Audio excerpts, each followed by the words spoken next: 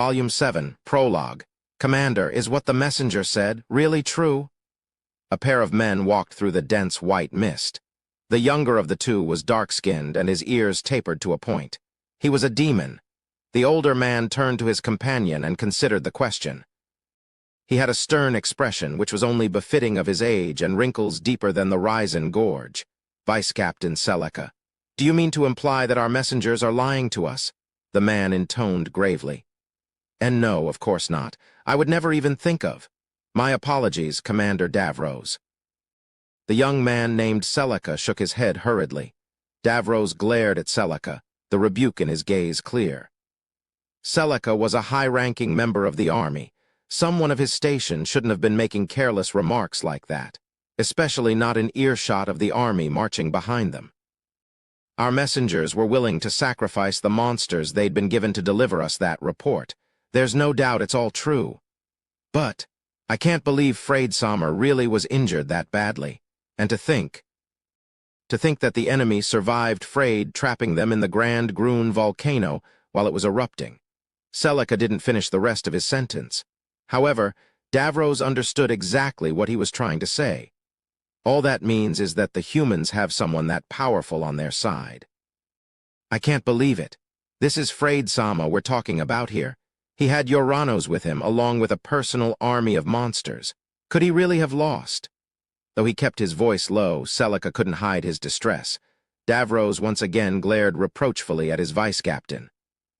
Seleka gulped and clamped his mouth shut. Though if he was being honest, Davros didn't blame the boy for being so worried. It had been 2 months since Davros had taken his elite squad out of Garland, the Demon Kingdom, and headed to scout the Haltina woods. They were searching for the true entrance to the labyrinth that was hidden within. The entire forest was an unmapped region inhabited by beastmen and monsters. Dense fog blanketed the trees year-round, confusing the senses and making navigation impossible. Only the beastmen and the monsters native to the forest were immune to the fog's effects. Freyd Bagua, supreme commander of Garland's forces, had ordered elite squads to seek out the other labyrinths and conquer them. The source of his own strength had come from conquering one of the labyrinths and obtaining the secrets of one of the ancient magics held in its depths. Freyd wanted as many of his brethren as possible capable of using ancient magic, so he'd sent the best of his men out to find the others and absorb their strength. Davros was one of Garland's oldest commanders, and both Freyd and the Demon Lord trusted him implicitly. They had selected him for this mission because they believed he was capable enough to handle the sea of trees and the true labyrinth that was in its depths. Davros placed great faith in the opinions of Freyd and his king, and he believed in his own strength. Though he knew the labyrinth's trials were dangerous, he believed he could take on whatever was in store, especially because he had an unbeatable trump card. Giara. Skriech. The monster mounts that Davros and his unit were riding growled, their hackles raised. Their cries sounded like metal screeching on metal. They were powerful creatures, granted to Davros by Freyd. Not only were they immune to the befuddling effects of the fog, they were far stronger than most monsters, and they were the demon's trump card. All of the other units Freyd had sent out to conquer key cities and discover the locations of the remaining labyrinths had also possessed monsters he'd created himself. So long as they had Freyd's monsters, they would be unbeatable.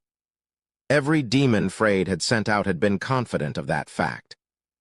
Davros' faith in his god and the supremacy of his race had been absolute, and he had been certain they would be able to prove the superiority of the demon's ideals through their inevitable victory. But now, Davros wasn't so sure, not after all the reports he'd heard. In order to find their way through the forest, Davros had needed to rely on Freyd's monsters. On top of that, he'd needed to bring a sizable force with him. There was no telling how many beastmen and monsters he'd have to face along the way, and facing all of that alone would have been difficult. That had meant they couldn't rely on airborne monsters to transport them. After all, no matter how strong Davros was, and no matter how powerful Freyd's monsters could be, he didn't want to alert Verbergen of their presence. A large flock of airborne monsters passing over the forest would have done just that. Fighting Verbergen head-on with his numbers would have been unwise, so he'd stuck to stealth. He'd started by following the south edge of the Risen Gorge east and entered the forest from the southern side. The Haltina woods stretched a few hundred kilometers into the southern continent, so getting in had been a simple task. After that they had traveled north, sticking to places where the trees were less dense. Maintaining contact with Garland had been easy, as the demons controlled the southern fringes of the forest. Davros had been expecting to hear triumphant reports of how each demon had flawlessly carried out their respective mission. Instead, this was what he'd received: mission to cripple the humans' agricultural capacity and assassinate the fertility goddess. Failed. Lace, the demon in charge of the mission, has been gravely injured. He will not be returning to active duty. All monsters under his command were annihilated. Mission to conquer the true Great Orcus Labyrinth and solicit the human heroes onto our side. Failed. Catalia, the demon in charge of the mission, was killed in action. All monsters under her command were annihilated. Mission to conquer Ankaji. Failed. Logan, the demon in charge of the mission, returned safely. Most monsters under his command were annihilated, one after another. Davros heard reports of his comrades being defeated. Whenever someone from the messenger squad came to report, it was with a grim expression on their face. However, the most unbelievable report had come in just as Davros' squad was closing in on Verbergen. General Frade crossed forces with an unknown enemy at the Grand Grun volcano. He suffered grievous injuries and was forced to abandon the volcano. He is currently recuperating. Frade, the invincible demon hero, had suffered his first defeat. Davros had been utterly shocked when he'd heard. He was glad now that he'd instructed the messenger to only inform his lieutenants of this report. His men's morale would have been in tatters otherwise. The fact that his vice-captain had come to him about it right after they'd met up proved that keeping quiet about it had been the right decision. Naturally, Davros himself was greatly disturbed by the news too. Still, more than that, he was furious. Furious at this upstart human who dared oppose the chosen race and spit on what should have been their glorious conquest. "Commander, there appears to be a settlement in front of us. We've entered Beastman territory." Davros nodded at Celica's report. He was determined to send the first positive report back to the capital, to make up for his comrades' losses. "Listen up, men. Right now, General Frade will have begun the invasion of Heilig's capital, while Divov's squad should be in place to assassinate the Emperor. They will surely succeed and bring glory to our great nation. There would be no greater shame than to return home empty-handed while our peers succeed." Celica and the others began burning with an unquenchable thirst for blood. Their monsters roared their approval with their strange, metallic screeching. These were a new species Frade had only recently created. Unfortunately for Davros, his conviction came from ignorance. He wasn't aware that the same enemy who had defeated Frade would once again appear at the capital and thwart their ambitions. Or that an army of extremely powerful and bloodthirsty soldiers, trained by that very same man, called this place their home. Little did he know that this invasion he believed to be simple would turn into the worst nightmare of his life. Chapter 1. Halias assemble. Shizuku Yigashi watched the thick clouds roll by below her. She occasionally caught glimpses of plains, forest, and villages through gaps in the clouds, but they flashed past too quickly to make out details. Despite the speed they were going at, the breeze was quite mild. Her ponytail fluttered in the pleasantly cool air as she took in the scenery. After a while, she looked up and saw the sun dazzling brilliantly above her. It looked close enough that she felt she'd be able to reach it just by stretching her hand out. She brought a hand up to shield her eyes and leaned back against the guardrail. Expression pensive, she muttered something in a tired voice.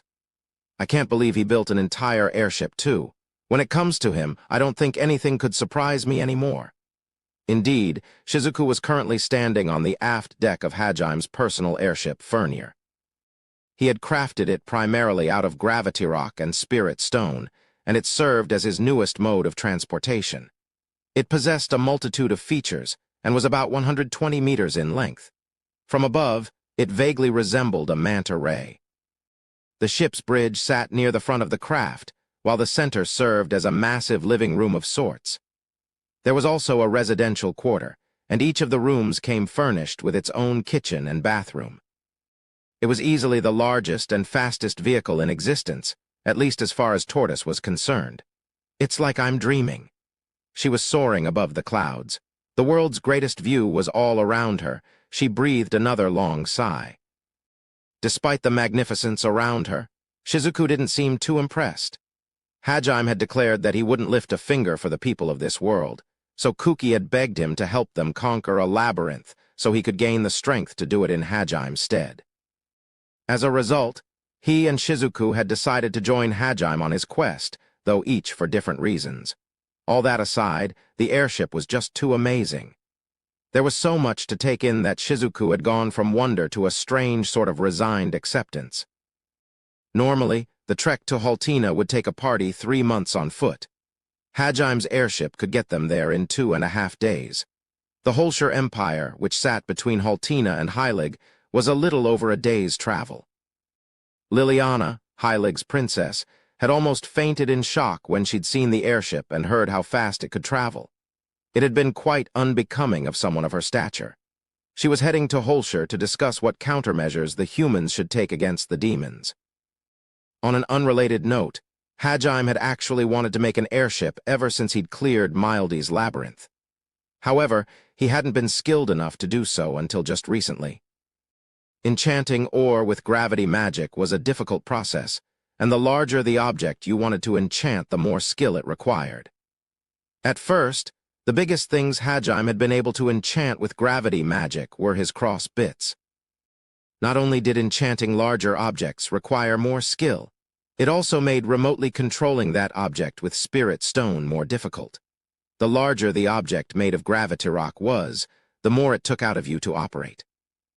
An Atak, who like Hajime had dreamed of making an airship ever since he'd discovered it was possible, he just hadn't possessed enough skill to do so.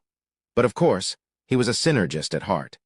He refused to compromise by making his craft any smaller or less complex.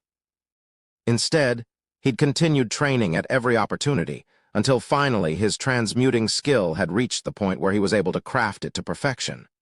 Once it was complete, he'd unveiled his creation to the others the day they'd left the capital. You always get air travel in the final act of an RPG, right? He'd tried to sound as nonchalant as possible, but he hadn't been able to hide the grin on his face. You and the others had taken it in stride as they were used to Hajime's antics by now, but the other students were surprised to see such a childish side of Hajime. Their surprise grew when they discovered how much mana it took just to make the ship float. Making it go at the speeds Hajime did took so much that the students couldn't even wrap their head around the idea. Operating it for any length of time would require an unbelievably large mana pool and a ridiculous rate of mana regeneration. Only a scant few people could even make it move. I never knew the sky was so blue, Shizuku muttered absent-mindedly, trying not to think of the logistics that were making this flight possible. Her thoughts were interrupted by a familiar voice. "So this is where you were, Shizuku?" "Kuki!" Shizuku looked back down at the deck.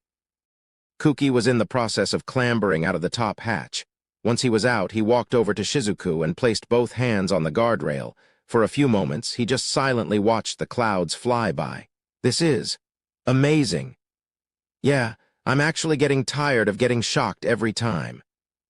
Kuki was of course referring to Furnier. Though he was praising the airship, he seemed more terrified and frustrated than impressed. Shizuku could guess the source of his dissatisfaction, but she didn't want to talk about it, so she changed the topic. "Did you come up here alone?" "What's everyone else doing?" Kuki, Shizuku, and Liliana weren't the only ones who joined Hajime on the ship. Liliana had brought her personal maid and 10 royal guards with her, while the rest of Kuki's party had followed him on. Eiko had stayed behind, as she hadn't wanted to leave the other students unsupervised. The members of Nagayama's and Yuka's parties had remained behind to protect the rest of the class and the capital.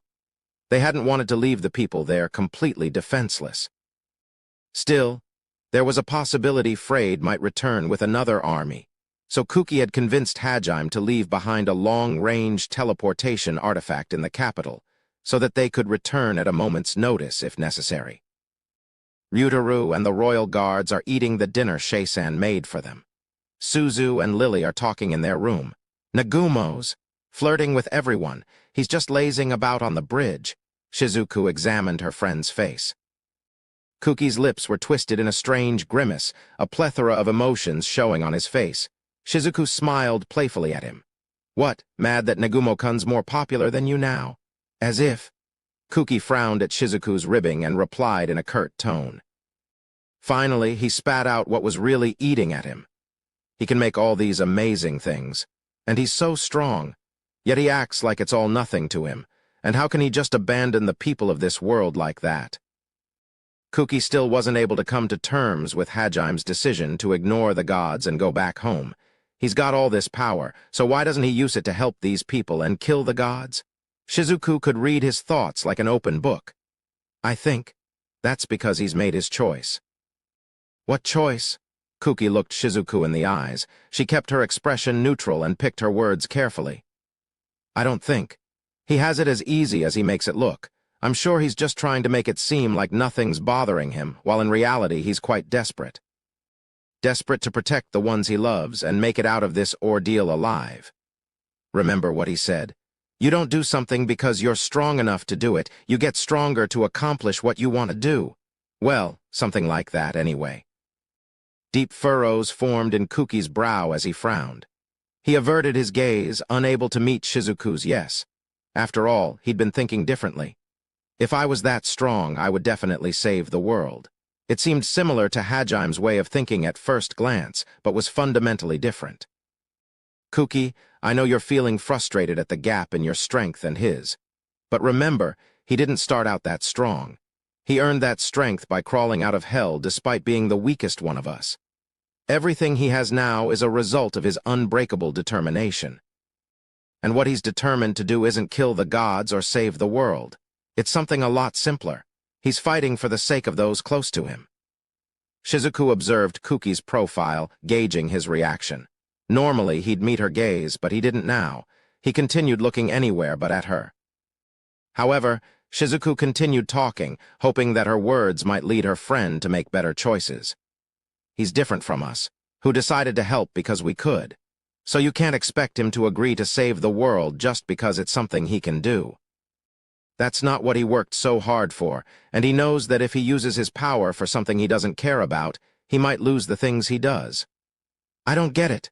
Kuki's expression grew more complicated. This was the first time he'd had to deal with a set of values so completely different from his own, and it was confusing him. However, he didn't ignore Shizuku's words and did his best to make sense of them. Shizuku could tell how hard he was trying, and her expression softened a little. It's not exactly the same, but think of it this way. You spent your whole life training to be the world's best boxer, but then someone comes along and says if you're that strong, how come you're not patrolling the streets beating up thugs and gangsters? You probably wouldn't like that, right? Now that you mention it, I guess you're right. But lives are at stake here. Kuki was arguing more out of stubbornness than anything at this point, and so Shizuku narrowed her eyebrows and responded. I mean, it's a good thing that you can't ignore anyone in need, but... That's how you think, Kuki, not how Nagumo-kun does. You can't force your values onto him. So you're taking his side now? Shizuku sighed at Kuki's pouting. You sound like a 5-year-old. I'm just trying to explain how everyone's different. And in case you've forgotten, Nagumo-kun saved plenty of people already. Not just us either. He saved the town of and according to Kaori, he saved everyone in Ankaji too. Plus, he destroyed an underground slavery ring in Furin and took that Dagon girl, Mayu, back to her mother. If you ask me, I think he's saved more of the world than we have. That's true, but... I'm sure. He only did it for the sake of you and the others close to him, but... Foo-foo. At this rate, he might just end up saving the world and killing the gods while on his quest to get back home. I kind of feel bad for the gods now. Shizuku snickered. As ridiculous as it sounded, it seemed like something that Hajime might really do, though he didn't want to admit it. He couldn't really deny it either, so he settled for making a lame joke. The two stood there in silence. Shizuku knew Kuki was trying to wrestle with his own feelings, so she didn't say anything. It felt like hours passed. At some point, Shizuku could feel Furnier change direction. That's odd. There shouldn't be anything blocking our path this high up. They should have been flying in a straight line to the Empire, so if they'd changed directions, something must have happened. Kuki and Shizuku exchanged a look. What do you think happened? Let's go back inside for now. The two of them nodded to each other and hurried back inside. By the time Shizuku and Kuki arrived at the bridge, everyone else was already there. They were crowding around a large crystal placed in the center of the room. It looked like everything was starting to heat up. What happened? Oh, hi, Shizuku-chan. We spotted some people being chased by Imperial soldiers, Kaori explained. She pointed to the cube-shaped crystal, which showed a pair of rabbit men being chased through a ravine by a group of Imperial soldiers. The cube crystal was another one of Hajime's artifacts. He'd crafted it out of sightstone, or enchanted with farsight and transfer stone, or enchanted with magic that let it display things seen by other objects linked to it. Hajime had equipped Furnier with a number of external camera-type crystals, and then linked them to the crystal in the bridge. That way, he could see everything going on outside from here. He dubbed this artifact SCD, or Solid Crystal Display. Shizuku leaned closer to the crystal and nodded in understanding when she saw what was displayed. Two rabbitmen girls were running for dear life through a dry ravine. But they were clearly exhausted, and the Imperial soldiers were on horseback. It was only a matter of time before they were caught. Behind the horsemen was another Imperial squadron carting along a few large wagons. According to Liliana, they were the kind used to transport slaves within the Empire. From the looks of it, the two rabbit girls were escaped slaves. That, or the Imperials had run into them by coincidence while transporting the slaves they'd already caught back. I see. So that's why you changed course, Shizuku muttered to herself. Normally, Hajime would just ignore something like this, but there was a possibility they might be someone Shay knew. He couldn't afford to ignore their plight if that was the case, so he decided to at least get a closer look. Kuki paled and shouted, "They look like they're in trouble. We have to go save them." He looked ready to jump down at a moment's notice. Never mind that they were thousands of meters in the air. However, Hajime ignored Kuki's outburst and frowned suspiciously at the crystal. "Hey, Nagumo, you're not planning on just leaving them like that, are you? If you're not gonna save them, I will. Let me off this thing. Wait up. Hey, Shay, aren't those two? Wait, I recognize those two." Hajime held Kuki back as he talked to Shay. He zoomed the image in to get a better look, and Shay's bunny ears twitched as she recognized them. "How can you guys act so unconcerned? Aren't those your comrades down there, Shay-san? Shouldn't you be worried?" "Sorry, but could you shut up for a bit, please?" Shay's bluntness stunned Kuki into silence. By the way, the reason Kuki used San with her was because she had insisted. When they'd first met, Kuki had introduced himself with a smile and attempted to act as familiar as possible, but Shay had smiled and demanded he use honorifics. It was the first time Kuki had ever been terrified of someone's smile. "Hajime-san, I'm sure of it. That's Lana-san and Mina-san." "Thought so?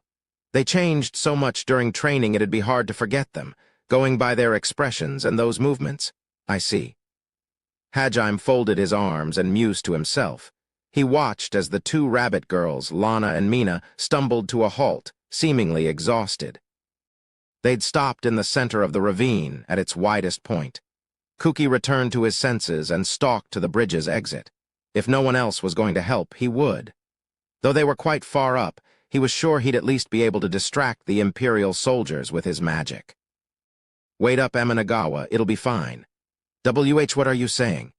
"Those two frail girls are about to be captured." Hajime just grinned in response. Still staring at the crystal, he said in an amused tone, "Frail? Hardly. Those two are. Haulias."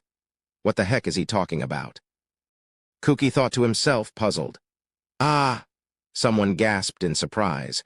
Kuki hurried back to the crystal and saw something he could hardly believe. Imperial corpses littered the ravine. Most of the soldiers had either been beheaded or shot in the back of the head by arrows. Huh. Kuki wasn't the only one surprised. Everyone's jaws had dropped open. The students especially. as this was their first time seeing such a brutal slaughter. Liliana and her guards were surprised too, but that was because they'd seen something that defied the logic of this world. They watched in silence as events continued to unfold down below. Seeing as the pursuit party hadn't returned, the commander of the transport unit ordered a few scouts to reconnoiter. It didn't take long for the scouts to stumble across the corpses of their allies. The two bunny girls were trembling in what appeared to be fear at the center of the bloodbath. The scouts' expressions grew grim, and they began yelling at the bunny girls. Though the crystal didn't transmit sound, it was obvious they were interrogating the two bunny girls. Normally, they would have been more cautious, but not only had they just seen the corpses of their dead comrades, they didn't expect a pair of weak rabbit girls to pose a threat. Shaken as they were, they didn't realize that the bunny girls were luring them into a trap. They paid for their carelessness with their lives. Just as one of the scouts tried to grab Lana's ears, an arrow flew out of nowhere, catching the man behind him in the back of the head. The man spasmed once and slumped to the ground with a thud. The first scout turned around, wondering what happened.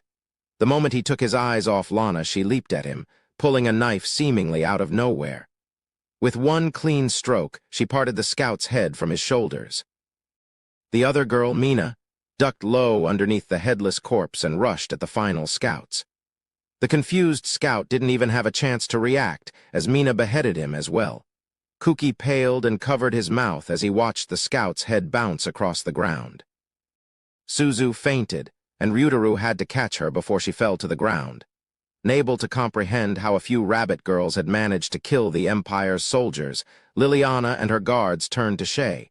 "You're not the only one that's super strong," their gazes seemed to say. "Don't worry, I'm the only one who's this strong. There's no way there'd be a bunch of people like me out there. Lana-san and the others just trained a lot. Hajime-san's training regimen from hell can turn anyone into that." Everyone turned to Hajime. "You again." Their reproachful gazes seemed to say. Hajime awkwardly turned away. While that was going on, the battle between the Empire and the Haulia drew to a close.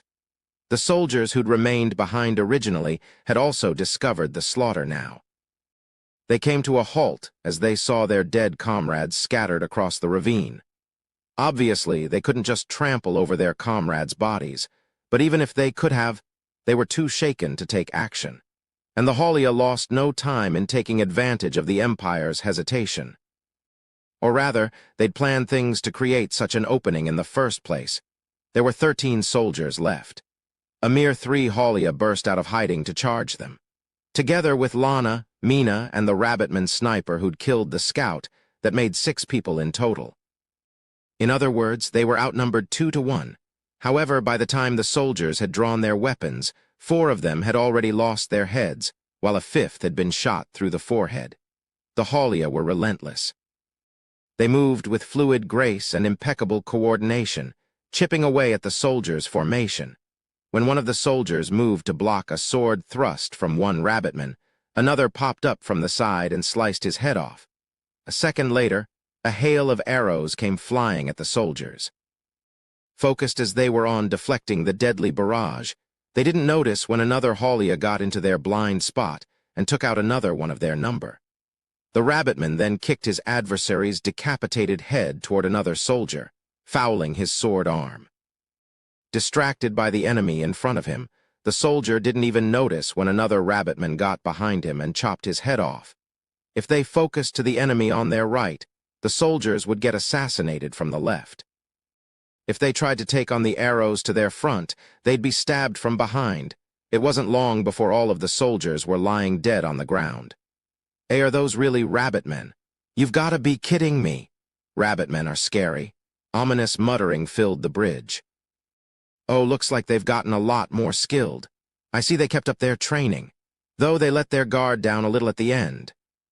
Hajime ignored Kuki, who looked like he might throw up, and the girls who were hugging each other in terror, and pulled out Schleien. He walked over to the windshield, retracted the glass, and took aim outside. They were still a good 5 kilometers away from the scene of the battle. Yu and the others watched calmly as he put his eye to the scope and adjusted his shot. Then he silently pulled the trigger. There was a loud bang, and a streak of red light shot out of the barrel. It struck the last remaining soldier who'd stayed behind inside one of the wagons and was just about to finish casting a high-level spell at the rabbitmen. His head was blown clean off, as if there had never been anything attached to his neck in the first place.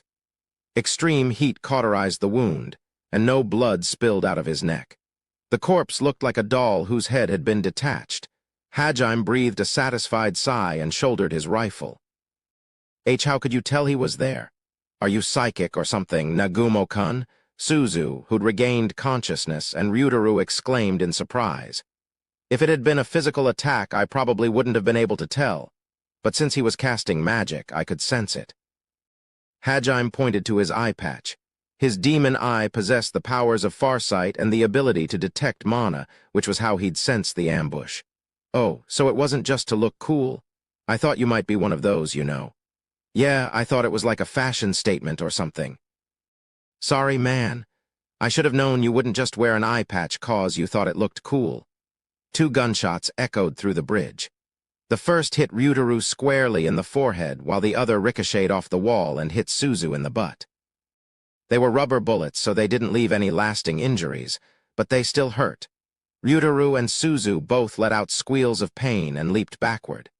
Suzu covered her butt and hopped around in pain while Ryutaru cradled his forehead and staggered about. Don't you dare call me a chuny. I'll shoot you. You already shot them. No one dared to say that aloud, though. Hajime turned back to the crystal display. The Haulia were all staring at the headless soldier in shock.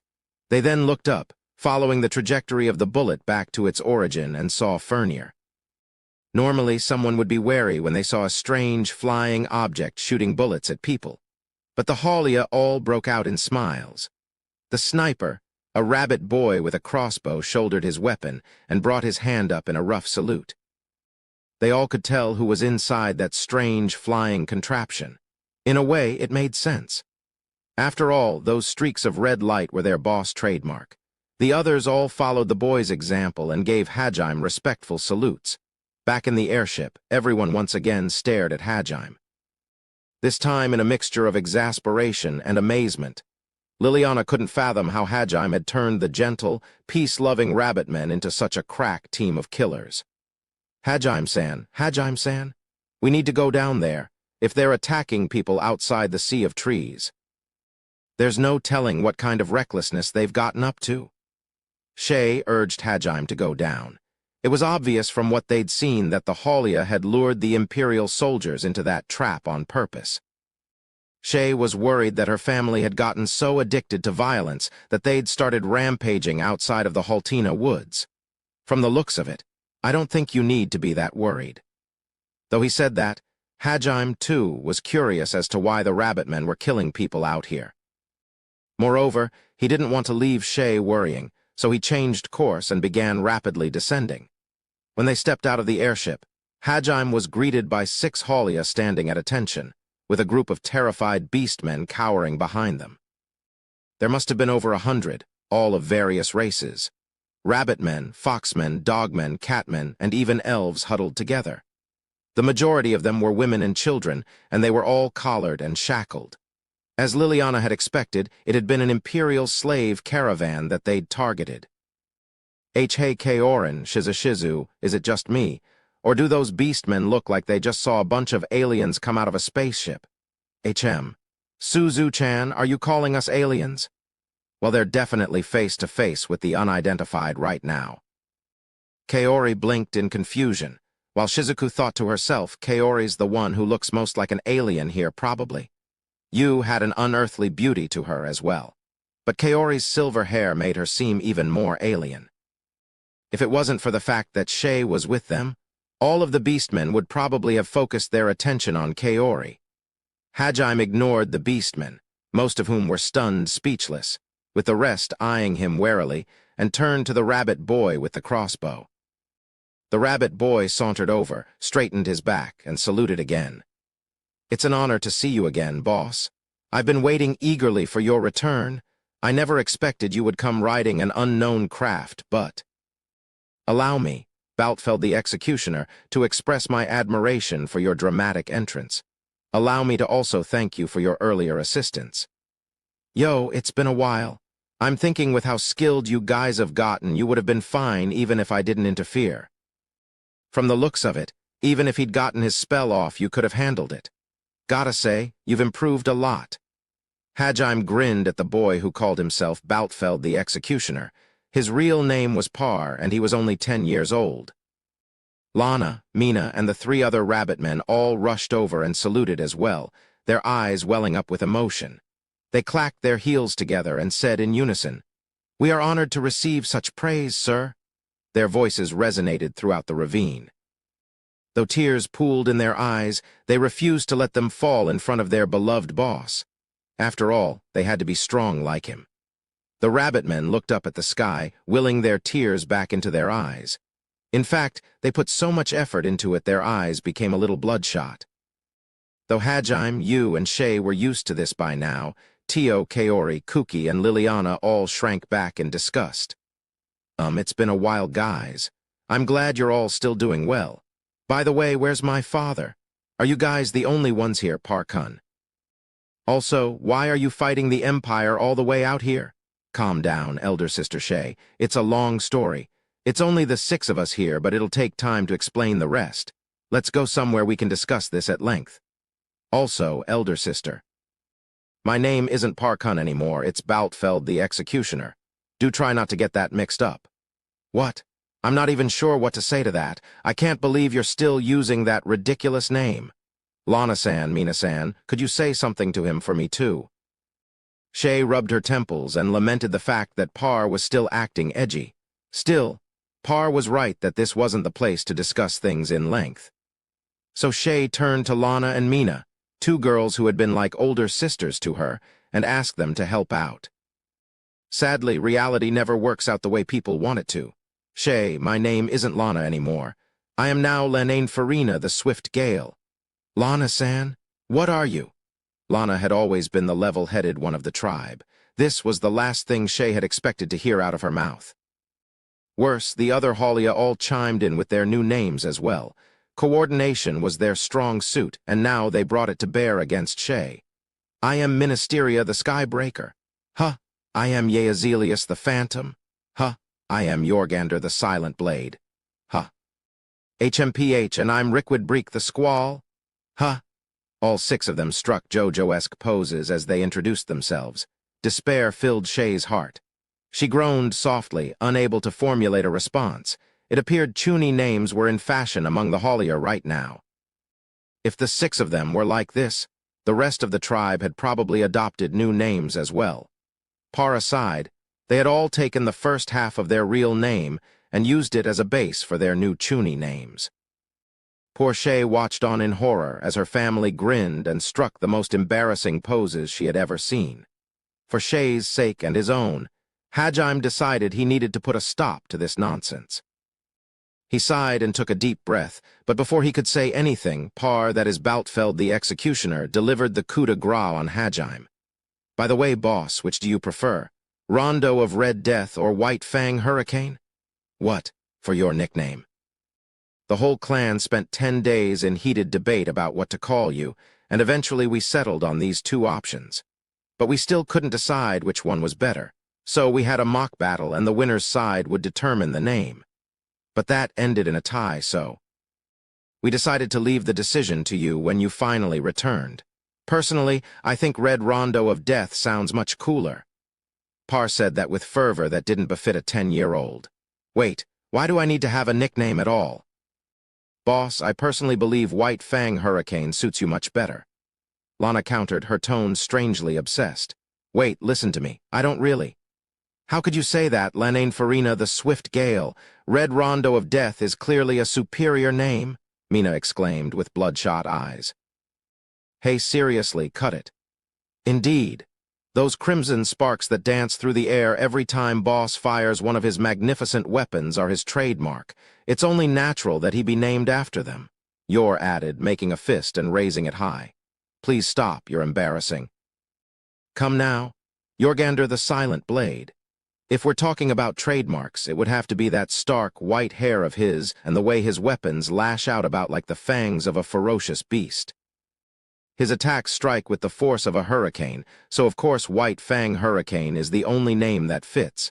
How can you not understand that no other words perfectly encapsulate boss splendor? Have you lost your mind? You said it. This is why the Rondo faction disgusts me. Yao and Rikwi shrugged their shoulders and sighed in an exaggerated fashion. Gah! Hajime groaned in despair and slumped to the ground next to Shay. Even the monster of the abyss couldn't handle such an embarrassing display. Hajime and Shay lay kneeling on the ground, strange white ghost versions of themselves leaking out of their mouths. Behind them, Shizuku couldn't contain herself and started chuckling. "Sh is a Shizu, don't laugh at them, it's rude, pew ha ha. Be but you're laughing at them too, Suzu.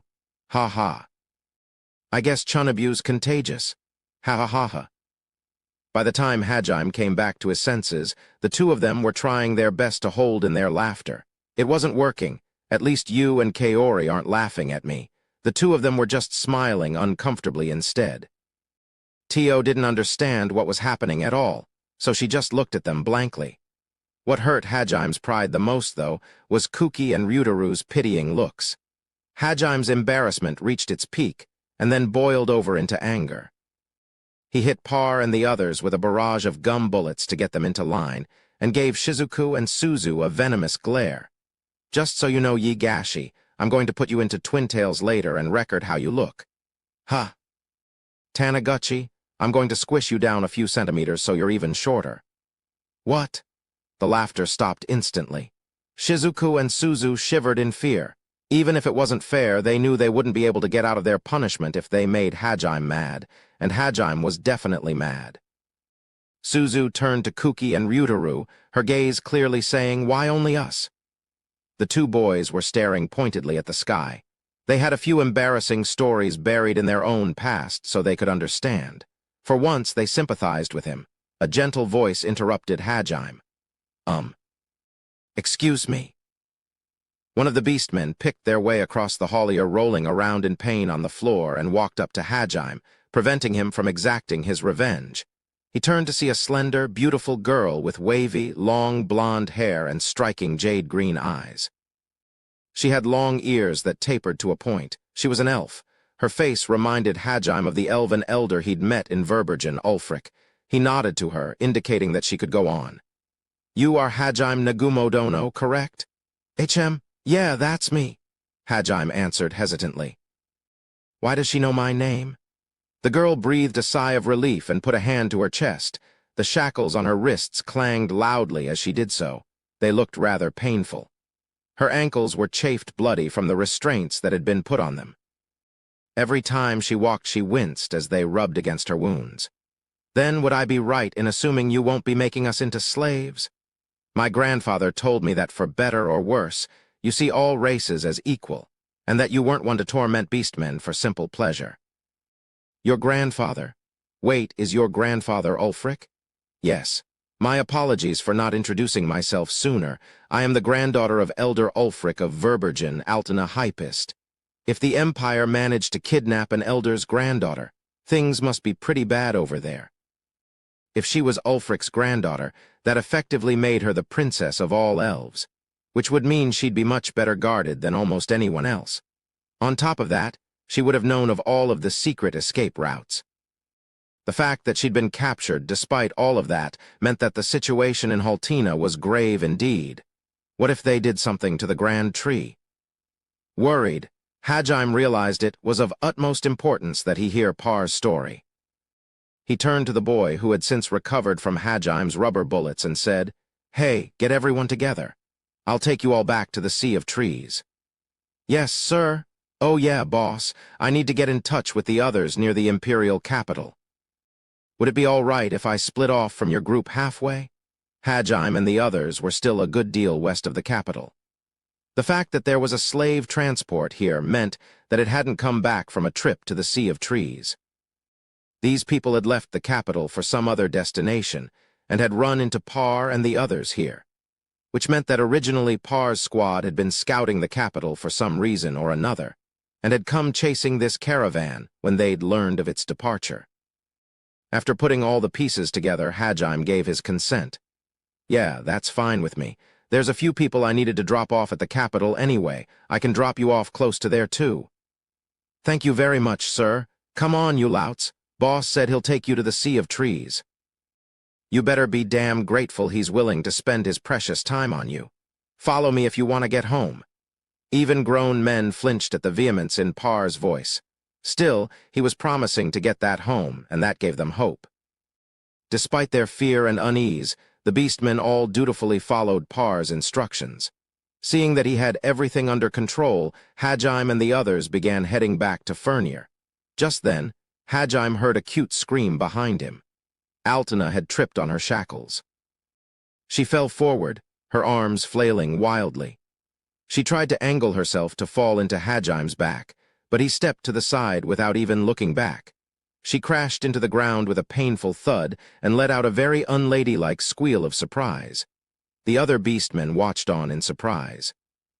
Some of them thought of going over to help, but they were too intimidated by Hajime to attempt it. HM? Finally, Hajime turned around.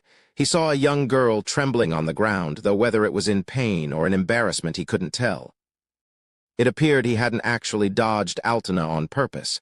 He'd unconsciously stepped aside because he'd sensed something heading his way. Had Hajime been a true hero and gentleman, he would have hurried to help her up. But this was Hajime. If you don't hurry, Parr'll leave you behind. He said curtly. Hajime truly was a monster of the abyss. For better or worse, he treated everyone he didn't know equally, and that didn't include just race, but gender as well. The only exception he made was for children. Of course, that didn't mean he was nice to everyone equally. Rather, that he was equally cold to them. You know, Hajime-kun, while I'm glad you're not automatically nice to every girl you meet, you could still, Kaori said hesitantly. Hajime-san, surely you could be a little nicer to people. Shay said with a bitter smile. Whoa. He's so blunt to everyone who's not you, Wanasama, or the others. What a heartless guy. Nagumo-kun. Suzu and Shizuku looked at Hajime in disgust. Nagumo, you're a guy, you can't just do that. I won't blame you for dodging, but you could have at least asked her if she was all right. Kuki and Ryutaru berated him as well. Even Liliana, who was from a country that discriminated against beastmen, looked a little sorry for Altena. Do you think this is my fault too? When in doubt, Hajime always turned to Yu. His eye twitched a little when he asked that.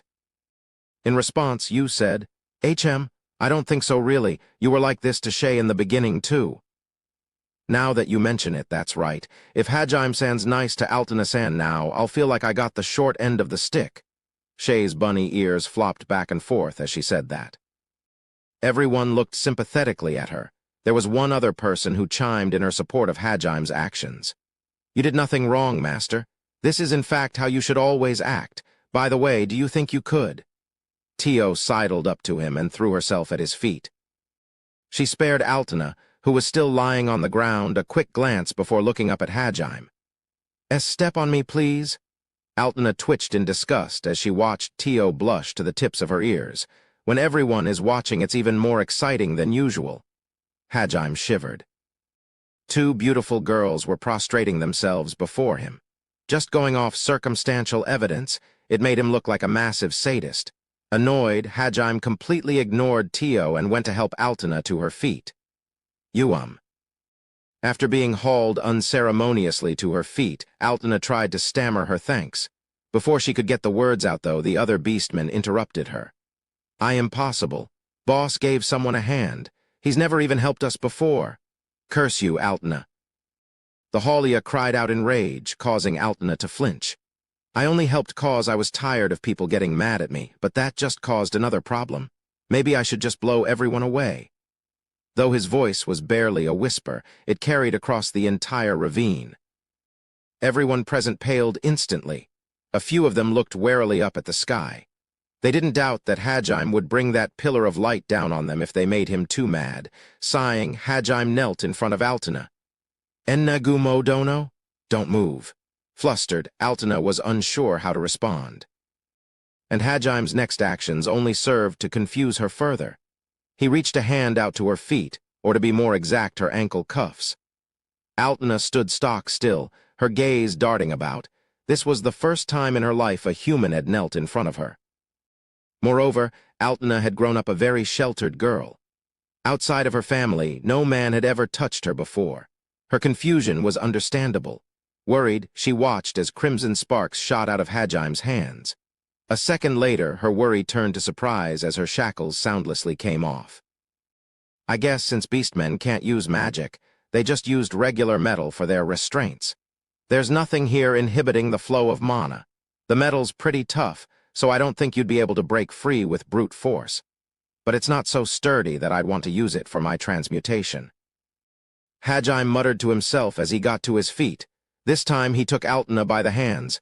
Altna knew what to expect now, so she was able to calm down. "It's so pretty," she muttered, looking down at the flurry of crimson sparks connecting her hands to Hajime's. As a result of his constant training, Hajime's mana had become more vibrant than before. Once her handcuffs were off, Hajime moved to the collar around her neck. It was a slave collar. Altna blushed as Hajime's serious gaze met hers, and his fingers brushed against the nape of her neck. "Here, no complaints now, right? Anyone who's got a problem can take it up with Donner." After getting Altna's collar off, Hajime swept his gaze over Liliana, Suzu, Kuki, Kaori, and all of the beastmen. They all looked away awkwardly. With a sigh, Hajime turned back to Altna's removed shackles and began transmuting. He turned the lumps of metal into a set of keys. Once he was done, he chucked them over to Par. There's no way all of those shackles have unique locks. These keys should work for all of them, I think. I don't want anyone thinking something stupid like I'm a slave trader transporting goods or anything. Get everyone out of those things. "Yes, sir. Thank you for your generosity." Par gave Hajime a crisp salute, and he nodded in return. Hajime then turned around and headed back to the ship. Yu, Kaori, Shay, and Tio smiled to themselves as they followed after him. Shizuku and Liliana seemed somewhat stunned, while Kuki didn't know what to make of this. He is quite the interesting character. Altna thought to herself as she watched Hajime's back recede in the distance. Once all of the beastmen were freed and had boarded Furnir, Hajime started up the airship. Most of the adult beastmen were so shocked that they were traveling in a flying vessel that they passed the trip in a semi-catatonic state. The children, however, loved the Furnir. No matter their race, kids everywhere were the same. They ran around the deck, excited to see the world from such a high vantage point. They were all smiles as they played around. The dark expressions they'd had when they'd been prisoners of the Empire were long gone. It was as if they were back in Verbergen. Altna was watching the children play when her attendant, another elf girl, came up to her and asked, "Altina-sama, do you think he'll really return us home?" Her voice trembled with a mixture of fear and hope. Altna kept her eyes on the children as she responded. "He's exactly the man my grandfather described him to be. For better or worse, he has no preconceptions about what kind of people beastmen are. No, perhaps it would be more accurate to say he has no interest in what kind of people beastmen are. If it suits his convenience, he won't hesitate to save us, nor does he have any qualms about letting us ride on such an amazing and valuable artifact. In fact, he gave us free reign of the entire vessel." "I understand, but he's human. On top of that, he was the one who crippled Jin-sama, the former Bearman Elder, wasn't he? What if—" Altna shook her head, cutting her suspicious attendant off. "Regardless of his intentions, there is nothing we can do except trust in him. If it comes down to it, I will offer him my body to protect my people." Altina-sama. Indeed, they had no other choice but to trust in Hajime. After all, he was powerful enough to create an artifact of this magnitude. They couldn't oppose him no matter how hard they tried. It was both tragic and admirable how Altna was willing to sacrifice herself for her people. At least it seemed so until she opened her mouth again. By the way, do all men enjoy stepping on women? Come again." "I have never been stepped on by someone before, so I am unsure of how to make myself a good stepping subject. Would you happen to have any experience in the matter?" "Absolutely not." Altna's attendant replied in a curt tone, having lost all respect for her master. Altna blushed bright red and said, "If possible, I would prefer my first time to be gentle. The only person who would be stepping on women would be an uncultured brute. Why would they ever be gentle? Return to your senses, Altina-sama. Why are you assuming you'll be stepped on at all? I just don't know what to do. Perhaps I should ask that beautiful black-haired lady to teach me how it's done. Come back to us, Alton-sama. You can't let yourself be sucked into that realm, and stop blushing like that. Oh, Ulfric-sama, your poor granddaughter has been corrupted. A single wail cut through the joyous laughter of children playing. Around the same time as that discussion, Hajime was in the bridge, listening to Par's report of what had happened to Haltina. All right, so what were you doing that far out of the forest? If Ulfric's granddaughter was kidnapped, does that mean Verbergen's been taken over by the Empire? You would be correct, boss. Par stood ramrod straight as he replied. Apparently the Haulia with him were all part of his unit, the Baltfeld squad. Par had been chosen as the squad leader because of his overall leadership skills and his impressive sniping ability. It was hard to believe he was still just a 10-year-old boy. Are you certain? How did the Empire navigate through the fog? Liliana asked hesitantly. She was curious as to how they'd done it, of course, but if even the Empire had developed some new weapon or magic and not told Heilig, that spelled trouble for the kingdom. Her youthful features scrunched up in worry. Par glanced over at Liliana before shooting Hajime a questioning look. Liliana's guards bristled at his insolence. Par ignored their glares and kept his attention focused solely on Hajime. Princess, let me handle the questions. Things will just get more complicated if you stick your head in. Ugh, I suppose you're right. I shouldn't have run my mouth. I'll leave this to you, Nagumo-san. Liliana hung her head and took a few steps back. For most of her life, Liliana had been a devout follower of the Holy Church. Until recently, she'd believed that beastmen really were an inferior race. But now that she'd learned the truth about Ehit, her disdain for the beastmen had all but vanished. It pained Liliana both that Par had ignored her, and that trying to get closer to the beastmen and perhaps bridge the gap between their races would be a bad move for her politically. Though Par hadn't ignored her because she was a human, he was just a disciplined soldier who wouldn't report to anyone other than his superior without express permission. In other words, this was all Hajime's fault too. There was still some time until Liliana discovered that, though. Par, tell me everything that happened. Start from the beginning. Boss, I would like to respectfully remind you that my name is Baltfeld. Some things Par wouldn't budge on, even for his beloved boss. Fine, Baltfeld, give me your report. Yes, sir. First, you need to know that it was the demons, not the Empire, that started this. Par stopped there and took a few moments to organize his thoughts. After sorting through everything he'd seen personally, the reports he'd heard from Verbergen survivors, and the information he'd tortured out of prisoners, Par began his story. An ominous gloom had hung over the sea of trees the morning of the attack. Most of the beastmen instinctively felt that something was wrong, though they couldn't quite explain what was making them so uneasy. The rabbit-men, however, could tell. They were the weakest of the beastmen races, and didn't possess sturdy bodies or powerful claws or talons or overwhelming physical might like the other beastmen. They feared fighting more than anything, and were known by all to be a kind and peaceful race, which was precisely why they were the best at sensing danger and hiding themselves. The Haulia, the abnormal rabbitman tribe that had honed their combat skills along with their stealth and perception abilities, had been even better equipped to pick up on the threat ahead of time. My ears throb. A young Haulia boy, Par, perched atop a thick branch and listened intently, his bunny ears twitching. Originally, he'd been a cute child who all the older girls of the clan had fawned over. Right now, though, he looked like a grizzled war veteran. There's a chill in the air. It reminds me of the day we fought against those imperial scum. Nee Haulia replied in a smooth voice. She brushed a strand of navy blue hair out of her eyes. Her gaze was as sharp as Par's. Like Par, Nee was also only 10 years old. She was one of his good friends. Most of the Haulia clan were patrolling the forest on Cam, the chief of the Haulia's orders. They weren't doing this for the other beastmen. None of the Haulia had any love for them, but they had no intention of abandoning their fellow rabbitmen, which was why they constantly patrolled the area around Verbergen and the other sizable settlements.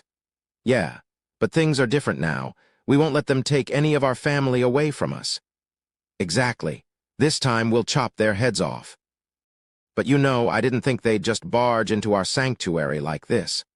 For a 10-year-old girl, she sure said some violent things. A second later, the two of them turned toward the same direction. Did you feel that? Barely. But that doesn't seem like. The fur on their rabbit ears stood on end. Neither of them had sensed a presence like this before. They nodded to each other and dashed off toward it. They barely disturbed the thick fog as they leaped from branch to branch. I hear screams. It sounds like there's fighting up ahead. But what's that other noise? A strange noise pierced their eardrums. It sounded like the flapping of an insect's wings, but more high-pitched and headache-inducing. Par and Nee masked their presence as they neared the site of the battle. When they arrived, they found a bearman and wolfman lying on the ground in pools of their own blood. There was so much of it, the floor was a sea of red. This is terrible. Some of them were cut clean in half. How sharp does your sword have to be to do that? Par and Nee grimaced as they examined the two corpses.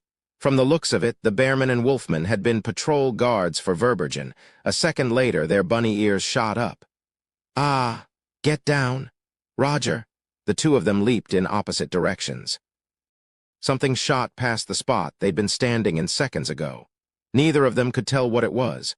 It flew by so fast all they could make out was a blur. As they landed, the tree behind them slid diagonally downward, then crashed to the ground with a resounding thud. Boutfeld? TC.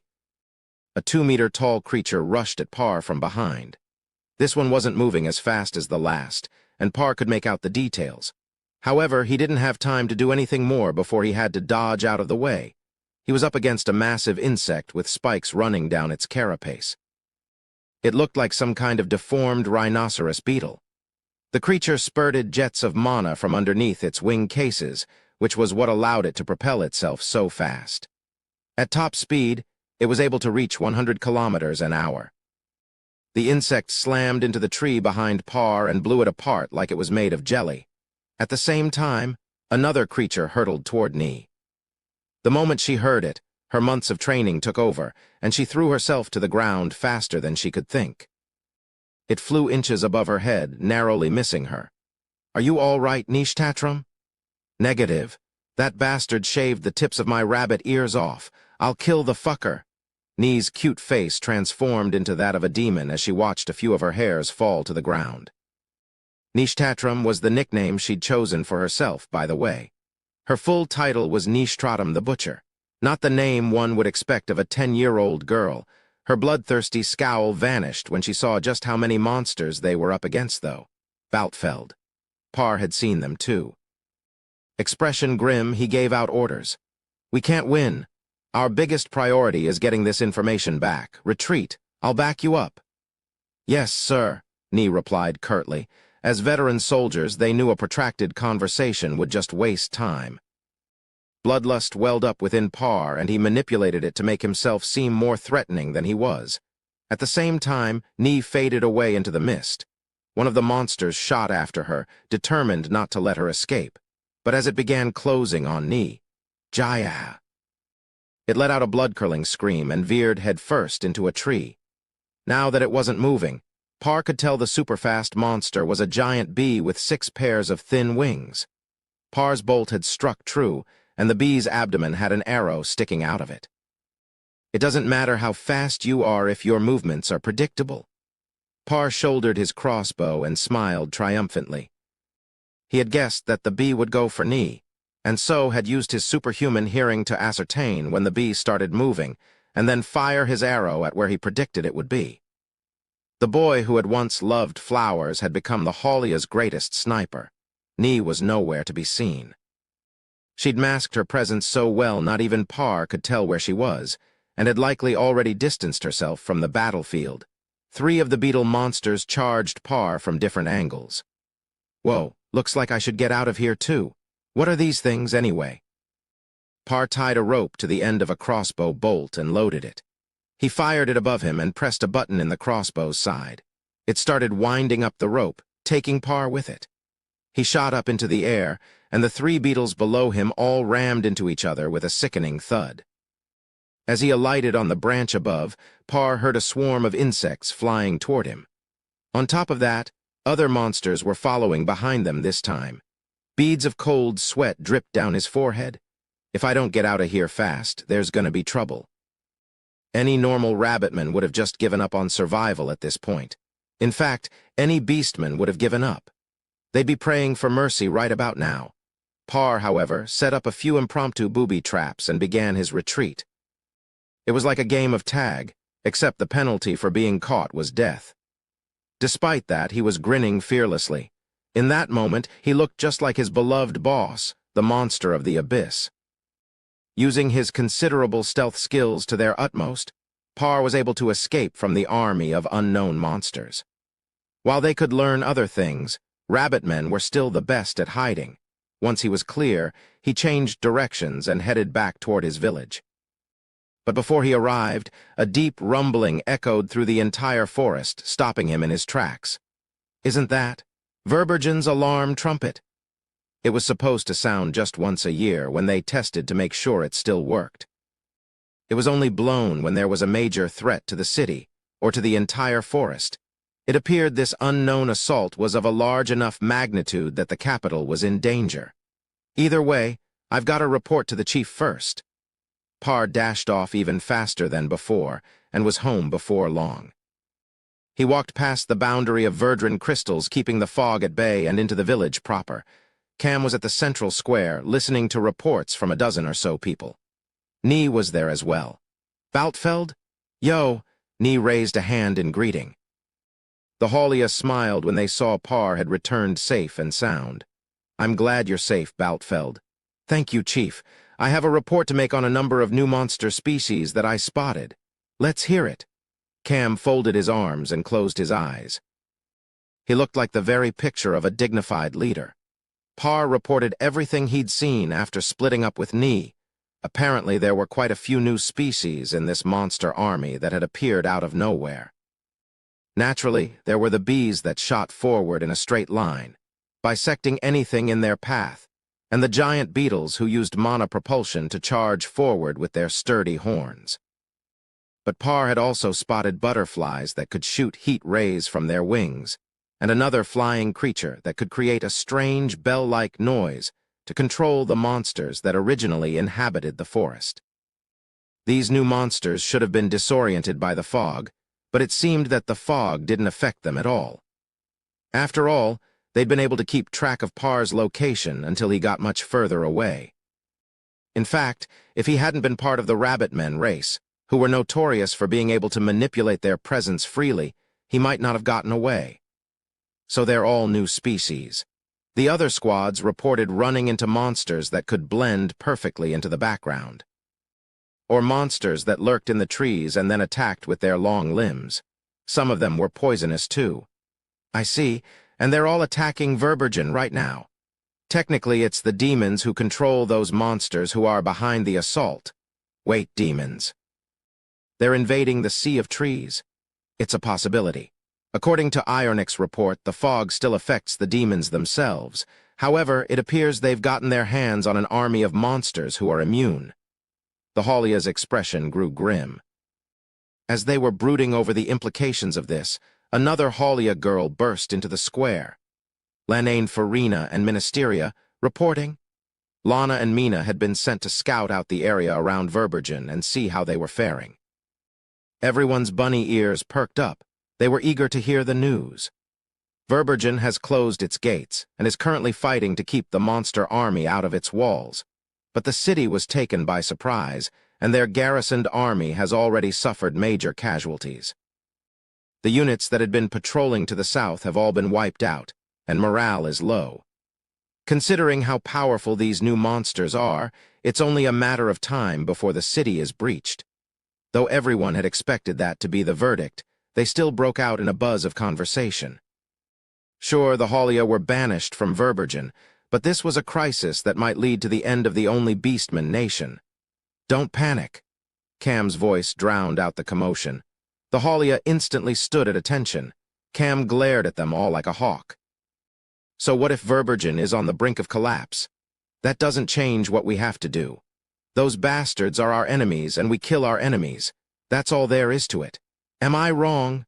Feral grins lit up the faces of the Haulia clansmen. Verbergens being kind enough to buy us some time. We should make the most of it and complete our preparations. Listen up, Haulias. None of the rabbit men seemed perturbed that Cam was treating Verbergen as a disposable distraction. Our foe will make their way here eventually. Only fools twiddle their thumbs and wait for death to take them. Let's show these upstart demons that the Haltina woods are not to be taken lightly. Gulfstream unit, see to our defenses. Make sure all of our traps are still functioning. Sir, yes, sir. Adelheid unit, scout out the demons' numbers. Sir, yes, sir. Invisible unit, find out what special characteristics these new monsters have. I want a full report on their attack patterns and the special magic they can wield. Sir, yes, sir. Baltfeld unit, head to Verbergen and provide them with backup. However, keep your actions covert and focus on buying time. The longer the city holds out, the better it is for us. Retreat once the situation grows too dire and report back to me. Sir, yes, sir. All remaining units, head to our brethren's villages and evacuate them to safety. If required, guide them here to our village. Sir, yes, sir. Now, gentlemen, these demons have traveled far from the south just to entertain us. I say they deserve a warm welcome. Yahoo, woo, woo, woo, woo, woo. This would be the Haulia's first large-scale war. This time they'd protect their home, their family, and their comrades. This world was unfair and unreasonable, but they'd trained and finally obtained the strength to fight back against it. They'd been forever ridiculed as the weakest race, but the time to show their true mettle had finally come. 500 meters or so south of where Verbergen's defensive line was engaging the demons, another fierce battle was about to break out. We're almost there. Keep going, we have to get as many people to Verbergen as possible. Gil, the Tigerman captain of one of Verbergen's patrol squads, called out to his men. He was drenched in blood and sweat. His squad was currently protecting a number of villagers as they made the desperate flight to Verbergen. They were survivors from the carnage that had swept over the south of the forest. When the remnants of the southern patrol squads had staggered in and told Gil what was happening, he'd taken his unit to go evacuate any surviving villagers. Captain, we won't make it. Their defensive line is too far. He'd already made it this far with the refugees. Gil ground his teeth in frustration. Don't you dare say you can't do it. We have no choice but to do it. That's the job we signed up for. But, sir, most of the refugees are rabbit men, no one. Not another word.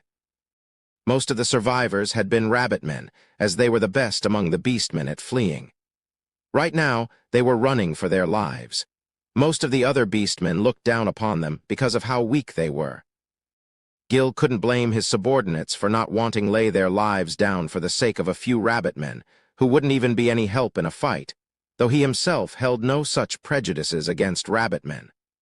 I'll say it again. We're going to defend our countrymen to the last. That's the job we signed up for. At the very least, that's the oath I swore when I became a warrior of Verbergen. Were yours different?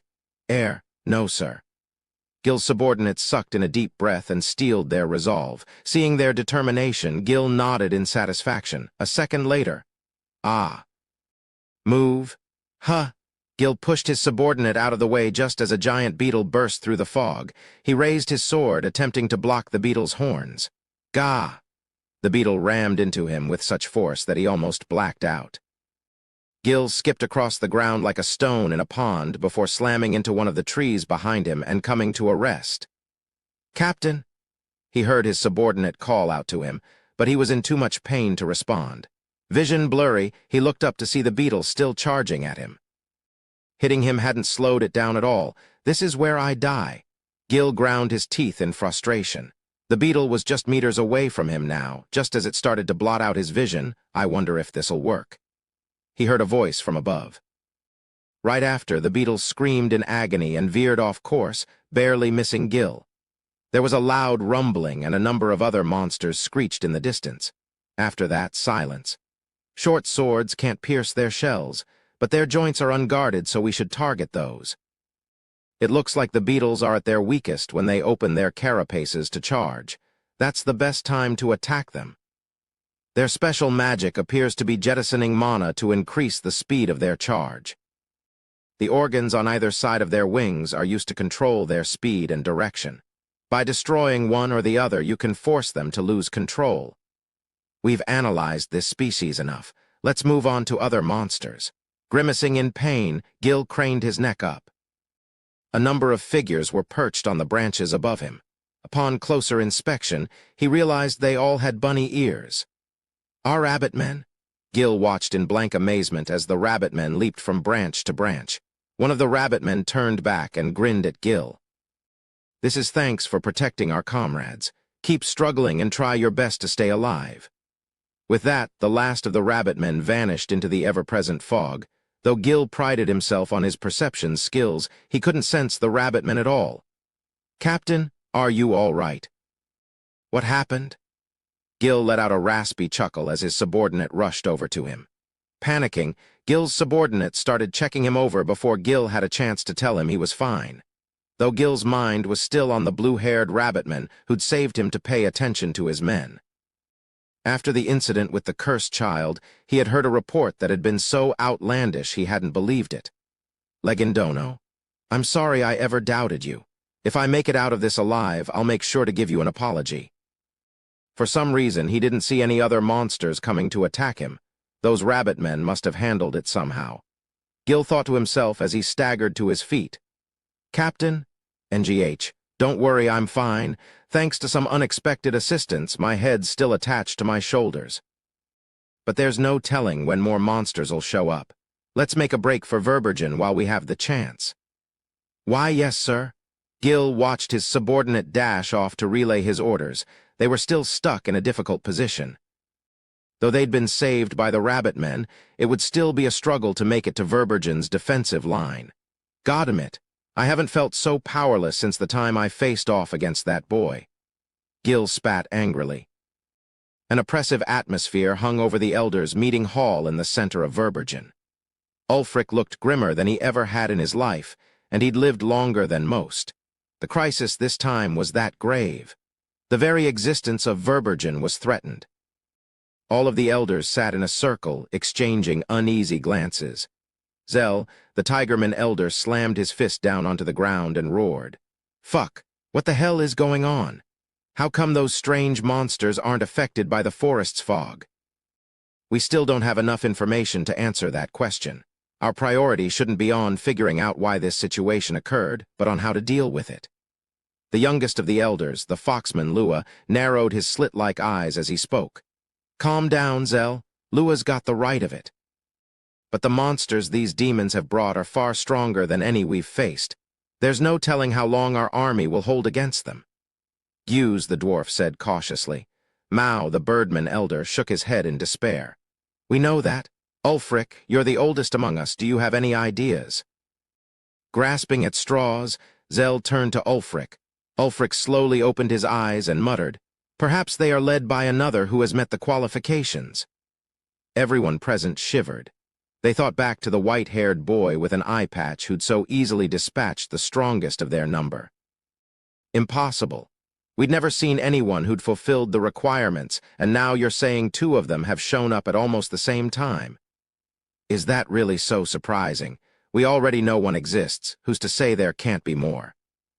This time, however, it seems it's a demon who's acquired the power of the labyrinths. And unlike Hajime Nagumo, I doubt they'll be willing to sheathe their weapons if we tell them we have no quarrel with their kind. After a few moments of deliberation, Ulfric made his decision. We may have to consider drastic options, such as abandoning Verbergen. What? Zell opened his mouth to object, but then shut it again.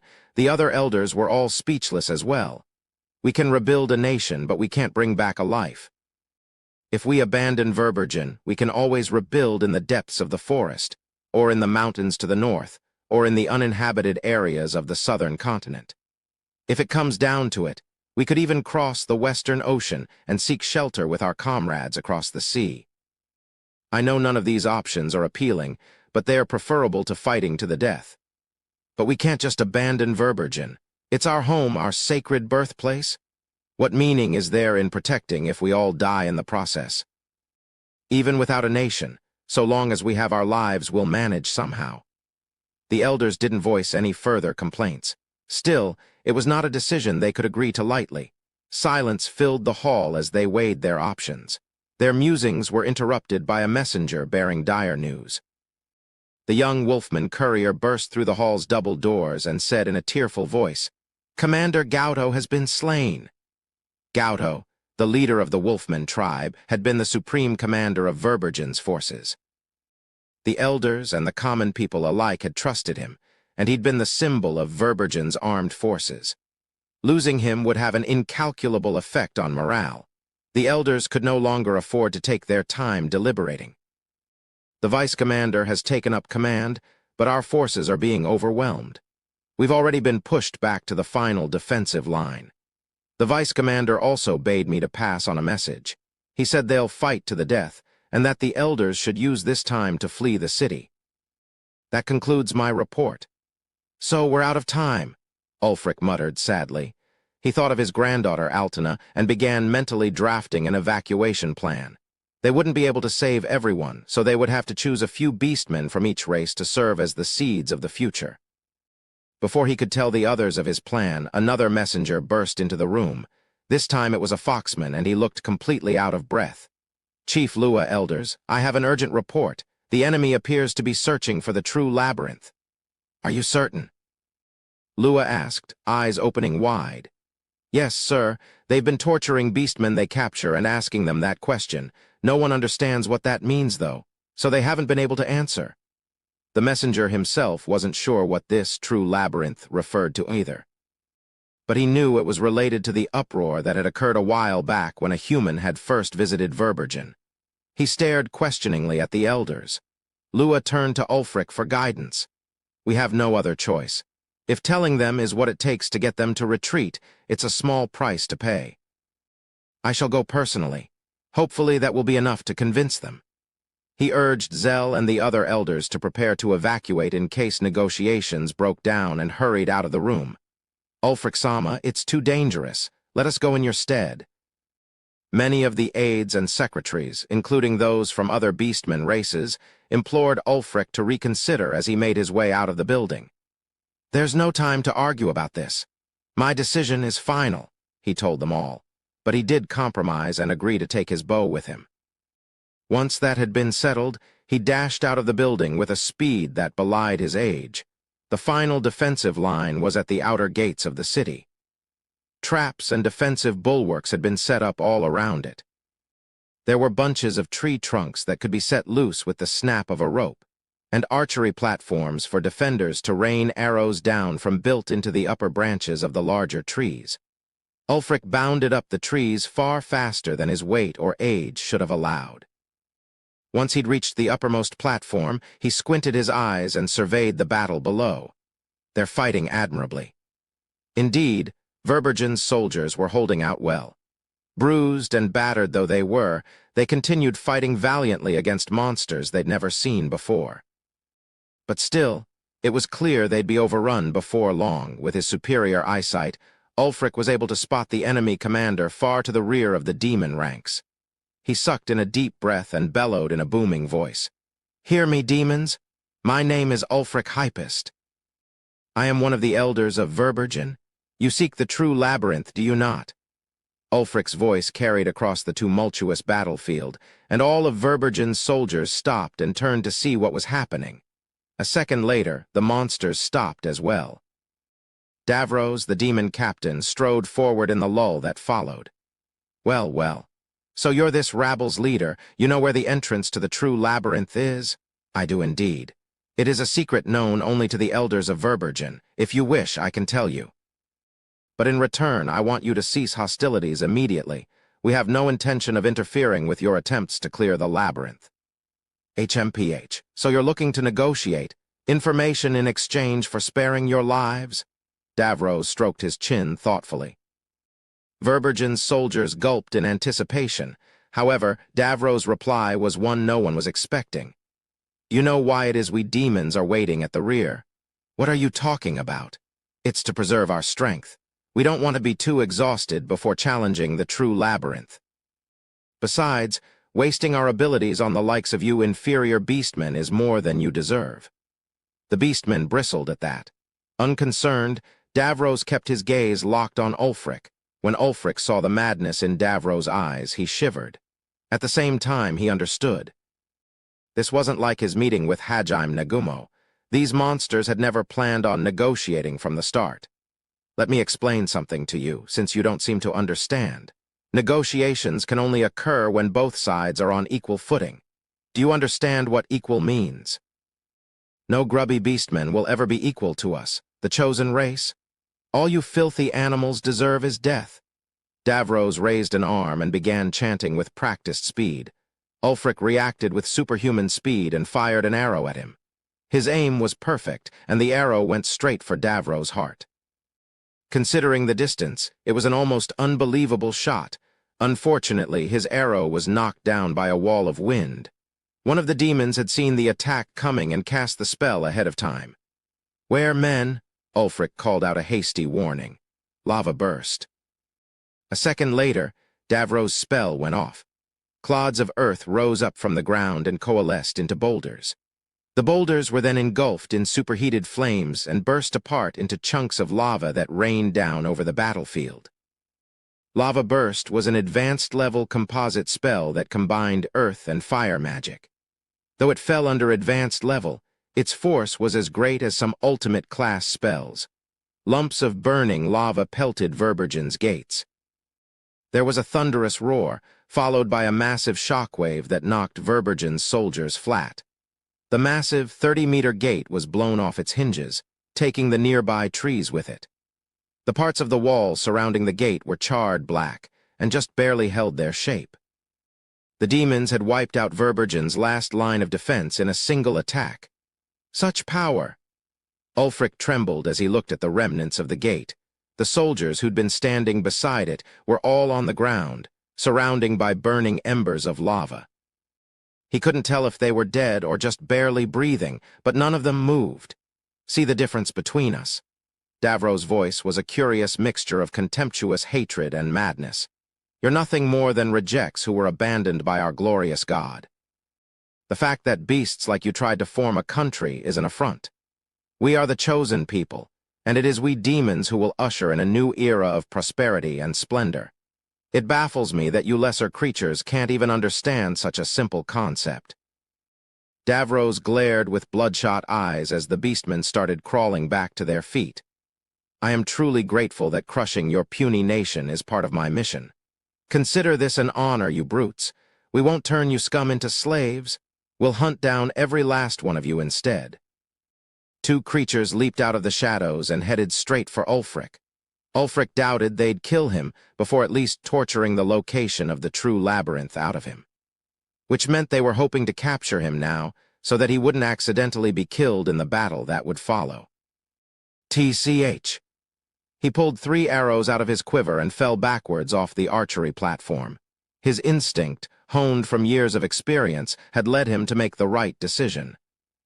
No matter how fast an adversary was, once you started falling, they had no choice but to change course and attack you from above. And in order to change direction, they first had to decelerate. Ulfric let his 2 arrows fly, striking down the pair of bee monsters that had come after him. Meanwhile, his 3rd arrow trailed an arc through the sky and fell straight toward Davros. Ulfric then twisted in midair and fired another volley of arrows through the newly opened hole in Verbergen's wall. These shots seemingly weaved through the press of beastmen and monsters. They, too, headed straight for Davros. Ulfric's marksmanship was legendary.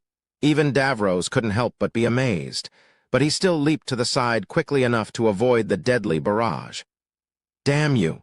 Davros hated that a measly beastman had forced him to dodge. He unleashed a barrage of fireballs, casting practically without chanting. Though Fireball was a beginner-level spell, it still packed quite a punch. The earth shook as the storm of fire crashed into the ground around Ulfric. "Gah!"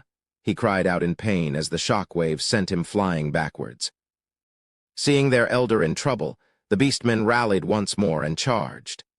However, the demons joined their monster servants in the counterattack, and the beastmen's battle cries soon turned to gurgled screams of pain and terror. Everyone in the city knew that the gates had fallen.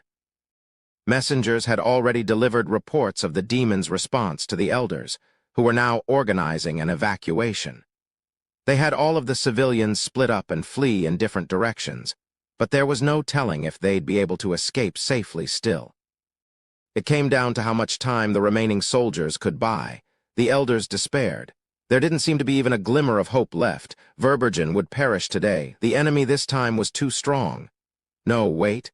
We've still got a chance. A bearman panted as he took a beetle's charge head-on. The stunt cost him a few ribs, but it put the monster in range of his halberd, which he swung down mercilessly. His name was Regin. He was a powerful warrior who was next in line to be the bearman chief. He was also the soldier who'd ignored the elders' decision and gone after the Haulia clan after Hajime had crippled Jin. He had, of course, been utterly crushed and returned home in disgrace. As penance for defying Verbergen's orders, he'd been demoted down to a lowly foot soldier and lost any chance at becoming the next elder.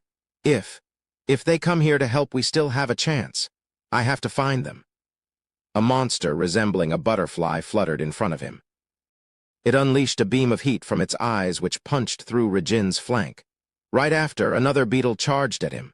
Gah! Regin screamed out in pain as he was sent flying past the fogless barrier created by the Verdran crystals. Sorry, guys, just hold out a little longer. Though he was bleeding from head to toe, Regin still got back to his feet. He squeezed out every last ounce of his strength and ran off into the distance. When he arrived at the Haulia village, he found it completely fortified, with armed guards ready at the gates. As he burst through the fog, he was greeted by a squadron of rabbit men glaring at him with the predatory eyes of monsters. The sight terrified him so much he let out an involuntary scream. Never thought I'd see our bearman friend here. Cam stepped forward. His glare was so feral that Regin averted his gaze, but then he gathered his courage and took a step forward toward the Haulia chief. Regin threw himself at Cam's feet and pressed his forehead into the ground. I understand full well that I have no right to ask you for anything. But please, lend us your help. I'll even give you my life if that's what it takes. He kept his plea short as he knew how shameless it was to beg like this. The strongest active member of the strongest beastman race was bowing his head to a rabbitman, the race everyone ridiculed as the weakest. Had any other rabbitmen seen this, they would have doubted their eyes and pinched their fluffy ears to make sure they weren't dreaming. Cam's response was unexpectedly cold. You're an eyesore. Shut your mouth, he said resolutely. Why? Regin ground his teeth. Why? The beastmen's sacred home, the Sea of Trees, was being invaded. Sure, Verbergen and the Haulia had had their disagreements, but Regin was sure they would have helped in the face of such a crisis. Shocked, Regin opened his mouth to argue. Before he could say anything, though, Cam overrode him. You've all heard the reports, right, men? Their target is the true labyrinth. The labyrinth we've been charged to protect until our boss returns one day. Goosebumps rose on Regin's arms. Though they were silent, the Haulia clan was exerting some unseen pressure. Those bastards are trying to lay their grubby paws on Boss Prize. There were a number of loud screeches, and all of the monsters in the vicinity fled as fast they could, the undergrowth rustling as they ran past.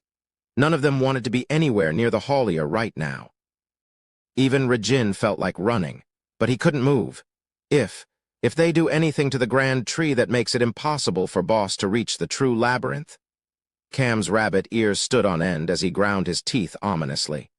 Listen up, men. We are all comrades in arms, all family.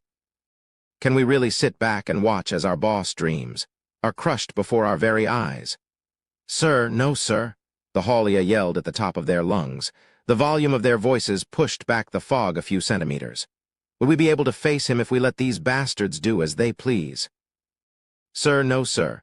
Would we have any right to call him our boss? Sir, no, sir. That's right. If we fail here, we're trash that isn't even worthy of licking boss boots. Are we trash, gentlemen? Sir, no, sir. Now that's what I want to hear. We are Haulia, boss personal army. The strongest army in the world, and we're going to prove it by teaching those demons a lesson they won't forget. Let's remind them who truly owns these woods. Aye, aye, sir. Silence filled the forest once more. The Haulia began to calm down. No, wait. They're still pumped up. They're just preparing to kill. Though they were standing right in front of him, Rajin was having a hard time keeping his eyes on them. It was as if they were melting into the background. Rajin realized that this was what the Haulia were like when they were truly serious. All that noise from before had just been for show. Now they'd gone utterly silent, nearly disappearing from view, with bloodlust oozing from their pores. This was who the Haulia were. This was the true strength of the rabbit-men everyone had once called the weakest in Haltina. The rabbit-men smiled, unable to hide their mounting glee. Their feral grins resembled the crescent moon. One after another, the Haulia faded from sight. Where were they headed? The only place soldiers the world over ever headed. The battlefield, Rajin was later noted to have said. The Haulia terrified me back then. Even though they weren't yelling and screaming like before, their quiet smiles were ghastly. Ever since that day, I haven't been able to sleep. Whenever I close my eyes, I get nightmares of grinning rabbits coming for. Sorry. Just thinking about it makes it hard to breathe. I need my meds. The first to notice something strange was Vice Commander Celica. HM? Wait, why are they coming back? Celica tilted his head as he watched a B-shaped monster. The demons called them squeers, return to his position. Because of their speed, the monsters made for good messenger birds. In fact, Celica had sent this one off with a message for his flanks just a few moments ago. However, he could tell the squeer still had the orders he'd written tied to its leg, which mean that it had somehow lost track of where his flanking unit was. He untied the message just in case, but as he expected, it was the same one he'd written. Don't tell me the fog started affecting them suddenly. Celica shook his head. Nah, there's no way. He said, discarding the possibility. Up ahead, Ulfric and the Beastmen's best elites were holding their own against Davro's charge. Honestly, Celica wanted to be a part of the Beastmen extermination battle. But he knew someone had to stay behind to keep an eye on the overall situation and maintain control of the monsters. Besides, the demons had already fought their way into Verbergen and were slaughtering soldiers and civilians alike. The Beastmen might still be holding out, but it was only a matter of time before they were routed. Shrugging his shoulders, Celica retied the message and was about to order the squeer back out when another one flew in. What, you two? This one, too, still had his message attached to its leg. In order to prevent any beastmen from escaping the purge, he'd split his unit into 3 and had them surround Verbergen. And now, he'd lost contact with 2 of those 3 units. Perhaps I should send in reinforcements, just in case. Celica doubted his men were so hard-pressed they hadn't had time to reply. It was more likely they were just so caught up in the slaughter that they hadn't noticed he'd sent the squeers. If only I could communicate telepathically with the monsters. Celica mused to himself. With a wry smile, he blew the whistle around his neck. Its noise was too high-pitched for demon ears to perceive, but all of the monsters he kept in reserve would gather at the sound. He deployed his reserve forces at various points around the city, and it shouldn't have taken them long to assemble. The monsters did show up, but only a third as many as he'd deployed. Celica blew his whistle once more, but no more appeared. A wave of dread washed over him. What's happening? Why aren't the monsters coming back? Did we lose control of them? Impossible, Freyd-sama made them specifically for us. There's no way they'd stop listening to commands. Celica ordered one of his men to go scope out the situation. Phaedra, the monsters aren't responding to my commands. I want you to. He stopped mid-sentence. Phaedra, hey, where are you? Phaedra! Phaedra was meant to have been engaging the beastmen holding the remnants of Verbergen's gate, but he wasn't there. Upon looking around, Celica realized how drastically the situation had changed in the past few minutes. The barriers shrunk. Normally, their perimeter of Verdran crystals extended a good distance out of Verbergen. Right now, though, its range had shrunk considerably. He strained his eyes and spotted a shadow at the edge of the fog. Phaedra, is that you? Answer me. There was no reply. Get out there and support Phaedra, Celica ordered his monsters. He couldn't imagine anything had happened to his best soldier. After all, their side was winning. Once they wiped out the last remaining soldiers and Davros handled the elders and commanders, all that'd be left was slaughtering the remaining beastmen. 10 of his monsters charged into the fog, toward the shadow Celica had spotted. That should have solved everything. Celica tried to ignore the cold sweat pouring down his forehead, but just then he felt something coming at him from behind.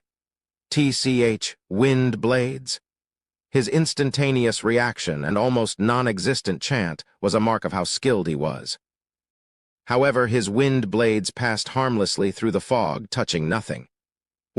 What's going? Celica was finally starting to panic. Before he could make another move, something fell in front of his feet with a heavy thud. Curious, he looked down. What he saw unnerved him. Ah!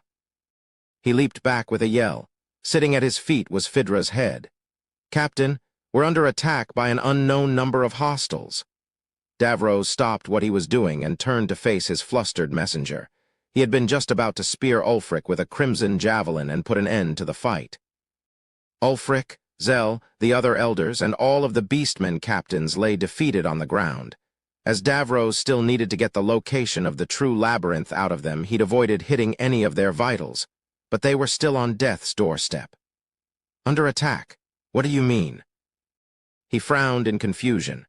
"There's something in the fog. Phydra's already been slain. Moreover, we've lost contact with 2 of our units. The monsters I sent to reinforce them have all been wiped out." "What?" "Call back all of the monsters we sent into the capital. Who leads the last unit?" "Balin, sir. Recall him this instant." Davros hadn't been expecting this. Eyes bloodshot, he turned to glare at Ulfric. He finished his incantation, and a flaming javelin appeared in his hand. He pointed it at Ulfric and said, "What's the meaning of this?" "You sure are crafty, bringing out your trump card at the very last moment." Davros had lost a number of his men, and a great deal of monsters his beloved commander had entrusted to him. His voice trembled from barely suppressed rage.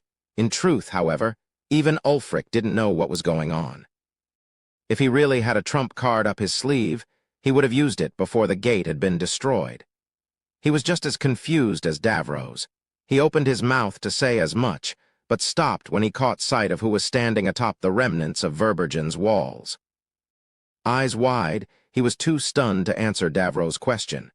Seeing his surprise, Davros turned and followed his gaze. Standing atop the shattered gate was a rabbitman, but there was something clearly strange about him.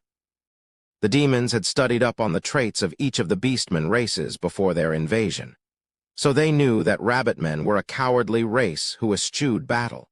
And in fact, all of the rabbitmen they'd met until now had fled at the first sight of conflict. However, the rabbitman in front of Davros was calmly standing in the middle of a battlefield. His ears were covered in blood, and he was glaring at Davros with unbridled hatred. In one hand he held a short sword. In the other, a demon's head. "You bastard." That demon was the leader of one of the squads they'd lost contact with. "Cam. Haulia," Ulfric muttered in awe. The leader of the clan they'd banished had returned. The other elders and soldiers were just as stunned. Everyone was staring at Cam in blank amazement. Cam casually tossed aside the demon head, as if it was nothing more than trash. He then looked down at Davros and sneered. "Heh." It was obvious to everyone present that he had nothing but contempt for Davros. Without another word, Cam vanished into the mist. The fog parted to show a path heading in the direction he'd disappeared. He must have left Verdran crystals in his wake. It was obviously a challenge. "Vice Captain Celica, gather all of our forces. It's time to hunt some rabbits." Davros' voice was completely flat, and his face devoid of emotion. When Davros' anger reached past a certain point, he no longer expressed it on his face. "At once, sir." Celica, on the other hand, was trembling with rage. Davros strode down the path Cam had left for him, without so much as a single glance at any of the elders. It appeared he thought Verbergen's forces were too exhausted to pose a threat, even if he left them alone. He'd let Cam's taunts get to him and was no longer thinking clearly. With the demons gone from Verbergen, Ulfric breathed a sigh of relief. "I never imagined he would be the one to save us," he muttered. The other elders nodded absent-mindedly. Davros marched through the fog, his army of monsters at his back. He'd linked up with his remaining unit along the way, but as he'd feared, the 2 they'd lost contact with had been completely annihilated. Including Davros and Celica, only 6 demons remained. They'd lost over 50% of their fighting force. What was even more humiliating, though, was that they hadn't even noticed this new enemy until most of them were dead. Those blasted rabbit men had chipped away at their forces while they were busy pillaging Verbergen. The fact that the rabbit men had planned it that way, and that the demons had actually fallen for it, aggravated the demons to no end. Davros was seething. He hadn't expected rabbit men, the race known to be the most sympathetic of all beastmen, to use their own nation as bait. It was a miscalculation he couldn't have foreseen. After all, he had no way of knowing that the Haulia had been exiled from Verbergen and thought nothing of the lives of other beastmen, unless they were rabbit men. I have never suffered such a humiliating defeat in my life. Unless we annihilate every last one of them, we'll be returning home in disgrace. You said it, Captain. I know there's no honor in war, but sacrificing your own brethren is still a despicable ploy. We won't let these cowardly vermin live. The other 4 demons nodded in agreement to Celica's words. Just then, a shadow flitted past at the edge of their vision. A few of Celica's squeers shot forward, faster than lightning. He'd ordered them beforehand to target anything that moved. A second later, they were all sliced neatly in 2. What? Impossible. Where did that attack come from?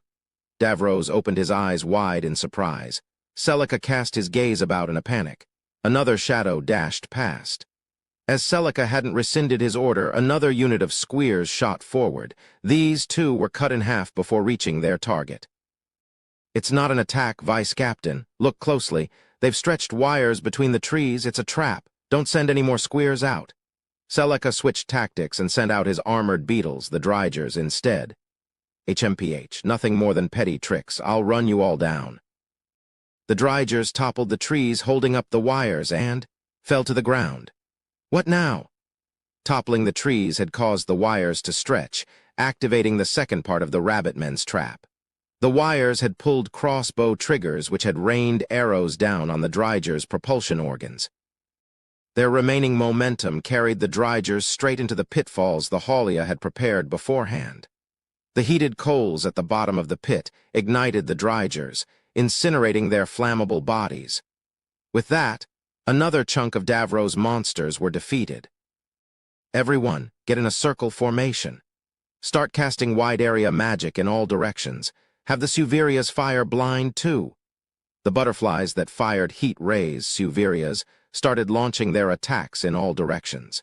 Meanwhile, Davros and the others began chanting wide-area magic spells. Demons were already more skilled in magic than humans, and 6 of them in tandem were strong enough to blow apart everything around them. However, they'd made a mistake in ordering their Suverias to buy time by firing into the mist at random. As their rays melted the nearby trees, there were a number of loud, snapping noises in quick succession. It was followed by a loud whoosh, and a giant tree pendulum came swinging down at the demons. It punched through a number of monsters and slammed squarely into one demon, sending him flying. "Gah!"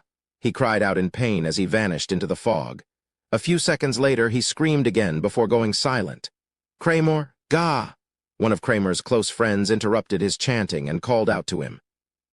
A second later, he followed his buddy into the afterlife as an arrow penetrated the back of his skull. He slipped off the Dryger he was riding, dead before he even hit the ground. In the span of a few seconds, the demons had lost another third of their remaining number. However, these 4 made sure to finish chanting their spells to completion. Together, they summoned a howling storm that blew away everything in the vicinity. Infinite Storm Edge? Infinite Storm Edge was the strongest wind spell in existence. A massive storm whipped up around the demon. Countless blades of winds rode the storm, making mincemeat of everything inside it. All of the nearby trees were cut into pieces, and even the surrounding fog was blown away. Davros' thinking in that they needed something to alter the flow of the battle had indeed been correct. But he should have been more wary of the traps the Haulia had set up beforehand.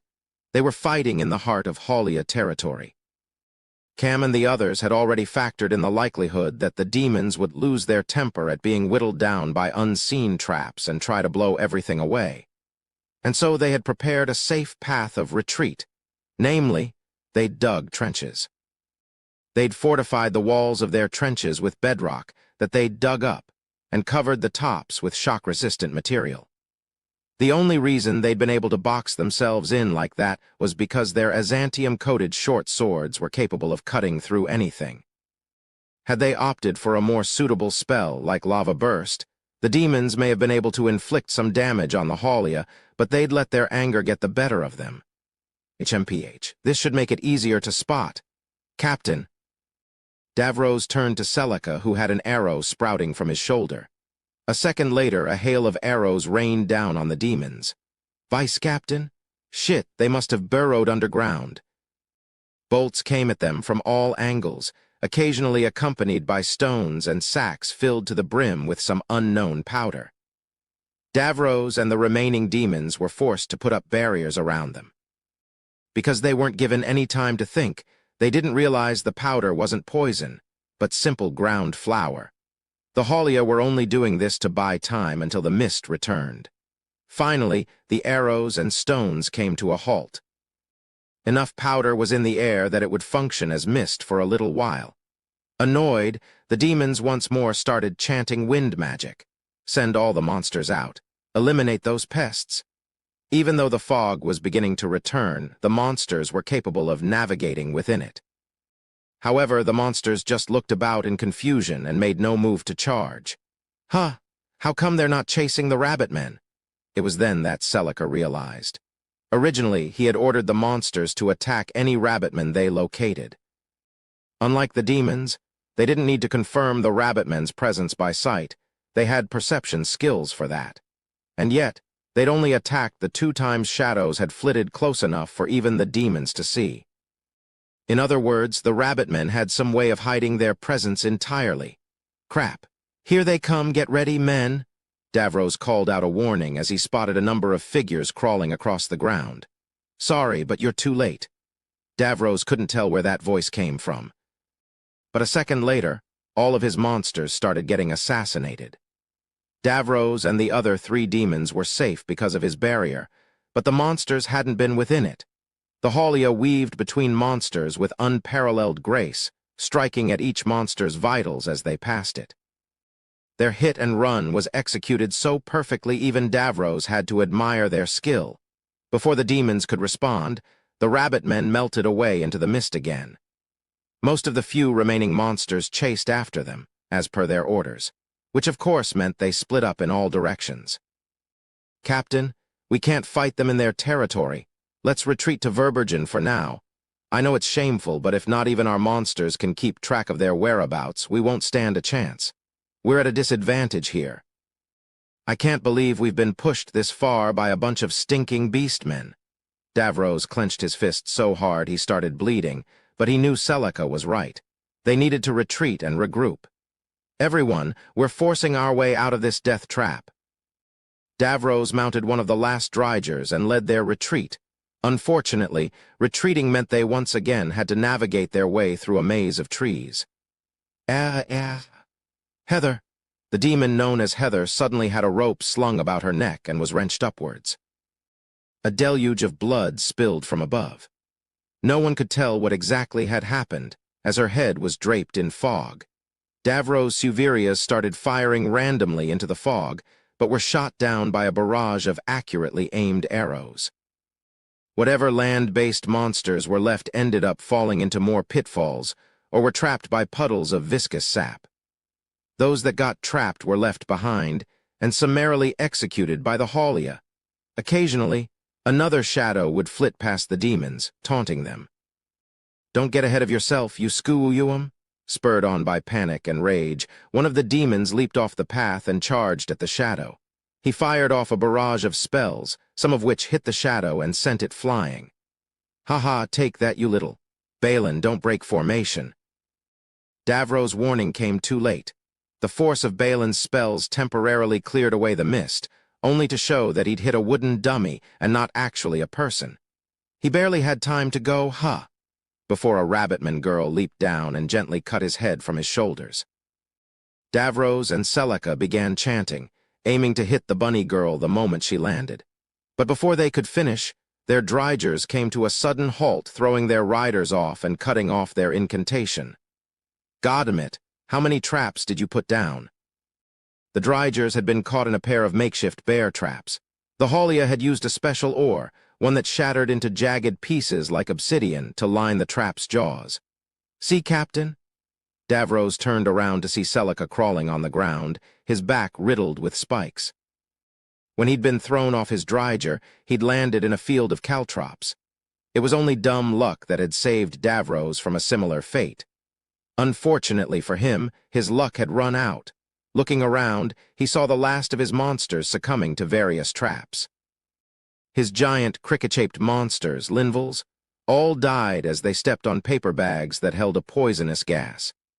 His drigers were wiped out by punji traps that had been cleverly camouflaged. His flying, leaf insect-like creatures, osmuses, were caught in nets made from vines that resembled barbed wire and were shredded to bits.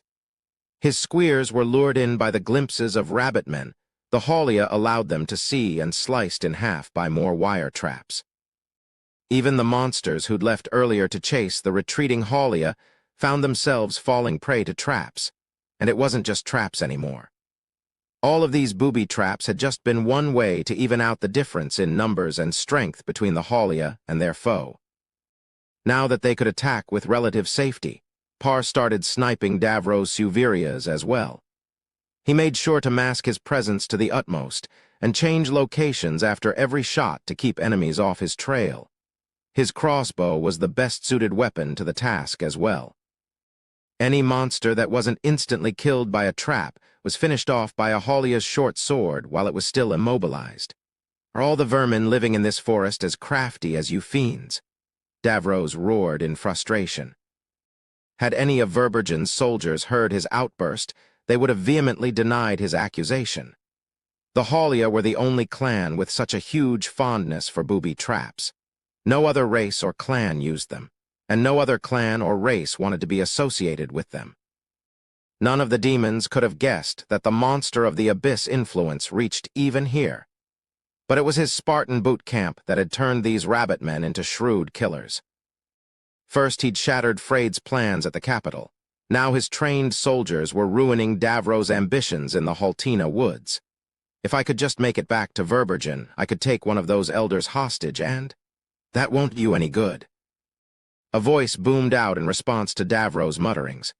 Because of the rabbit men's confusing movements and their excellent stealth skills, Davros wasn't able to pinpoint the source of the voice.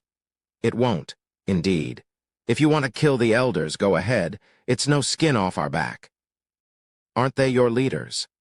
"There is only one man worthy of being called our leader, but as you are about to die, you have no need to know who he is. You think a pack of stinking beastmen can kill me? I'll prove to you my life won't come cheap, you bastards." "Shouldn't you be more worried about that young man next to you?" "What? Come to think of it, Celica's been awfully quiet. Sure, he'd been stabbed by a field of caltrops, but his injuries shouldn't have been fatal." "Ga see, Captain? Our run, away. Vice Captain Celica." "What? Wait your face, those spines were poisoned?" The haulia were masters of murder. If they'd invited their enemy into a killing field, it was only natural that they'd make all of their traps fatal. One of the rabbit men walked out of the mist. "I don't believe it. You really are rabbit men." "Weren't you supposed to be the weakest race?" "We are. It's all just a matter of perspective, you see. What we lacked was resolve." "True, until now all we ever did was run away and hide whenever a fight was about to break out. In that respect, we certainly are the weakest. But looking at that from another angle, it means we were able to survive in this sea of trees without ever fighting. In other words, that's how much potential we had." Cam's lips curled up into a fearless grin. "No one else is as suited to fighting within these woods as we are. Which means so long as we possess the will to fight, us rabbit men are the strongest race in Haltina." "You've got some nerve, calling yourselves the strongest race," Davros sneered. Cam shook his head and shrugged his shoulders. "The only one who truly deserves to be called the strongest everywhere is our boss. But, well, there's no point in discussing this with you. By the way, I hope you know all of your monsters have already been wiped out. No one's coming to help you." Your precious subordinate'll be dead soon, so he's no use to you either. So, what do you think of settling things with a duel? You versus me." Davro's eyes shot open in shock. That cocky fool thinks he's already won, he thought to himself as he saw Cam's fearless smile. If I take him hostage, will those other rabbitmen stand down? I've already failed in my mission and shamed my homeland, but I need to get this information back to the others somehow. Davros got to his feet and dropped into a combat stance. He'd made his decision. Looks like you're not all spineless wimps. If a duel's what you want, a duel's what you'll get. I don't back down from a challenge. Very well. Then let us begin. Cam drew his short sword and crouched low to the ground. He looked ready to charge at any moment. I'll stick to low-level spells. Speed's more important than power here. I'll destroy his footing using spells I only need to chant the name of. With his plan of action decided, Davros warily observed his foe. The moment Cam stepped forward, he would cast. The two of them stared each other down like gunmen in a Wild West movie. Finally, Davros saw Cam tense his legs. Now, wind blast. A sphere of wind headed straight for Cam's legs. Wah, and missed. Davros had expected Cam to leap forward, but he'd actually jumped back into the mist. Bloodlust had been dripping off him, and was continuing to drip off him even now, so Davros had been justified in expecting an attack. Even a veteran such as himself couldn't help but be momentarily taken aback. And naturally, the Haulia's sniper team wasn't going to let that opening slip past them. Gah! A barrage of arrows pierced his legs, sending him to his knees. The Haulia had done to him what he'd been planning on doing to Cam. Once he was immobilized, another one of the Haulia fired a small bag at him with a slingshot. It was filled ground pepper seeds that grew in a certain corner of Haltina. They made for great seasoning, and also as ingredients for a makeshift tear gas bomb. The bag burst, filling Davros' lungs with burning hot powder. A mage who couldn't talk couldn't cast. Coughing profusely, Davros just barely noticed someone coming at him from behind.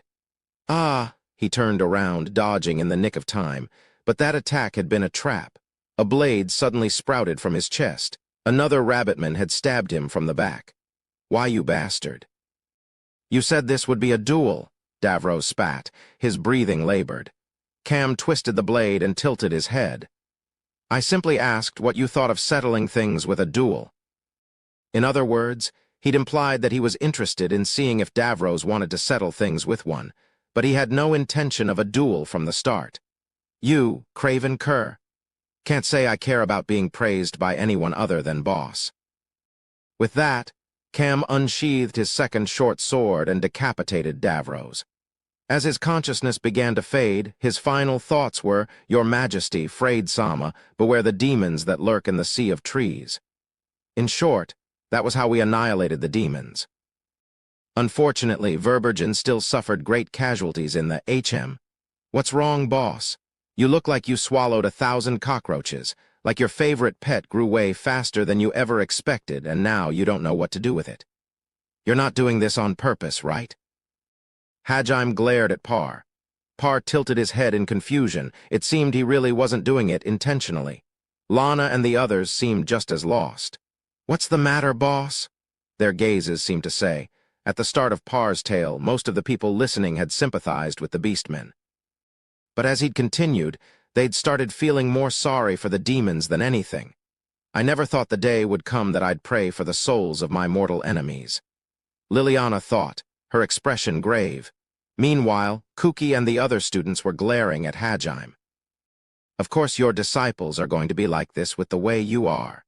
You killed that demon in Orcus without even listening to her final words, and you told Frayed that you don't give a damn about your classmates or the citizens. Though their gazes were reproachful, they didn't dare say any of that aloud. However, it was Shay who'd been hit the hardest. She scowled at Hajime and said something. Hajime-san, do something? My family's evolved too far. In the wrong direction. This is all because you got them fired up with that speech before you left Haltina. You do realize you're not that different from them, right? Hajime replied casually, while Shay pounded on him with her fists. Please don't lump me together with the likes of them. Shay wailed. She could say some surprisingly cruel things about her own family. Hajime ignored Shay's blows and turned back to Par. At any rate, you guys did good. You understood that you couldn't win in a pure battle of strength, so you focused on gathering information and utilized your race's special traits to their utmost. That was the perfect combination of ambushes, traps, sneak attacks, and diversions. You didn't hesitate to use methods others would call cowardly, and as a result, you're a far cry from the clan that used to run away at the first sign of trouble. You've really exceeded my expectations. Boss praised us? Tears spilled from Par's eyes. His rabbit ears stood on end. What an honor. All that hellish training was worth it. Boss, I can die a happy woman now. Don't be ridiculous, Ainz. We can't die yet, we're just getting started. This is what we worked so hard for. Sniffle, ministeria. This the first time I've ever seen you get so this emotional. Man, you're making me cry too. All 20 rabbitmen wept tears of joy. It was quite a sight, seeing them all trembling with happiness, their bunny ears flapping back and forth. Hajime, be careful about praising them. Yeah. You watched the rabbitmen with a tired look on her face. Shay's rabbit ears drooped as she bowed apologetically to everyone else. I'm sorry my family's such a pain to deal with. Next to her, Tio muttered, they have been trained splendidly. She looked enviously over at Hajime, and Kaori took a few steps away from her. Hajime cleared his throat to get everyone's attention again and asked Par to continue. So what happened after that? You gave us all of the background information, but you still haven't explained how that connects to the current situation. Par instantly stopped crying and stood at attention. The change was so sudden, Liliana, Kuki, and the others took an involuntary step backwards. Correct. In order to defeat the demons and their monsters, we had to use up almost all of our booby traps and consumable weapons. In order to shore up our defenses and avoid dealing with the chaos in Verbergen, we retreated back to our village. With Verbergen's forces depleted, the elders had had a hard time treating the wounded, recalling all of the beastmen that had evacuated the city, and repairing the shattered main gate. It was in the middle of their hectic recovery period, just 3 days after the demon attack, that they'd been hit again. We just couldn't catch a break. This time it was the Empire that invaded. Unlike the demons, they had no way of navigating through the fog, so they just sent a massive army to push their way in by force. What do you mean by force? Hajime asked dubiously. Liliana was curious as well, and she leaned in closer. Well, boss. Those bastards decided if they couldn't find their way to Verbergen normally, then they just had to burn the forest until they had a clear path to the city. They set the whole forest on fire, Liliana exclaimed in surprise. Par turned to Liliana and nodded. Until now, they'd forced slaves to be their guides through the forest, so no one was expecting them to switch to such drastic measures. Forcing slaves to guide soldiers through the forest wasn't something that was done often. The Imperial soldiers knew that the beastmen they'd enslaved would turn on them given the opportunity. After all, no one wanted to lead their captors to their countrymen. It was natural the beastmen wouldn't make for the most willing or trustworthy guides. And no one had been expecting another large-scale attack right after the demon invasion. They weren't here to invade, though. They only wanted to capture slaves. That's all. They went to such lengths just to capture slaves like always. Correct. Unfortunately, we noticed their assault too late, and by the time we'd arrived at Verbergen, there was nothing to be done. Well, with their army in tatters, it's no surprise they buckled quickly. Something must have happened within the Empire. Par nodded in affirmation. We captured a number of the Empire's rear guard as they left and interrogated them. It appeared the Empire had suffered an assault by an army of powerful, never-before-seen monsters as well. They'd suffered serious casualties and had come to Haltina to replenish their supply of hard labor, as those scum put it. Everyone gasped. Liliana looked particularly shaken. She had been planning on appealing the Empire for assistance, but now it turned out they'd been hit just as hard as the kingdom, to the point where they were resorting to massive slave drives to recruit labor. Now that he'd grasped the overall situation, Hajime sighed. I see now. They probably claim it's to rebuild the country, but it's obvious what trash like them are really after. If you guys are striking back against them, that means they must have captured rabbitmen too, even though they're useless when it comes to hard labor. Yeah, it's disgusting. Rabbitmen were usually bought as sex slaves within the empire, so it was obvious what they were really being captured for. Though the Haulia cared nothing for the fate of Verbergen, they couldn't stand idly by as their weaker comrades had their futures stolen from them. In order to rescue them, Cam had left for the imperial capital along with his best elites. The rest of his family had stayed behind to watch over Haltina. However, no one had heard anything from him since he'd infiltrated the city. No messengers had come to deliver reports, which had started worrying the other rabbitmen. Unable to stay put any longer, they'd assembled another unit to sneak into the capital and find out what had happened to their comrades. Par's Baltfeld squad had been chosen to partake in the operation as well. We didn't want a repeat of whatever might have happened to Cam's squad, so we focused on gathering information first. We put scouts at every one of the capital's gates and gathered as much information about the Empire's current forces and the state of the city as we could. It was then that we saw a transport packed with slaves leaving the capital, so we decided to ambush it and free the slaves while also gathering what information we could from the slavers. And that was when Hajime, who'd been headed to the Empire himself, had run into them. The following slaughter he'd witnessed firsthand, so he didn't need to ask about it. I've got to say, though, those demons sure are keeping themselves busy. The assault on the kingdom was probably their main goal, but, God, they're annoying. Hajime shook his head wearily. He was getting tired of running into demons everywhere he went. Liliana and Kuki groaned as well. One attack had nearly destroyed them. They couldn't imagine having to deal with a continuous stream of them. Par's bunny ears perked up at Hajime's words. Judging from your tone, it sounds like you've been fighting demons yourself, boss. Yeah, they've been running around everywhere trying to sabotage the kingdom. Unfortunately for them, I always happened to be wherever they showed up, so all their plans fell apart.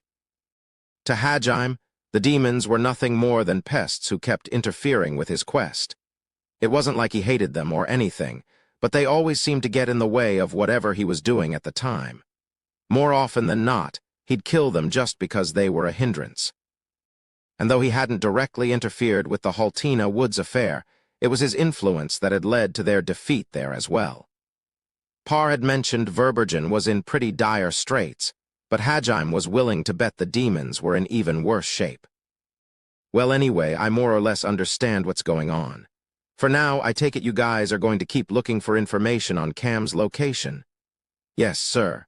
Also, I hate to impose on you, boss, but... Yeah, don't worry. I was heading there anyway. I'll drop off all the beastmen in the Sea of Trees. Thank you very much, sir. Par and the others bowed to Hajime. Shay fidgeted with her bunny ears, looking like she wanted to say something. In the end, though, she kept her mouth shut. Hajime noticed the gesture, though, and guessed what it was she wanted to say, too. But he stayed silent, figuring it was better to wait for Shay to say it herself. The rest of their trip passed uneventfully, and Hajime dropped Liliana, her guards, and Par's squad down near the outskirts of the imperial capital. He agreed to deliver Par's message to the Haulia still in the Haltina Woods and sped off towards the forest. As they drew close to the Sea of Trees, Shay gasped. With the help of Farsight, she was able to see just how badly the forest had been burned. It appeared the Empire had taken the straightest route they could toward the center of the woods. The scars they'd left in their wake were still fresh, and there was a single line of burned trees from the edge of the forest to Verbergen. This is horrible. I cannot say I approve of such wholesale desecration of nature. Kaori and Tio covered their mouths in horror. Burned, blackened trunks littered the ground. The Holscher Empire had burned a swath about 100 meters wide straight through the forest. At the very least, they hadn't let the fire run unchecked through the whole forest, but every living creature within the burn zone had been charred to a crisp. Shay looked the most devastated out of everyone. Her bunny ears drooped as she looked at the destruction. Her memories of Haltina weren't all pleasant, but it was still her home. Yu gently squeezed Shay's hand. Looks like Verbergen's still a little protected, The trees might be gone, but the fog's still here. Hajime pointed to the white fog on his crystal monitor. Altina, who'd come to the bridge a few minutes ago when Hajime had told everyone they'd reached the sea of trees, replied, "We may have been exhausted with our battle against the demons, but we still had a somewhat sizable fighting force left. When we sent soldiers to engage the Empire, they stopped burning the forest. I think they wanted to avoid burning us all to death by accident. The Empire was looking for slaves, not corpses after all." Makes sense. But Par said they made it all the way to Verbergen. I have no idea how far away from the city you guys stopped them, but I'm amazed they didn't get lost. Signs of our battle with the demons were still littered around the city, so they were able to keep their bearings by following the carnage. In fact, they realized halfway to the city just how badly we'd been weakened. You guys just can't catch a break, huh? So the area around Verbergen hasn't been burned down, at least, which explained why Hajime couldn't pinpoint Verbergen's location from where he was. He didn't want to frighten any beastmen left in the area either, so he did the sensible thing and landed Fernir on a blackened patch of ground just before the fog started. He walked down the ramp, the freed beastmen following timidly in his wake. They were glad to be back home, but the devastation their homeland had suffered weighed heavily on them. Kuki, Ryutaru, Suzu, and Shizuku all spat curses at the Empire, but despite their anger, there was nothing they could do. However, there was someone else who could. And she was just as angry about what had happened. "Hey, Hajime-kun, can I talk to you for a second?" What's up, Kaori?" Kaori's divinely beautiful face was flush with excitement, and she was breathing hard. Behind her, Shizuku muttered, "Oh, she's at it again." Sadly, she said it too softly for Hajime to hear. If he had, he might have been able to stop her. "I was thinking of using restoration magic on the forest. I have enough mana to do it, and in this body, I think I can handle an area this big no problem too." "You want to use restoration magic on all the burned trees? I guess in Noint's body you probably do have enough magical skill and mana to do it, but..." "Yep, it'll only take me a minute, so just wait right there." "Huh, wait, you're going to do it right now? Wait up, you moron." But it was too late. Kaori really was a priest through and through. The moment she saw anyone or anything that was injured, she got right to work. Tetragrammaton? Tetragrammaton was restoration magic that could restore anyone or anything back to its original state. Ripples of mana spread out from her body. Her normally lavender-colored mana had tinges of silver in it now. Her mana melted into the forest, bathing it in light. It was truly a sight to behold, seeing an entire forest shimmering with divine light. The earth went from black to green, and the toppled trees righted themselves, their burned trunks springing back into life. Everyone watched in slack-jawed awe as the forest knit itself back together. Once she was finished, Kaori proudly wiped a bead of sweat off her brow. "Kaori, you idiot." You kicked Kaori in the shin. Her pointed boots made it hurt quite a bit. "Oh, what was that for you?" "Look around, Dumbo." "What do you mean?" Kaori trailed off as she examined her surroundings and realized the fog had returned. She could barely see a few meters in any direction. "I figured we could just follow the damage all the way to Verbergen, but I guess not. Looks like you'll have to guide us again, Shay." "Leave it to me, Tilda." Kaori buried her face in her hands and squatted down in shame. A few beastmen children ran up to her and tried to comfort her. Hajime couldn't tell if it was because they trusted her now that she'd restored their home, or if they just felt sorry for her. "Why, you were amazing, One-san. Don't be so sad. We'll be here so you won't get lost. Everything'll be all right, One-chan." Unfortunately, their attempts at cheering her up just made her more embarrassed. "Cheer up, Kaori. You did a good thing." Shizuku knelt down and patted Kaori's head. "Let me guess, you were probably thinking something like, now that I have this new body, I won't let you hog all the glory." "Look at me, Hajime-kun. I can be useful too. I get how you feel, but next time think before you act." "I will." Kaori nodded meekly. Grimacing, Ryutaru turned to Shizuku and said, "Are you a psychic or something?" "Ever since coming to this world, it's like you've been able to read Kaori's mind or something, Shizuku. You're starting to freak me out a little. You know, Ryutaru-kun, sometimes it feels like I'm being totally left out from their little world." Suzu was looking down at the ground, desolate, when she felt a sympathetic hand on her shoulder. Turning around, she saw the last person she'd expect smiling at her and giving her a thumbs up. "I understand, Suzu. I too often feel left out when you and Shay start ignoring me, but fear not. Eventually, your loneliness shall transform into pleas. Tio-san, please stop corrupting our party members." Hajime sighed as he watched the chaos unfold. "Kaori, come on, let's go. You might have messed up a little, but that was still seriously impressive, so cheer up." Kaori instantly perked up at those words. Hajime then turned to Tio and said, "Listen up, you hopeless pervert of a dragon. The forest's fog doesn't affect you either, right? You're in charge of guiding Amanagawa and the others. In fact, why don't you just join their party forever? Are you trying to pawn me off, master? Have you no manners?" Hajime ignored Tio and started walking forward. Of course, being ignored only made Tio more excited. Wait, Nagumo, you can't seriously be leaving us with her." It was rare to see Kuki talk ill of anyone that wasn't Hajime. "My apologies, Kuki, but I feel nothing even when you insult me. In fact, it rather irritates me.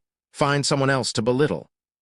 Tio gave Kuki a pitying look, nodded, and walked off into the mist as if nothing had happened. "Why does it feel like I just got dumped, even though I didn't confess?" "You're better off not thinking about it. Come on, let's go." Ryutaru smiled sympathetically and gave Kuki a pat on the back, and thus the group advanced through the fog toward Verbergen.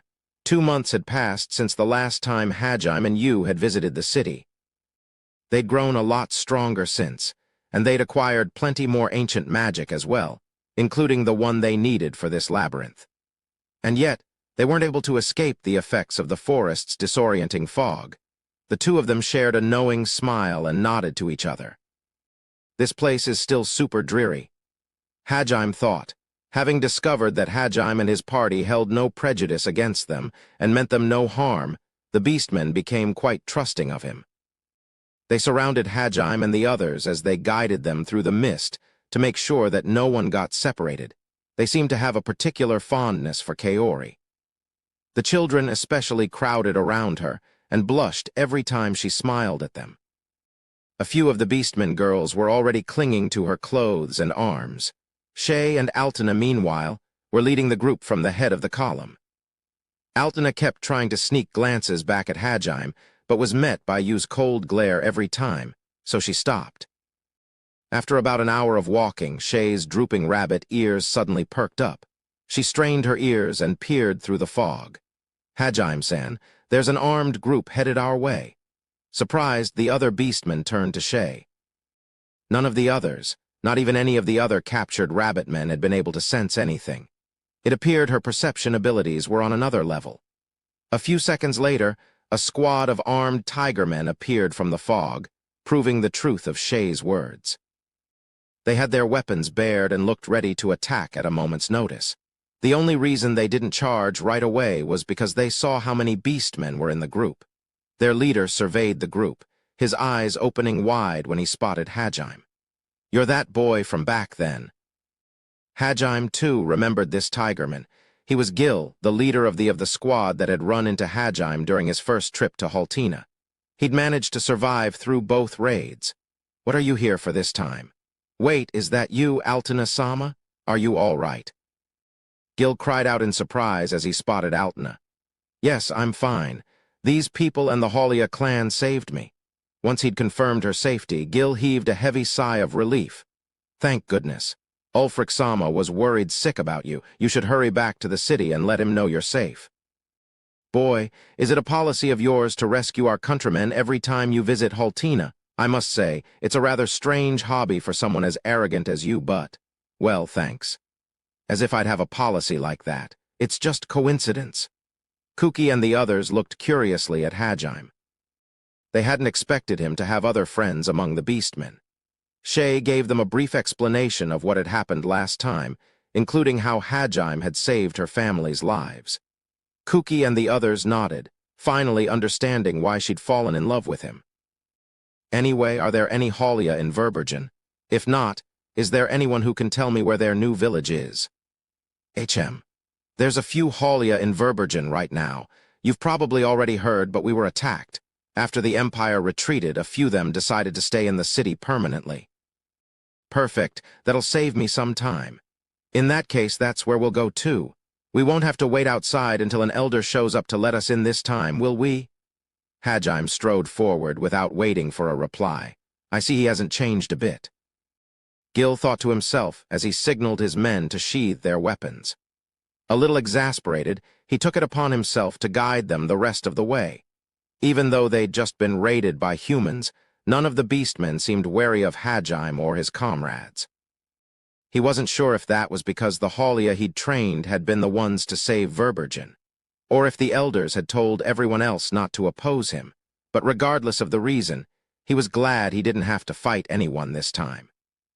When they arrived at Verbergen, Hadjim found it radically changed from his last visit. The grand, imposing gate that he'd passed through before lay on the ground in splintered pieces. It appeared the beastmen hadn't found time to clear the wreckage away yet. Craters pockmarked the city's streets, and large boulders lay strewn about. The winding walkways and sweeping aqueducts crafted directly out of the trees' branches had been smashed here and there, making them unusable. The beautiful city that had once captivated Hadjim was now a smoldering wreck. "This is horrible," someone muttered. Hadjim couldn't help but agree. A gloom hung over the city, and the wind that blew through had a distinctive chill to it. One of the people walking down Verbergen's main street stopped when he spotted Hadjim's party and stared at Altena in disbelief. A second later, he beamed and started running forward. His expression stiffened a little when he spotted unfamiliar humans next to her, but when she told him they were the ones who'd saved her, his smile returned and he hugged her tight. Many of the beastmen gave Hadjim their thanks and rushed back to their homes as fast as they could. The reason became clear as soon. Hadjim was surrounded by a huge crowd of Verbergen's residents.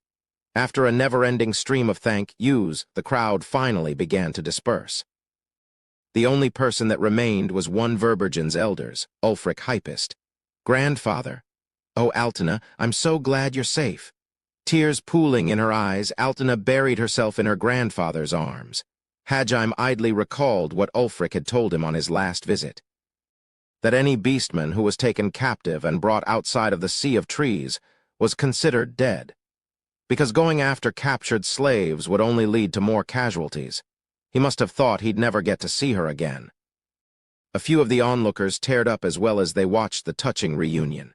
Finally, Ulfric broke away, gave his granddaughter one last pat on the head, and turned to Hadjim, a wry smile on his face.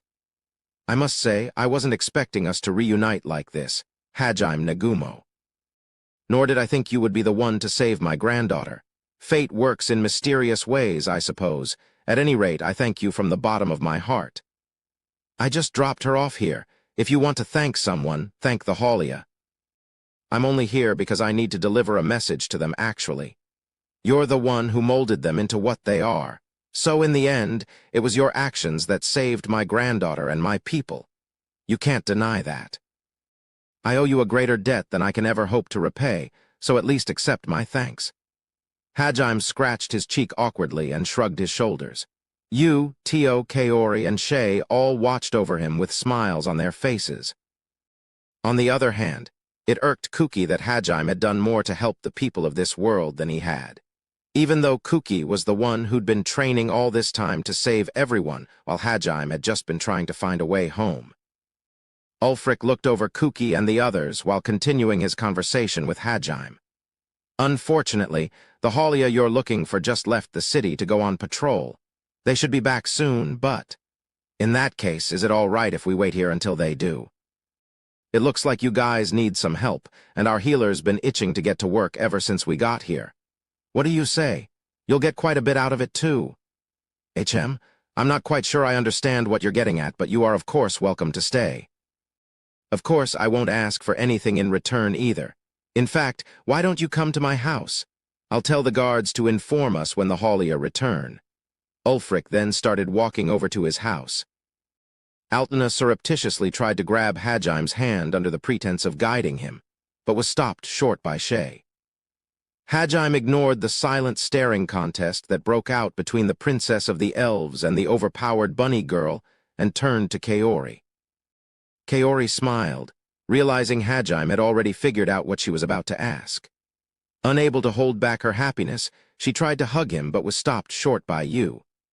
The ultimate vampire princess and unstoppable girl in the body of one of God's apostles started their own staring contest. See what I mean, Suzu? Once you grow accustomed to it, this feeling of alienation isn't that bad. Tio-san, please stop treating me like we're the same. I'm not a pervert like you. If you ask me, I would say you have all the qualities needed to become a good one, though. Tio muttered softly as she watched Suzu cower behind Shizuku. Hajime shook his head in exasperation and followed behind Ulfric. Once inside, Altena brewed Hajime and the others some tea while they waited for the Haulia to return. Ulfric wasn't sure what to think of how his granddaughter clearly seemed to be fawning over Hajime. For his part, Hajime pretended like he didn't notice. Instead, he focused his attention playing with Shay's bunny ears. It was his way of reassuring her that he had no intention of making a move on Altena. Round the time that they'd finished drinking their tea and exchanging information, Kaori flew in from Ulfric's window. His house was nestled in the trunks of a massive tree and sat a good 10 meters above the ground. Taking a break, Kaori shook her head at Hajime's question. Not quite. I finished healing everyone who was injured. I also restored the gate and the central areas of the city. And, well, I was thinking it'd be good practice if I could go out and restore the nearby villages, too. Kaori trailed off. Hajime could hear beastmen chanting her name in the distance. He and Ulfric stood up and stuck their heads outside of the window. Practically all of Verbergen was standing outside, cheering. Wait, I recognize some of those guys. Aren't they the other elders? Indeed, that would be Zell and Gyuz. What has gotten into them? Unlike the other beastmen, they were making a beeline for Ulfric's house. It appeared they were terrified of the other beastmen's fanatic zeal and the speed with which Kaori had converted them. Ulfric massaged his temples, fighting back a headache. Hajime started helping Kaori inside, then stopped when he heard a rush of footsteps. Everyone turned toward the entrance, just in time to see the doors flung open. They were thrown backward with such force that the frames creaked. Boss, it's been ages since we last saw you. We've been waiting for your return, boss. It is an honor to see you again, sir. Oi, newbie, go tell everyone else the boss back. You've got 30 seconds? Roger. The Haulia spilled into Ulfric's living room. Kuki and the others spit out their tea in surprise. Having already seen Par and the others' reactions, they'd been somewhat prepared for the Haulia's enthusiasm, but they hadn't expected it to be so vehement. Once the initial outburst died down, they filed into ranks and saluted. Hajime noticed there were a few new faces among their number. Judging from their earlier words, Hajime guessed that they'd been recruiting and training rabbit men from other clans in order to bolster their army. Ooh, yeah, it's been a while, guys. Anyway, you're creeping out my comrades, so can you stop with the salutes? Sir, yes, sir. Their cries were loud enough that the whole forest probably heard them. Even the rabbit men who weren't Haulia were swept away by the atmosphere and matched the volume of the hardened veterans who were overjoyed to see Hajime. It appeared they'd kept up his Spartan training regime even in Hajime's absence. I ran into Par on the way here, so I more or less understand the situation. From the sound of it, you guys did pretty well. I know it couldn't have been easy, driving those demons out. We are undeserving of such praise, sir. As Hajime had expected, the Haulia burst into tears. He gave them a moment to collect themselves, then passed on the message Par had given him. Namely, that they were planning on invading the imperial capital and were requesting reinforcements. I see. Thank you very much for taking the time to pass on Baltfeld the Executioner's words, boss. Hey, don't tell me you guys all have nicknames too. Us.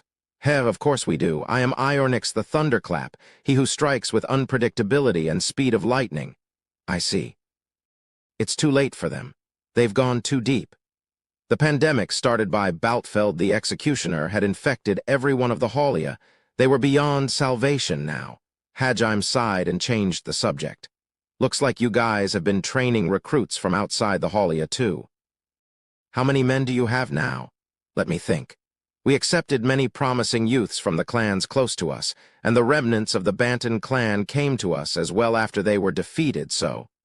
At present, we have 122 men in fighting shape. Hajime, Shay, and you all looked up in surprise. That was far more than they'd been expecting. Hajime nodded to himself and looked up at Iornix, who still seemed confused at the question. In that case, I can take you all at once. Ior, Nix, gather everyone you were planning on sending to the capital. I'll take you there. Huh. Iornix looked blankly at Hajime for a few seconds before realizing what he meant. Ah, Roger, I'll gather everyone at once. With a crisp salute, Iornix, his real name was Io, ran back out of the house and started gathering his men. Io couldn't believe that Hajime would assist them in assaulting the capital, especially since it would mean putting the real reason he'd come here, conquering Haltina's labyrinth, on hold. Shay was even more surprised than Io was. Her eyes opened wide and her bunny ears stood on end as she stared at Hajime. Hajime-san, what about the labyrinth? You're worried about Cam and the others, aren't you? Well, I am, but, Shay faltered. She knew Hajime had come here for the labyrinth, and that looking for Cam would have required going out of their way back to the capital he'd wanted to avoid, which was why she hadn't said anything. Moreover, Cam and the others hadn't been kidnapped. They'd infiltrated the capital of their own volition. They had been prepared for the danger when they'd gone in. Shay had made her decision when she'd asked to go along with Hajime back when they'd first met. She would go down her own path, and her family would go down theirs. Of course, knowing that her father had gone missing still made her worried, but she knew she couldn't just ask Hajime to turn back for him. But though she'd tried to hide her apprehension, the tension on her face and the slight droop to her rabbit ears had not gone unnoticed by Hajime or you. Even if she could hide it from the others, they'd known her for too long. Hajime walked up to Shay, who was still at a loss for words, and gently pinched her cheeks. H-way. She looked up at him, unable to comprehend the meaning behind his actions. Hajime returned her gaze, smiled awkwardly, and said resolutely, You don't have to force yourself to smile like that. I could tell your rabbit ears were drooping, you know. If you're worried about Cam, you just had to say so. But. No buts. What are you trying to hold back for after all this time? Just say what's on your mind like you always do. Where'd all that boldness you had when I first met you go? If you're not smiling, then, we can't keep acting like normal either. Hajime-san. Though his words were a little blunt, it was clear Hajime cared about Shay, which was why he'd said what he had. Shay knew that as well, and she covered his hands with her own. Her eyes were brimming with joy. I know it might be hard to believe, but... Well, look, I care about you, so if there's something bothering you, I'll do everything in my power to fix it. Hajime-san, So go ahead and say what you want to say. I'm listening. Shay basked in the warm sensation of Hajime's hands on her cheeks and mustered her courage. She looked Hajime in the eyes and said, I'm worried about my dad. Even if I don't get to see him, I at least want to make sure he's okay. You should have just said so from the start. You were acting so reserved, I thought something might be wrong with you. Why you're making it sound like I normally don't hold back at all. I can't believe you, Hajime-san. Shay puffed out her cheeks at Hajime, though it was obvious she wasn't really mad. Her eyes were sparkling, and her cheeks were flushed. That was the face of a girl gazing at the boy she loved. Hajime's words had filled her with such joy that she could barely contain it. Shay hadn't even realized she'd been trying to rein in her selfishness around Hajime. In truth, she'd just unconsciously been trying to show off her good side so that she wouldn't lose to new contenders for Hajime's affections. But after hearing those words, Shay no longer felt any need to hold back. I missed that cheerful smile. You watched over Shay like a protective older sister. Perhaps there are times when kind words truly are better than insults. For once, Tio said something halfway normal. Maybe I can finally cure her of her perverseness once and for all. Hajime mused. Awa, I'm so jealous. I guess anyone'd be happy hearing something like that from the guy they love. Why, you're surprisingly blunt now. Nagumo-kun, that part of you has definitely changed the most. I'm kinda surprised, actually. Shay-san, I'm so envious. Kaori, Shizuku, Suzu, and Altena all voiced their respective opinions. Their comments reminded Shay she was still in public, and she bashfully buried her face in her hands. but her bunny ears and tail were still twitching happily. Kuki glared at Hajime and muttered, "So you'll still fight if it's for your comrades?" His voice was subdued, but there was a hint of irritation in it. Seeing his best friend's reaction, Ryutaru scratched his head at a loss for what to say. Just then, Io returned to the house. He'd finished rounding up the other Haulia. Honestly, he'd finished way faster than Hajime had expected. Hajime said his goodbyes to Ulfric and the others, led everyone back to his airship, and took off toward the Empire once more. Chapter 2. Roar of Revolution. If you were to ask a resident of Holscher's capital to describe the city, they would all give you the same answer. It's a mess. The core of the capital had an organized layout with unadorned buildings lining the streets at regular intervals. But as the city had grown, houses and buildings had cropped up haphazardly, leaving the outer fringes a disorganized maze. Thanks to that, the streets were a jumbled mess as well. Numerous back alleys and side streets mixed together and connected with the main thoroughfares in baffling ways. The entire city seemed like a sized-up version of Horod, with the majority of residents looking like rough adventurer types. Open-air stalls littered the streets, with their owners hawking their wares in loud, coarse voices. Despite which, the city didn't seem in any way run-down or gloomy. If anything, there was an overwhelming sense of freedom to the place. Anyone and everyone did what they wanted however they wanted. Everyone was responsible for their own actions, but otherwise did as they pleased, as if they held to freedom as a creed to live by. The Holscher Empire was a relatively new nation, founded only a few hundred years ago by the mercenary group that was instrumental to winning the last Great War. Little wonder that it was a nation of fighters that valued strength above all. Almost every citizen knew how to fight and considered their strength a point of pride. Some thought of that as barbaric, but others saw it as heroic. The empire also held the largest arena in the continent, and tournaments of all kinds were held multiple times a year. Oi, what the hell, Ga. As always, thanks to you and the others, Hajime attracted a lot of attention within the city. A number of hoodlums had already tried to pick fights with him, only to be crushed each time. The guy who'd come up to Hajime just now had been sent spinning through the air as well, before faceplanting onto the ground and getting a mouthful of dirt. What was surprising about this city was that no one batted an eye at Hajime's ostentatious displays of violence. Fights broke out every other hour here, so the citizens were used to it. Ugh, I'd heard rumors, but the capital really isn't a nice place. Yeah, this place makes my skin crawl. I'm glad we were summoned in the kingdom. Well, Holscher is known as a militaristic nation. I'm not surprised even those not part of the army are experienced fighters. It stands to reason the citizenry here to be more belligerent than in other nations. Though I must say, this is not the kind of place I would want to live in. From the sound of it, Shay, Kaori, and Tio didn't like the capital one bit. You didn't say anything, but she nodded in silent agreement. Kuki and Ryutaru, on the other hand, didn't seem to mind the atmosphere. Shizuku, however, kept a close eye on her surroundings while Suzu hid behind her. It appeared this country wasn't popular with the girls. That being said, Kuki and the others didn't exactly like it either. It was a bit too gritty for them, especially since they'd come from a peaceful country like Japan. The biggest difference between the empire and the capital, though, was the presence of slaves.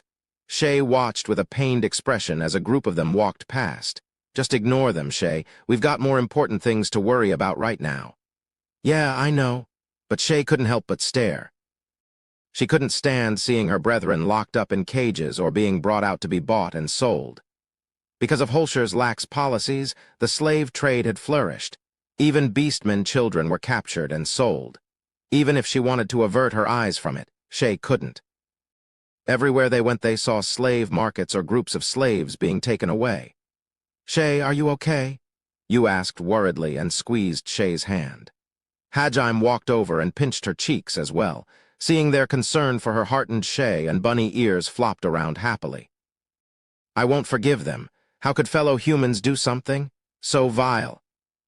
Behind Hajime, Kuki came to a halt and grit his teeth. In Heilig, the church's influence was everywhere, which meant the people's prejudice against beastmen was strong. However, because their hatred for beastmen was so great, they couldn't even stomach keeping them as slaves. Hence why Kuki and the others hadn't seen any in the kingdom, and why seeing them here affected them so badly. Still, there's nothing we can do about it right now. I swear if Amanagawa tries to pull something, I'm just going to pretend I don't know him. Well, as long as Shizuku the Rational's with them, she won't let them do anything stupid. She won't. Right? Hajime glanced over at Shizuku. Noticing his gaze, she looked back at him. He surreptitiously pointed to Kuki. Sharp as always, Shizuku picked up on what Hajime was trying to say with just that. She grimaced, and with a tired sigh, nodded. Shizuku sidled up to Kuki and whispered something to him. Kuki's expression turned sour, but he reluctantly nodded. Shizuku breathed another sigh, this time one of relief, and patted her chest. She then noticed Hajime smiling wryly at her and glared at him. Hajime pretended not to notice and averted his gaze. In an attempt to patch up the strained atmosphere, Kaori blurted out, "Oh yeah, didn't the Emperor propose to you when he visited the kingdom, Shizuku-chan?" "Now that you mention it, I do remember something like that happening," Shizuku replied with a frown. She hadn't wanted to be reminded of that memory. The target of her glare changed from Hajime to Kaori. "Why did you have to go and bring that up?" Kaori hurriedly bowed her head in a silent apology. The girls all turned to Shizuku with devilish grins on their faces. Meanwhile, Kuki's expression grew more sour. For once, Shizuku looked as unhappy as he did. Normally, being proposed to by royalty would be something to celebrate, but Shizuku didn't seem the least bit delighted about recalling that particular memory. It appeared she wasn't a fan of Emperor Gahard. More importantly, Nagumo-kun, where exactly are we headed? In order to fend off the army of girls who no doubt wanted to pry for details, Shizuku changed the subject. She knew they were here to find Shei's father, but she hadn't heard how Hajime planned to do that. "Well, for now, we're going to the Adventurers Guild. If I flash my gold rank at them, they'll probably be willing to share all of their info with me." "Do you think they've been captured?" "I'm not sure. It's possible they got thrown in jail or made into slaves, but they might also just be in hiding somewhere. Even if the capital isn't on high alert, you can tell the guards are being oddly vigilant.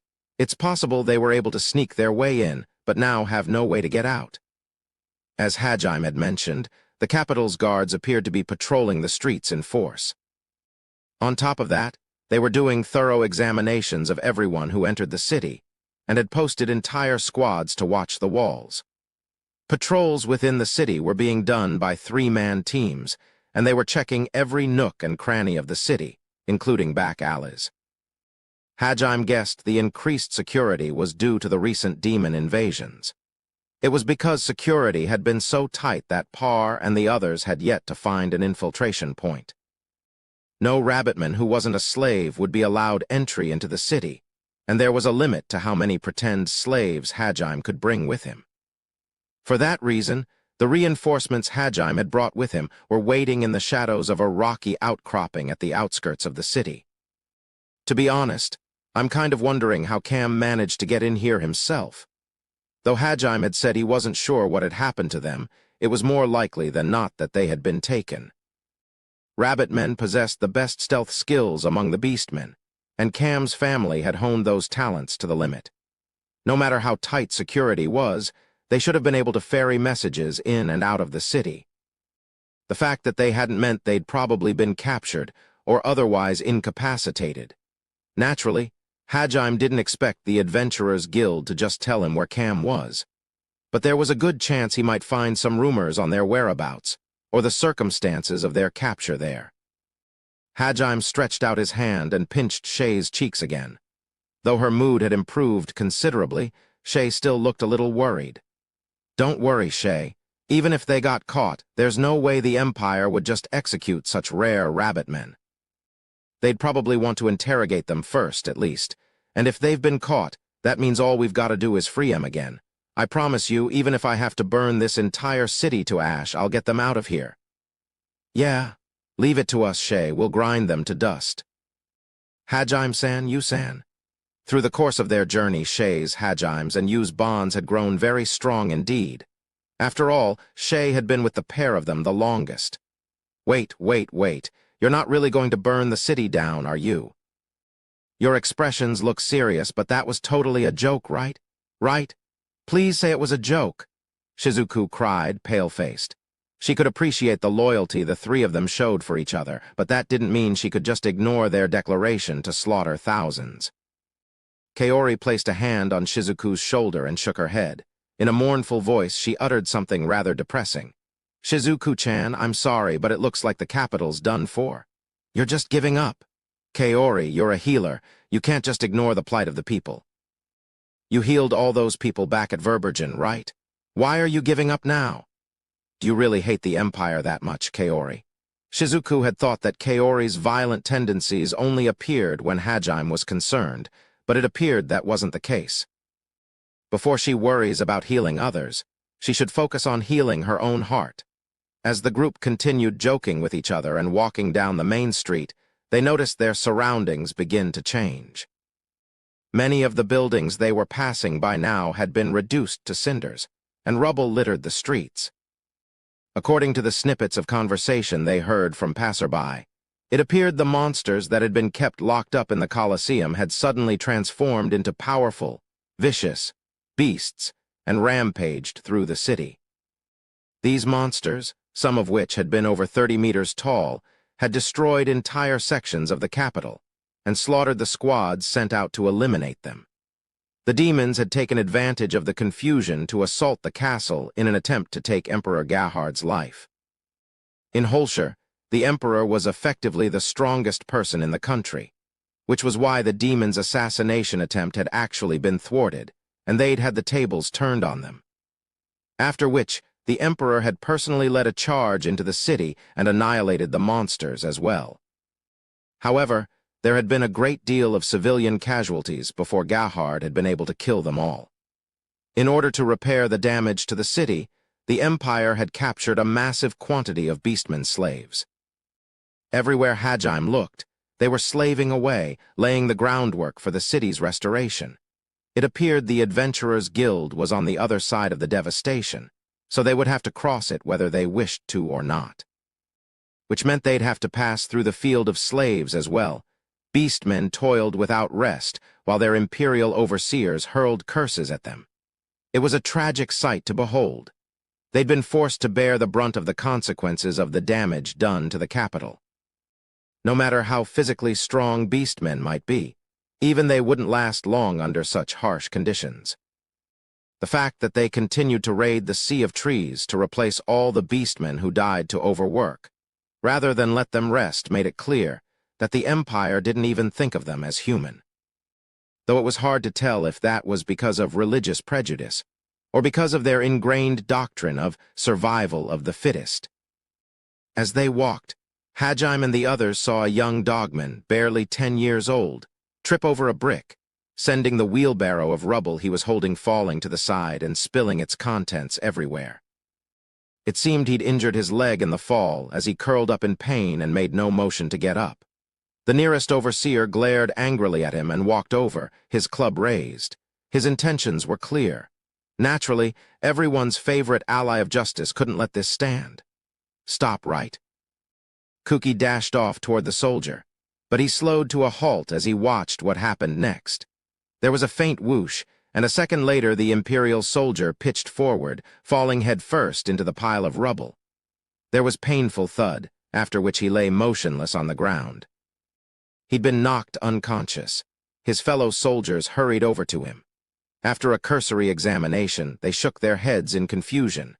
Then, annoyed and trying to get as little of his blood on them as possible, they grabbed their comrade by the arms and carried him off. Everyone had forgotten about the dogman. He watched them go, dumbfounded, for a few seconds before returning to his senses and scrambling to his feet. He quickly gathered up all of the rubble he'd spilled and resumed transporting it like nothing had happened. Kuki stared blankly, just as surprised as the boy had been. He came to with a start when Hajime called out to him from behind. I don't really care if you want to stick your neck out for other people, but could you at least do it in a way that doesn't cause trouble for us? Or even better, do it in a way that doesn't get noticed. Ah, did you do that, Nagumo? Hajime nodded silently. He'd used his prosthetic arm's needle gun to knock the soldier out. Though Hajime had managed to save the boy before Kuki could even lift a finger, his attitude irked Kuki. Worse, Hajime had flipped Kuki's preaky switch. "What do you mean, don't cause trouble for you? What's so wrong about wanting to save people, huh? Didn't you save that kid just now yourself?" "More like I just solved an issue before you could blow it up. If you pick a fight with the Imperials here, you're going to have to deal with their whole army. We're trying to look for people here, and making a huge fuss is not going to help with that. I'm begging you, just don't make a scene." Once again, Hajime emphasized that he didn't want anyone making a ruckus. He waved dismissively at Kuki, indicating the conversation was over. Kuki didn't take too kindly to that, and once again attempted to impress his ideals onto Hajime. "Don't you feel anything for those poor beastmen being abused over there? Look, even now they're suffering? Oi, Yigashi, do something about this moron. You're supposed to be in charge of him, aren't you?" Of course, Hajime wasn't completely heartless. He'd saved Mayu before, and if he saw children suffering, he did feel like he should help them if he could. Adults he could care less about, though. However, he also had the discipline to properly prioritize things. Helping a few slaves here would make finding Cam harder, or possibly result in him being killed, so he turned to Shizuku for help in handling Kuki. Shizuku rubbed her temples in frustration and turned to Kuki. Before she could say anything, though, he interrupted her. It seemed Hajime turning to Shizuku for help irritated him as well. "Shizuku's got nothing to do with this. I'm talking to you right now, Nagumo. If you care so much about Seisan, then how come you can't share even a little of that concern for those beastmen suffering out there?" Heads turned at Kuki's loud outburst. Some of the Imperial overseers came over to see what was going on as well. So long as Cam might potentially be in enemy hands, the last thing Hajime wanted was a fight with the Empire. It would put their lives at risk. Hajime narrowed his eyes and glared at Kuki. A powerful wave of intimidation washed over him. "Emanagawa, I said it before, but I really don't care about your opinion, and I don't feel like arguing with you about what's right and wrong. We're not comrades, we're not friends, and we definitely don't believe in the same things, so I have absolutely no intention of doing something just because you say so. All I did was allow you to accompany me for a bit. I suggest you quit trying to pick a fight. The next time you do something stupid, I'll break your arms and legs and send you back to the kingdom." "Wah!" Hajime canceled his intimidation and continued with a sigh. "On the other hand, I have no intention of convincing you to change your ways. As long as you're not causing any trouble for us, you're free to do as you like. But I won't allow you to do anything that might put Cam and the others in danger. Also, don't ask stupid questions. There's no way I'd see other beastmen the same way I see Shay." Hajime shook his head and turned away. Slavery was a natural part of life in this world. While it was true the beastmen here were being horribly mistreated, the citizens here would see Hajime and the others as the bad guys if they tried to save them. To them, freeing a slave was akin to stealing. If one wanted to help slaves in these circumstances, they needed to be prepared to see it all the way through. They needed the resolve to fight the entire empire and force a society to never use slaves again. Unless they were able to manage that, their efforts would only make things worse. Even if they managed to free some slaves now, the empire would just come down even harder on the beastmen afterward, and make their lives more of a hell than they already were. Hajime had no idea if Kuki understood that or not, but it seemed he was unwilling to give up. Even now, he continued to glare daggers at Hajime's back. "I know it sucks, Kuki, but we gotta go for now at least. Right now we need to focus on Seisan's family." Kuki sighed. He knew Ryutaru and Suzu were just trying to comfort him, and it only made him feel worse. Seeing as he wasn't moving, Shizuku also called out to him, "Kuki?" "I know," he nodded reluctantly. Hajime was more than capable of sending them all back home with a snap of his fingers. Kuki knew that he needed to get stronger, strong enough to stand by his ideals, stronger even than Hajime. But in order to obtain the ancient magic, he needed Hajime. No matter how much Hajime's methods sickened him, Kuki had no choice but to grin and bear it, as sticking with Hajime was the fastest way to get stronger. Kuki swallowed down his complaints, repeated to himself to hold it in, and silently followed after Hajime. That boy seems to be struggling to sort out his emotions. Tio strode up beside Shizuku and flashed her a smile. No one's ever as simple as they look. Indeed, they're not. Someone like you, who notices more than most, has your fair share of hardships too, I imagine. Especially as you seem unable to abandon anyone who needs help. Shizuku gulped when she saw Tio's serious gaze. Her usual perverted personality was nowhere to be seen. Feel free to ignore the prattling of this old woman if you wish, but I think you should let yourself loosen up. If you spend all your time looking after others, you'll lose sight of your own desires. Besides, do you see that? You'll keep worrying those who care about you if you don't relax sometimes. Huh, Shizuku followed Tio's gaze. Shizuku-chan, are you all right? You keep making this scary face. Kaori was standing right in front of her, a worried look on her face. Only when she looked down did Shizuku notice that Kaori was holding her hands. Heh, thanks for worrying about me, Kaori, but I'm all right. Well, I am a little worried about Kuki, but now that my best friend's got the body of a god's apostle, I can count on you if anything happens, right? Yep, just leave it to me, Shizuku-chan. Thanks to Tio's words and Kaori's presence, Shizuku was able to let go of the tension that had been building up inside her. She followed after Hajime, her steps lighter than before. With Kuki and the others still struggling with their thoughts, the party arrived at the Adventurers' Guild. The Empire's guild branch was more of a bar than a proper guild.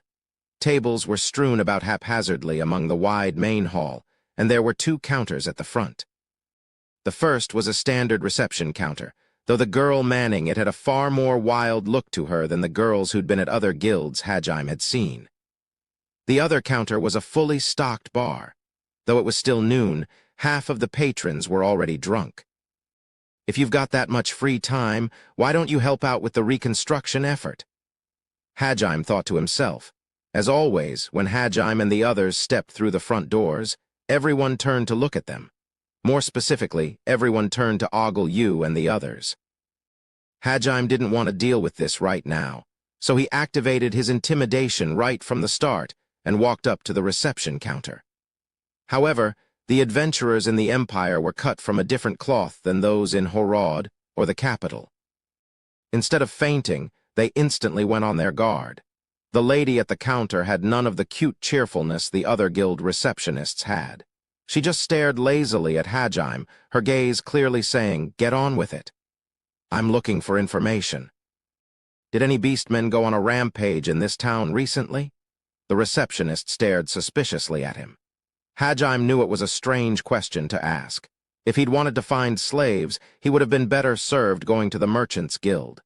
Besides, no slave would be able to go on a rampage. Their slave collars would put a stop to any resistance they might attempt. Furthermore, there were no beastmen in the city that weren't slaves, which meant the thing Hajime was asking about should have been an impossible occurrence. In the end, the receptionist pointed to the bar counter on the other side. Hajime couldn't tell if she was tired of dealing with him or if that was just standard procedure here. "Go ask the guy over there." Hajime looked where she was pointing and saw an old man with gray hair quietly polishing glasses. Well, I guess it is the standard in RPGs to gather information at bars. After foisting the work off onto her coworker, the receptionist turned away, signaling that she was done talking. Hajime smiled wryly and headed over to the bar. The adventurers stared intently at Hajime and the others, sizing them up. Quarrelsome as always, Ryutaru responded by glaring back at every one of them. On the other hand, Suzu hid behind Shizuku and clutched at her sleeves. It was actually rather cute. Hajime stopped in front of the barkeep and asked him the same question he'd asked the receptionist. However, the barkeep ignored him and continued polishing his wine glass. Hajime narrowed his eyes dangerously, which finally got the man to respond. "This is a bar. Kids don't belong here, and unless you're here to order alcohol, I've got nothing to say. Now get out." Sheesh, that's as cliched as it gets, but Hajime personally liked this particular cliché. The barkeep had the entire act down, including continuing to polish his glass long after it was sparkling. I bet this means he'll take a liking to me if I down a whole bottle in front of him. Excited at the prospect of acting out the role of an RPG protagonist, Hajime plastered on a stoic frown and slammed some coins on the table. Hajime didn't notice how badly his chuny tendencies were leaking out at that moment, nor did he notice the exasperated look you gave him. After all, Hajime loved cliched stuff like this. All right, we'll do it your way. Barkeep, give me a bottle of the strongest stuff you've got. If you throw up, I'll toss your sorry hide out of here. The barkeep's eyebrows twitched in surprise, but he didn't refuse Hajime's request. He grabbed a bottle off the shelf behind it and placed it in front of Hajime. The reason why he'd agreed was because the aura of intimidation Hajime was giving off, coupled with the wary stares of the surrounding adventurers, had clued the barkeep in on the fact that Hajime was no ordinary kid. Hajime brushed the bottle with his fingers, slicing the top off. The grace with which he did so caused everyone watching to gasp. Even the barkeep was surprised. The pungent smell of alcohol wafted up from the open bottle, and both Kaori and Shay wrinkled their noses. Kuki and the others covered their mouths and took a few steps back. En Nagumo-kun. Are you really planning on drinking that? I wouldn't recommend it. Why, yeah, you're totally going to throw up. I feel like throwing up just smelling it. If you're going to drink Hajime-kun, can't you at least pick something that tastes better? Kaori-san's right, Hajime-san. Why did you have to pick the worst-smelling one there is? Shizuku, Suzu, Kaori, and Shay all tried to talk him out of it. Even you tugged gently on Hajime's sleeve when she got a whiff of how bad it smelled. I can hardly ask for quality alcohol if I'm planning on chugging it down. That's like blasphemy. Hajime snuck a glance at the barkeep as he said that. As he'd hoped, the old man was smiling slightly. I knew he'd understand. This barkeep is cliched through and through. Hajime ignored the complaints of the girls and began guzzling down the foul-smelling concoction. Hajime and the barkeep were in perfect sync. You watching this, barkeep? I'm sticking to the cliché, so you better like me after this. Hajime's chuny soul manifested in the form of a Minahajime inside his mind. Said Minahajime started clutching his left arm like he was trying to hold in some unspeakable evil. Hajime's gulping was the only noise inside the vast guild hall. In the span of a few seconds, he'd emptied the entire thing. He slammed the empty bottle back down on the counter and grinned at the barkeep. Happy now? All right, you're a proper customer now. The barkeep raised both hands in surrender, but his smile grew wider. What a wonderful, bitter old man. Hajime, are you satisfied? Yeah. Hajime turned to you and nodded, the same giddy grin still on his face. He knew it was cliched, but being able to act out a scene like this had been one of his dreams. As an aside, no matter how much Hajime drank, he would never get drunk. One of his skills was poison resistance, which counteracted alcohol's effects. Back in Japan, his father had taught him how wonderful liquor could taste, and he'd actually become a fan of drinking, so it was a little disappointing that he'd never be able to experience drunkenness again. So do you know anything about what I asked? I'm willing to pay for the info, of course. Don't worry about payment. Downing that bottle was payment enough for me. Would the beastmen you're referring to happen to be rabbit men? Looks like you know something after all. Tell me the details. It appeared coming here had been the right choice. According to the barkeep, there had been a big manhunt to capture runaway slaves a few days ago. During that manhunt, a group of insane rabbit men had beaten down squad after squad of Imperial soldiers, then tried to make their escape. Unfortunately, there had only been a few dozen of them, and a few hundred Imperial soldiers. Eventually, they'd been surrounded and overwhelmed through sheer force of numbers. All of them had been captured and sent to the castle. Their rampage had actually become the talk of the town, so Hajime could have asked basically anyone in the city and obtained the same information. The castle, huh? Hajime turned to Shay. As expected, her expression was dark. She knew what fate awaited those who were caught trespassing in the capital. Cam and the others didn't have a bright future ahead of them. The fact that they'd been taken alive meant there was still hope, though. Male rabbitmen weren't as popular as sex slaves for obvious reasons, though there were a few nobles whose interests lay in that direction. However, There was almost no demand for older men like Cam, who were already in their 40s. However, these particular rabbit men had attacked the Empire. Shay had expected them to be executed on the spot once they'd been captured.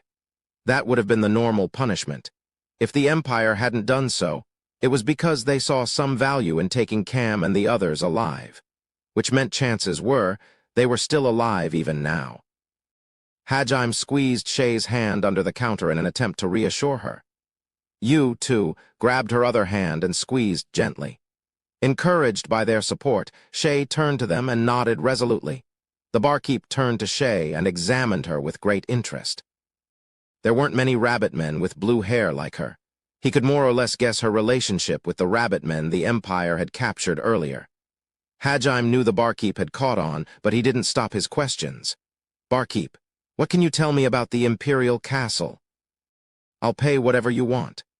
"That's not the kind of thing you should be joking about, kid, though I guess you're not joking." Hajime smiled at the barkeep, but this time the smile didn't reach his eyes. He'd had his fun earlier, now it was time to get serious. The barkeep faltered, cold sweat pouring down his forehead. He felt as if he was being stared down by a hungry predator.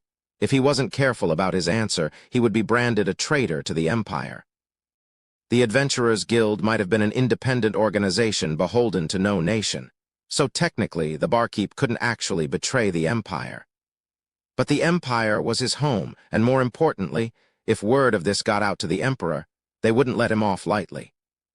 It was an implicit rule among adventurers to turn a blind eye to any potentially unsavory things one of their own were planning. But this still wasn't information the barkeep wanted to part with. That being said, he could tell from the pressure this young man was emitting that refusing to answer would not end well for him. So, as a compromise, instead of explaining things himself, he reluctantly decided to sell out, tell Hajime about someone who could help him. Look for a man in the 4th Patrol Squad called Nettle. He used to be a prison guard in the palace. Nettle? All right, I'll go find him. Thanks, you were a huge help. Hajime knew the barkeep would have reservations about answering, and it was entirely possible he just didn't know anything. So he was glad the barkeep had pointed him to someone who did. The barkeep breathed a sigh of relief as Hajime strode out of the building under the watchful eyes of every adventurer in the room. As they walked down the main street, Shay turned to Hajime and asked, Hajime-san, did you ask about the castle because? Yeah, I'm planning on figuring out where the prison is and sneaking in tonight. You and I will handle the information gathering, so the rest of you just find a place to eat or something. We'll be back in a few hours. Shay and the others looked at him in confusion. Chem, why just you two? Shouldn't we all go together? Wait. Don't tell me you plan on sneaking off with Yusan so you can do naughty things like you always do. Wah, is that why, Hajime-kun? No, I won't allow it. How could you think of such a thing when Shay's family is in trouble? It's simply unfair that only you gets to partake. Master, allow me to join in as well. Like hell, that's why, and stop shouting that kind of stuff in the middle of the street. Do you all take me for some kind of repressed horn dog or something? Hajime retorted hotly.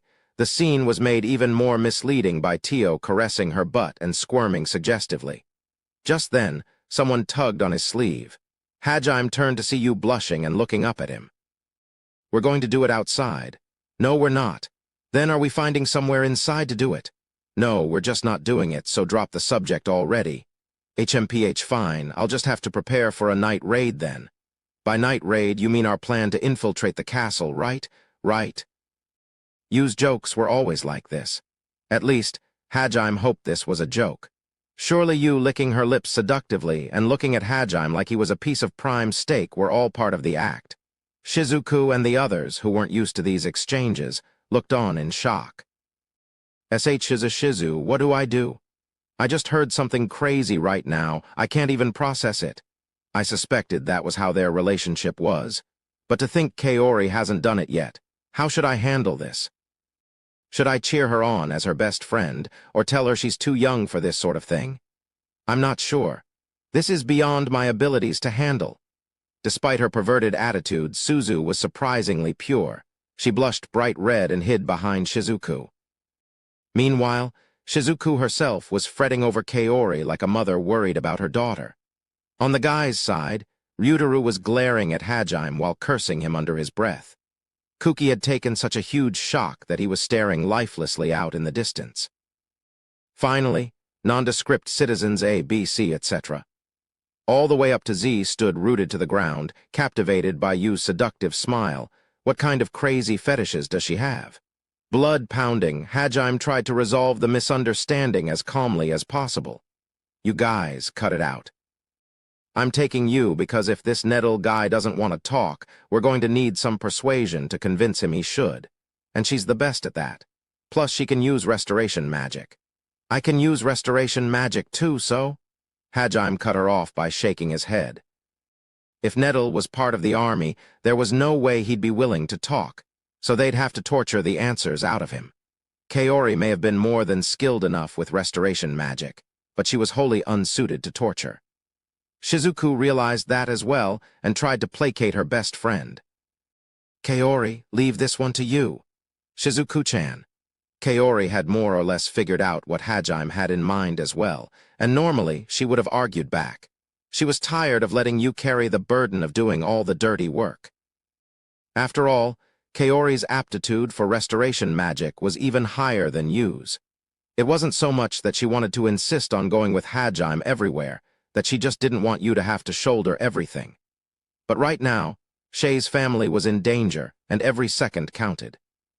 They didn't have time to waste while Kaori argued her point. So Kaori gave you an apologetic look and obediently backed off. Yu shrugged her shoulders, indicating that there was nothing to be concerned about. Once everything was decided, Yu and Hajime strode off into the crowd. Before they vanished from sight, Shay called out to them. Hajime-san, Yu-san, she faltered, unable to find the right words to say. Hajime smiled gently at her. He knew he'd told her not to hold herself back around him, but that didn't change the fact that she'd gotten them wrapped up in this mess just before they'd headed off to another labyrinth. In the end, she couldn't figure out how to express what she was trying to say and returned Hajime's smile. Try to keep it in your pants, okay? You ruined the moment, you worthless rabbit. Hajime yelled back and pulled Yu, who was giving Shay a thumbs up along with him. Before long, he'd vanished into the crowd. A few hours later, Hajime and the others sat around a table in a restaurant in some corner of the city.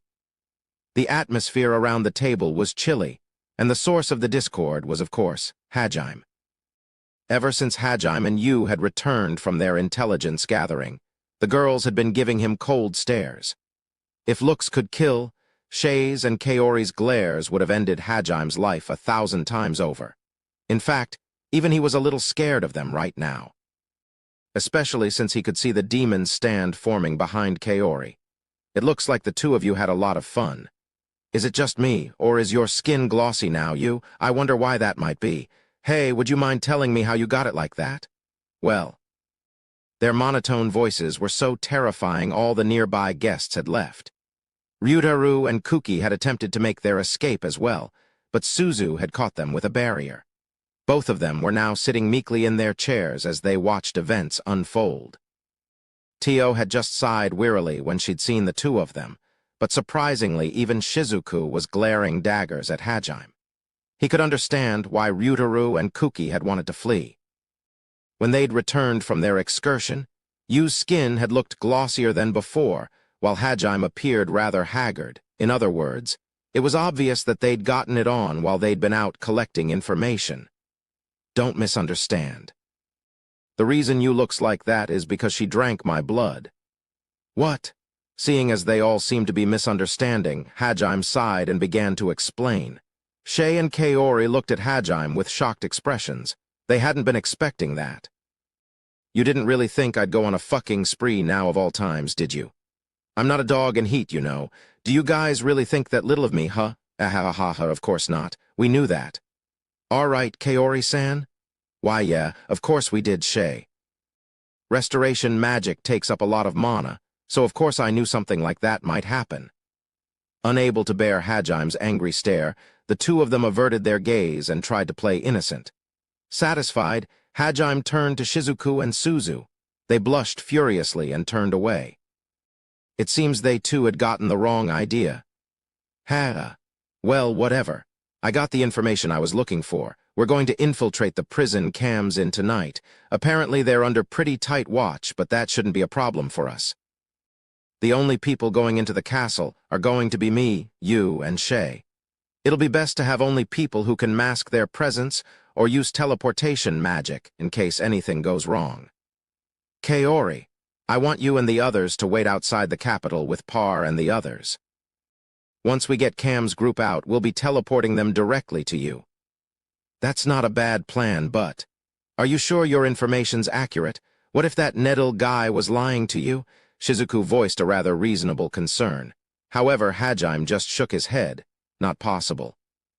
We crushed his balls in front of his eyes, restored them before he lost consciousness, then did it again over and over until he finally talked. No guy could withstand that kind of torture. Even I felt kinda bad for him after we were done. Poor guy was a mess. If you felt bad about it, why'd you do it? Kuki and the others thought. They would have said it aloud, but they could tell from Hajime's plastered-on mournful expression that anything they said would be ignored, so they just sighed instead. Shizuku mentally patted herself on the back for not letting Kaori go this time. What truly scared Kuki and Ryutaru was how you didn't seem to think anything at all of destroying a man's balls over and over. It seemed the rumors they'd heard in the capital, that she was the legendary ball crusher, were true after all. They swore in their hearts never to cross her. At the same time, they covertly covered their nether regions. Hey, Nagumo. I know it's a bit late to be asking this now, but if the Emperor's got Shay-san's family captive, can't we just ask him to let them go? Lily should be in the castle right now, and I am technically a hero, so I'm sure we could persuade them if we just talk it out. It was more than just a bit late. But he did have a point. Not even the Emperor could flat-out refuse a request from the hero, especially if Liliana gave her support to his cause. Hajime could show off his overwhelming strength to force the Emperor to negotiate too. However, there was one flaw. And how are you planning on compensating him for letting them go? What? Not only did Cam's guys infiltrate the city, they killed the Empire's soldiers. And the fact that rabbit men like them could fight on even footing with the Empire at all is an anomaly. We can't pretend to be acting under God's orders, either. The princess would have told the Emperor the truth about that by now. You really think he'll release them for free just because we asked? Well, it's obvious he'll ask for something in return, way more than we want to pay too. The Empire's gotta save face somehow if it releases Cam. There's no way they'll just let him walk out of here without getting their money's worth. Plus, it might make it harder for the princess to negotiate for aid. You sure you still want to just go in and ask? Kuki fell silent. Hajime did have a point. Naturally, Hajime didn't care how it might affect Liliana's negotiations, and honestly, if the Emperor had asked him for reparations, he'd let him eat a faceful of missiles. The only reason he'd opted for breaking Cam and the others out of prison instead of attempting negotiations was because doing things this way was less of a hassle. After all, if it was likely to devolve into a fight anyway, might as well go in guns blazing.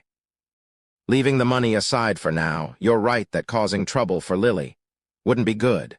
But still, Kuki felt that since he was part of this party for now, he had to contribute somehow. After the incident with the slave boy, he'd been itching to prove he could be useful too. Sensing that Kuki was about to cook up another troublesome idea, Hajime turned back to Shizuku. She noticed his gaze and shook her head.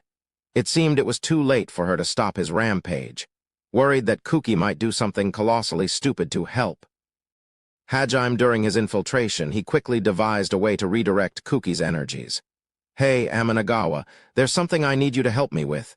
Wah, did you just say you need help? No way.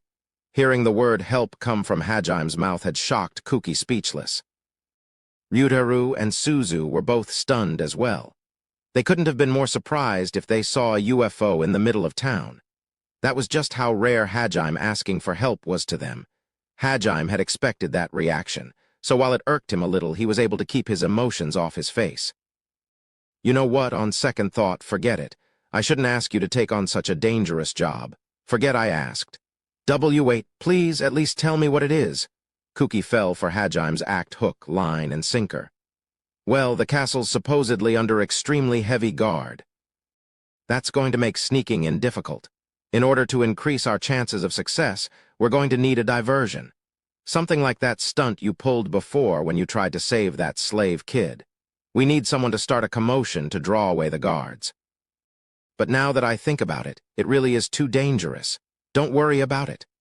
Of course, Hajime and the others would have no problem sneaking in no matter how tight the watch was. A diversion certainly might help, but it was by no means necessary. This was just the most believable excuse Hajime could come up with to make Kuki feel like he was helping. If Kuki was going to go on a rampage either way, Hajime would at least like to control the way in which he did. Whatever it took for him to not follow after Hajime. Make a commotion. By saving those kids. Sounds good. I'll do it, Nagumo. Let me handle the diversion. Oh, okay, if you're sure. Thanks, man. I guess you really are a hero. Shizuku, sharp as always, saw through the whole act. She glared angrily at Hajime. He couldn't tell if she was mad he'd deceived her childhood friend, or because he'd effectively volunteered her for this pointless diversion as well. Hajime pretended not to notice and opened up his treasure trove. All right, if you're willing to cooperate, let me give you some things that'll help. Here's a gift for the justice-loving hero and his team. Hajime pulled out a few chunks of ore and transmuted them into 4 masks. They completely covered the face and came in different colors. Red, blue, yellow, and pink, much like the masks of a certain set of rangers. Hajime had made sure to keep the masks breathable and the eye holes large enough to not obstruct the wearer's vision. Such detailed transmuting wasn't something any synergist could do. It was a rather pointless display of skill, but Hajime liked to be thorough about everything he did. Nagumo, what are these? Can't you tell just by looking at them? Masks. Why'd you make them? You do realize it'd be a problem if the hero went on a rampage in the imperial capital for no good reason, right? We need to hide your identity. That's what the masks are for. You know, heroes always wear masks to hide their faces. In fact, a hero is their mask. I even made them different colors so you could tell each other apart. Ooh, I get that you're enthusiastic about this, but, well, I guess you're right that we need to keep our identities secret. It'd be bad if we caused trouble for Lily. But you know. Kuki stared at Hajime the Sentai Lord with an exasperated expression. Don't worry, great hero Snicker, you get to be red, the leader's color. Are you making fun of me? Sakagami, you get blue, the calm and collected Blue Ranger. I debated giving you black, but I think blue fits better after all. You should be glad I put so much thought into this.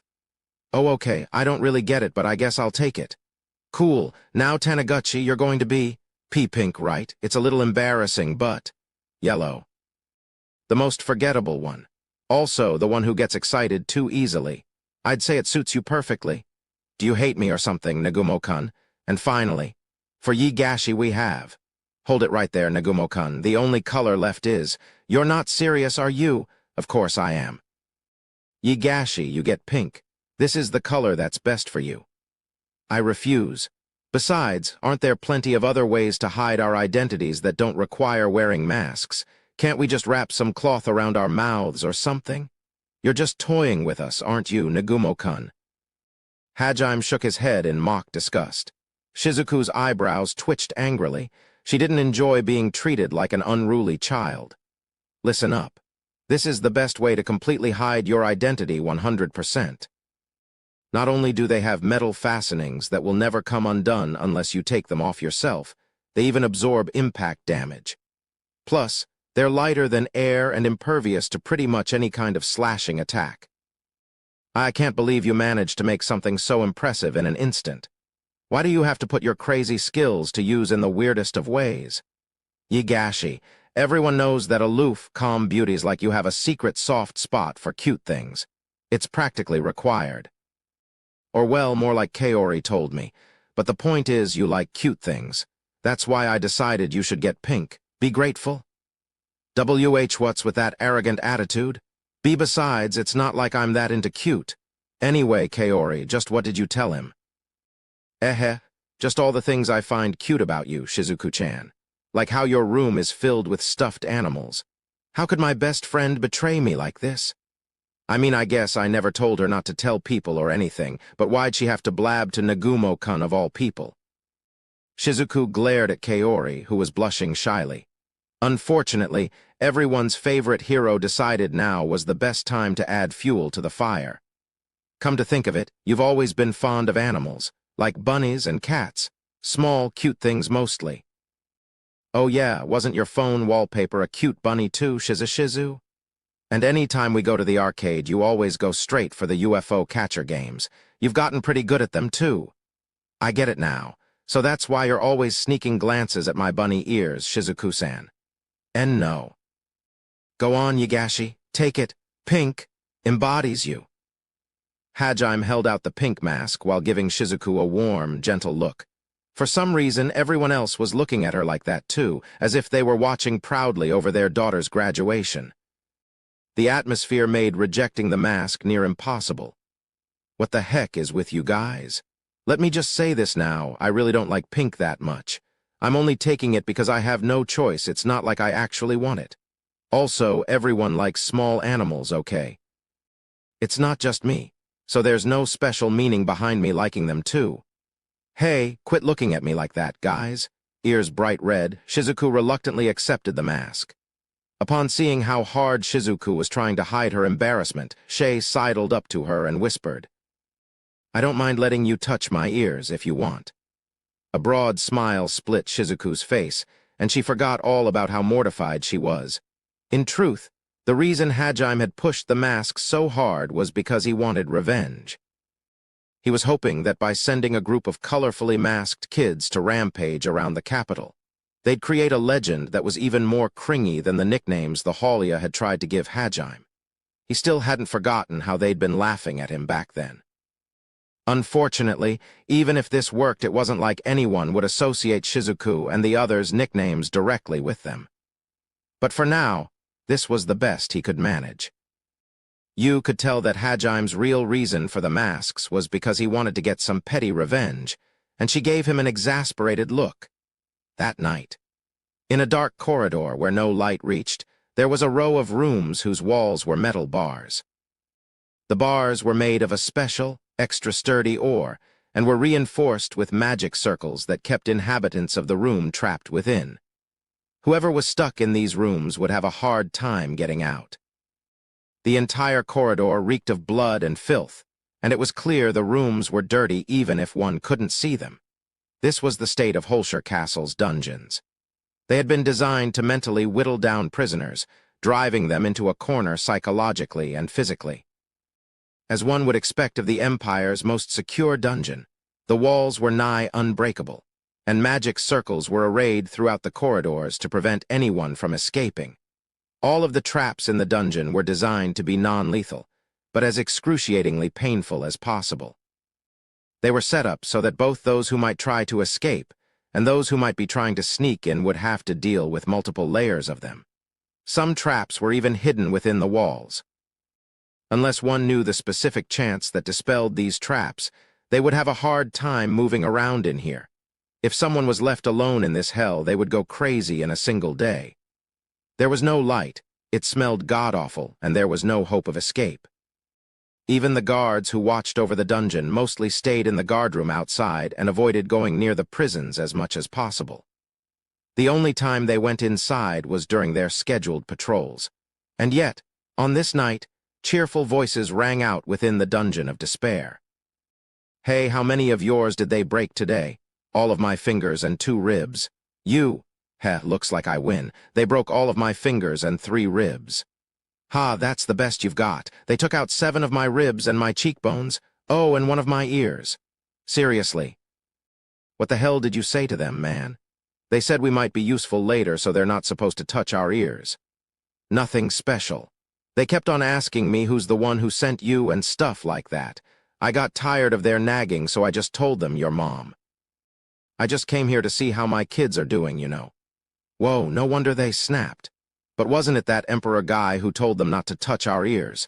They're probably gonna get in deep shit for disobeying orders. Yeah, those bastards are totally getting executed. Kakaka serves those fuckers right? The recently captured Haulia were competing to see who'd been tortured the hardest. As the Empire wanted them alive, their more serious wounds had been treated with healing magic, but they had still been beaten to within an inch of their lives. And yet, they seemed as lively as ever. Of course, that was just their way of withstanding the situation they'd been put in. They hadn't gone crazy or anything, far from it. They'd just been prepared for this from the moment they'd attacked the capital. Now that they had been captured, there was no future for them. Either they would be executed, or they'd be turned into slaves. And they would rather commit suicide than live as slaves, so either way they wouldn't live very long. If they were made into slaves, they would be forced to fight their own comrades. Death was preferable to that. Since they were dead men either way, the Haulia figured it was better to spend their last days living life to the fullest. Because of how abnormal their strength had been, the Empire was convinced that someone else was backing the Haulia. Even if that weren't the case, the Emperor, Gahard, had taken an interest in them. He wanted to use the Haulia in his own army if possible. Gahard valued strength, and the Haulia had it in spades. Their tactics, their weapons, their mentality, and even their training methods were all completely out of the ordinary. The Haulia knew that, and that was precisely why they'd resolved to defy the Empire until the moment of their deaths. They would never work for Gahard. It was because of that ironclad resolve that they could joke so lightheartedly about their wounds. Because of their cavalier attitude, the soldiers who had to torture them were growing terrified of these unbreakable rabbit men. The Haulia's fearless grins struck fear into the hearts of their jailers. I bet they're giving our chief the 3rd degree right now. You know it. Hey guys, how about we make a bet on how badly beaten up he'll be when he comes back? Oh, sounds good. I'll bet they cut off both of his ears. That's way too much of a long shot, man. I mean, our chief started becoming a lot more like Boss recently, so he probably pissed them off to hell and back. I mean, just look at how he trains our new recruits. Yeah, sometimes it almost feels like I'm looking at Boss. If our chief said that kind of stuff to the soldiers, I could see him losing his ears. Well, Boss would never let himself get caught like this in the first place, and if he somehow did, he'd probably crush this prison from the inside and escape. Man, I'd feel bad for the Empire if they ever got on the wrong side of Boss. He'd wipe this city off the map. Yeah, he's got no mercy at all. He's one hell of a monster, our boss is. More like he's the devil. Yeah, I could totally see him being as scary as that demon lord guy. Come on, guys, you're making it sound like he's on the same level as the demons. Boss could probably crush that pathetic demon lord like a bug, wouldn't even break a sweat. So what?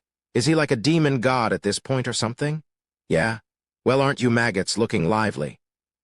Can't believe this is how you greet me after all this time. The Haulia only now realized that this new voice was dripping with anger, and it was one they remembered quite well. They all fell quiet. Everyone shrunk back in their cells and held their breath, praying the storm would pass them by.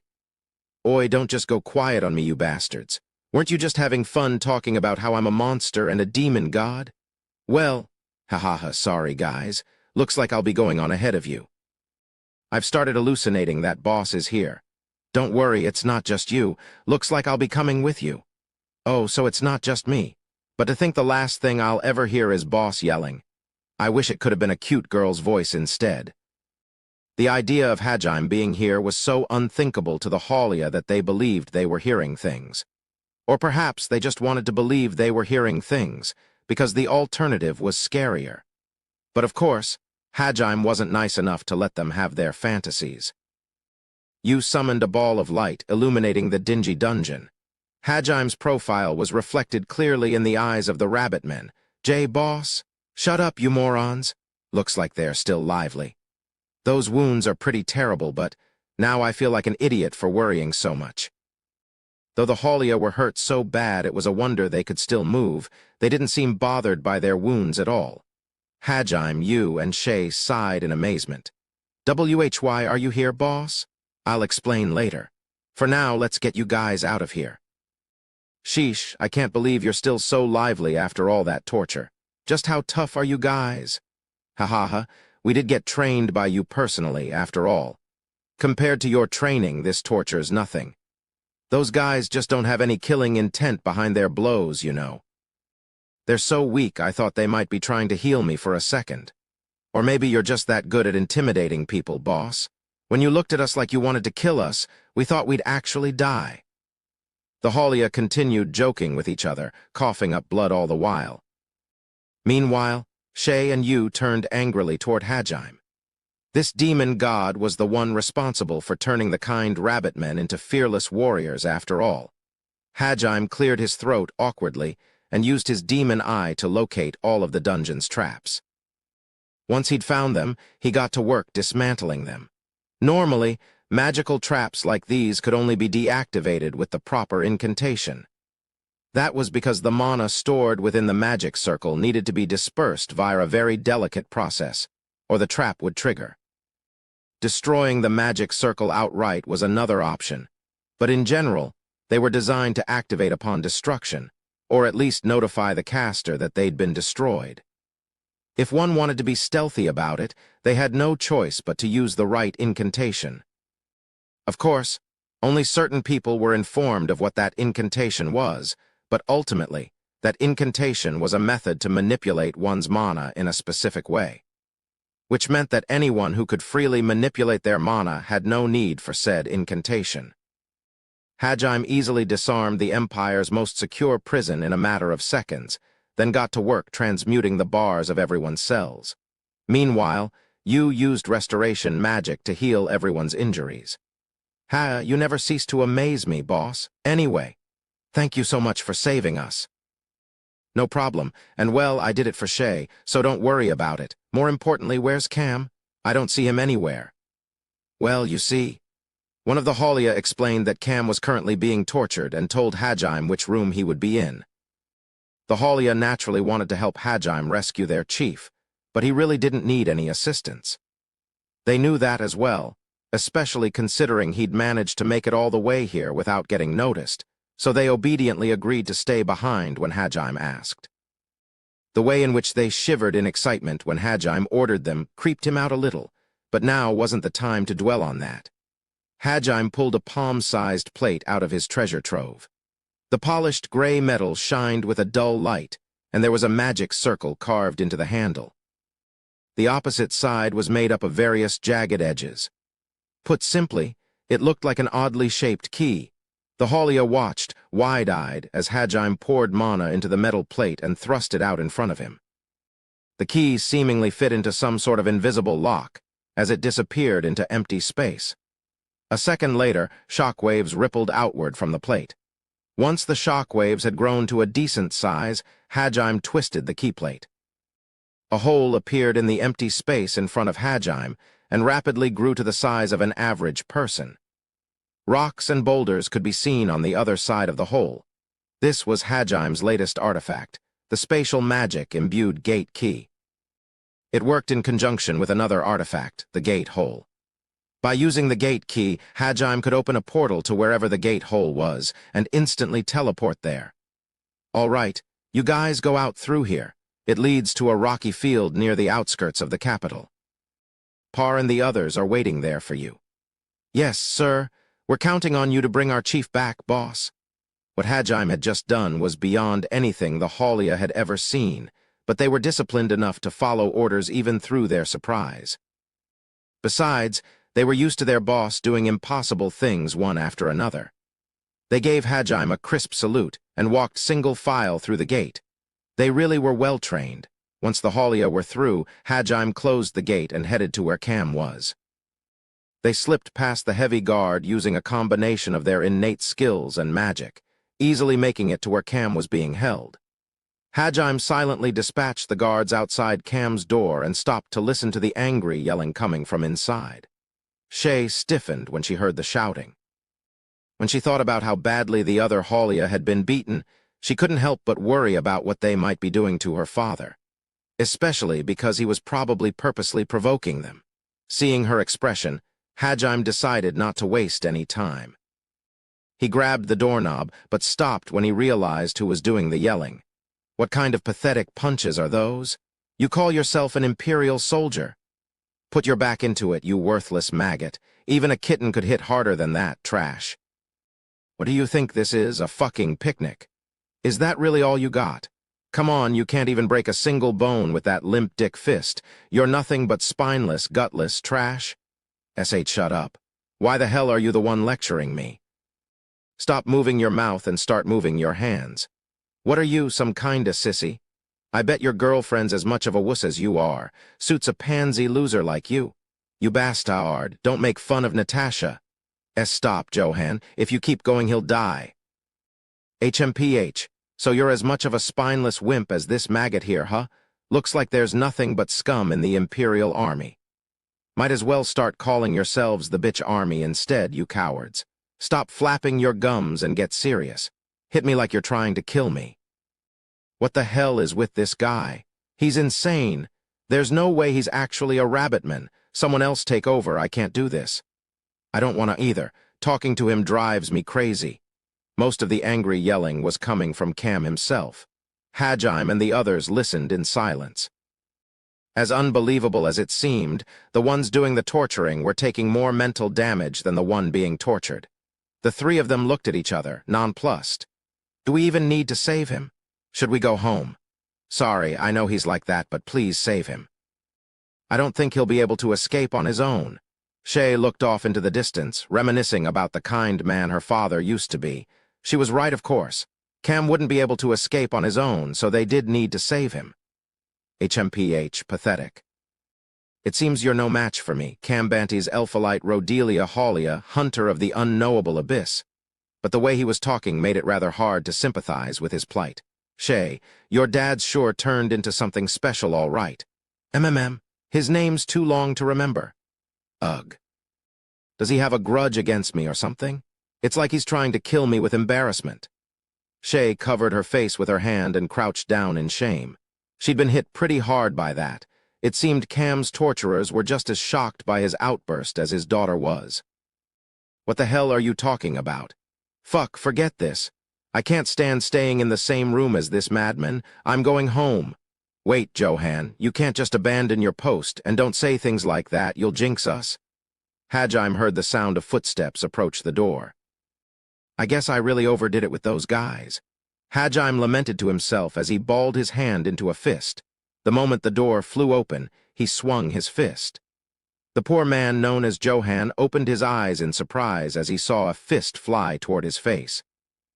A second later, Hajime's metal knuckles buried themselves in Johan's face, and he was sent flying across the room. Hajime then rushed into the room and knocked out the other shocked torturer with another well-placed punch. He carelessly kicked the two unconscious men to an empty corner of the room and turned to Cam. Impossible. Boss, is that really you? Yeah. You know, I'm actually kinda impressed you were able to yell at them so much considering how beat up you are. You've become strong in more ways than one. Hajime decided not to address the issue of Cam's crazy nickname. Ha ha ha. So this really isn't a dream. Oh, you brought Yudono and Shay with you as well. Cam quickly realized this wasn't a dream and chuckled heartily. Despite his near-fatal wounds, he still had the energy to laugh. It seemed they hadn't dulled his mind or his senses with drugs, seeing as he able to accurately analyze the situation. My apologies for showing you such a shameful sight during our long-awaited reunion. I can't believe I was so engrossed in insulting those spineless maggots that I didn't even notice your presence. Forgive me for bringing dishonor to your name. Dad, I really don't think that's what you should be worrying about right now. We need to heal those wounds of yours. Especially that nasty brain wound you've taken. And how are you still so energetic after being beaten up so much? Fighting spirit, Hajime's re-education program, is terrifying. Freed from his restraints, Cam awkwardly scratched his head with broken fingers. He didn't even seem to notice they were pointing the wrong way. His response to Shay didn't do much to boost her confidence in his mental state either. Yu looked at Hajime with a truly frightened expression as she healed Cam's wounds with restoration magic. You know, what's really scary about this isn't me, but the combination of SGT, Hartman's training program combined with Chuni's spirit. Once Yu finished healing Cam, he hopped up and down a few times to check out the condition of his body. Seeing that he was just fine, Hajime once again took out his gate key. I already got the others out of here, so we've got no reason to stay. But boss, they still have all of our equipment. Hey, don't worry about it. I made a bunch of better stuff while practicing my transmutation. You guys can have some of those. You're going to gift us with new equipment? Now that I'm looking forward to. Cuckoo. Fed up with his attitude, Shay pushed her father through the portal with an exasperated sigh. Hajime and Yu followed close behind. Let us turn back time to a few minutes before Hajime began infiltrating the castle. The capital's alarm bells suddenly rang through the night, and a massive pillar of light shot up from the center of the city. It sliced through the darkness, cutting across the slave district where most of the beastmen were kept, and smashed right into the slavers' guardhouse. The light's caster had held back, which was why the guardhouse hadn't been obliterated, and only the outer walls had crumbled. In fact, the soldiers inside hadn't even been hit directly by it. Most of them had still been knocked unconscious by the shockwaves, however. The remaining soldiers looked toward the source of the light and spotted 4 masked figures standing atop a nearby building's roof. Who are you guys? Don't think you can attack Imperial soldiers and get away with it. One of the soldiers let out a yell and charged forward. And, what on earth is with those ridiculous masks? Is this your idea of a prank? No, wait, we're not. You're sorely underestimating us, you brats. That pink mask has to be some kind of joke? You think you look cute in that or something? I'll have you know that mask looks creepy as hell, you damn pervert. I'm not trying to look cute. I don't even like this mask that much. I was just forced to wear it. It's not my fault. Hey, stop insulting Shizu. I mean Ranger Pink's mask, you ugly old man. Or else you'll have to deal with me, Ranger Yellow. That's right. There's nothing wrong with Shizu. I mean Ranger Pink liking cute things. If you insult her any further, I, Ranger Red, will never forgive you. Yeah, Tilda Ranger Blue won't forgive you either. Tilda Ranger Pink slumped her shoulders, dejected. Her comrades stepped forward to defend her. Their mission was ostensibly to create a diversion so that Hajime would have an easier time sneaking in, but Shizuku knew the real reason he'd asked them to do this. It was so that Kuki wouldn't go on a rampage and bumble things up. She understood that, but the whole masks bit really was going too far. Shizuku swore to get her revenge on Hajime once this was over. In the time that they'd been talking, more Imperial soldiers had gathered. Now that they had enough men, the lead soldier yelled, "Capture those weird masked freaks!" Unfortunately, the Empire was up against a bunch of overpowered kids who'd conquered the outer part of the Great Orcus Labyrinth. Kuki and the others started taking down the soldiers in waves. Goddamn it. Those masked bastards are tough. Damn you, Ranger Pink. Is it just me, or does the Sword Ranger Red's using look familiar? The soldiers cursed as they were incapacitated by the students' attacks. 3 squads had already been downed. Unable to take it anymore, the commander shouted. Fuck, what are you weirdos after? At that, Ranger Red suddenly stiffened.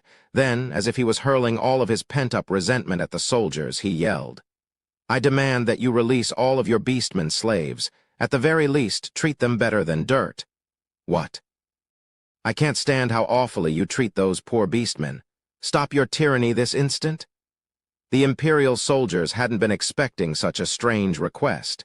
It was understandable, though. After all, to the Empire that kind of treatment was normal. So they didn't understand what was so cruel about it. And what's with that attitude? You're the ones making them suffer? Hey, Ranger Red, sorry to burst your bubble, but in this world, it's our perspective that's strange. Don't forget, our main goal is just to create a diversion. I know that, but maybe we could at least free the kids. There's too many of them. Or are you saying we should pick and choose who to save? Either way, it's about time he should be going in. It hurts me too to leave them like this, but for now, let's focus on the task at hand, all right? Fine. Even through his mask, his reluctance was noticeable. Ranger Pink nodded in satisfaction and rapped the side of her mask with her knuckles.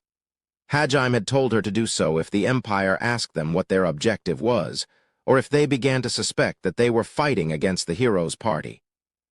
Letters made of mana floated up inside Shizuku's mask. She flinched back in surprise and watched as the first message disappeared, only to be replaced by another set of letters. These, she reflexively read aloud. Listen well, soldiers of the Empire. Our goal is to ascertain the current state of the capital.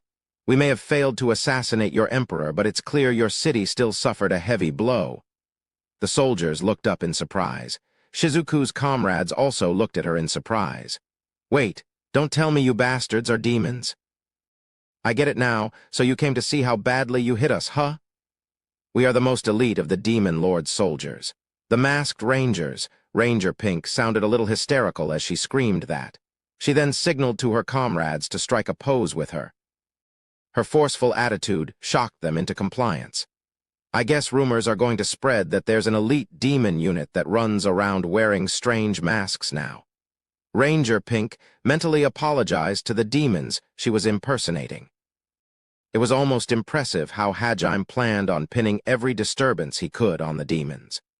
Doing so also had the added benefit of making Kuki's outbursts about freeing the slaves sound like something the demons wanted. Obviously, that might cause trouble for the demons in the future, but that wasn't something Ranger Pink had to worry about. It wasn't her problem, after all.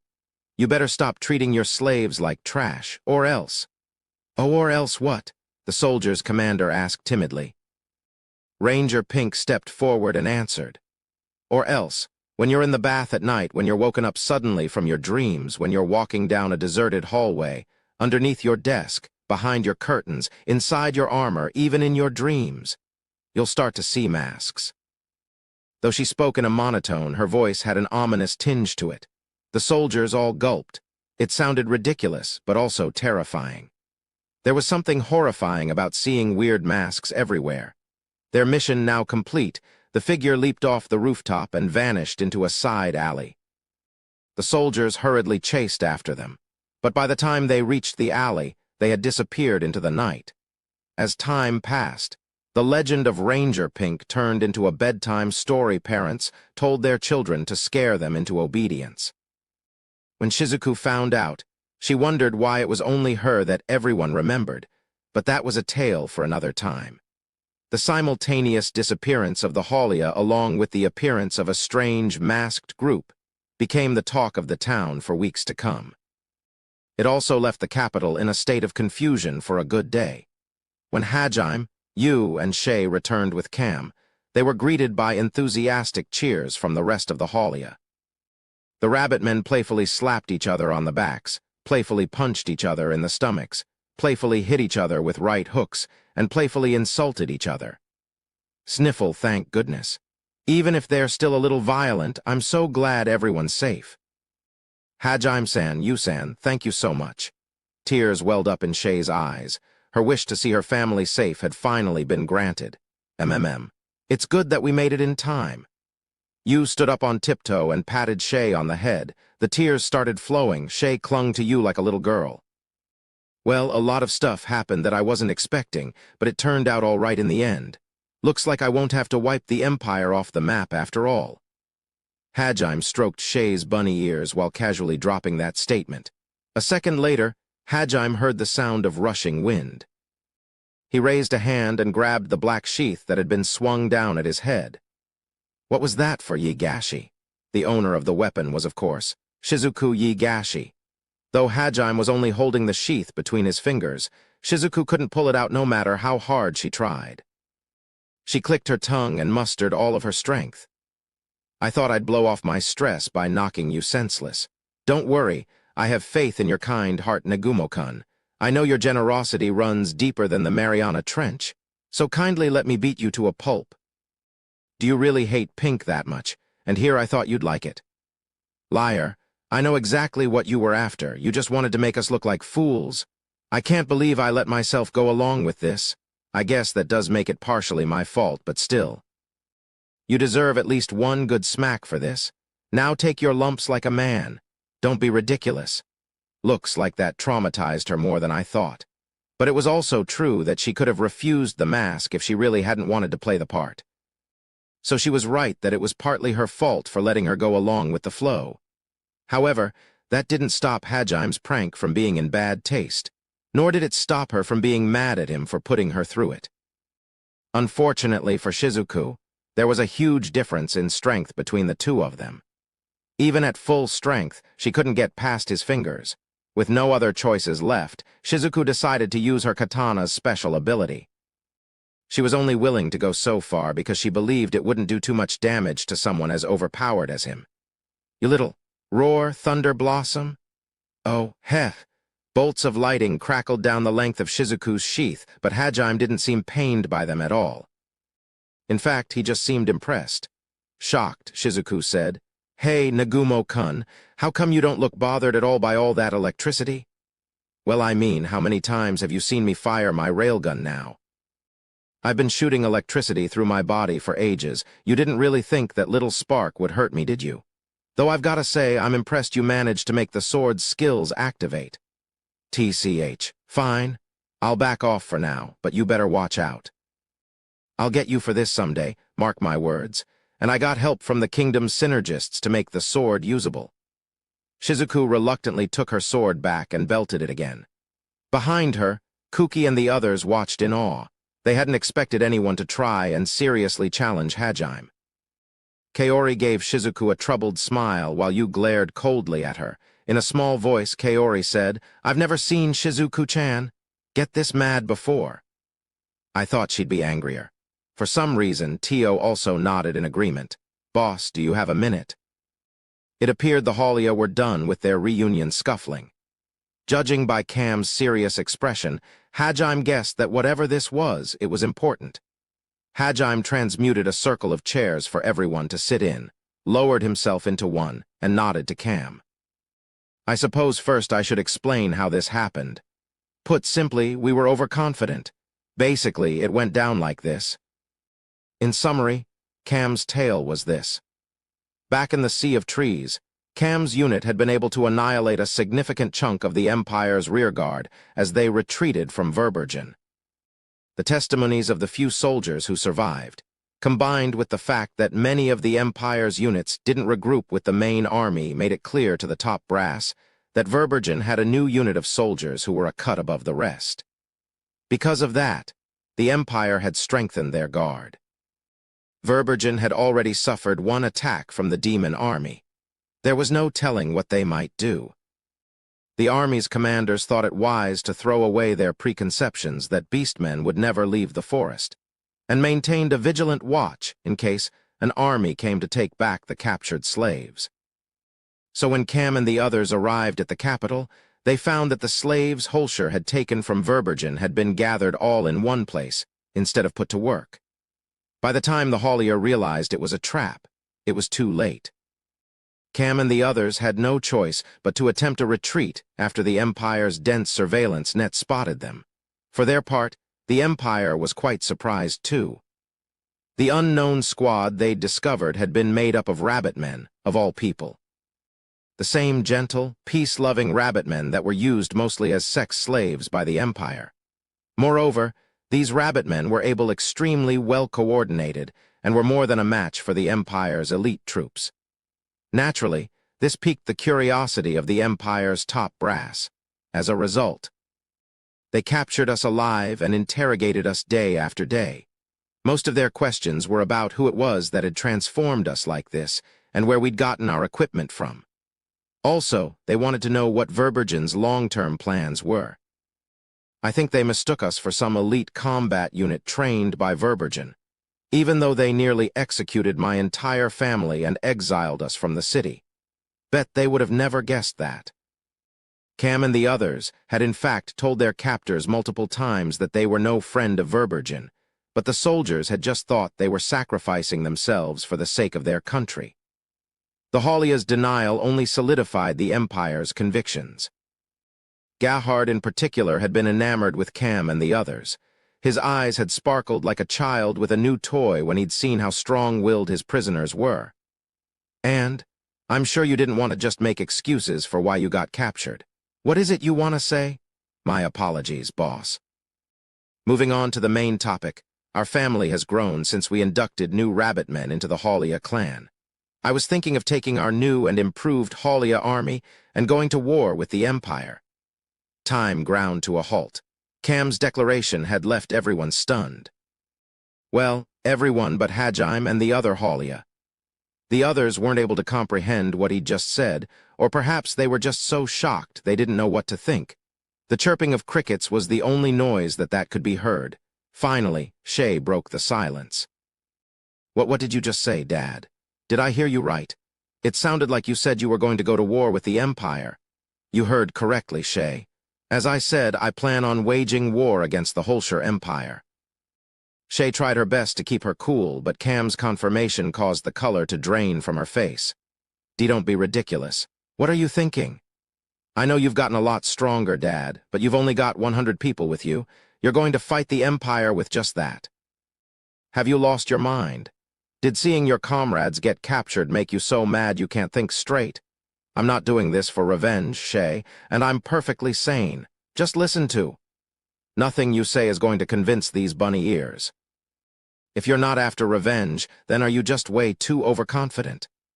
If you really think you can win, take out your sword. You'll have to beat me before I let you take on the Empire. I'll knock some sense into you. Shay took Drucken out of her treasure trove and whirled it around her head. From her perspective, challenging the Empire was suicide, and the fact that Cam was driving her family to their deaths made her furious. Pale blue mana swirled around her, and the pressure coming off of her was palpable. She was so intimidating that even Kooky and the others gulped and took a few steps back. Usually, Shay was a cheerful girl who never seriously got angry, which made her real wrath all the more terrifying. However, Cam didn't back down at all. Even with Shay's hammer thrust in front of his face, he continued staring calmly at his daughter. The two of them glared, or perhaps just stared at each other for a few seconds before Hajime finally decided to butt in. Before anyone knew it, he'd gotten behind Shay and started fondling her fluffy tail. Hiya, what are you doing? Ah, stop, not my tail. Hajime-shan, sh2 up. The strength drained from Shay's limbs as Hajime continued groping her. She fell to her knees, panting, and glared reproachfully up at him. She didn't mind being touched by him, but there was a time and place for everything, and this wasn't the time nor the place. In response, Hajime grinned and started stroking her ears. Unlike before, his hand motions were more gentle than erotic. At first, Shay had been mad at Hajime for interrupting her during a serious conversation, but as he kept stroking her ears, she started to relax. Have you calmed down a little? Cam hasn't even finished talking yet. You can at least wait until he's explained his plan before beating him down, right? Ugh, you're right. Sorry, I let my emotions get the better of me. I'm fine now. Sorry, Dad.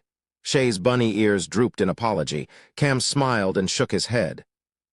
There's nothing wrong with worrying about your family. You have nothing to apologize for. I'm sorry, too. I should have chosen my words better.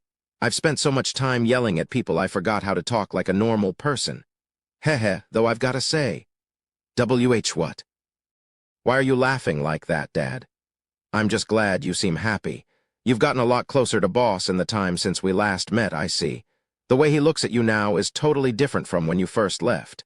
Does this mean I'll be getting grandkids soon? Wah, gee, grandkids.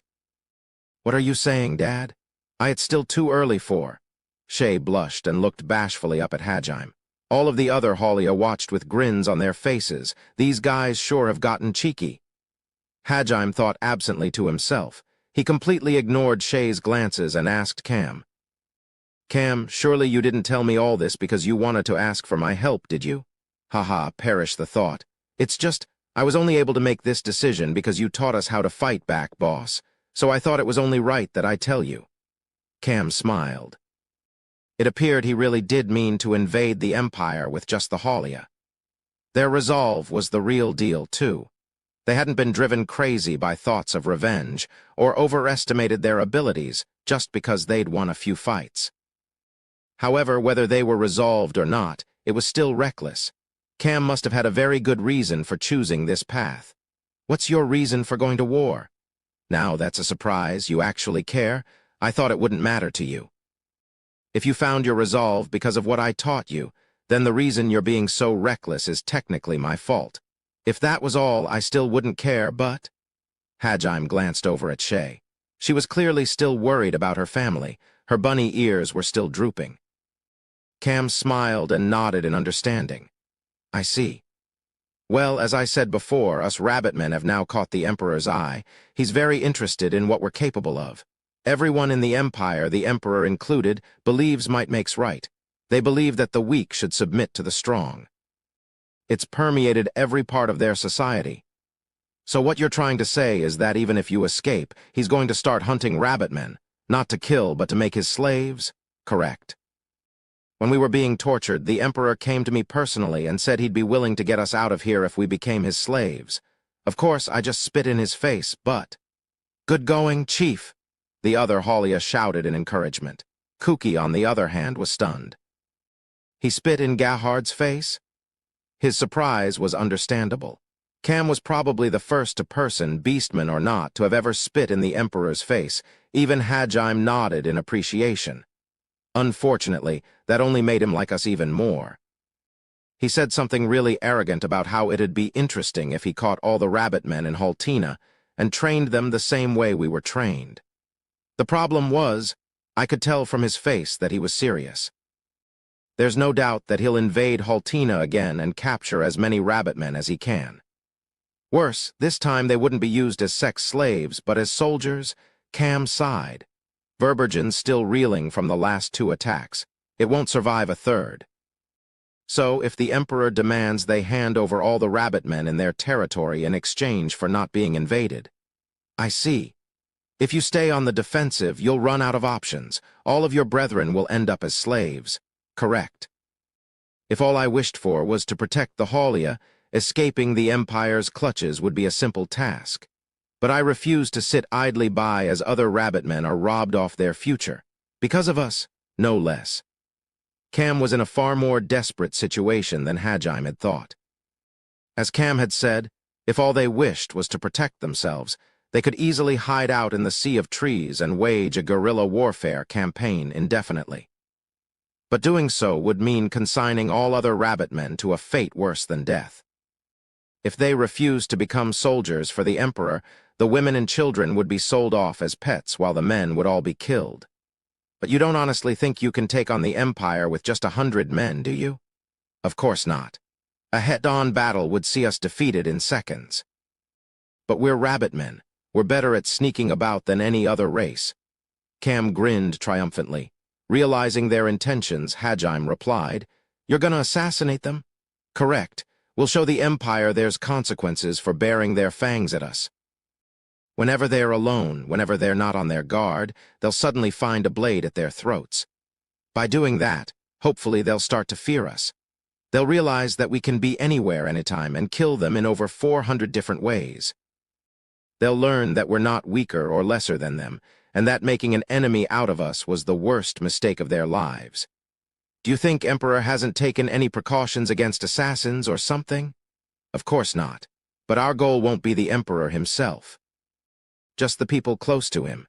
Even if he can protect himself at all times, there's not enough guards to protect all of the Empire's officials. Cam, you didn't tell me all this because you want to ask for my help, did you? This is the best we can hope to do with our current strength, but I think it'll work well enough. As long as we can get the Empire to leave us alone, we'll have succeeded. What an underhanded plan, Hajime thought to himself. Still, it was a lot more realistic than attempting to assassinate the Emperor or his family. However, a plan like this needed time to take effect. There was no guarantee the Empire wouldn't attempt some kind of counteroffensive in that time. It was entirely possible that the Empire would start rounding up killing all rabbitmen in retaliation before the Halia had done enough damage to force the Empire to the negotiating table. Cam's plan was a huge gamble, one with pretty low odds at that. But they had to try, or there was no future for the rabbitmen. The other Halia had steeled themselves as well. Dad, guys, Shay slumped her shoulders. Now that Cam and the others had escaped, she knew that the Emperor now had a political reason to go after the rabbitmen along with a personal one. The only options left to the Halia were either to escape and consign every other rabbitman to slavery, submit to the Empire, or bet their lives on one final clash. Shay, don't make that face. Before, all we did was run in fear, have our rights trampled over, and tell ourselves we had no choice but to accept it. But now we have the ability and the opportunity to fight back. Nothing could make us happier. But, Shay, this fight isn't just about living. We need to win in order to earn our right to exist, so that we can hold our heads high and proudly call ourselves Halia. No matter how strong we get, if we run away here, we're no different from the weaklings we used to be, and that is one thing I will never accept. Dad. You have to keep looking forward, Shay. You can't waste time worrying about us. You made your decision, remember? You resolved to go with the boss, wherever that might take you. Don't forget that determination and keep moving forward. Cam spoke not as the leader of his tribe, nor as the general of his army, but as a father who cared about his daughter. He didn't want his daughter to get stuck together with him, unable to move forward with the people she wanted to. Shay hung her head, tears pooling in the corner of her eyes. Cam watched over her for a few seconds longer before turning back to Hajime. His gaze seemed to be saying, "Take care of her for me."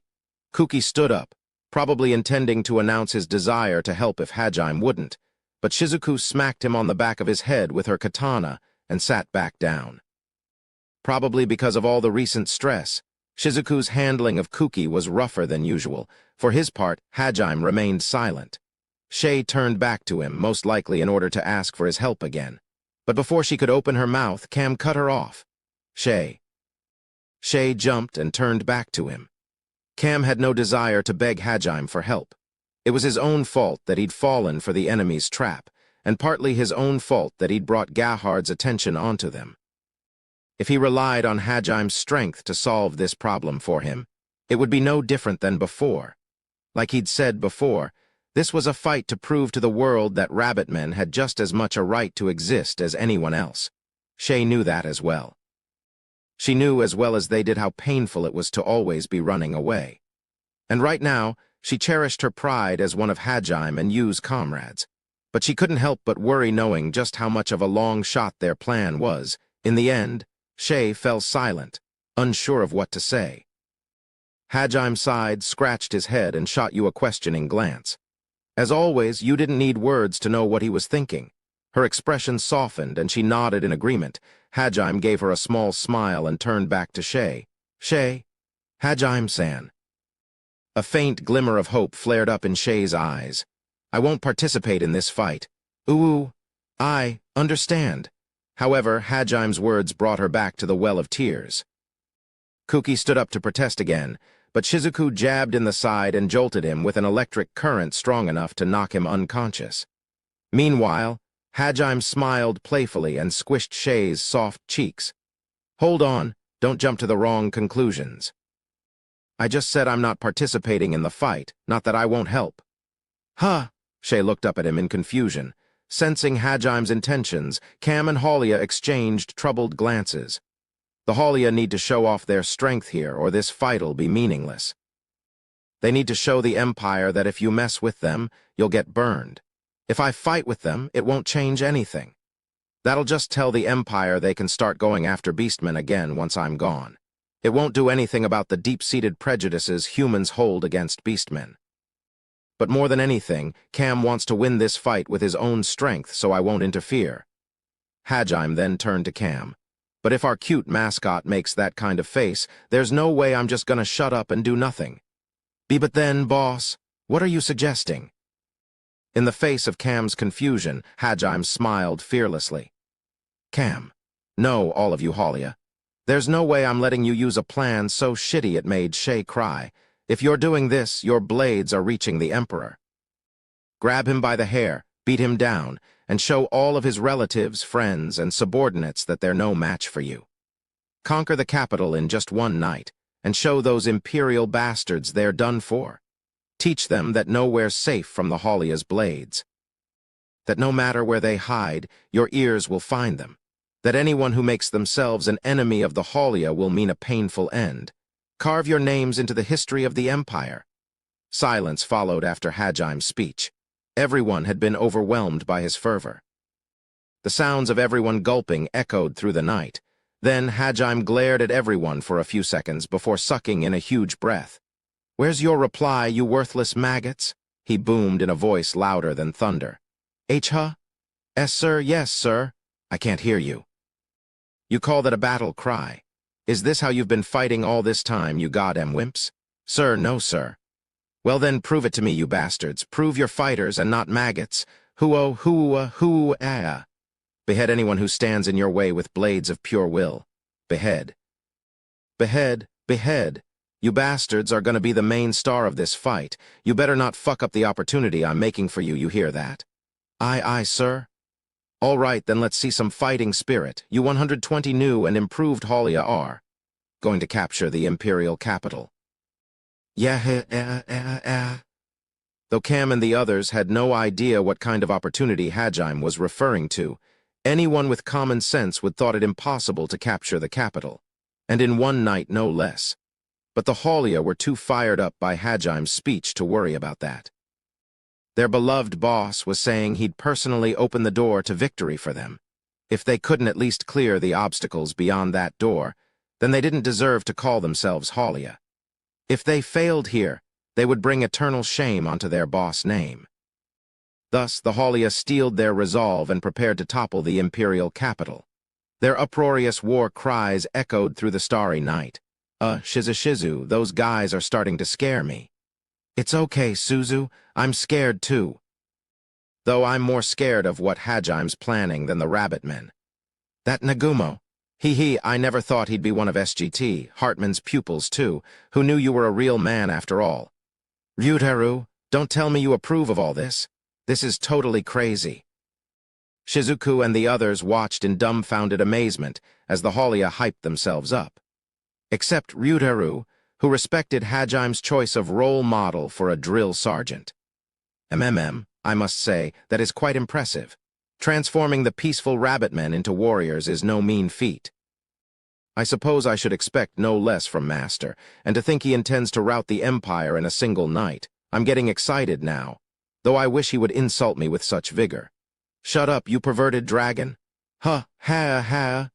Could you please tone it down, Tio-san? More importantly, do you see Shay's expression, She looks so happy. That smile is so cute, even my heart skipped a beat. Yeah, after all, Hajime's doing this so Shay won't cry. It's natural she'd be happy. I know, right? It must feel so nice, Tilda. I hope Hajime-kun does something like that for me someday. With the exception of the resident pervert, you and the others were captivated by Shay's beaming smile. You had known things would turn out like this from the start, but her lips still curled up into a faint smile as she saw Shay's cheerful expression. Kaori, too, smiled in relief, though she couldn't keep a slight twinge of jealousy out of her tone. After the cheering was over, Hajime got to work hammering out the details of his plan. Once they were done finalizing it, everyone went to rest before the decisive battle. Throughout the night, Shay stuck to Hajime like glue. She wasn't as bubbly as usual, but nor was she depressed. Rather, she seemed oddly bashful and kept blushing every time she nuzzled against Hajime. Even in her sleep, her bunny ears kept brushing against Hajime over and over, as if she wanted to make sure he was still there next to her. Two figures sat on a rocky outcrop in the pre-dawn light. Hajime and you.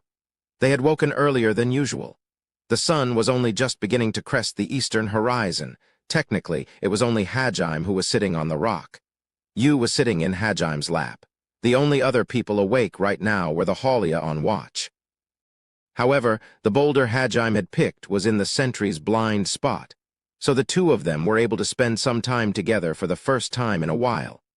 They sat together in amicable silence as they watched the sun rise. Suddenly, Yu took her head off Hajime's shoulder and kissed the nape of his neck. The wet sound of her kiss broke the silence. Where'd that come from? I just felt like it after remembering what happened last night. She was of course referring to Hajime's declaration that they'd topple the capital. What that had to with her kissing him, though, even Hajime didn't know. He locked eyes with Yu and tilted his head questioningly.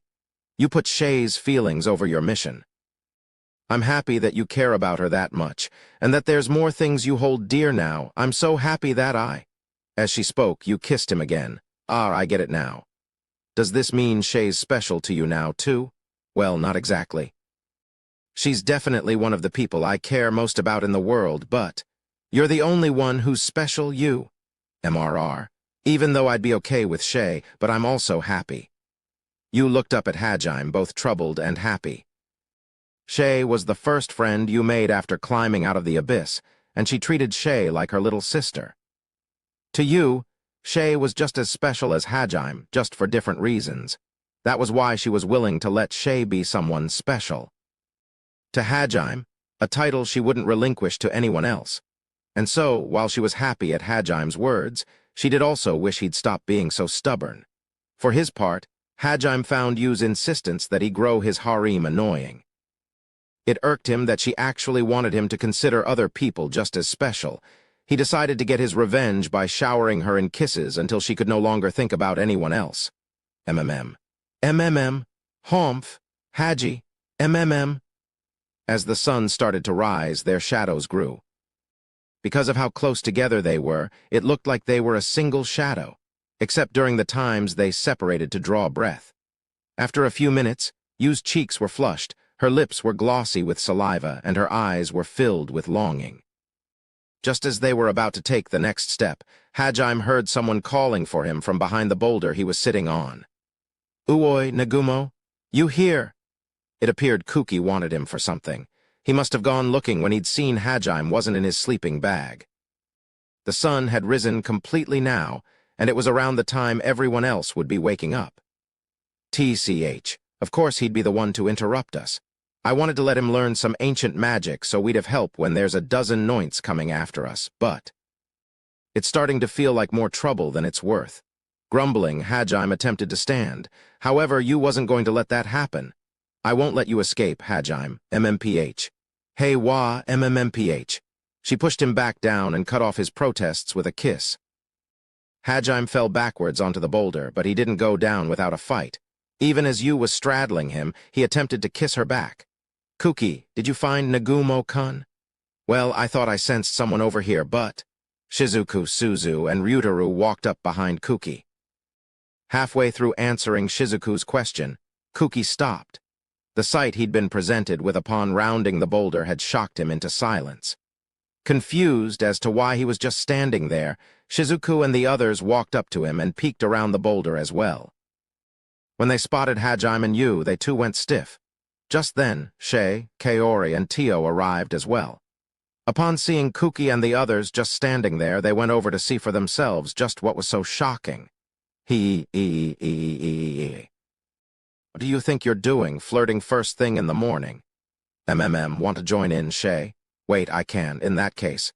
Absolutely not, and you, get away from Hajime-kun this instant. You're making me jeal, this isn't right. HMPH, if Shay is allowed, then I should be too, no. All I ask is that you punish my arse. After seeing the chaos unfolding around him, Hajime reluctantly lifted Yu off him and stood up. He calmed Shay, who was about to jump him at Yu's suggestion. With a sharp jab to the stomach, comforted Kaori, who was crying tears of envy, and appeased Tio by smacking her on the ass as she wanted. Kuki and the others couldn't bear to keep watching and beat a hasty retreat. Suzu had completely broken down and had been repeating, "So this is what an adult's like?" over and over, so Shizuku had to carry her out. Even though Shizuku's face had been just as red as Suzu's, that morning marked the beginning of the Holia's counterattack. It was such a sloppy start that it left everyone, even the people involved, dumbfounded. Chapter 3. The Princess Ordeal. Let us turn back the clock to a few days earlier when Liliana and her guards had been dropped off near the capital. After leaving Fernir, they rode carriages she had brought along for the journey. As she'd outpaced all of the messengers and diplomats she'd sent ahead, Liliana doubted the Empire knew she was coming. That made her feel somewhat apologetic for all the uproar her sudden arrival would cause. But right now there was no time to waste. At the very least, she'd sent her royal guards ahead of her to give the imperial castle some advance warning of her visit. That would have to be enough. "The city appears to be on high alert, Your Highness." One of her maids, Helena, said that as she poked her head out the carriage window. Eventually, Liliana made a pained frown and replied, "It must be because of the recent demon attack. I've heard as much from the Holia, but it appears the raid really did take a toll. And to think this wasn't even their main army. Thank goodness that boy showed up to protect us. Without him, I doubt our capital would have survived. Indeed. If you could just convince him to stay with the kingdom, our country's future would be secure. I suppose so. For some reason, Helena was staring very intently at Liliana. If you could just convince him to stay, our country would be secure. Why do you keep repeating that line? And why are you looking at me like that? Helena looked Liliana up and down, as if appraising her.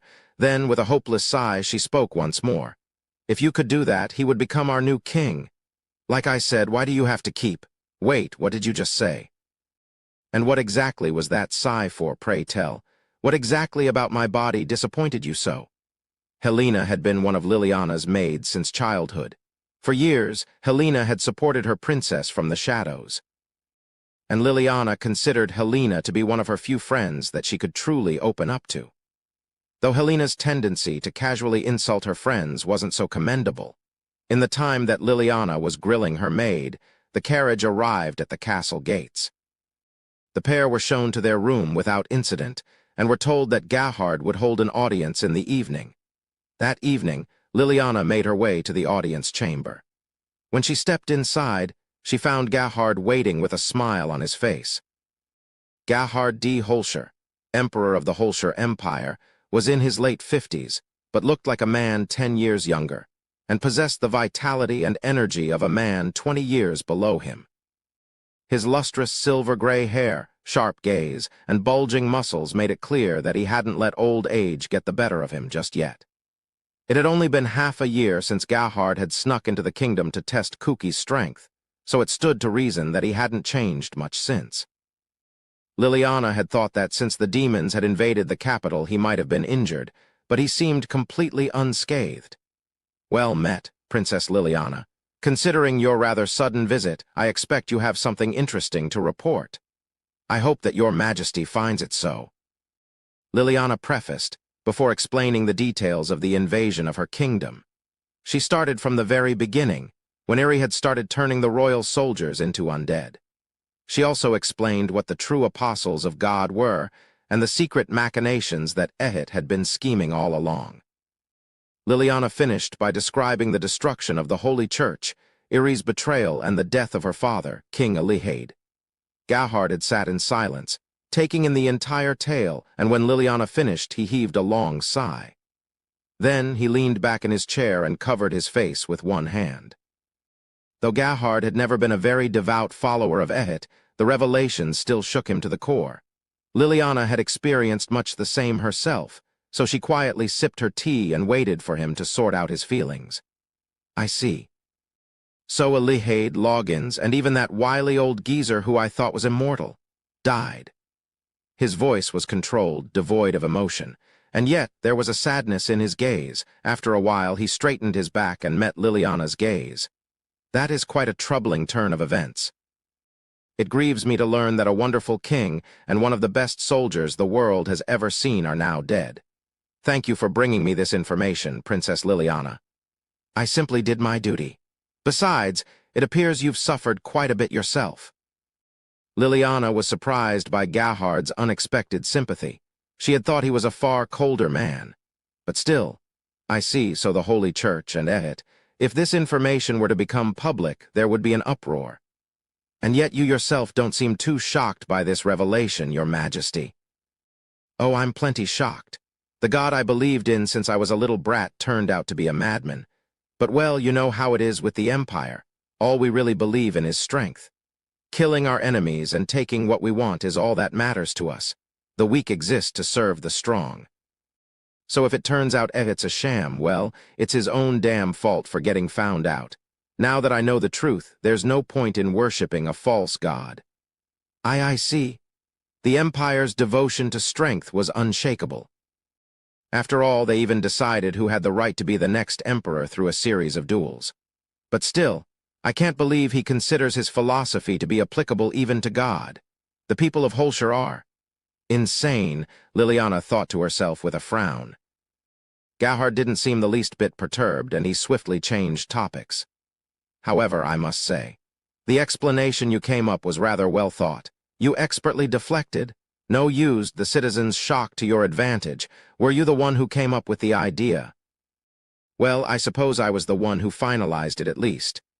Gerhard narrowed his eyes at Liliana's vague response, which means someone else was the brains behind it. It wasn't me, no. This is going nowhere. Quit beating around the bush already. The Empire absolutely must know who it is that came up with such a shrewd plan. If you insist that it was you, Princess Liliana, then I will have no choice but to make you my own. After all, anyone who can come up with such a nasty excuse is sure to catch my eye. Very well, as you suspect, this plan was suggested by someone else. Liliana sold Hajime out without hesitation. Or rather, she'd gotten permission beforehand to tell Gerhard about him. After all, if she was going to explain the truth of the gods and the demons to him, she would inevitably have had to explain his involvement as well. Though, she would have preferred to keep his existence a secret if possible.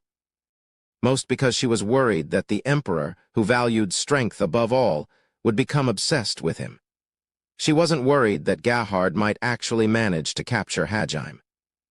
No, she was worried that Hajime might wipe the Empire, her only ally, off the map if Gerhard was too persistent in chasing Hajime.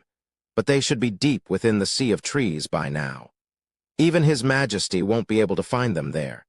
That was the main reason Liliana had decided to talk. After hearing about Hajime's existence and achievements, Gerhard held out a hand and stopped her speech. Wait a moment, Princess. Of course. Take your time. I can guess what you must be thinking. Gerhard rubbed his temples and tried to absorb what Liliana had just told him.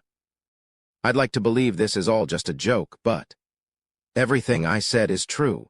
He is a most abnormal synergist, one capable of single-handedly destroying an army 100,000 strong and creating artifacts that can travel the distance between our capitals in a day and a half. Liliana smiled, a weary expression on her face. Wrinkles appeared on Gerhard's forehead as he digested her words.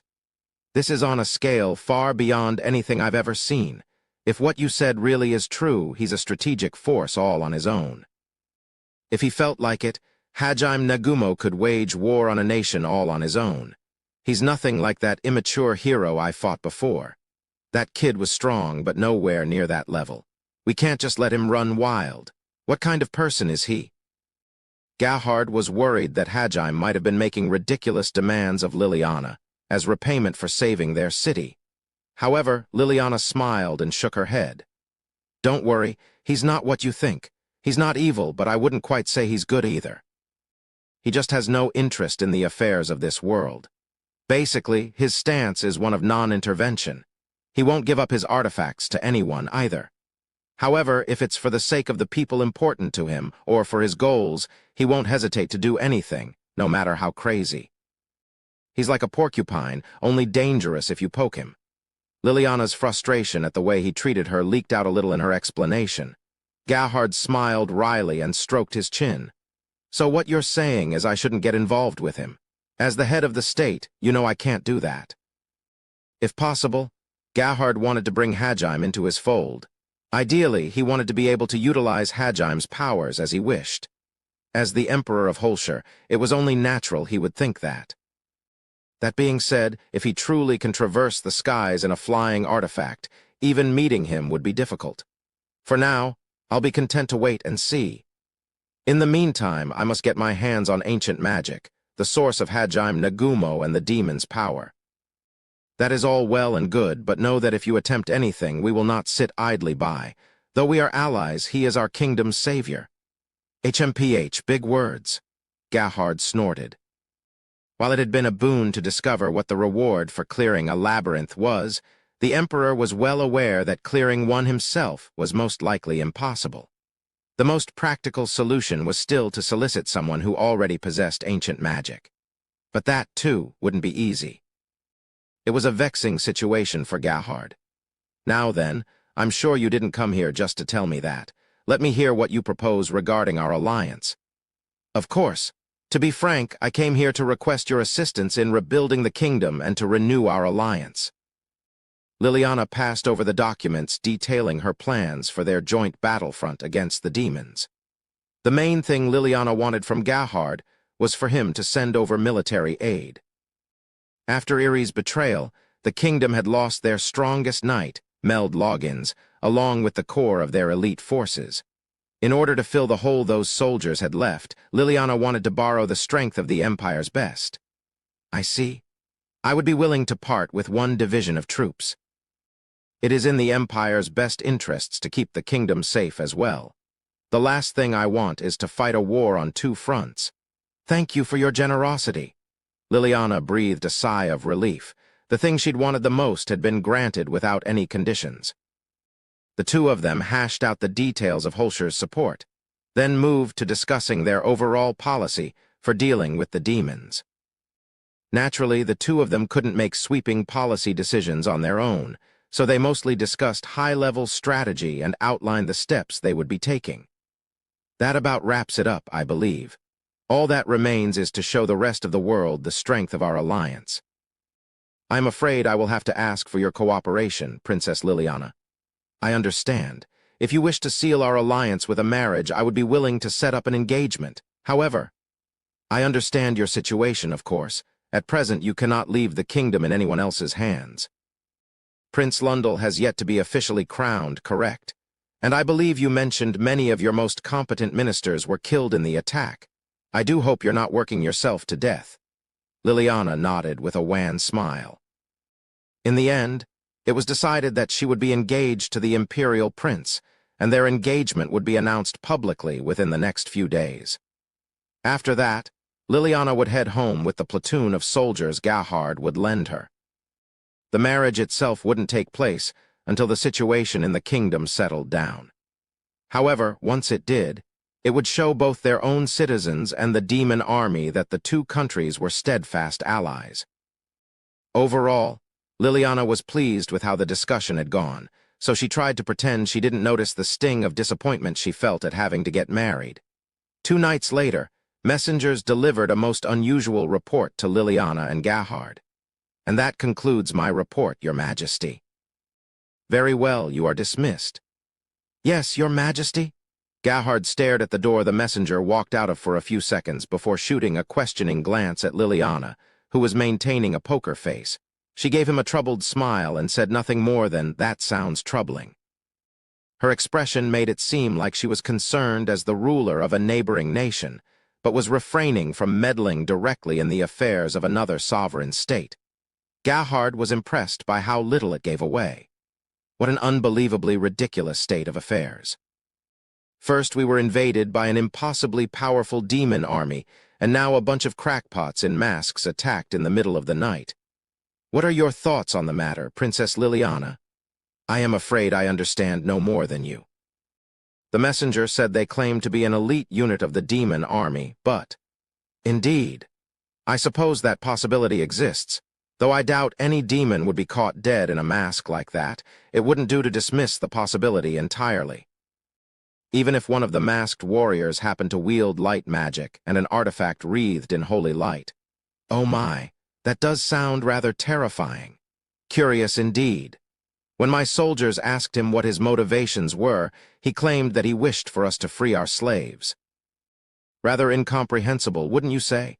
I cannot imagine any inhabitant of this world wishing for such a thing. Quite mysterious, is it not?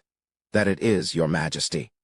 Liliana's smile didn't even crack under the pressure of Gerhard's searching gaze. What was even more impressive was that it wasn't just a static expression, but a dynamic smile that changed to match the needs of the situation. This was a skill that all royalty needed if they wished to survive in the world of politics. Unfortunately, while her poker face was perfect, Gerhard noticed that her breathing had grown slightly erratic. Princess Liliana. Yes, the kingdom's hero should currently be on his way to the Sea of Trees together with Hajime Nagumo, should he not? That is correct. I see. By the way, did you know I recently captured a very interesting group of beastmen? HM? Liliana, who'd been breaking out in a cold sweat, blinked at the sudden change in topic. Gerhard, however, ignored her surprise and continued. They were a very, and I mean very, unique group of rabbit men. Liliana felt like she'd just been punched in the gut.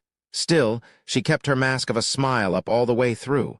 In a way, she had become the 5th ranger of the group. They were more than a match for my imperial troops even outside the forest. I never imagined rabbit men could display such ferocity. I know that rabbitmen are known for being peaceful, but I guess that means some of their clans aren't. How frightening. That's not all.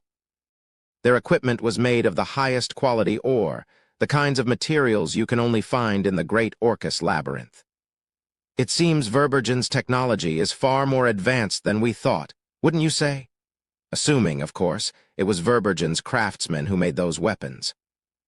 The only person I can think of who would be capable of mass-producing such sharp swords is the abnormal synergist you mentioned earlier. Liliana's heart couldn't take much more. She needed Helena's special tea to calm her down. Once this meeting's over, I'll ask her to brew me some, she thought firmly to herself. Just then, there was another knock on the door. Enter. Pardon the interruption, Your Majesty, but I have an urgent report. No need to stand on formality, tell me what happened. Has the masked group returned? And no, Your Majesty. The thing is, all of the Haulia have escaped their cells. Gahard turned to Liliana. This time his expression was grim. His cold gaze bored into her, but even still, Liliana's smile didn't waver. Though internally she was panicking. He's here, he's definitely here. No one else could free an entire group of people from the Empire's prison without anyone noticing. But how come Kuki-san and the others are here too? And what even was the point of the masks? If he wanted to hide his identity, he shouldn't have used his holy sword. Gahard questioned Liliana in a flat voice. By the way, Princess Liliana. Yes, Your Majesty. Hajime Nagumo has a group of extremely powerful comrades with him, does he not? And isn't one of those a rabbitman? Indeed. Liliana tilted her head as if to ask, what does that have to do with this? She masterfully morphed her smile into a look of mild confusion. It was amazing how natural she made it look. There was a reason Liliana had been hailed as one of the most talented princesses in history. When it came to diplomacy and communication, she had no blind spots. On the outside, at least. Holy crap, he totally knows. He doesn't suspect me of being an accomplice, does he? God, why is this happening to me? I've never seen the Emperor look at anyone like that. This is all Nagumo-san's fault. I bet he was the one who put Kuki and the others up to that ridiculous stunt with the masks, too. He probably just wanted to make fun of them. I can't believe he did this all just as a prank. Knowing him, he probably knew how much trouble it would cause me and still did it anyway.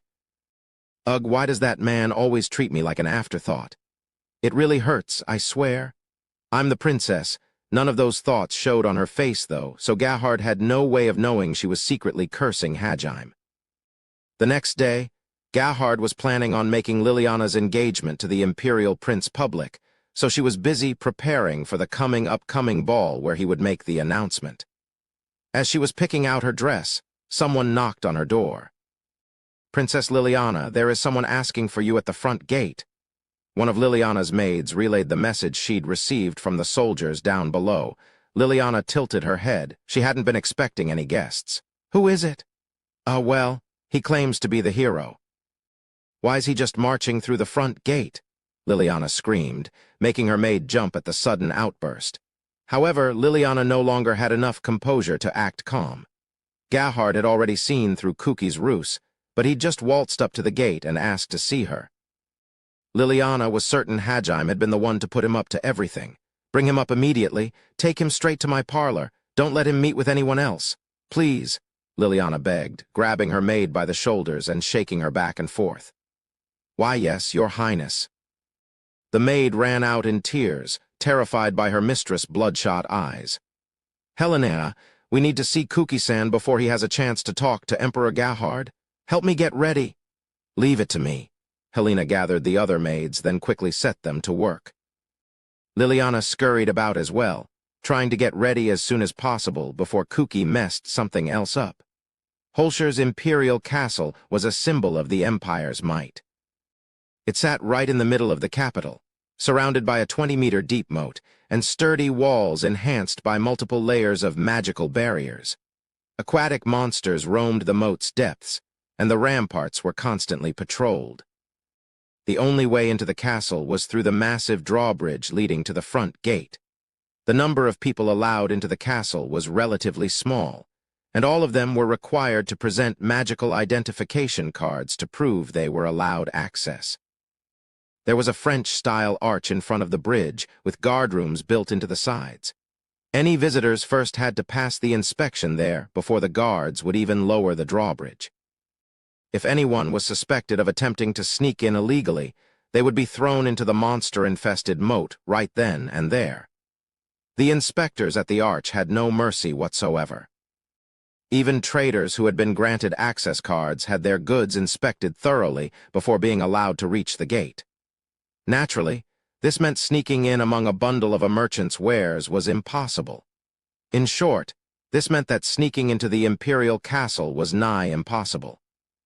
All of this ran through Kuki's mind as he waited for his turn to be questioned. He nervously looked back at the people who'd come with him. His childhood friends Shizuku and Ryutaru, Suzu, and of course Hajime's group. Hajime had returned to the capital because he'd determined that boldly waltzing through the front gate was the best course of action. As he saw just how strict and thorough the inspections were, Kuki started thinking, even if we were out there creating a diversion, I'm amazed Nagumo was able to get the Haulia out of that without anyone noticing. Of course, since they were able to use spatial magic, Hajime would have had no trouble getting everyone out. But even sneaking in past all of these guards couldn't have been easy. While Hajime had asked about the location of the Imperial dungeons, unless he'd had a perfectly accurate mental image of their location, he wouldn't have been able to teleport inside it. And if he'd tried to infiltrate through the front, someone would have questioned him. Kuki couldn't fathom how Hajime had done it, but he had to admit it was an impressive feat all the same. Once again, Kuki was reminded of the huge difference in strength between the two of them. He sighed forlornly. Incidentally, the only people Kuki had been able to draw were the units stationed in the city, so his diversion hadn't actually done anything to lessen the castle's security. At best, he'd made some of the wall guards curious as to what was going on. Next. Haven't seen you around before. Show me your pass. The gate guard glared suspiciously at Kuki. As the number of people allowed into the castle was small, the gate guards recognized most of them. Even if someone new did arrive, they were usually people of stature, and their clothes and entourage tended to reflect that. It was rare for someone unknown, and also dressed in adventurer's clothes like Kuki, to approach the castle gates. Rare enough for the gate guards to become suspicious, in fact. I don't have a pass, but I think this should be able to prove who I am. HM, a status plate, what's this for? Naturally, no one in Hajime's party actually possessed the magical identification pass required to enter the castle. However, Kuki's title came in handy at times like these. After all, he was humanity's hero.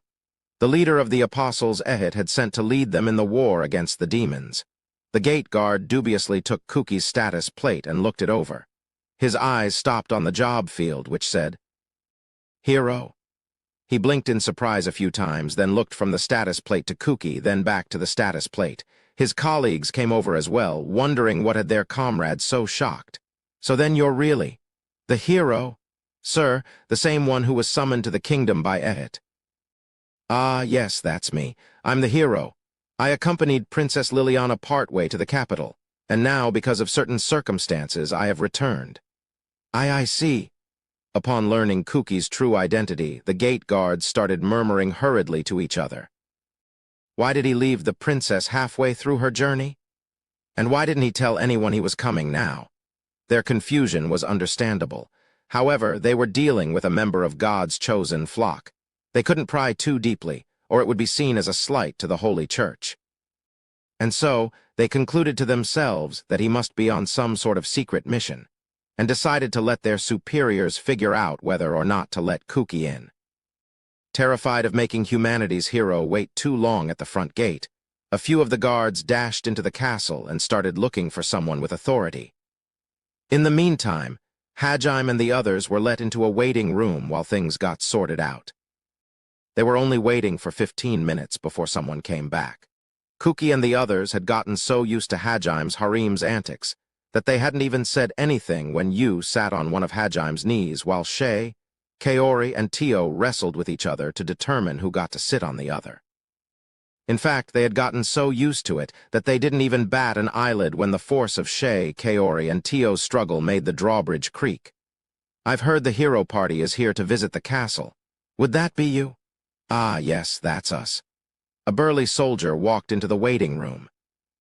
Judging from the respect the other soldiers gave him, he was clearly someone of considerably high rank. He brusquely looked Kuki up and down, checked over his status plate, then turned his suspicious gaze onto everyone else. When he spotted Shay, who was hiding in a corner of the room, his eyes went wide with surprise. Second later, a lascivious grin spread across his face. Shay squirmed slightly under his creepy gaze. "Very well. I am captain of the Imperial Guard's 3rd Squad, Grid Half. It's a pleasure to make your acquaintance. I have already informed Princess Liliana of your visit. She will receive you in her quarters. I will have one of my subordinates take you there. By the way, who is that rabbitman with you? That choker around her neck doesn't appear to be a slave collar." "Oh, she's—" Grid half nonchalantly nodded toward Shay as he returned Kuki's status plate. Kuki stuttered, at a loss for how to respond. Shay's ostentatious choker couldn't be considered a slave collar by any stretch of the imagination. It looked more like the kind of gift a husband would give his wife. To be honest, even Kuki wasn't exactly sure what Shay was. Seeing as Kuki wasn't going to say anything, Grid turned to Shay instead. His tone left no doubt as to why he was interested in her. "Hey, little bunny, what did you do to my men?" "Your men? Why would I wait?" Grid's sudden question caught Shay off guard, but then a second later she realized what he was insinuating and her eyes shot open. Shay hadn't met too many Imperial soldiers. The only ones she knew were the ones who'd chased her and her family down when she'd first ran to Hajime for help. The same soldiers who'd killed, kidnapped, and enslaved her family and herded those who remained deep into the Raizen Gorge. Don't you think it's strange? None of my men ever came back, but here you are, alive and well. Why the hell are you still alive, huh? Grid leaned over and brought his face close to Shay's. By some strange twist of fate, Shay had run into the commander of the unit that had initially chased her family into Raizen. As Grid had been the commander, he hadn't participated in the battles himself, which was why Shay hadn't recognized him. However, because of how rare Shay's hair color was, Grid remembered her vividly. Flashbacks of her friends and family being hunted down one by one floated to the surface of her mind.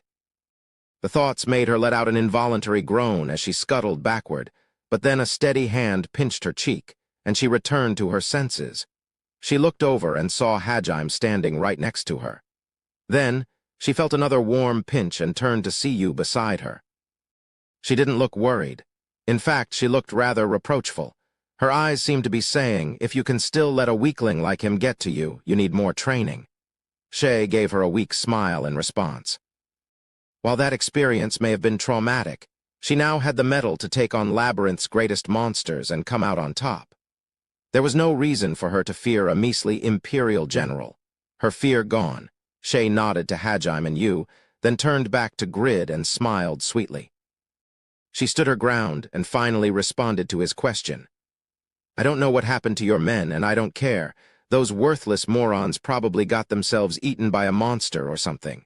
Also, I have no obligation to tell you anything. Don't get ahead of yourself now, girl. You better not think you'll get off lightly because you're with the heroes' party. If you're not a slave, you probably weaseled your way into their group by selling your body. Don't think any of these guys'll stand up to protect you." However, Shay was already ignoring Grid. She'd said what she needed to, and now he wasn't worth any more of his time. All Grid's yelling did was make the other girls mad at him. Realizing that this wasn't the time to kick up a fuss, Grid grit his teeth in frustration, but did nothing more. He quickly forced a smile and turned back to Kuki. "My apologies, Sir Hero, but this bunny girl might know something about my subordinates who went missing 2 months ago. Would you mind handing her over to us? If you need another bunny girl to satisfy your needs, I can, of course." "Listen, trash." Hajime interrupted Grid before he could finish. Grid's cheeks reddened in rage and he rounded on Hajime. "What are you—" "Shut up, trash. Your job here is done. I don't give a damn about your men, so quit wasting our time with your useless prattle. Hurry up and take us to the princess." "You little—" You not understand the meaning of shut up. I don't have any time to waste on useless pieces of shit like you. Learn your place, scum. Hajim's haughty attitude left Grid fuming. Eyes bloodshot, Grid barely restrained himself from attacking the entire hero party then and there. Instead, he jerked his head toward one of his men, indicating for him to guide everyone to Liliana's rooms. Hajime ignored Grid's furious glare and followed his guide out of the waiting room. While his treatment of Grid had left Ryutaru and Kuki a little intimidated, the girls seemed to have appreciated it. Hajime himself hadn't actually tried to be mean, he just actually meant what he said. Had Grid known that, he probably would have popped a blood vessel. However, if he had actually gone off on Hajime, he would likely have had his balls crushed, so in a way he should have been thankful for his self-control, really. Hajime and the others ignored Grid's glares and followed the pale-faced guide across the drawbridge. Well, that was the first thing Liliana said upon seeing Hajime and the others. Though she was smiling, it was a rather terrifying expression. It was obvious she was angry at Hajime and wanted an explanation. The last few days had left her extremely stressful.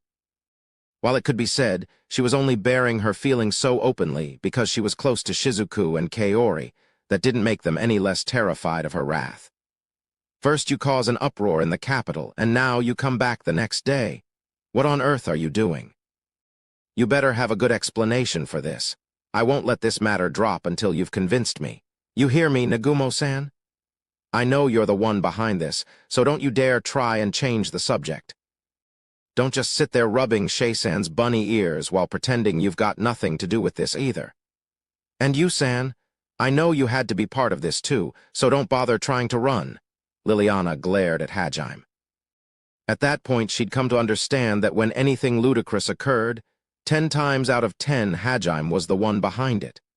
As far as theories went, it was a pretty accurate one. In response, Hajime just sat there with Shay instead of you on his lap for once.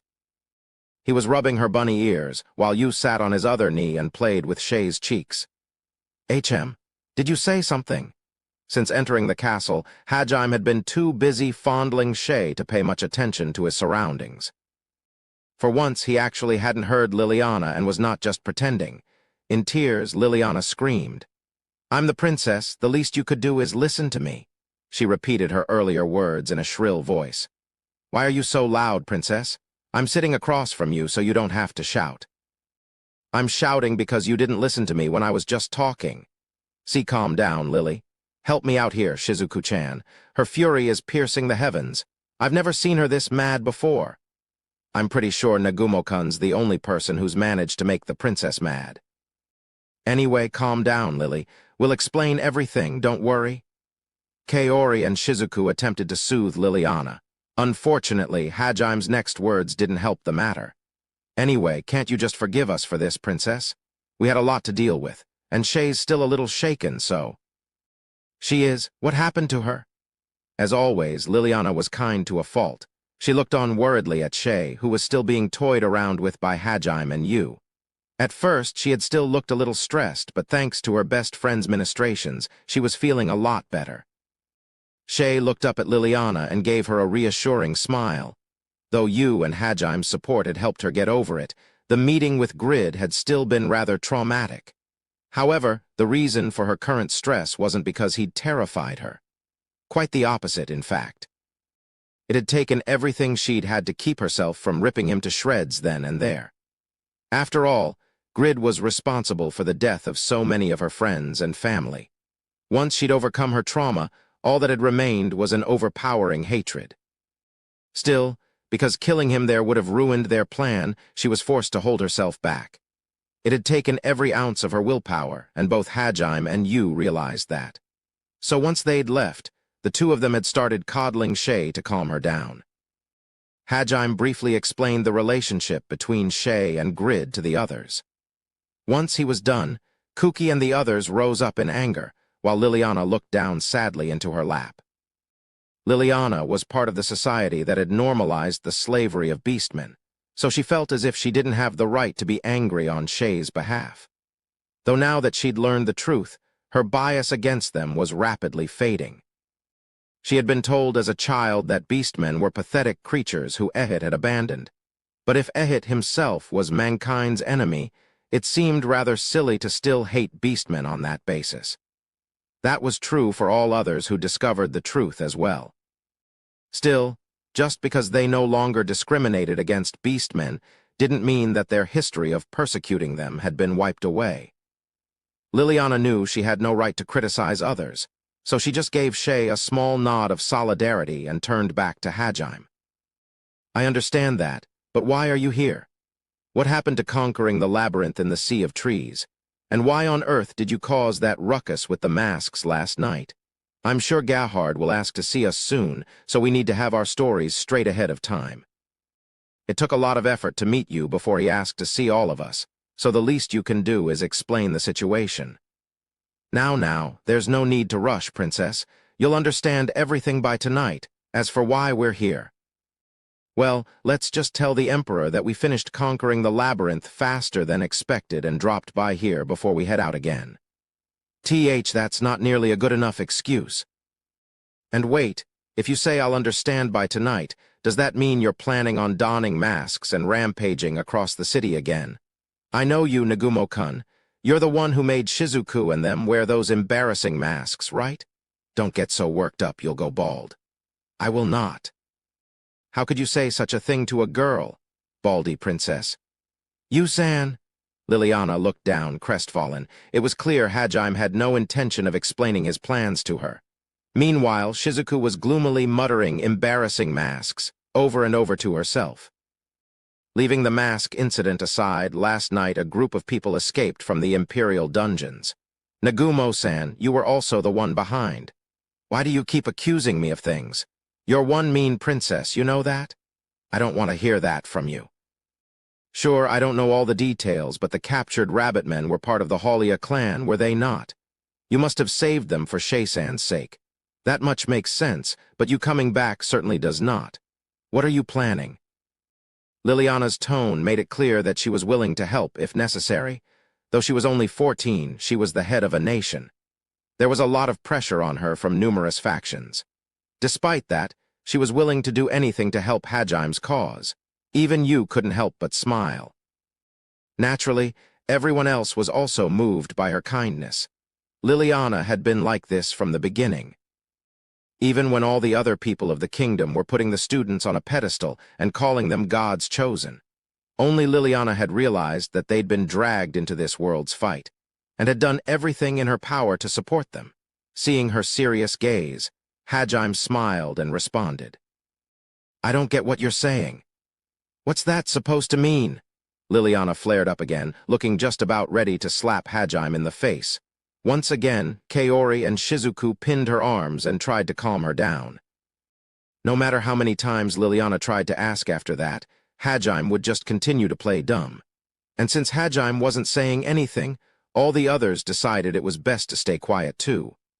Finally, Liliana just gave up and looked out her window like a broken doll. Whatever will happen, she murmured to herself. The reason Hajime didn't explain anything was because it would have been too much of a pain, and the reason no one else said anything was because they understood the situation. Kaori and the others were still trying to cheer Liliana up when a messenger came to announce that the Emperor had requested their presence. Hajime and the others followed the messenger back to the audience hall where Gahard was waiting. In the center of the wide hall sat a long, rectangular table large enough to seat 30 people. Like the rest of the room, it was unornamented. Gahard lounged at the head of the table, his chin in his hands and a triumphant grin on his face. Behind him stood 2 elite warriors.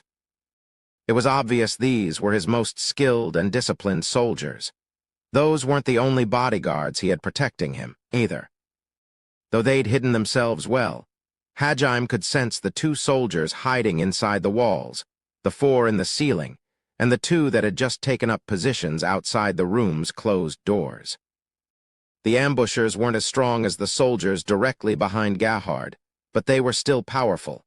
Gahard had them completely surrounded, it seemed. Are you Hajime Nagumo? Gahard ignored Kuki, who was ostensibly humanity's hero, and went straight to questioning Hajime.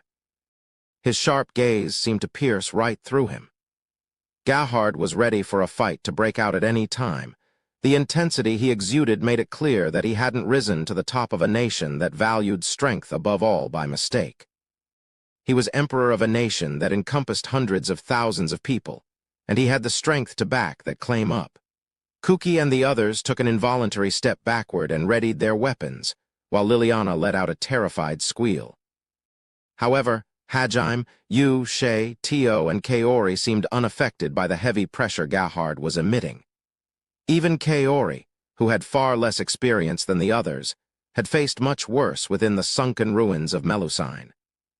Compared to fighting against immortal soldiers from eons past, the intimidation attempts of a mere emperor were nothing. Excited by their lack of reaction, Gerhard's grin grew even wider. He waited eagerly for Hajime's response. "Yeah, I'm Hajime Nagumo. It's an honor to meet you, Your Majesty." "Huh?" Hajime placed a hand over his breast and bowed. Kuki's jaw dropped open in surprise. Ryutaru pinched his cheek to make sure he wasn't dreaming. Suzu cowered behind Shizuku, while Shizuku herself feared Hajime might be coming over with something. "Kaori, please. You need to heal Nagumo-kun before it's too late." "Huh? S.H. Shizuku-chan?" Liliana was even more stunned than the others. Who is this, and what have they done with Nagumo-san? After the treatment she had received at his hands, she couldn't fathom Hajime being nice to royalty. "What the hell's with those looks, guys?" Hajime's eyebrow twitched. Even he knew there was a time and place to act polite. Most of the time he just didn't care enough to do so. It just so happened that right now he couldn't afford to get kicked out of the capital. In which case, angering the emperor would not be a wise move. That was why he had shown a basic level of courtesy. However, he hadn't expected his comrades to be so shocked. Well, everyone but you who'd seen through his intentions already. Gerhard chuckled and joked playfully. "Cuckoo. So this is the man capable of coming up with a story to deceive the masses. You can create any facade you please for yourself, can't you? However, I would prefer you talk as you usually do. I have already heard tales of your arrogance from Princess Liliana. Even if that were not the case, the esteemed hero's reaction tells me all I need to know. If you treat me any nicer than you do the princess, you'll make her cry, you know?" Hajime glared accusingly at Liliana. "Now why'd you go and tell him that?" Liliana harumphed and turned her head. "I'm interested in the real you, not some made-up persona, so enough of the unseemly antics." "Ha, if you say so. In that case, I'll just talk normally." "Good." Gerhard waved toward the nearby chairs, and everyone took a seat. Once they were seated, Gerhard took his eyes off Hajime and began inspecting Yu and the others. He seemed particularly interested in Shay. Next, he swept his gaze across the students. He ignored Kuki completely, but gave Shizuku, who was sitting next to him, a roguish grin. "Long time no see, Shizuku. Have you finally decided to become my wife?" "Your Majesty, I believe Shizuku already refused that proposal." Before Shizuku could say anything, Kuki jumped to defend her. Gerhard spared Kuki a glance, scoffed at him, then turned back to Shizuku. The message was clear. Kuki wasn't even worth Gerhard's time. Kuki fumed at being treated so dismissively. Shizuku sighed, then replied, "I have no intention of changing my mind. My apologies, Your Majesty, but I must refuse your offer." "How cold. Still, that's what makes you a worthy prize. I'll prove to you that staying with me would be far more interesting than going home to your world. I look forward to the day that composed expression of yours crumbles and you come begging to my bed. I'm afraid such a day won't ever come. Besides, don't you already have a wife, Your Majesty?" "Your point? Or do you mean to tell me you're unsatisfied with being my concubine? Unfortunately, taking you as my legal wife would be difficult." "That's not what I mean. How can you continue chasing after women even though you're already married?" "Whatever do you mean? I'm the emperor. It's only natural for me to have a couple dozen concubines." "NGH, I see. At any rate, I'm afraid I cannot become your concubine. Please give up, Your Majesty." "Well, seeing as you won't be receiving any help from Ehit, I'm sure you'll be stuck in this world for a while longer at least. I'll just have to take my time seducing you. Cuckoo, prepare yourself, Shizuku." Gerhard was well and truly infatuated with Shizuku. And greedy man like him wasn't one to take no for an answer. He wouldn't stop until Shizuku was his. Shizuku was looking at him like he was a disgusting lecher, but he didn't even seem to mind. She pointedly turned away from him and ended up locking eyes with Hajime. He was lacking his usual intensity, and it seemed almost like he was spacing out, but it was clear he was still listening to the conversation. When their eyes met, Hajime smirked at Shizuku. His gaze seemed to be saying, "Must be hard, being everyone's nanny." Annoyed, Shizuku reached over to the tea set and flicked a sugar cube at him. Though she lacked Hajime's might, her abilities still weren't to be underestimated. The sugar cube flew toward Hajime's face with considerable force. However, Hajime wasn't going to let it hit him. He opened his mouth and caught it with his teeth. And then, he chewed on it slowly, savoring the sweetness before swallowing in an exaggerated fashion. Once he was done, he returned to looking disinterestedly at a corner of the wall. Gahard hadn't missed that little exchange, and he turned his sharp gaze back onto Hajime. He looked the young man up and down, appraising him. HMPH, what a tedious meeting. Hajime Nagumo, there are a mountain of questions I have for you, but there's something I need to know before that. Yeah. What is it? Have you already slept with my Shizuku? Biwa? Shizuku, Kuki, Ryutaru, and Suzu all choked on their tea. Not only had that question been completely unexpected, Gahard had said it with a straight face. Even Gahard's guards shook their heads and muttered, "Your Majesty." Is that really so important? It seemed, just like Shizuku, Gahard's men had their own problem child to deal with. Flustered, Shizuku screamed, "Your Majesty, what kind of question is that?" "Quiet, Shizuku. I'm asking Hajime Nagumo, not you." Gahard held out a hand to silence Shizuku. Seeing as he wasn't going to budge, Hajime sighed and responded, "What insane thought process led you to that deduction?" "Well, it appears to me that Shizuku is willing to relax around you. I didn't think you had, but I just wanted to make sure." Of course I haven't." That doesn't seem to be a lie. In that case, what do you think of Shizuku?" At that, everyone in the room turned to Hajime. Kuki's expression turned grim, while Ryutaru and Suzu appeared nervous. Yu, Shay, Tio, and Kaori all had an eclectic mix of expressions as well. Why the hell is the Emperor grilling me on my relationship with Shizuku? With a sigh, Hajime turned to Shizuku. Her face had contorted into a bizarre grimace. He tilted his head and observed her for a few seconds. As he watched, the tips of Shizuku's ears started to turn red. Eventually, Hajime said something quite shocking. "She reminds me of my mom." "Okay, now you're asking for it, Nagumo-kun. Outside. Now." Young, vivacious, 17-year-old Shizuku rose to her feet. This time for sure she would make Hajime pay for calling her a mom. There were no traces of the faint blush from earlier. Ryutaru and Suzu, who'd been worried about this exact thing happening, rushed to stop her. A truly unexpected answer. But no matter. Shizuku, don't let yourself fall for him. You're mine, after all. "I am not yours, Your Majesty, nor do I have the slightest romantic interest in Nagumo-kun. Now can we please change the topic?" "Fine, as you wish. No need to get so worked up. If you deny it so strongly, it'll just make people suspect the opposite." "GRR." Shizuku growled, but then obediently sat back down. Suzu gave her a strained smile and tried to placate her while Kuki glared angrily at Hajime. "Hajime Nagumo, you better not lay a hand on Shizuku either." "Don't worry, I'm not the least bit interested in her." "Can we cut the crap and get to the point already? I want to go back to my room." "You wound me. And this is a very important discussion, you know. It concerns a future concubine of the Emperor, which in turn could influence the Empire's future." "Well, no matter. It's true I didn't ask you here to talk about Shizuku. As I'm sure you can guess, I want to know about those abnormal powers of yours." Gahard had been able to get a good measure of Hajime by seeing how he reacted to the topic of Shizuku, but now it was time to get down to business. His joking attitude vanished, replaced by the sharp stare he'd had when Hajime and the others had first arrived. He kept his eyes on Hajime as he explained the reason behind calling them here. "I've heard some things from Princess Liliana already. You were able to conquer one of the great labyrinths and used the power you gained there to create a set of unique artifacts. after which you annihilated a demon army and traversed a distance that should take 2 months to cross in just 2 days.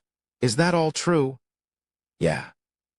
And is it also true that you have no intention of granting the Empire or the Kingdom any of these artifacts? Yeah. HMPH.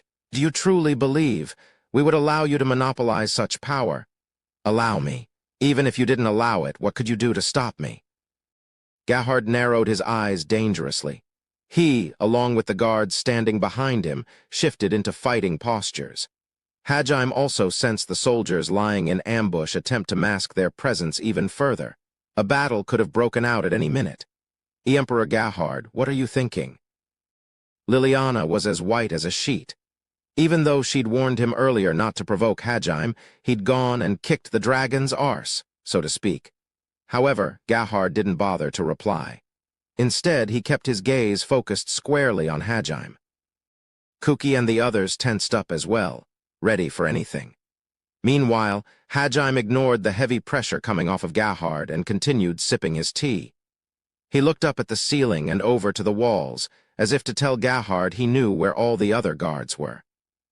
Shaken, Gahard sat back in his seat. Ha, it's my loss, I suppose. Can't believe you saw through that. You really are one hell of a monster. I can tell if we fought you here you'd slaughter us all. With a hearty laugh, Gahard relaxed his muscles. At the same time, all of his men lowered their weapons. He hadn't planned on actually doing anything, but as Emperor it had been his duty to see just how strong Hajime was.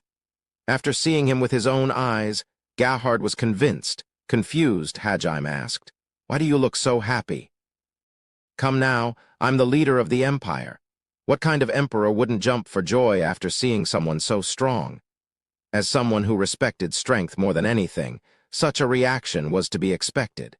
Kuki and the others breathed a sigh of relief and slumped back in their chairs. Meanwhile, Liliana sat back and rubbed her stomach. All that stress had given her an ulcer. "And it's not just you. Those girls you've got with you are all insanely strong, too. Hey, where'd you find them? If there's girls who are so strong out there, I've been chasing after the wrong women. Mind giving at least one of them to me, Hajime Nagumo. Say that again and I'll crack your skull open. Actually, wait, you can have Tio." "WH what? Master, did you just sell me off to another man again? Ha, such a cruel punishment is. Wonderful, ha. She's got a few problems, but at least she looks pretty. Sorry, but even an emperor has his limits. That drooling pervert is too much for me to handle. How can you be so impertinent when the person in question is sitting right in front of you? Just imagining the emperor forcibly taking me right here in front of Master is making me. I may have to change my underwear." Upon seeing the look of ecstasy on Tio's face, the emperor shrank back in disgust. After a few seconds, he cleared his throat and returned to the topic at hand. Better to pretend the past minute just never happened. "Personally, I would love to have that bunny girl next to you. I've never seen one with hair that color. Not only that, she didn't seem the least bit intimidated by me. In fact, she reminds me of a few toys I captured a while back. There wouldn't happen to be a connection between the two, would there?" Shay's eyes narrowed at Gahard's mention of the word toys. Yu, who was sitting next to her, grabbed Shay's hand under the table. "I'm not sure what you mean by toys, but..."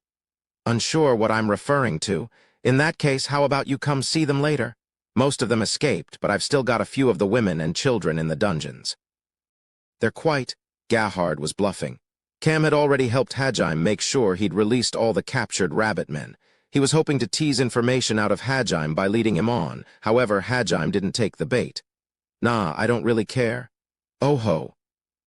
Well, perhaps this will pique your interest then. All of the beastmen I captured were using extremely sharp and durable short swords. Surely a master synergist such as yourself must be at least a little curious. I don't really use swords, so..." "Is that so? By the way, you wouldn't happen to know of any special artifacts or magic that could let one sneak in and out of a highly guarded prison without being spotted, now would you?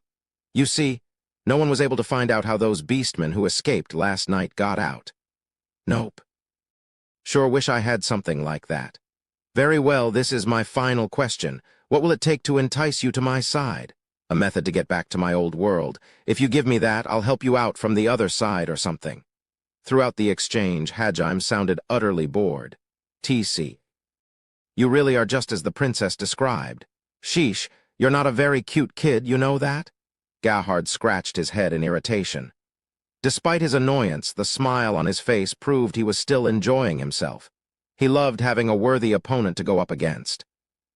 Furthermore, he'd been able to confirm through their exchange that the things Liliana had said about him were mostly true. He finally had a good grasp on the kind of person Hajime Nagumo was. Frankly speaking, Hajime's attitude toward Gahard was extremely rude. Even though Gahard himself had allowed Hajime to speak freely, normally he would never have stood for being looked down upon. Any other person would have been executed for their impudence. However, Gahard understood just how dangerous it would be to make an enemy out of Hajime, which was why he permitted Hajime's insolence. More importantly, as someone who valued strength above all, he knew he should be the one showing respect to Hajime. In short, he had determined that attempting to recruit or eliminate Hajime would be a bad idea. As he was considering his next move, one of his guards leaned in and whispered something in his ear. Gahard nodded and rose to his feet. It appeared their audience was over. Well, I learned everything I wanted to, at least. For now, I'll be satisfied with that. Both the Empire and the Kingdom have too many other pressing matters that must be handled first. Oh yes, I am planning on holding a welcome ball for Princess Liliana tonight.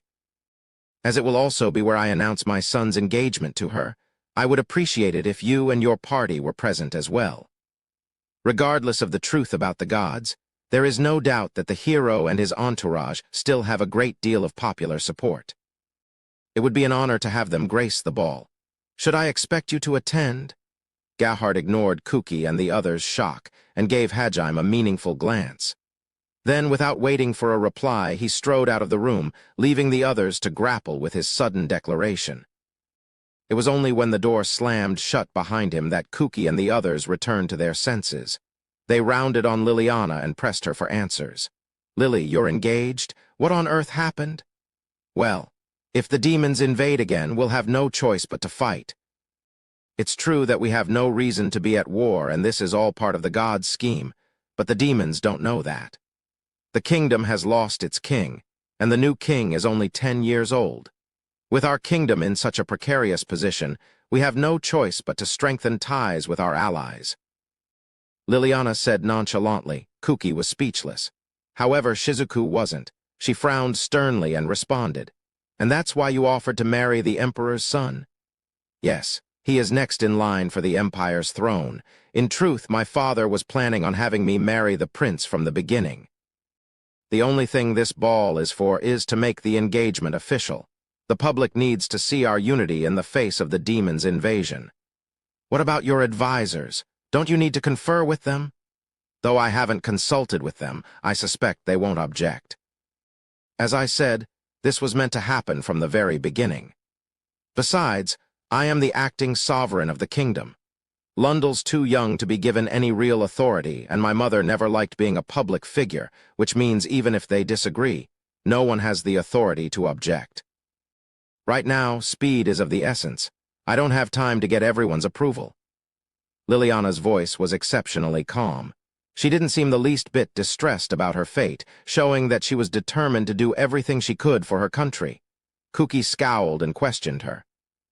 Lily, do you love the Emperor's son? Liliana gave him a troubled smile. It doesn't matter whether I love him or not. This marriage is a political one, after all. However, because he's next in line for the throne, he has a lot of concubines already.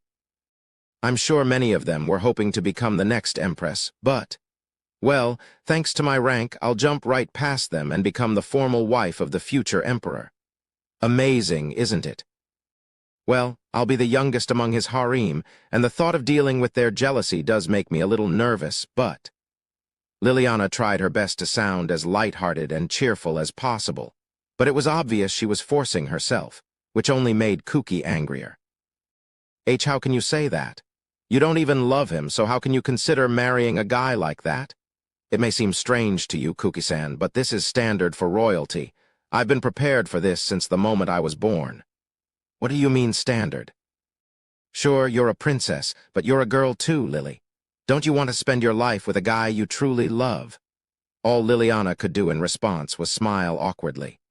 Naturally, she too yearned to experience a heart-throbbing romance and marry someone she loved. Especially now, after she'd spent so many nights together with Kaori and Shizuku, hearing stories of how relationships worked in their world, still, she knew that was an unattainable dream. As royalty, she had a duty to fulfill, so please, stop reminding me of the future I can no longer have. Please don't make me say things I don't mean. Still unsatisfied, Kuki tried to push even further. But before he could, Hajime got up off his seat. The words Kuki wanted to say died in his mouth, and he turned his attention to Hajime. However, Hajime didn't say anything. He just started walking toward the door, the same bored expression still on his face.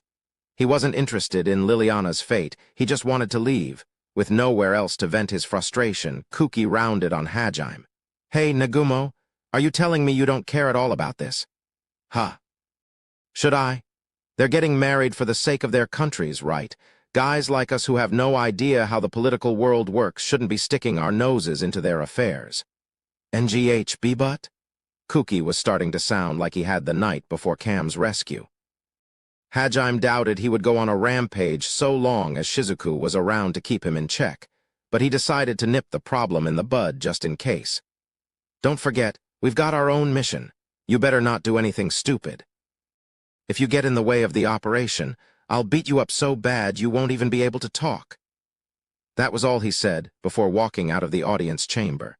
Yu and Tio gave Liliana nods of solidarity as they followed out after him. They'd both been former royalty, so they could sympathize with her situation. Shay, too, seemed worried for Liliana. However, at Yu's urging, she obediently followed the others out the door. Damn it, every single time that bastard just... Calm down, Kuki. This might not actually be something you need to worry that much about. Kuki turned to Shizuku in shock. Aren't you worried about her? His accusatory glare seemed to say. However, Kaori, Suzu, and Ryutaru all came to Shizuku's defense. Why, yeah, good point. If things end up the way we think, then the engagement won't even matter. He said there'd be a welcome ball, right? I suddenly have a very bad feeling about this. There'll be a ball all right, but I don't think he'll welcome it very much. Kuki fell silent. The moment it dawned on him, his expression stiffened. Depending on how the next few hours went, there might not have been any engagement. Confused by their cryptic remarks, Liliana questioned the group. Huh, wait, guys, what's going on? Why are you all looking at each other like that? I'm starting to get really worried here. Liliana looked from one student to the other, but no one gave her a reply. Needless to say, Liliana could feel another stomachache coming on. Still worried, Liliana went back to her room to prepare for the coming ball. Kuki and the others returned to their assigned quarters as well. With the help of Helena and the Empire's maids, she was outfitted in a regal dress worthy of a princess. My, you look stunning, Liliana-sama. Truly, you look like a fairy, my lady. I'm sure the prince will be pleased as well. The imperial maids squealed in excitement when they saw Liliana in her finished outfit. It wasn't just empty flattery, either. Their enraptured expressions made it obvious that they truly thought Liliana looked stunning in her dress. At the age of 14, Liliana was straddling the border between childhood and adulthood. The pale pink dress she was wearing brought out the charms of both her maturity and innocence. She truly looked as lovely as a flower. Of course she looks great. Helena, why do you look so proud when I'm the one they're praising? Liliana smiled at her grinning maid to show she meant no ill will, then looked herself over in the mirror. Once she was done, she nodded in satisfaction to herself. Even if this was just a political marriage, even if the man she was getting married to was a bigger womanizer than his dad, even if the only time she'd met him, he'd beaten up the kingdom's apprentice knights under the pretense of training. Even if he was a bully who liked to show off, he was still going to be her husband. That meant, as his wife, she couldn't afford to arrive at the ball in an outfit that would embarrass him. Besides, this was her engagement party as well, so she had to dress for the occasion. But try as she might, she couldn't get Kuki's earlier words out of her head. You don't even love him. How can you consider marrying a guy like that? Though she didn't let it show, she still yearned for a future where she didn't have to marry the crown prince. Her worries regarding her future husband's character only compounded those worries. Foolish as it was, she still entertained a faint hope that a gallant hero would save her at the last minute. The two of them would grow closer as they overcame hardships together, and then, despite their different social stations, get married and live happily together. Of course, she knew that was never happening. She shook her head, driving those happy delusions from her mind. Because she had been a precocious child, Liliana had always accepted that this would be her duty, which was why, even if she secretly despised her husband-to-be, she still planned on being as upstanding a wife as possible. She was determined to act the part of the perfect princess during the ball. And so she couldn't let these fanciful dreams shake her resolve. "You have to keep it together," she told herself. Just then, she heard a commotion outside her room. Before she could even take a single step, her door burst open and a large man waltzed into her room as if he owned the place. Liliana's imperial guards tried to restrain him, but he shrugged them off with little effort. "Oh ho, so this is what you're wearing tonight? Not bad. Bea-sama, barging into a lady's room is not a very gentlemanly thing to do." "What? I'm the man who's going to be your husband. Don't you dare talk back to me." Bea-D. Holscher, crown prince of the Holscher Empire, was both a vulgar and violent man. On the outside, he looked just like his father, Gahard. He was 26 years of age and hadn't changed one bit from the vicious, vindictive man Liliana had met 1 year ago. Even back then, he'd been a sadistic monster who loved lording over people and saw others as nothing more than playthings. The way he looked at Liliana made it clear he saw her as his property. She felt chills run up her spine as he ran his gaze over her body. "Okay, you lot, get out." Baius ordered the maids and Liliana's guards out with a grin. The imperial maids left at once, but naturally the imperial guards hesitated to leave their master alone. Helena didn't even try to hide her distaste and glared angrily at Baius. When he saw Helena's defiant gaze, Baius narrowed his eyes dangerously. Worried about what he might do to the others, Liliana hurriedly told her servants and knights to leave. "If anything happens, just yell out and we'll come right away." Helena whispered those words into Liliana's ear as she walked past, and Liliana nodded in response. With one final backward glance, Helena and the knights hesitantly closed their master's door behind them. "Chempich, you should at least discipline your mutts better." "They are not my mutts. They are true and loyal vassals." "Still a tomboy, huh? I remember how you chewed me out years ago when you were barely still a kid. I knew back then that I wanted to make you mine." Baius licked his lips and grinned lasciviously. Though Liliana stiffened, she held her ground and met her future husband's gaze. But then Baius suddenly stepped forward and groped her chest. "Huh? Oh, that hurts. Looks like you've grown up nicely. Still a bit on the small side, but they'll do." "Esto," Liliana's face contorted in pain. That only made Baius more aroused, however, and he pushed her to the ground with a sneer. Though Liliana screamed, the guards outside didn't respond. "Cry and scream all you want. This room was specially designed to be soundproof. Besides, even if those mutts of yours came back, they wouldn't dare to raise their weapons against the crown prince. Hell, let's call them in here. I'm sure they'd love to watch you lose your virginity." "Gahaha? Why, you." Though she was pale as a sheet, Liliana continued glaring angrily at Baius. "Yes, that's it. It's those eyes I wanted to see. I can't wait to dye them in pain, despair, and pleasure." Baius' grin grew even more warped. "Nothing brings me more pleasure in life than trampling and humiliating those who oppose me. I just love seeing their defiant expressions crumble as they realize how powerless they are. Making fools like you kneel before me is truly the height of ecstasy. Ever since I first tasted this exhilaration, I've been addicted. Liliana, from the moment we first met, when you glared so fiercely at me, I knew that I had to make you mine and break you. You monster." "Hey, Liliana, how does it feel knowing you're going to lose your virginity before your marriage? Hell, before we even announce our engagement. Will you even be able to show your face at the party after this? Ha ha ha, I'm looking forward to seeing how it goes." Though Liliana held no love for Baius, she thought that if she supported him well as his wife, She'd eventually be able to change him into a more upstanding ruler. But after seeing the depths of his depravity, her resolve to reform him began to crack. Liliana understood now. The man pinning her down and savoring her despair was in many ways the perfect person to rule the empire. He took what he wanted by force, beating the weak into submission. He was the very embodiment of the empire's ideals. The dress Liliana had chosen specifically for Baius was ripped to shreds by his hands. She reddened in shame as her skin was exposed little by little. Once she'd been stripped to her underwear, Baius leaned in for a kiss. He kept his eyes open wide, wanting to savor Liliana's terror until the very last moment. When she tried to turn away, he grabbed her jaw and forced her to look into his eyes. Liliana was so afraid and ashamed that she didn't even notice she was crying. She'd resolved herself to marry someone she didn't love, but this was too much. I want to find someone I love and be happy too. The feelings she'd kept locked up all this time started slipping through the cracks in her armor. She couldn't keep pretending this was fine because it was her duty as a princess. In the depths of her despair, Liliana remembered something Kaori and Shizuku had told her. Back in the labyrinth, when they'd lost all hope, Hajime had swept in and saved them from their plight. He'd crushed the unreasonable situation they were trapped in with an even more unreasonable strength, like the hero of a fairy tale. If only he would save me too. The rational side of her knew it was foolish to expect such a thing, but the more childish side of her couldn't help but pray. Please save me. Just then, a small spider dropped down from the ceiling and landed on Baius' shoulder.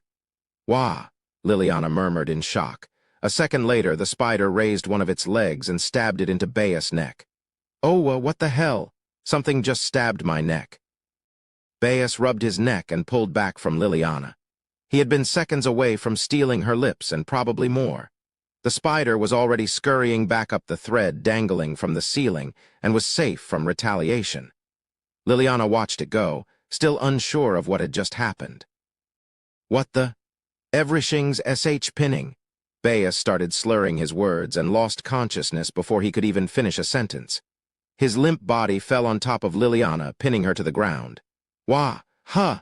The spider scurried back down the thread and landed on Baius' shoulder once more. As Baius was currently laying on top of Liliana, that also put the spider inches from her face. Upon seeing it up close, Liliana noticed something strange about the spider's body. It's made of metal. Indeed, the spider crawling across Baius' shoulder was made entirely of metal. As Liliana's eyes widened in surprise, the metal spider lifted a different leg from last time and thrust it into Baius' neck, perhaps looking to finish him off for good. Though he was unconscious, his body still spasmed at the pinprick. However, he was still breathing, so it appeared the spider hadn't really killed him. Liliana suddenly remembered she was still stuck underneath Baius and wriggled her way out. She rose herself into a sitting posture and looked at the metal spider again. It stared at her with its crystalline eyes for a few seconds before beginning the climb back up to the ceiling. Please wait. Are you? The spider ignored Liliana's pleas, scuttled across the ceiling, and disappeared through a crack in the wall. Then there was a flurry of tiny red sparks, and the crack closed up behind it. As Liliana was gathering the scraps of her torn dress to cover herself up, she finally realized what must have happened. A smile spread across her face. Thank you, Nagumo-san, she whispered. Of course, so long as Liliana was engaged to Baius, she would have to deal with him eventually. All Hajime had done was postpone the inevitable. But still, it made Liliana happy to know that when she'd cried out for salvation, he'd come to her rescue. She held the torn pieces of her dress close to her chest, as if they were something extremely precious.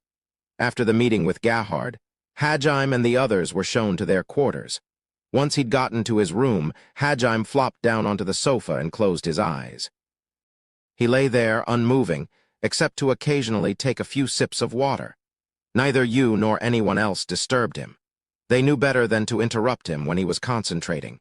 He waited there until the sun started to sink below the horizon. Only when the sky was dyed bright orange did he finally open his eyes. Noticing the slight shift in his posture, Yu walked over and sat next to him. How'd it go, Hajime? Perfect. I had to deal with a little trouble in the middle, but I still got through 70% of the preparations. Kaori didn't miss the tinge of exhaustion in his voice and hurried over to start healing him. That must have been tough. Were there a lot of traps? Yeah. Guess I should have expected as much from the Imperial Castle. Thankfully, I don't have to disarm them all. Indeed, it is fortunate that the Emperor wishes to hold a ball tonight. It will be easier to put our plans into motion with crowds of people milling about. You really think it'll work? Shay asked in a worried voice as she massaged Hajime's shoulders. The showdown to decide the fate of her family would begin in a few hours. It was only natural for her to be nervous. In response, Hajime rubbed her ears, Yu pinched her cheeks, Tio stroked her hair, and Kaori held her hand. They all smiled at her, and Shay felt herself tearing up. But she didn't let the tears fall. They may have been tears of happiness, but it was still too early to shed them. Instead, she gave everyone the most dazzling smile she could muster. She had comrades she could trust and a family she loved. What more could she ask for? It was that unflinching positivity that Hajime and the others loved most about her. Kuki, Ryutaru, Shizuku, and Suzu were captivated by it as well. After confirming that Shay was all right, Hajime grinned like a kid about to pull a huge prank and declared his intent. The stage has been set. All that remains is for the festival to begin. Let's get ourselves dressed so we're ready to welcome the stars of the show. Yu and the others smiled fearlessly while Kuki and the students nodded nervously. Chapter 4. The Empire Vitikes, the Strongest Rabbits. The sun had fully set, and darkness shrouded the Imperial Castle. Two soldiers on patrol walked across the castle grounds. They both held magical torches that beat back the night, negating any potential intruder's greatest asset. All the big shots are probably at the ball right now, living it up and eating all the good food. Hey, cut the chatter. If we get caught for dereliction of duty, I'll be punished with you. The first soldier sighed as he looked wistfully up at the castle. Dozens of lights dotted the central tower where the ball was being held. His partner frowned, but it seemed the reason for his displeasure wasn't solely because he was worried about being punished. If anything, he was annoyed because he'd been made even more conscious of the fact that they were stuck working while other people got to have all the fun. In truth, he was thinking the exact same thing his partner was. Don't you wish you could get promoted enough to be invited to one of those? Well, yeah. If I was important enough to attend a ball like that, I'd be able to get all the money and women I want. I know, right? It'd be great if I could go to a fancy party like that and spend the night in the arms of a noble lady. I wish I wasn't stuck here doing these useless patrols. I want to fuck a girl. A cute bunny girl would be best. You really have a thing for them, huh? Pretty much all of those girls are hotter than human ones, but every time we go to the brothels, you only go for the bunnies. They're just so much fun to torment. I love hearing their screams when I go in raw. You're a pretty messed up dude. What are you talking about? Practically all the bunny girls look like they're begging to be bullied. I'm just granting their wishes. Besides, you're one to talk. You've mind-broken plenty of bunny girls yourself. I can't help it. I just can't get enough of their screams. The two soldiers looked at each other and started guffawing. To people of the Empire, beastmen were nothing more than tools. Replaceable tools meant to be used for nothing more than stress relief or sexual gratification. These two soldiers weren't particularly cruel or anything. Debasing and humiliating beastmen was standard practice throughout the Empire. Suddenly, one of the soldiers saw something dart past a nearby building. He stopped laughing and turned around. Hey, did you just... Huh, what is it? The first soldier warily approached the building. His partner hurriedly held up his torch and followed after him. Who goes there? The lead soldier asked in a loud voice.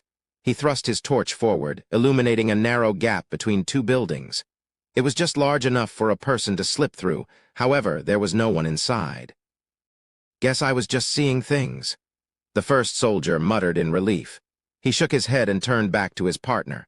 Sorry, looks like hey, Maul. Where'd you go, Maul? But his partner was nowhere to be found. All that was left was his torch, rolling slowly across the floor. The soldier looked around wildly, but there was no one in sight. Chills ran down his spine. In order to hide his fear, he yelled in an angry voice. "Oi, Maul, get out here already. This isn't foo MMMF."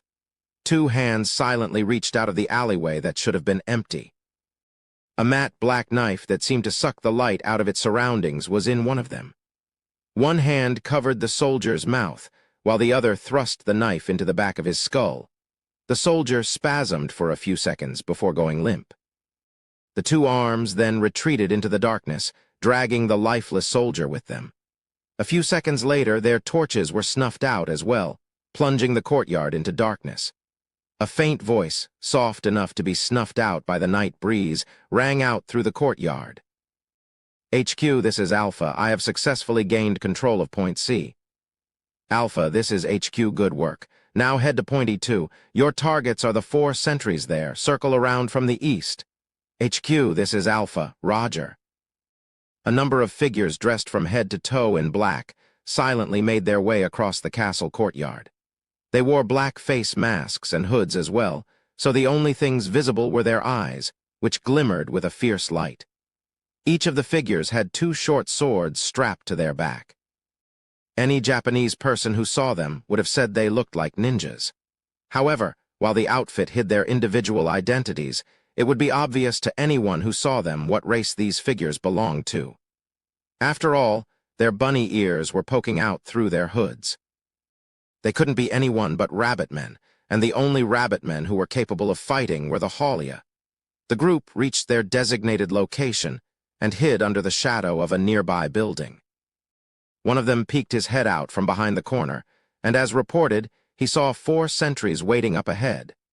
The sentries were split in pairs of 2, but they stayed close enough to be in sight of each other. The lead Haulia gave the other 3 members of his squad a hand signal. The 3 of them then nodded and melted into the night. A few seconds later, there was a flash of light a few meters away, indicating that the others were in position. The Haulia had picked a moment when the sentries weren't looking to send their signal.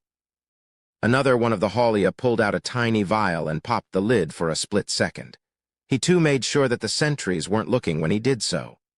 The vial was a custom signaling torch made out of green glowstone. Once they'd finished signaling to each other, the 2 Haulia gave another hand signal to the team member paired up with them. Then, both pairs of Haulia erased their presence and snuck up behind a single pair of sentries. The moment the soldiers let each other out of their sights, they were assassinated with extreme precision. The first found himself with a knife sticking out of his skull. "Ah!" The other had his hands pinned behind his back before a short sword slipped between his kidneys. The final Haulia grabbed the torches before they could clatter to the floor and snuffed them out. After that, he looked around to make sure no traces of their existence had been left at the scene. Then, the 3 Haulia dragged their victims behind the building. This, however, they couldn't do without making any noise, and the remaining pair of sentries looked questioningly in their direction. The soldiers they'd expected to see weren't there. The only thing left in that spot was darkness. Where the hell'd they go? The sentries strained their eyes and were able to make out vague shadows moving in the darkness. It appeared as if someone was dragging someone else. Warning bells sounded inside the sentries' minds.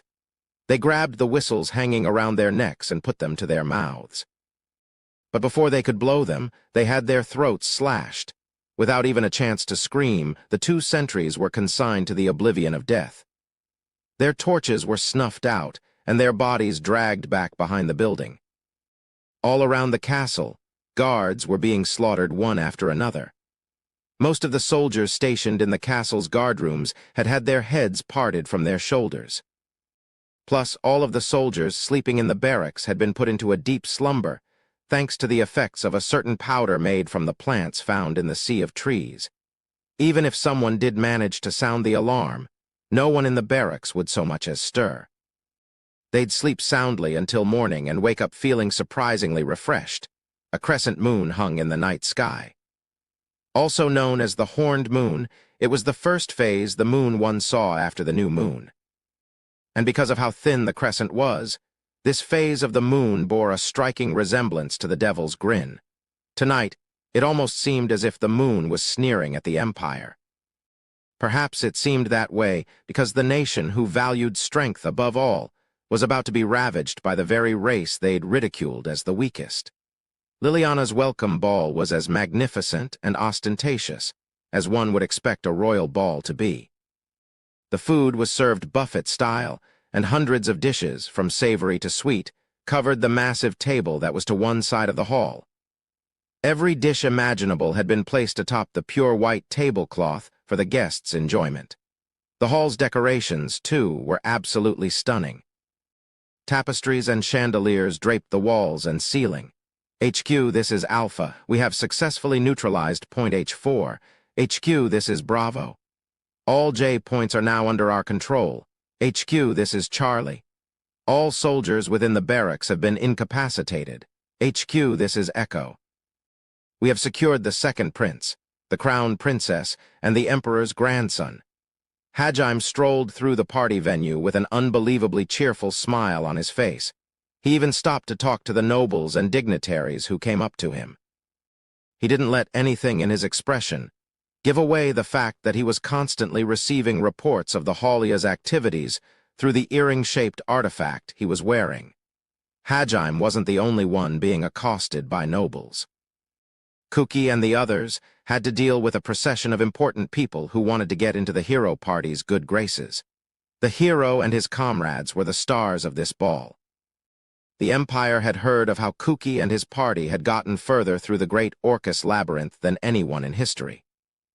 The nobles, who valued strength as much as anyone in the Empire, were extremely curious to learn more about the kids who had achieved such a feat. And of course, they were also hoping to make connections with the world's most influential people. The people who came up to Hajime had different ulterior motives in mind, however. Their objective was to get closer to the group of beautiful girls who hadn't left Hajime's side for even a moment. Even when they were talking to Hajime, they kept stealing glances at you and the others. Hajime didn't blame them. They had gone all out in dressing up for Liliana's welcome-come engagement ball. Their dazzling outfits, combined with their natural good looks, made them stand out far more than anyone else in the hall. Wuo, I never knew there were places like this in the world. You'd never see something like this in the sea of trees. Shay, who was dressed in a periwinkle blue dress, stared in amazement at the opulence around her. Every time she moved her slender, shapely legs peeked out from beneath her miniskirt. Though the bottom half of her dress revealed a lot of skin, it didn't feel the least bit indecent. It was more modest than her usual clothing, and it emphasized her natural cuteness. Normally, she kept her hair down, but for the party she'd bunched her bangs up at the front and tied the back into a ponytail. Her hairstyle, too, made her look cuter than usual. Both the food and the liquor here are exquisite. I must make sure to enjoy them while I still can. Tio sipped a glass of expensive wine and eyed the buffet table hungrily. She wore an elegant black dress in place of her usual black kimono. It was a tight-fitting dress that showed off her body's curves, with a plunging neckline and an open back. Every single time she took a step, her large breasts threatened to spill out of the fabric holding them. Half the men in the ball had their eyes glued to her chest, earning them disapproving glares from their female companions. Ugh, don't we stand out a little too much?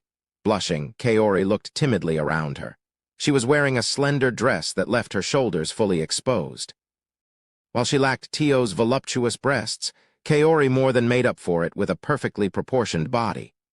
The sides of the dress parted at the waist, much like a cheongsam, showing off Kaori's slender legs. She had her silver hair up in a bun, leaving much of her back exposed. You, the vampire Hajime loved more than anything in the world, trailed the group in a pure white wedding dress. It opened up at the shoulders and was decorated with a mountain of frills. She had done her hair up in a ponytail, which she had fastened with a flower-shaped hair ornament. Though she was exposing the least skin out of the four, her ruby-red lips, pale white complexion, and seductive gaze captivated all the men in the room. As always, there was a huge gap between her childish appearance and mature aura. Hajime, Kuki, and Ryutaru had waited outside while the girls changed, so this was their first time seeing them in their new dresses. Needless to say, they were as captivated by the girls as everyone else in the room, Hajime in particular, though, only had eyes for you. It was obvious he was smitten. You noticed his fervent gaze and gave him a charming smile. Meanwhile, Shay and the others started sulking because Hajime was ignoring them. Before they could give him a piece of their mind, though, Hajime walked over to you, hugged her tight, and kissed her in front of the crowd of stunned onlookers. It took a lot of effort for Shay and the rest to pull Hajime off you, and naturally his bold stunt left the hall in an uproar, so it took some time before the atmosphere returned to normal. Considering who seemed to be stealing all the attention, it was easy to forget that this was actually supposed to be Liliana's engagement ball. Hajime spent the next few minutes fending off the horde of smiling nobles who tried to get close to you and the others. Incidentally, Shizuku and Suzu looked rather fetching in their dresses as well. They were more than a match for most of the noble ladies, but because they hadn't been as interested in trying to dress up for Hajime's sake, the two of them didn't stand out nearly as much as the four other girls. Shizuku had made a tactical decision to look more plain than the others, and it paid off well for her. While Kuki was being mobbed by people, she was left mostly alone. On the other hand, Ryutaru was busy stuffing himself at the buffet table while Suzu followed after him and scolded him for his lack of manners.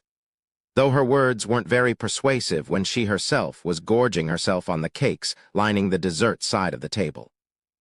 I must say all of your companions are stunning beauties, Nagumo Dono. Indeed, I would be most honored if you would be willing to allow me to dance with one later.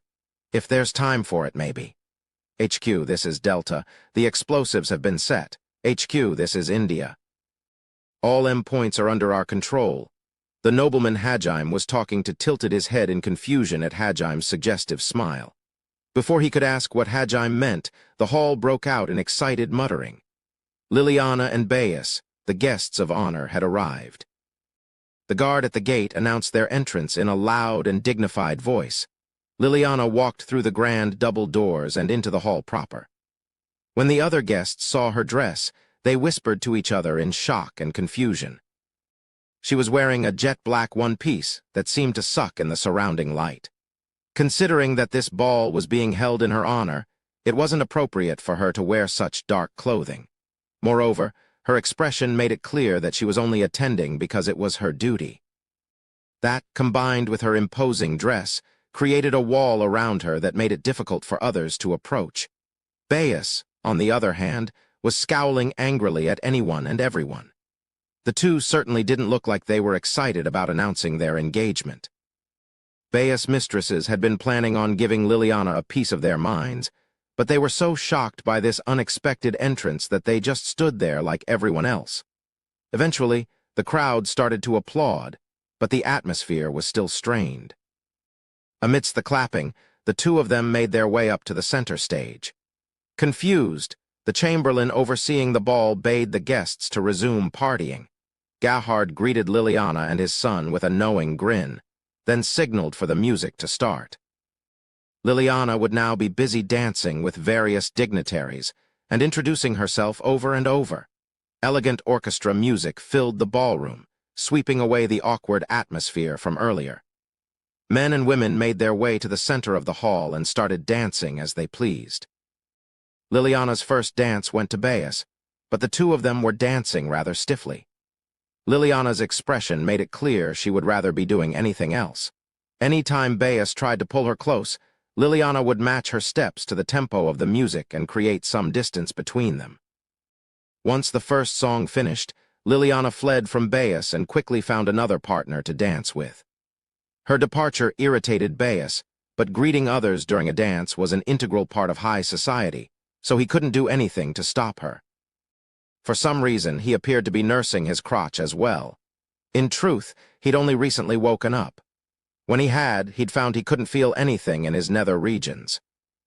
He'd tried to press Liliana for details, but she'd stalled him by saying that unless he did as she instructed, she wouldn't introduce him to the only person capable of curing his condition. Though it had irked him immensely, Bayus had had no choice but to obey. Naturally, the reason Bayus couldn't feel his balls was because of what the metal spider had injected in him. There was more than one way to destroy a man's manhood. HQ, this is Romeo, Point P is under our control. HQ, this is Tango. Point R is under our control. This isn't like Lily. Normally, she never shows other people her true emotions, Kaori muttered to herself as she watched Liliana curtly greet a group of nobles. Well, after what happened, I don't blame her. She's probably got a lot to deal with. Something happened? Yu looked inquisitively up at Hajime. Nagumo-kun, what did you do to Lily?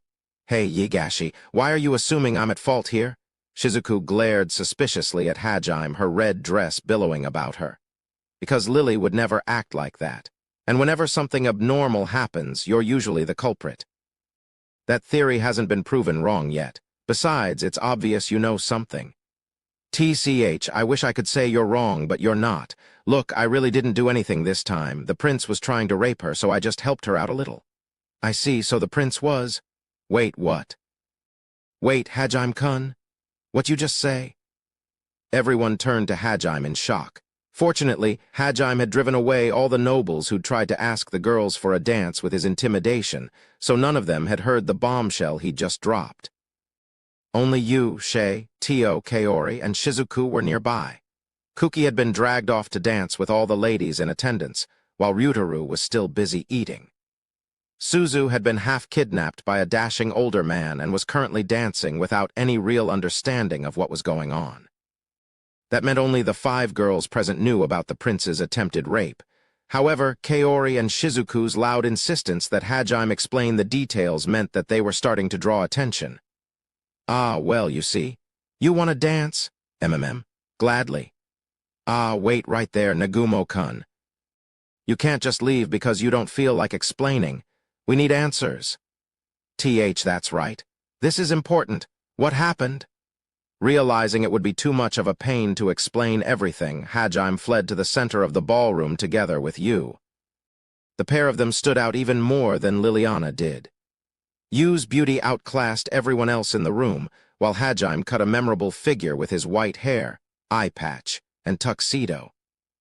As former royalty, Yu was familiar with most of the popular dances, and Hajime was able to keep in step with her thanks to Riftwalk.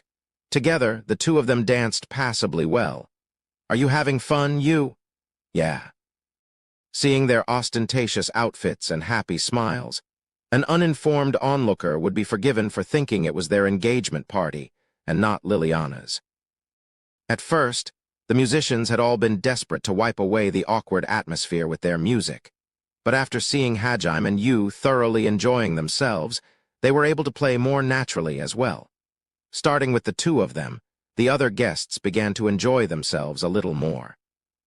Liliana watched them steal the show with a smile on her face. There was just the tiniest hint of jealousy in her expression, too. After seeing the two of them dance, all thoughts of what had happened to Liliana or the festivities that were soon to follow flew out of the girls' heads. The only thing that mattered now was fighting for the right to be the second to dance with Hajime. After a few minutes, the song came to an end, and Hajime finished the dance by lightly kissing Yu on the lips.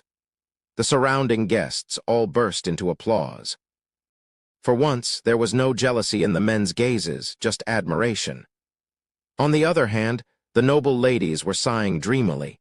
Hajime and Yu bowed to the crowd, then clasped hands and walked back to their comrades.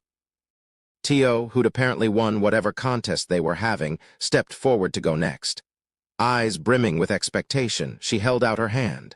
However, Tio was forever doomed to never be a main heroine. Hajime Nagumo-sama, would you do me the honor of this dance? This time she was intercepted by Liliana. Princess, shouldn't the star of this ball be with her betrothed? Oh my, that's a rather cruel thing to say after stealing the spotlight, wouldn't you say? You're the one who looks like she doesn't want to be here.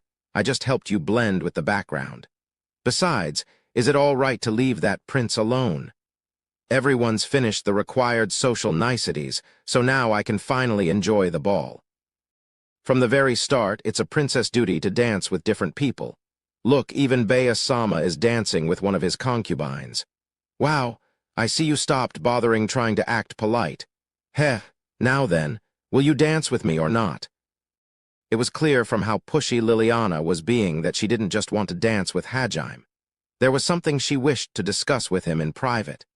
Hajime could more or less guess what it was, and he really didn't want to talk about it. But as he opened his mouth to turn her down, Yu shot him a withering glare. Don't embarrass her in public. Yu was being surprisingly considerate of Liliana. It seemed she'd taken a liking to the princess. Emboldened by having Yu on their side for once, Kaori and Shizuku also pressured Hajime to accept. Seeing as he was outnumbered, Hajime smiled wanly and agreed. All right, all right. It would be an honor to dance with you, princess. Thank you. As there were people watching, Hajime decided to treat Liliana with more respect than he normally would. He reverently took her hand and led her to the center of the dance floor. Everyone's gazes locked on them again, making Liliana blush in embarrassment. No one noticed that Tio was still standing there, her arm limply outstretched. Tita think I would be interrupted seconds before my big moment.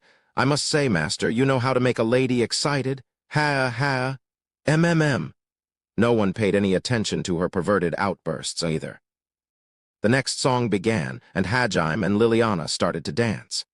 The two swayed elegantly back and forth for a while until Liliana leaned in closer and rested her head on Hajime's shoulder. She kept dancing as she whispered into his ear, "Thank you for saving me earlier. Figured that's what you wanted to talk about. I'm surprised you noticed, actually. I can't imagine anyone other than you crafting such an abnormal creature, Nagumo-san. Also, the crimson glow of your mana is something I'd never forget." I see. Well, considering how that guy is, this probably won't be any more than a temporary solution. You certainly don't mince words. But even if it doesn't solve my problems, I'm happy you came to my aid. After hearing from Kaori how you rescued her, I started to hope that maybe you'd save me as well. She took her head off Hajime's shoulder and beamed at him. Her smile suddenly made her appear far more charming than she had when she'd been standing by Bea's side. When they saw it, the onlookers started chattering excitedly to each other. So is that dress your way of blowing off steam? Are you saying I don't look good in it? You do, but I think that pink dress suited you better.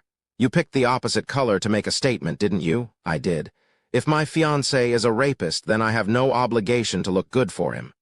Also, if you know about the pink dress, then you really did see everything through that spider's eyes, didn't you? Including my immodest appearance. Hick, I can't get married now. Liliana made a big show of breaking down and crying into Hajime's shoulder. He took one look at her and muttered, "Give me a break," with a weary sigh. "Even if you're not being that loud, don't say stuff that'll cause misunderstandings. Also, stop sticking so close to me. You're pissing the prince off." "Who cares? After this ball, I'll have to act the part of the imperial princess for the rest of my life. Let me be a regular girl just for tonight. Or are you telling me you won't even listen to this poor princess' wish, even though she's doomed to a future of being raped by her husband and bullied by his mistresses? So it's a given that he's going to rape you now." "It is." Liliana buried her face into Hajime's chest in order to hide her expression. Then, in a timid voice, she whispered, If I asked you to save me, would you?" Liliana hadn't actually meant to say that. After all, she knew that the kingdom needed this marriage if it was to survive. Both Heilig and Holscher had suffered great losses in the previous demon attacks, and the entire northern continent had been thrown into a state of chaos because the Holy Church had been wiped out. In order to restore stability, the people needed a symbol of unity. And as the kingdom's princess, it fell upon Liliana to provide them that comfort. Even if that meant she had to enter a marriage where her dignity would be stripped from her and her rights would be trampled on. The reason she'd asked Hajime despite all that was because before, when she'd been trembling in fear and had given up all hope, he really had rescued her. Plus, Yu had looked so happy when she'd been dancing with Hajime earlier. More than anything, though, she was certain he would say no. She'd finally be able to resign herself to her fate once he refused her. In a sense, this was her last selfish act. However, Hajime's response ran contrary to all her expectations. "Well, whether I do anything or not, you'll be saved either way. Depending on how things go, the Empire might fall tonight. At the very least, the prince won't be leaving this party unscathed." "Huh? HQ, this is Victor. All S points are under our control. HQ, this is X-Ray. All Y points are under our control." Hajime looked down at Liliana and grinned. Suddenly, she had a very bad feeling about where this ball was headed. Her expression stiffened, though unlike before it was in genuine trepidation and not annoyance. Come to think of it, he never did tell me why he returned to the capital. Kuki-san and the others are acting strange, too. Hajime leaned down and whispered into Liliana's ear. Also, if you want something from me, you've got to say it clearly. I'm not good at picking up on hints, so I might end up doing exactly what you ask for. Ah, Liliana shivered. Not just because Hajime's breath tickled, but also because she understood what he was implying. Namely, that he really would save her. Liliana's heart started to beat faster. The rational part of her mind told her she couldn't let herself be saved by Hajime, that her marriage needed to succeed. That she should just throw away that childish, naive part of her. Why? Tears pooled in her eyes. Hajime couldn't tell if it was because she was happy at being saved, or if she was terrified at potentially jeopardizing her alliance with the Empire. Either way, his response was the same. Because there are people out there who don't want to see you sad. Hajime flicked his head back toward Kaori. In other words, he wasn't doing this for Liliana's sake, but because he didn't want the people close to him to agonize over her misfortune. Liliana realized that as well and shot an angry glare at him. Even if it was a lie, couldn't you have said it was because you cared about me? I would have completely fallen for you if you did. Why would I want you to fall for me? Anyway, you don't have to worry about anything anymore. So long as you're one of Kaori's precious friends, I won't let anything bad happen to you. You never waver, do you, Nagumo-san? Honestly, I'm a little jealous of you, San. Liliana looked reproachfully up at Hajime. However, he didn't seem the least bit bothered by her displeasure. Soon enough, the song reached its climax. Seeing as Hajime wouldn't budge at all, Liliana sighed and gave up on seducing him. She entrusted herself to the music and enjoyed what little remained of the dance. As the last bars of the song faded away, Liliana reluctantly stepped back. Still holding Hajime's hands, she beamed at him and whispered, "Thank you," in a quiet voice. At that moment, even Hajime had to admit her smile looked more lovely than any flower. It was the pure smile of a 14-year-old girl. All of the onlookers were enthralled by its dazzling radiance. A few passionate sighs escaped from the audience's lips, too. After a few seconds of silence, the crowd started clapping even louder than they had for Hajime and Yu's dance. Liliana still needed to dance with a few other noblemen, so she left him to finish off her social obligations. Meanwhile, Hajime returned to his comrades to find them all glaring at him. Hajime-kun, why do you have to make every girl you meet fall for you? Hajime-san, when did you manage to? I really can't take my eyes off you for even a moment. Say, master. Being abandoned by you excited me so much that I had a little accident. Would it be all right if I left to change my underwear? The reason Lily's suddenly head over heels for him must have something to do with the rape thing Nagumo-kun was talking about before. She did say he saved her earlier, so he probably won her over completely during that dance. Hey Nagumo-kun, what exactly did you whisper in her ear? You know she's supposed to get married to someone else, right? Hawawa, I didn't know you were into NTR, Nagumo-kun. This is too much for me. I can't handle such crazy fetishes. Why are you making it sound like I already laid my hands on her? Hajime sighed to himself. All he'd done was save her from the prince and dance with her. He hadn't even intended to do the former, he just happened to be watching when it had happened. Aside from that, he'd just promised to give her the bare minimum of help so that Kaori and the others wouldn't have to see their friend suffer. He had zero intention of wooing her. And on the extremely slight, minuscule chance that Liliana had really fallen for him, he could just ignore her advances, just in case he turned to you to say as much. It's okay. I know, she said before he could open his mouth. Then she took Hajime's hand and squeezed it tight. I knew you'd understand, Hajime thought warmly, his love for you growing exponentially. Though it seemed like Yu was squeezing his hand a little tighter than usual for whatever reason. HQ, this is Zulu. Point Z is under our control. All units, this is HQ. Everything's in place. I will now begin the countdown. A shiver of excitement ran down the students' spines. Even Yu and the others tensed up a little.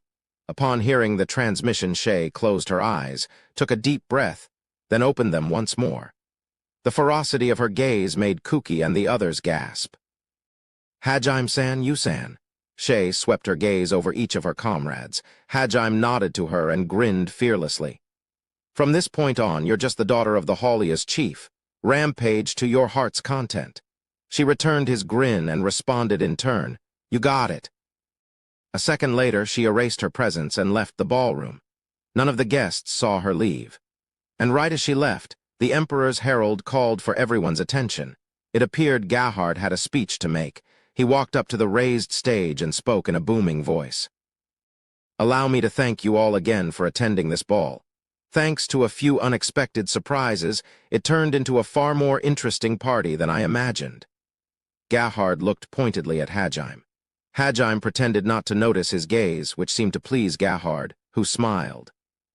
A second later, Hajime heard a determined voice through his earring artifact. All units, this is Alpha 1. Tonight, we will put an end to the centuries of persecution we have suffered at human hands. Our names will be forever carved into history. We will be remembered as the Empire's bane for generations to come. We stand at the crossroads of fate, men. Whether our legacy ends here or continues on unfettered, all hinges on this one battle. Show our enemies no mercy. Teach them what it means to make an enemy out of the strongest race. But of course, the party's just started. Everyone eat, drink, and dance to your heart's content. I want my sons and daughter-in-law's engagement ball to be a night to remember, a toast to their eternal happiness. The human emperor and rabbitman chief were giving their speeches simultaneously. 10, 9, 8. The countdown of fate was something only Hajime and the rabbitmen could hear. Boss, thank you so much for preparing this battleground. No one from the Empire had the slightest idea of what was happening. After making sure everyone had raised their glasses, Gahard raised his own. He sucked in a deep breath and surveyed his subjects. At the same time, the Haulia got themselves psyched up for the coming battle. Get ready for a bloodbath, men. Yes, C-E-E-E-E-E-E-E-E-E-E-R. 4, 3, 2, 1. The countdown was nearly over. This marriage marks the beginning of a joint effort against the demon invasion.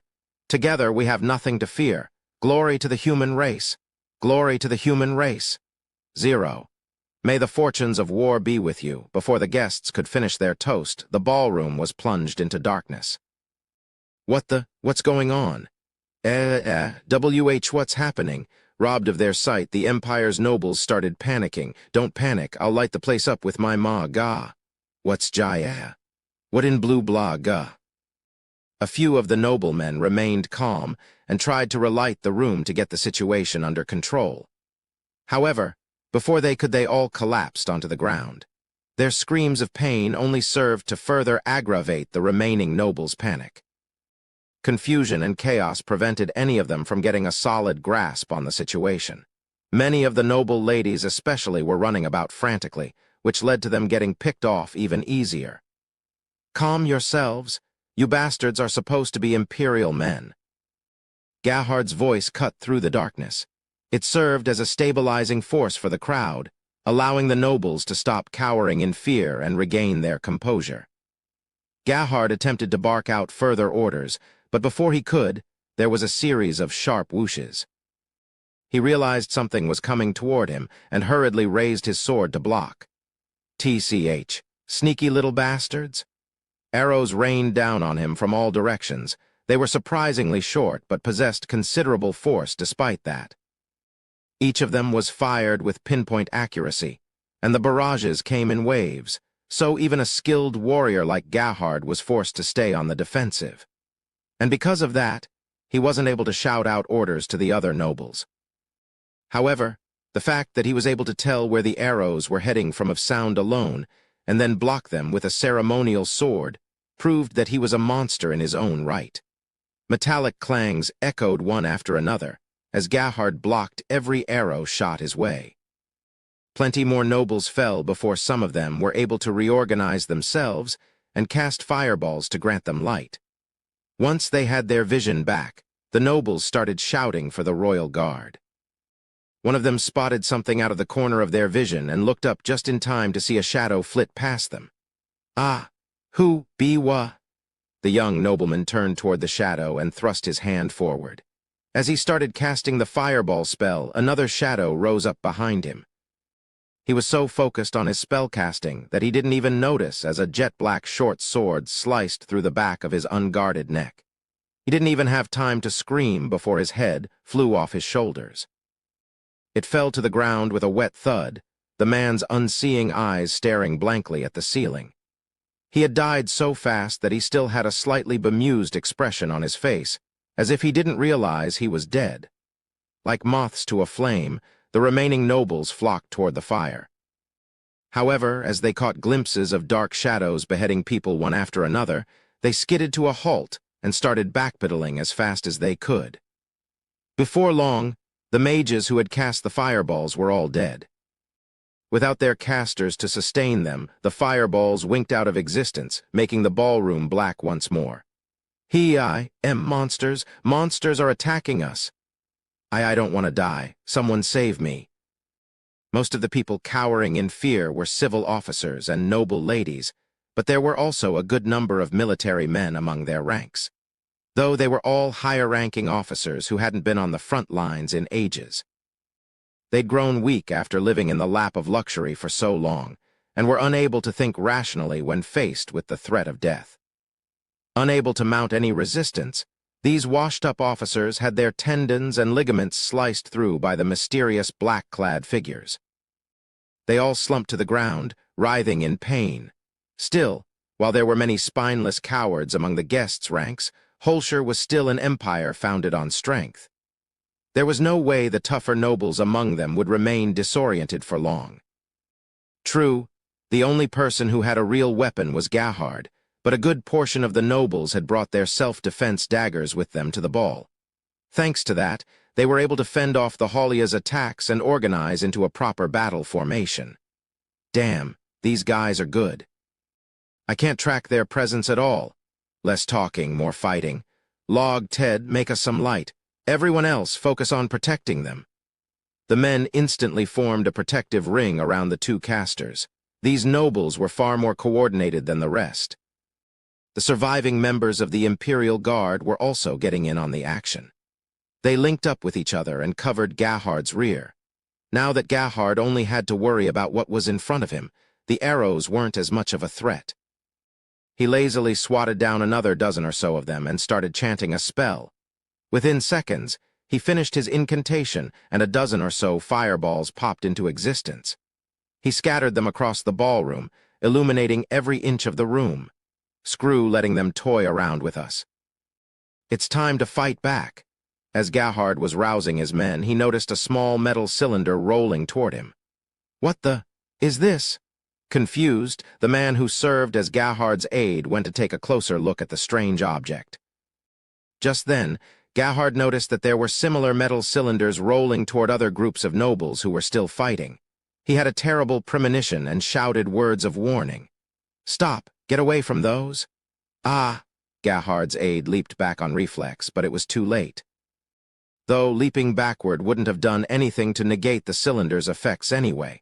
A second later, there was a blinding flash of light, followed by a shrill noise that pierced everyone's eardrums. Gah! What the? Gahard and the others instinctively closed their eyes and covered their ears. However, the damage had already been done. The Holia's flashbangs had blinded and deafened all of the Empire's fighters, and naturally, the Holia weren't going to let the opportunity slip past them. They completely masked their presence and charged into their enemies' blind spots. Bereft of two of their most important senses, Gahard's Imperial Guards were helpless against the Holia's onslaught. The rabbitmen's black blades glinted in the dim light as they ripped through the guards' tendons and limbs. Screaming in pain, they thudded to the ground one by one, but the Holia weren't done yet. They also cut out the tongues of everyone they downed, in order to stop them from casting spells.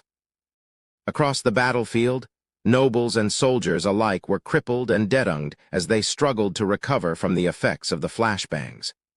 Any who tried to cast magic were beheaded instead. Amidst the slaughter, there was a single clash of metal against metal. Somehow, unbelievably, Gahard had managed to repel the assassins who had come for him, even though both his sight and hearing were impaired. The two Haulia who had engaged him stared at him in awe, and Gahard, picking up on their momentary lapse of concentration, went on the offensive. He stomped the ground in front of him so hard that shockwaves rippled out. Ah, NGH. The two Haulia lost their balance and stumbled backward. Even though Gahard couldn't see or hear anything, he was still able to slash at the two of them with impeccable accuracy. His sword lashed out so fast that it appeared to be bending like a whip. The two Haulia crossed their dual short swords in front of them in an attempt to block the high-speed slashes.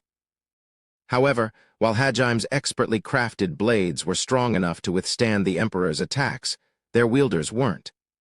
The two Haulia were blown away by the force of his slashes. The moment the two of them were sent flying, another hail of arrows assailed Gahard. Another unit of Haulia had been waiting in the wings with loaded crossbows. Unfortunately for them, Gahard was ready and waiting. Blow it all away, wind wall. Despite the short incantation, Gahard was able to summon a wind wall strong enough to deflect all the arrows. Pierce through fireball. With another condensed incantation, Gahard summoned a dozen fireballs and sent them hurtling in the direction the arrows had come from. Luckily, the Haulia had relocated the moment they'd finished firing. Had they been any slower, though, they would have been burnt to a crisp. Both the speed of Gahard's activation and the force of his spells were ridiculous. Moreover, even though the Haulia were hiding their presence, Gahard could somehow sense where they were. Plus, his swordsmanship was so precise and powerful that it took everything the Haulia had to defend against a single slash. In fact, they were so shaken that for a moment their fear leaked through, and they stopped masking their presence. Gahard's eyelids cracked open, and though he still couldn't see properly, there was a feral gleam in his eyes. "Found you," he whirled around. Though there was no way he should have been able to see the rabbit men hiding in the darkness, Gahard's eyes were staring right at them. Their terror had betrayed their location. Burn through everything, fireball? Gahard shot off another barrage of fireballs. He then turned in the other direction and flung some toward another group of Haulia hiding within the shadows. At the same time, he snapped his fingers. All of the fireballs he'd sent to the ceiling for illumination contracted briefly, then exploded in a storm of heat and sound. Parr and the other snipers, who'd been providing covering fire, were sent hurtling toward the ground. The other fireballs he'd shot off narrowly missed their targets, but the resulting explosions still sent the Haulia flying. And, while the shockwaves didn't do much damage, they left the Haulia unbalanced and forced them to find a new vantage point to snipe from. Dancing breeze, carry my will, breeze breath. With the time he'd bought, Gahard cast yet another spell. Breeze breath was a support-oriented wind spell. It allowed the caster to amplify sounds using the power of wind or to carry specific noises over long distances. By amplifying the sounds the Haulia were making, Gahard was able to cover for his impaired hearing. In a sense, he'd taken the sense-presence skill and cast a magical version of it. Still, amplifying sounds made them more muddled, and it took a lot of concentration to pinpoint locations using them alone. Normally, it wasn't suited for close-quarters combat. That was why it was usually reserved for spies and scouts who wished to relay information. Whoa, NGH. Gahard swung his blade so fast that afterimages followed in its wake. The Haulia groaned in pain, just barely avoiding fatal blows by manipulating their presence at the last second. However, they knew they wouldn't hold out for long. Since Gahard was using breeze breath, the Haulia's stealth abilities weren't nearly as effective. The subtle sounds they made as they moved were clearly being transmitted to him. Though breeze breath wasn't nearly as helpful in locating people as sense presence was, Gahard made up for it with audacity and grit. He plowed forward doggedly and continued slashing with increasing accuracy. This was the man who stood at the top of Holshire. The strongest warrior among a nation of warriors, the emperor who had devoted his heart and soul to the pursuit of strength. Upon witnessing his overwhelming strength, the Haulia responded rather audaciously. "Bring it. We'll cut you to ribbons." Not a single one was cowering. Instead, they were all sporting fearless grins. Their eyes, barely visible through the slits in their masks, glimmered with a dangerous light. Each and every one of the Haulia was still raring to go. If they couldn't rely on stealth, then they'd use their coordination to take Gerhard down. The Haulia all leaped into action at once, as if they were a single organism. By constantly staying in motion and perfectly synchronizing their attacks, they were able to pressure even Gerhard. Q-Q-Q, now that's the kind of fighting spirit I like to see. Isn't that right, Haulia? Gerhard laughed boisterously as he fended off the Haulia's consecutive attacks with his unique sword techniques. It appeared he already knew his mysterious assailants were the Haulia. However, the Haulia didn't react at all to Gerhard's declaration. The only thing on their mind was taking down the enemy in front of them. Come on, what's wrong? So scared you can't even talk. His hearing, aided by the spell, was slowly beginning to return. At his provocation, the Haulia with the most bloodlust in his eyes, Cam, brandished his twin short swords and spoke calmly. A battlefield has no need for words. If you have something to say, then speak it with your sword. Ha, now you're talking. Sparks danced in the darkness as the two of them unleashed a flurry of blows. On his own, Cam was clearly no match for Gerhard, but he had the highly coordinated Haulia behind him. Both sides continued vying for supremacy, but neither was able to land a decisive blow. Seconds passed, then minutes. The nobles laying on the ground fervently prayed for their leader to come out ahead, while simultaneously cursing the guards for not coming. Though they'd had their tendons severed and their tongues cut out, they were still conscious. And as they watched the battle progress, seeds of fear began sprouting within their hearts. The Haulia's power was beyond anything they had expected from rabbit men. Not only that, but the Haulia almost seemed to be winning. Ah, what the... My body just... Gerhard staggered, and his movements dulled. In response, the Haulia rushed forward instantly, as if they'd been waiting for that exact moment. He somehow managed to repel them all still, but the Haulia had been expecting that as well. After he repelled the close combat fighters, a barrage of arrows rained down on him. Gah! One of them pierced Gerhard in the calf, and he went down to one knee. The moment he saw an opening, Cam rushed in and swung down with his short swords. While Gerhard managed to block the first, the second sliced through the ligaments in his arm, forcing him to drop his sword. He quickly pulled something out of his pocket with his one good hand, but two Haulia leaped past him and sliced through the artifact he was attempting to activate. At the same time, another barrage of arrows sliced through his arms and legs. NGH. Though he didn't scream, the intense pain made his body go limp. He slumped forward, then with a resounding thud, fell unconscious onto the ground. Silence filled the hall. Everyone was at an utter loss for words. Of course, most of them had had their tongues ripped out, but even if they hadn't, they wouldn't have been able to say anything. After all, even if they couldn't see clearly in the darkness, everyone knew. The truth hammered itself into their minds, leaving them paralyzed. The Holscher Empire's emperor had lost. That was the moment that the Empire, the strongest nation in the northern continent, was defeated by the weakest race of all. Let us rewind time to a short while ago. Hurry! Something serious is going down at the party.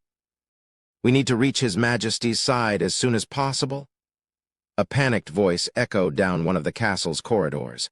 The owner of the voice was the captain of the Imperial Guard's 3rd Squad, Grid Half.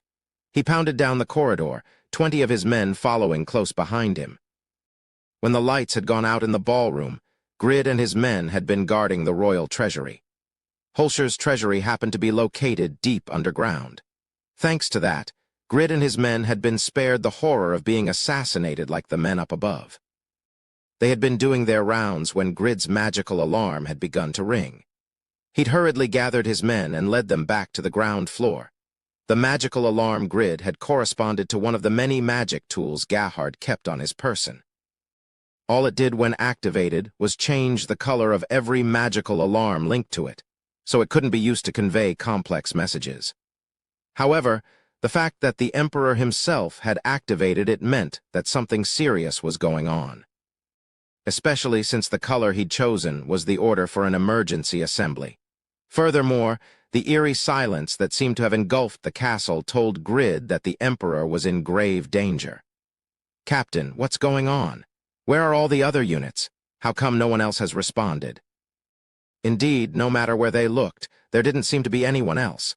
Even though the entire castle guard should have been responding to the emergency assembly call, feeling uneasy, Grid replied, "I don't know, but we need to hurry. These orders came straight from the Emperor." His squad crossed the silent castle courtyard. As they marched further into the castle, they started meeting up with a few soldiers who'd been lucky enough to be taking a leak, or eating, or on break when the castle guard had been wiped out. Each one sighed in relief when they saw Grid's squad. All told, Grid's squad had around 30 men after picking up all the stragglers. They stuck to using the servants' corridors as they made their way to the tower where the ball was being held. The moment they reached the entrance, they were intercepted. "Good evening, soldiers."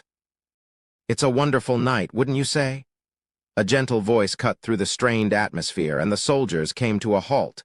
"You're—" Grid looked up in shock, as did the other soldiers. The service entrance, which was normally filled with servants running in and out, was surprisingly silent. There was just a single girl, dressed in a sky-blue dress, standing underneath the room's grand chandelier. A pair of fluffy bunny ears poked out above her head. And, because of how short her skirt was, most of her slender legs were also visible. Her pale blue hair fanned out behind her, and she grinned at the stunned soldiers.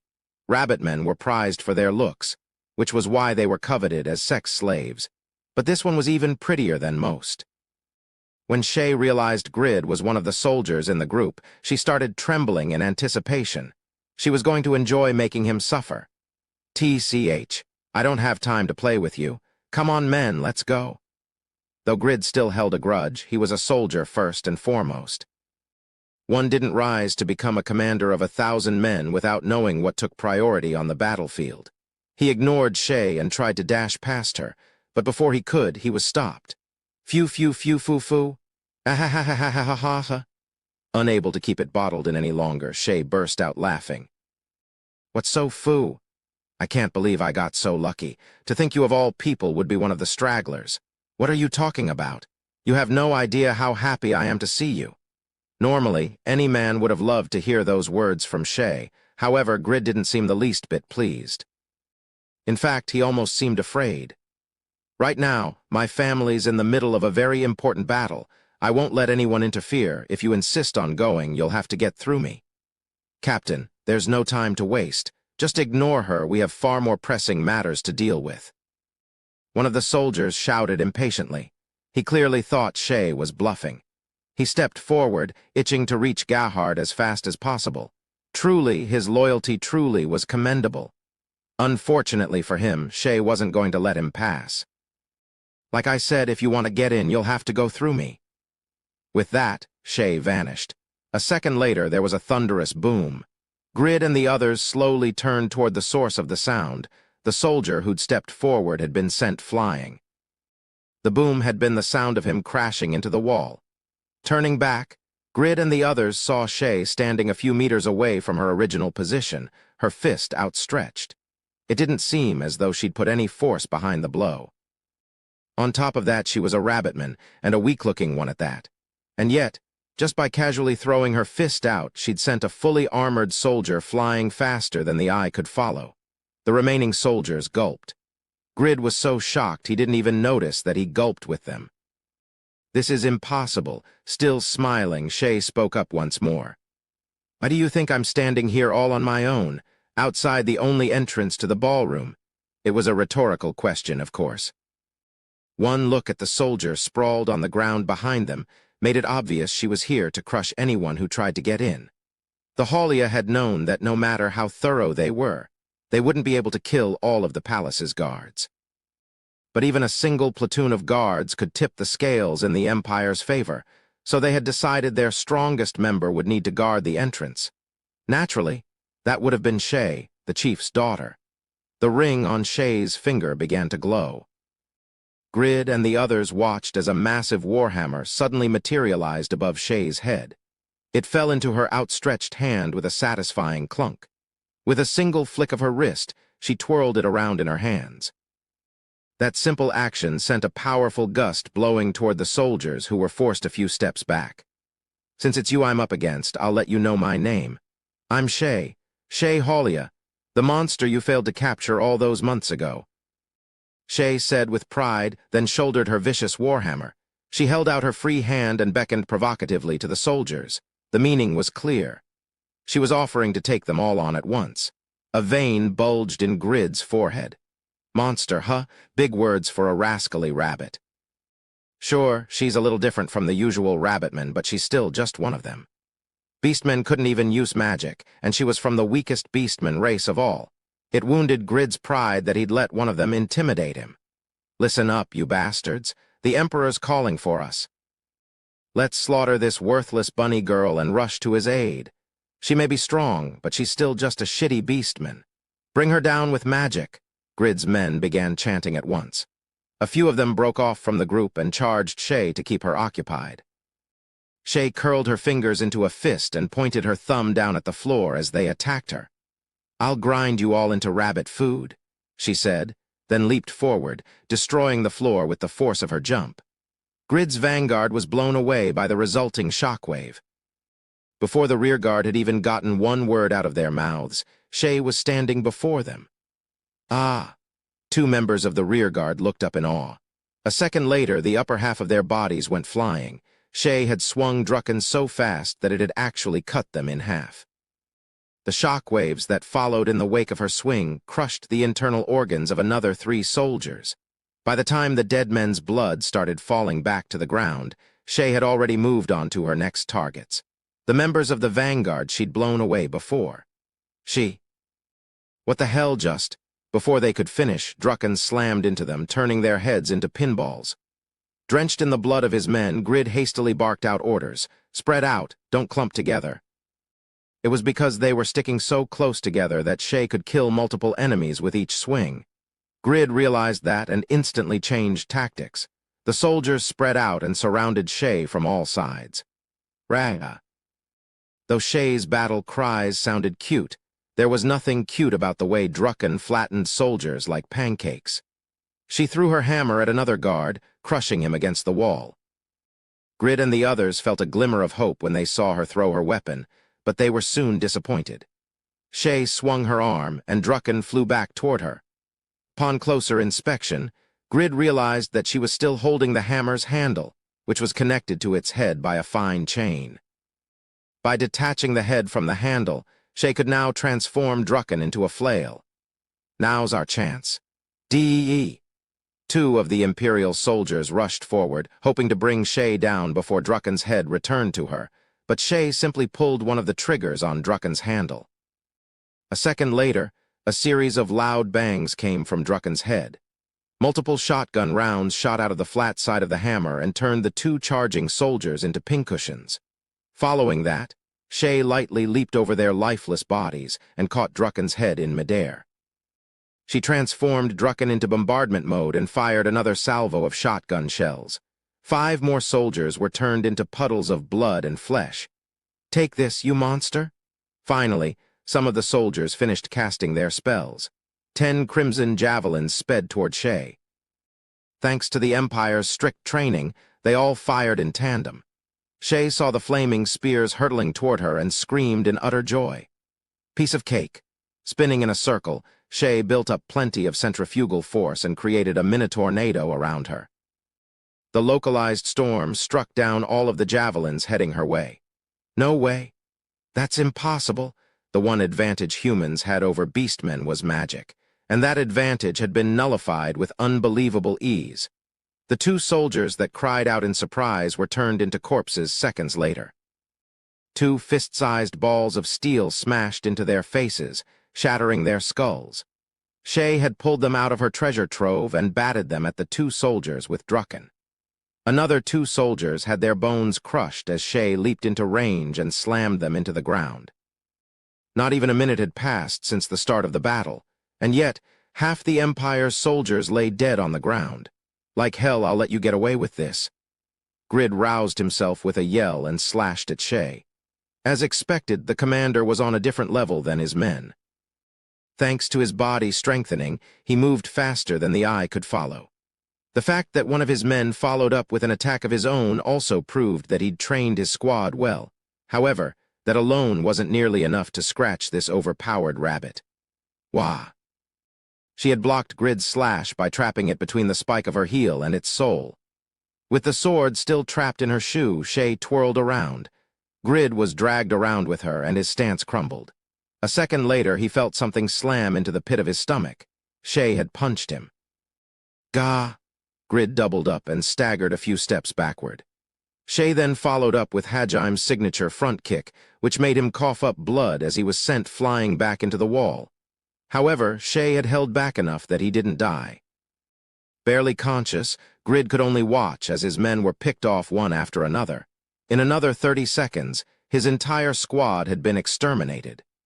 Shay turned and walked over to Grid, heels clacking against the floor. Despite the bloodbath she'd caused, there wasn't a single drop of blood on her. Wait. Please. Blood dribbled from his mouth as Grid begged for his life. The creature standing before him was so far beyond his comprehension that he could only tremble in fear. What the hell did I let slip between my fingers back then? He'd first encountered the Haulia loitering around outside the sea of trees. At the time, he thought he'd lucked into a great haul. In order to paralyze them with fear, he'd started killing off the clansmen and elderly. He had expected the rabbit men, weak as they were, to surrender quickly. And so, he'd herded them into the Ryzen Gorge and then planned on sending his soldiers in after them once they'd exhausted themselves. Personally, he just wanted the beauty with light blue hair. He had so been looking forward to capturing her and raping her in front of all his men. Did I really think I could handle someone like her? Shay grabbed him by the breastplate and lifted him up. Though his armor wasn't the hardest steel, it was still sturdy iron. Despite that, Shay's grip easily crushed the metal, molding it into an easy-to-grip shape. I'm begging you. Please don't kill me. Oh yeah, in return, I'll tell you where I took all those rabbitmen I captured. If you kill me, you'll never, I have nothing more to say to the likes of you. Shay cut him off and raised him over her head. Her resentment and anger hadn't abated in the slightest, which was probably why she'd unconsciously held back earlier. She wouldn't let the man who'd caused her so much grief and suffering have an easy death. That being said, she refused to let her desire for revenge consume her. As a Haulia, as one of Hajim's comrades, she couldn't let herself stoop so low. I'll end it all with this last hit. Shay Haulia, the monster born in the sea of trees, needed to settle things in order to move forward with her friends. And so she flung Grid into the air and brandished Drucken. Then, with a fearless grin, she let out some parting words. I'll send you to the moon, you bastard. Stow, thunk. Grid crashed through the entryway's skylight and vanished into the night sky. Looking up, all Shay could see was the crescent moon grinning back at her. He was heading toward the moon, so maybe I actually did send him all the way there. Shay swung Drucken one more time, making a breeze whip up in the entryway. Guys, I hope this was enough to avenge you. Memories of her departed family members flashed through her mind. They had been willing to throw away even their homes for her sake. Shay closed her eyes and offered a silent prayer. After a few minutes, her rabbit ears picked up on the sound of footsteps heading her way. It appeared Grid's squad wasn't the only one Cam and the others had missed. Shay's eyes snapped open and she grinned once more. The Imperial guards flung the door open, but faltered when they saw the carnage waiting for them inside. Shay puffed her chest out proudly and declared her intent. Are you ready to die? Just so you know, this bunny girl's way stronger than you think.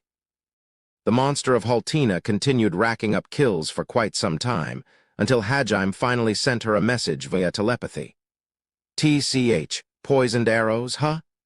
Gahard's pained voice echoed across the silent party hall. The other members of the Empire were still too stunned to do anything. Their emperor, the symbol of their nation's might, had fallen. One of the Haulia strode up to Gahard and fed him medicine that restored his hearing and eyesight. He'd need his senses for the negotiations to come. HMPH. That dosage was enough to leave monsters completely paralyzed. I'm impressed you held out so long. Curses, so that was your plan from the start. The Haulia confiscated all the artifacts Gahard had hidden inside his clothes, leaving him utterly defenseless. Since his hearing and sight had returned, Gerhard was able to see the elaborate trap the Haulia had laid for him. But before he could say anything more, a solitary beam of light poured down on him. The Haulia were using their flashlights as a makeshift spotlight in order to emphasize to the guests that their emperor had fallen. Upon seeing the defeated emperor, a panicked voice called out from the corner of the room, WHWHWHWHWH, what on earth is this? WHWHWHWH, what's going on? Explain yourself, Nagumo-san. JJJA, just what did you do? Calm down and watch, princess. This is the climax. When the raid had started, Hajime and the others had evacuated to a corner of the room so as not to get in the way of the Haulia's fight. Liliana had been with Baius, but you had teleported her to the others using spatial magic. While she'd still been confused about the sudden teleportation, the lights had gone out, and all she could hear was the sound of fighting. Now, suddenly, the Emperor was lying defeated on the ground. Liliana might have been good at keeping a poker face, but even she couldn't hide her shock. Kuki and the others were shaken too, but for a different reason. A few of the Empire's nobles had died in the attack, and their deaths had left Kuki, Shizuku, Suzu, and Ryutaru pale. They silently looked at the corpses with pained grimaces. However, they knew this was the only chance for the Beastmen to put an end to their centuries of slavery, and that the very fate of the Haulia rested on the outcome of this battle. Though they found the bloodshed hard to stomach, they held their tongues. Or rather, they had no choice but to hold their tongues, as there was a certain someone who would beat them senseless if they tried to speak out and interfere with Cam and the Haulia's battle. Hajime hadn't taken his eyes off Kuki since the fighting started. Now then, Gerhard D. Holscher, do you understand why we've let you live? HMPH, I take it you've got demands? Well, spit them out already. How unfortunate. It appears you still don't understand the position you're in, Gerhard. That's one mark. Cam's voice reverberated throughout the hall, admonishing Gerhard for his haughty attitude. Gerhard was about to learn that the consequence for his defiance was the lives of his countrymen. Another spotlight shined down a few meters away from him, right on top of one of the nobles who'd had their tendons cut and their tongue removed. A hand reached out from the darkness, grabbed the noble by the hair, pulled him up, and mercilessly slit his throat. You bastards! Another mark. The only response to Gerhard's angry yell and the guest's screams was Cam's mechanical voice telling him he'd made a mistake once more. Yet another spotlight shone down, displaying the beheading of a different noble. Vesta, don't get ahead of yourselves, you little another mark. Vesta had been one of Gerhard's close associates. However, his anger at the loss of his friend worked against him in that particular case, as Cam once again beheaded another one of the Empire's nobles in response to Gerhard's outburst. This time, Gerhard held his tongue. He glared at the darkness in front of him, his eyes brimming with pure hatred. However, Cam remained unconcerned. That's right, now you understand what it means to be the defeated. I would choose your words carefully, Gerhard. The lives of everyone in this room depend on you making the right decisions. A hand reached out from the darkness and placed a necklace over his head. There was a vivid crimson ruby dangling from its fine gold chain. That is the necklace of vows. It is an artifact that will force you to keep any pledge you speak. Break any of your promises, and this necklace will kill you. Once activated, it will bind not only you, but those linked to you by blood as well. If you renege on your word, they die with you. Cam briefly explained to Gerhard that he had his family in their custody as well. Gerhard grit his teeth so hard that it looked like they might break. The necklace of vows was an artifact created with spirit magic. It bound a person's soul to the promises they made. More specifically, it carved the words a person said into their soul. If the person wearing the necklace ever did anything to annul those promises, or attempted to take the necklace off, their soul was destroyed. And, as it affected anyone whose soul was linked to the wearers by blood, all of Gerhard's family needed to keep wearing their necklaces forever too, or they died. In other words, the artifact forced Gerhard and his family to uphold their pledges until the day they died. Incidentally, it only worked through direct blood ties, so relatives by marriage weren't affected. Pledge, you say? There are 4 simple things I want you to agree to. First, to release all beastmen slaves. Second, to never invade Haltina again. Third, to forever stop taking beastmen as slaves and to treat them as equals. Fourth, to turn the above 3 into imperial laws. Do you understand? If you do, then say I hereby swear as Holscher's representative to uphold these principles. By doing so, you will activate the artifact. And if I refuse, then the imperial family shall cease to exist, and until the Empire decides to negotiate, we will continue killing your officers and officials one by one. We will terrorize your empire until we as a race are destroyed. No man, woman, or child will be safe so long as we draw breath. If killing your soldiers isn't enough, we'll move on to assassinating their families as well. Don't underestimate the Empire, rabbitmen. This nation won't crumble just because I'm dead. If you kill me here, my soldiers will raise an army tens of thousands strong and raise your precious sea of trees to the ground. Surely you realize this too? If we devoted all our forces to it, crushing Verbergen is a very real possibility. The only reason we haven't is because you wouldn't be able to hunt for slaves if you killed us all, correct? Looks like you get it. There's still time to repent, though. Even if you did borrow that boy's strength, I must admit that taking control of the Imperial Palace in such a short time is impressive. Not to mention your outstanding combat skills. It would be a shame to have to kill you. Why not join my army instead? I promise to treat you well. Out of the question. Considering how you've treated beastmen in the past, we would be fools to trust your word. It's because we can't that we prepared these necklaces. Then all you'll get from me is war. I'll never agree to those terms. Gahard smirked triumphantly, but Cam's flat voice didn't waver. I see. That's another mark, Gahard. Yet another beam of light came down. This time, let me go. You know who I am, you filthy beasts. I'll kill you, you fucking bastards. I'll you all. You hear, Gah? It was focused on Bayes. The nobles in the room gasped as the future emperor's head was neatly sliced off his shoulders. So that was your successor, the next in line for the throne. What a worthless, loud-mouthed, pathetic man. I believe I already told you. Even if you kill my family, I will never submit. Go ahead, do your worst. You'll regret incurring the wrath of the Empire. Despite seeing his son murdered before his eyes, Gahard's expression didn't change. There was no way to tell what he was really thinking, but at the very least, he didn't allow himself to look shaken. Unfazed even after seeing your son die. Well, I suppose you never loved your children to begin with. The people of the Empire valued strength above all, so it was possible they didn't put any stock in familial ties. In fact, it seemed that Gahard had cared more about the death of his friend than he did about his son's. In response to Cam's words, Gahard sniffed dismissively. If you understand, then quit wasting my time. Now, don't be so impatient. Are you sure you have no desire to make the pledge? Do you insist on persecuting beastmen and chasing down the Haulia no matter the consequences? Stop making me repeat myself. I see. How unfortunate. Delta 1, this is Alpha 1. Do it. Gahard looked up in confusion. Those words made no sense to him, but the massive explosion he heard a few seconds later made everything clear. TCH. What you just do? Oh, nothing much. Just blew up the slave overseer's barracks. Blew up, you mean? Indeed, there were probably a few people inside. I imagine a few hundred or so of your precious soldiers are dead. All because of you, Gahard. You're the one who did this, you bastard?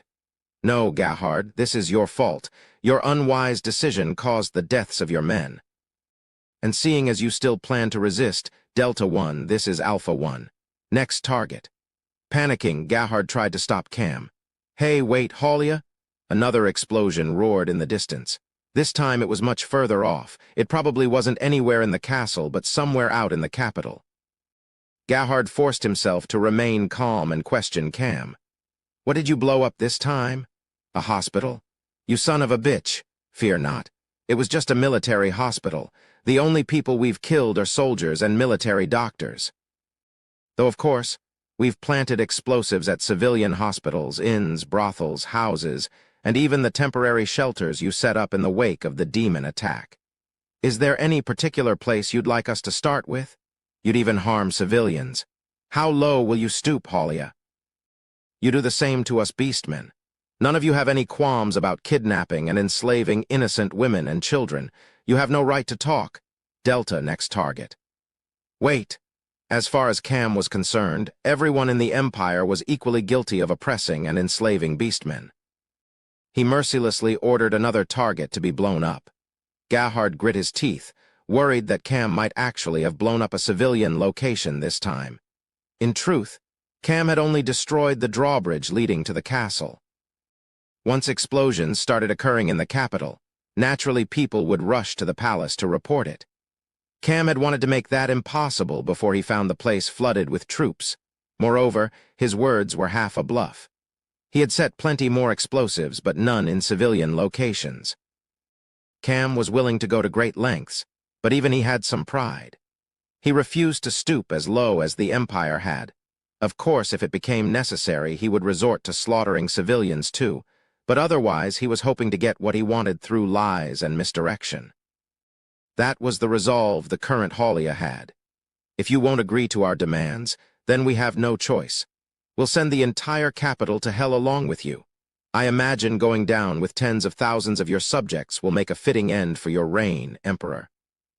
Looking at it objectively, they weren't too different from terrorists.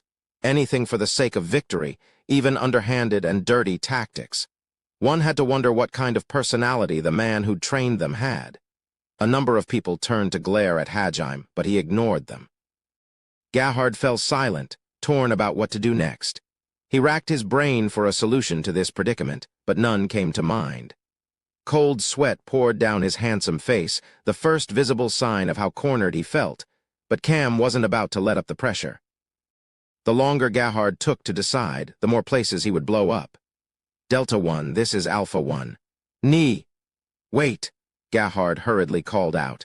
He slammed his head against the ground a few times in frustration. Then, after letting it all out, he looked up and spoke in a tone full of resignation. Goddammit, fine, I lose. I'll agree to all your damn conditions, so stop blowing up my city. A wise decision. Now speak the pledge. Even after getting his demands met, Cam's mechanical tone didn't change.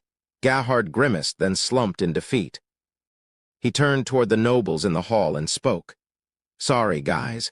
They really got us this time, but we're the ones who said might makes right, and these rabbit men proved it again by capturing the capital. Our subjects' lives rest in the palms of their hands, so... The remaining nobles grit their teeth in frustration. Gahard burned their resentment into his soul and continued in a loud voice. I hereby swear, as Holscher's representative, that I will free all beastmen's slaves within the Empire. Furthermore, I swear to never invade Haltina or interfere with its politics again. I also swear that the Empire will stop persecuting beastmen and taking them as slaves. Any citizen who breaks these rules will be punished according to the laws of the Empire. Finally, I swear to codify the above precepts into imperial law. As he completed the pledge, the ruby around his neck began to glow. Lastly, Gahard made one more declaration as Emperor. If anyone's got a problem with that, they can take it up with me. If you beat me in a fight, I'll hand the Empire over to you. Then you can do whatever the hell you want. In other words, he was effectively saying that if anyone wanted to go back to enslaving beastmen, they needed to do it over his dead body. A fitting declaration for the man who respected strength above all. Very well, the contract has been made.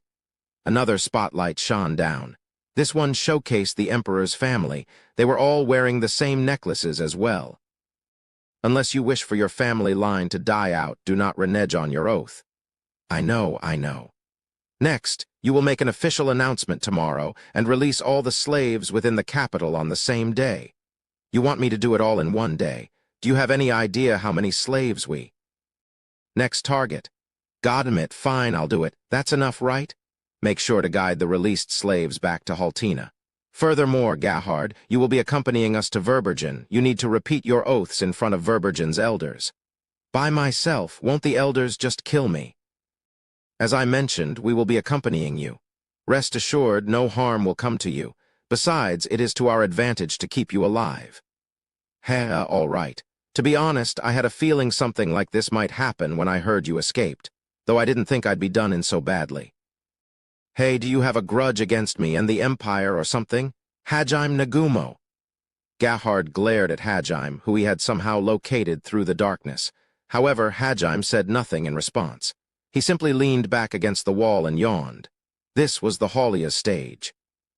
He had no place saying anything here, and so he acted as if this had nothing to do with him. Since there still wasn't much light, Gahard couldn't make out his expression, but he could still tell Hajime had no intention of answering. The Emperor clicked his tongue, and then Cam interjected. A word of warning, Gahard. We did indeed receive assistance from our savior and benefactor, but the strength he lent us belongs to us now. If we so wished it, we could infiltrate the capital at any time and gather all the information we need. Assassinating you in your sleep would take no effort at all. So if you try and circumvent our agreement, know that we can deal with you even without our master's aid.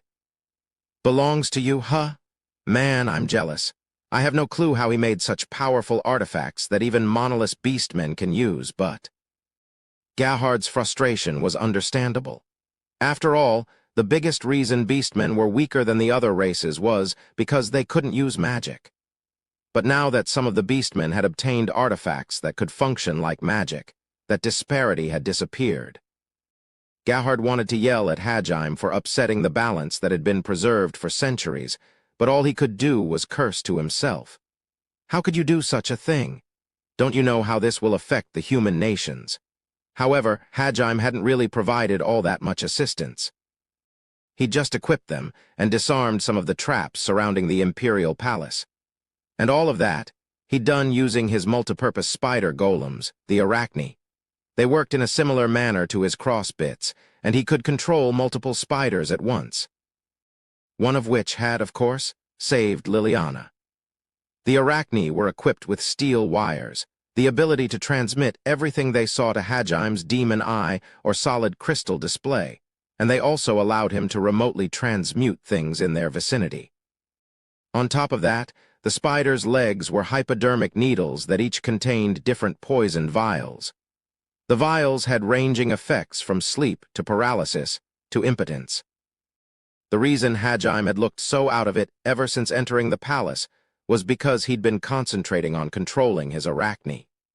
It had taken immense concentration to keep them all moving and disarming traps simultaneously. Once he'd finished dismantling most of the palace's defenses, he'd had the Arachni record every inch of the castle interior and relay the footage back to the Haulia waiting outside the capital. Furthermore, he'd used improved versions of his old telepathy stone to provide the Haulia with the perfect silent communication network. The way he'd made his artifacts usable even for the monolith Haulia was simple. He'd taken ore that was capable of storing mana and enchanted it with high-speed mana regeneration and mana discharge. That way, the ore was constantly absorbing mana. After that, he'd carved unfinished magic circles into each of the artifacts and left the final piece slightly out of alignment. By sliding the switch on any of them, the circle would be completed, and the properties of the artifact activated. There was still a lot of design improvements he needed to make, but at least with this, he'd succeeded in making artifacts that even the Haulia could use. Furthermore, he'd used the same kind of magic that made status plates unique to each individual to ensure that only the Haulia would be able to use his artifacts. Incidentally, they weren't artifacts he'd created recently. Originally, he had made them for Mayu. After all, he had promised to go back and get her someday, and because she was cute, there was no doubt in Hajime's mind that uncouth guys would be all over her, in which case Mayu would need artifacts that could obliterate them for self-defense. Hajime really was just like an overprotective dad. Ironically, his doting had inadvertently caused a revolution in race relations. Had anyone in the Empire known that was why their nation had fallen, they would have probably been furious. Fear not, Gahard. Only the Haulia were gifted with these artifacts. Verbergen won't be foolish enough to try and invade you after you give them your oaths. In fact, if they were to attempt something so foolish, we would turn our blades on them ourselves. At those words, Gahard realized that the Haulia were an independent force from Verbergen. They had started this fight not for their country's sake, but to improve living conditions for their fellow beastmen. Or well, actually just their fellow rabbitmen, but Gahard didn't know that. I see. All right, I understand now, so hurry up and release me already. If you want everyone freed by tomorrow, then I need to get started now or I won't make it in time. Very well, but know that the Haulia will always be watching you. Don't ever forget that. All of the spotlights turned off, flooding the hall with darkness once more. Hajime-san. Hajime turned to see Shay standing next to him. She'd come back after Hajime had told her via telepathy that the battle was over. Her smile was a little different from usual. As if, for the first time in her life, she truly had no worries. It was so radiant that Hajime was momentarily smitten. It's finally over. Hajime wasn't sure if she meant this battle or something more. Still, he smiled back and responded, I see, you did good. Hajime hadn't thought it possible for Shay's smile to grow any brighter, but he was wrong. Before he could respond, he received a transmission through telepathy. Boss, this is Alpha 1. We'll be pulling out now. We are greatly indebted to you for all of your assistance. Hajime grinned to himself. Don't worry, I did this for Shay. Besides, it's not over yet. In fact, the real battle starts here. Don't let your guard down, guys. There's definitely a few guys out there who'll want to keep hunting beastmen even if it means disobeying imperial orders. We know, boss. From the start, we resolved ourselves to keep fighting for as long as it took. This is the path the new and improved Haulia have chosen to walk down. Upon hearing Cam's steadfast resolve, Hajime's grin grew wider. Well, you've definitely shown me just how determined you are. All of you. Hajime paused for a moment. Well done. That was the first time the Haulia had received heartfelt praise from their beloved boss. The shock of it left their ears pointing straight up, and their fur standing on end. It took a few seconds for them to digest what Hajime had just said. But once they did, their joy was like nothing Hajime had seen before.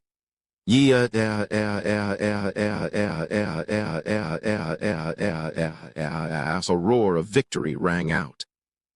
The weakest of the weak, the losers who had been forced to swallow the bitter draft of defeat for centuries, had finally been able to pay their enemies back. In all honesty, there was still no guarantee the Empire would fully comply with their pledge to stop invading Haltina and capturing slaves. Like Hajime had said, there were more than a few people in the Empire who would want to keep hunting beastmen even if it meant going against Gahard's orders. Plus, it was entirely possible that Gahard might find a loophole to get around his pledges. And so, the Haulia knew too that their fight was just beginning. Still, at the very least, the oaths they'd forced Gahard to swear meant that the Empire wouldn't be attacking Haltina or capturing rabbitmen anytime soon.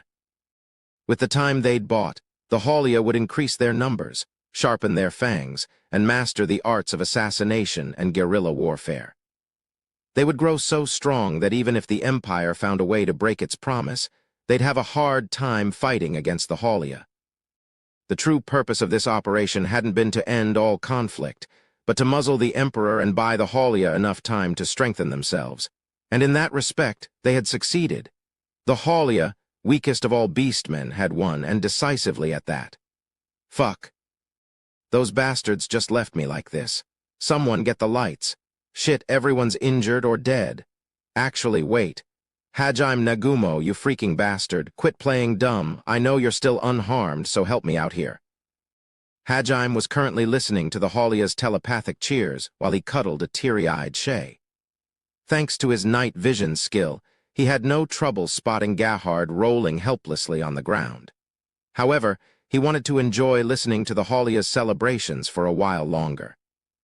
Incidentally, when Shay had leaped into Hajime's arms, he'd casually thrown Liliana aside. Hajime's callous treatment had brought her back to her senses, and she'd collapsed into a sobbing heap muttering, "Even though I'm a princess," over and over. She looked just like a poor girl who'd been dumped by her playboy boyfriend. All right, I'll help."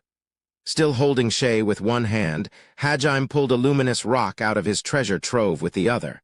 He threw it up at the ceiling where it stopped and started floating. Once it was in place, it started glowing much more intensely, and lit up the room so well it felt like it was noon. Now that the whole hall was visible, Everyone could see just how much of a bloodbath the battle had been. The floors and ceiling were dyed red, and countless freshly severed heads littered the floor. None of the nobles lucky enough to have survived were unscathed. Most had had their tendons cut and were lying limply on the ground, groaning in pain. Many of the noble ladies had wet themselves in fear. A few of them had been lucky enough to faint from the shock. Those who were tough enough to have held on to their consciousness screamed in abject terror when they saw Shay's bunny ears and fainted as well. Quite a few of the men wet themselves too when they saw Shay. It appeared the Haulia had succeeded in their secondary goal. The people of the Empire were filled with dread whenever they caught sight of a rabbitman. Hajime, Kuki, and the others stood out as they were the only people in the room who were untouched. The few soldiers who'd fought until the bitter end glared daggers at them. It was obvious the soldiers thought Hajime and the others were the Haulia's accomplices. "Hey, Hajime Nagumo, stop flirting and give me a hand here." "How cheeky can you get, flirting with a girl, a rabbitman no less, right after what happened?" "Sorry, it's just that Shay's a weak little bunny girl and all that fighting really scared her." "Poor girl. Those assailants sure were terrifying. It took everything I had just to defend myself." Hajime shivered in an exaggerated manner as he said that. On the other hand, Shay didn't even bother trying to hide how happy she looked. Gahard trembled in rage, and the mages who'd had their tongues cut out glared daggers at Hajime. Kuki and the others were stunned by how brazen Hajime was acting. "You impudent little. Either way, you're not hurt, so if you don't have anything against the Empire, I'd like you to help heal me and my men. At the very least, you could call for help, couldn't you?" "I don't mind healing you guys, but I get the feeling your men'll rush at me the moment I do. As long as you don't mind me killing anyone who attacks, I'm fine with helping out." "Of course I mind. Hey, you guys, don't you dare lay a hand on that monster. I don't want any of you dying a worthless death trying to get revenge against that cheeky, Haulia-sympathizing, womanizing son of a bitch." The nobles all closed their eyes in frustration. They knew Gahard was right in ordering them to survive, but they didn't like it one bit. Hajime narrowed his eyes in irritation, but Gahard cut him off. "Look, even if they wished they could kill you, none of my men are stupid enough to fling themselves into the jaws of death. Even if they are, I won't let them. Some of them are in critical condition, so please, Hajime Nagumo. Save them." "Well, if you're sure they won't attack, I guess it's fine. Kaori, you're up." "Yep, just leave it to me." Either flow, Kaori instantly cast the strongest healing spell without any incantation or magic circle. Waves of shimmering mana spread out across the ballroom. In less than a second, everyone had been fully healed. "I give up. Somehow, even your healers are monsters." Gahard looked tired as he watched Kaori's godly healing. Everyone was dumbfounded by how quickly their wounds had disappeared. Instantly casting the strongest healing spell in the world should have been impossible. With the exception of the ladies who were still unconscious, and the nobles who were still too stunned to react, everyone in the room rushed to Gahard's side and formed a protective circle around him. They all eyed Hajime warily. "I just said don't fight him. If you so much as direct your fighting spirit at him, he'll slaughter us all, so stop." "But, Your Majesty, they're clearly in league with the assailants." "Exactly. They even killed the Crown Prince. We can't just let them go. Our reputation would be ruined if we did." Gahard's men argued vehemently with him. They were itching to fight. Sure, they had caught a glimpse of Kaori's true strength when she'd healed them all instantly, but none of them knew anything about Hajime's. Quite a few of them had, however, seen Gahard's duel with Kuki. The fact that Gahard had beaten Kuki back then was the foundation for their confidence. In response, Gahard sighed sadly and aimed his anger toward them. His men groaned and staggered backward, all will to fight lost. Gahard looked across the room, sucked in a huge breath, and exclaimed something in a loud, dignified voice. "Quit causing a scene. I said it before and I'll say it again. I won't allow any of you to die a dog's death here. Listen up, that white-haired kid with the eye patch is a genuine monster. The kind of monster who took down an entire army without breaking a sweat. He's so strong I probably wouldn't be able to even scratch him. I won't ask you to submit to him, But if you're real men of the empire, then stop throwing a tantrum and accept that he's stronger than you. Might makes right, remember? Both the soldiers and the nobles stiffened in the face of his will. That goes for the Haulia, too. Those bastards were supposed to be the weakest, but they trained until they were strong enough to challenge us. The fact that they led us around the nose means we were really the weak ones. I don't plan on letting things end like this, and I'm sure those rabbit men know that too, but accept it for now. This time we lost, and the losers have to respect the winner's wishes. That's the #1 rule of the Empire. If you still can't accept it, then bring your complaints to me. Beat me in a fight and force me to admit I'm wrong, just like they did. Gahard's voice reverberated across the room. The more weak-willed among the nobles couldn't even meet Gahard's gaze, while his soldiers and those who'd fought with him bowed their heads reluctantly. Among them all, only Gahard had actually kept fighting for any length of time. He was both their emperor and the strongest among them. Naturally, his words carried weight. As the ballroom fell silent once more, Hajime nodded in satisfaction. Perfect, glad to see everything settled. Naturally, everyone in the room turned to glare at Hajime. Their gazes spoke more eloquently than any words ever could. You have no right to say that, you cursed brat. The repercussions of that day were felt throughout the capital. The next morning, Gahard issued an imperial decree stating that all beastmen slaves had to be freed immediately, and that enslaving beastmen was henceforth forbidden. It didn't matter whether they were owned by individuals or slave traders, the government would not allow anyone to keep beastmen. Naturally, there was much confusion, and plenty of people refused to comply. Hordes of citizens crowded the palace gates, demanding an explanation. Eventually, Gahard walked out onto the castle's balcony where his people could see him and shouted in a somewhat strained voice. The reason for this sudden decree is because I received an oracle from our hallowed creator, Ehit.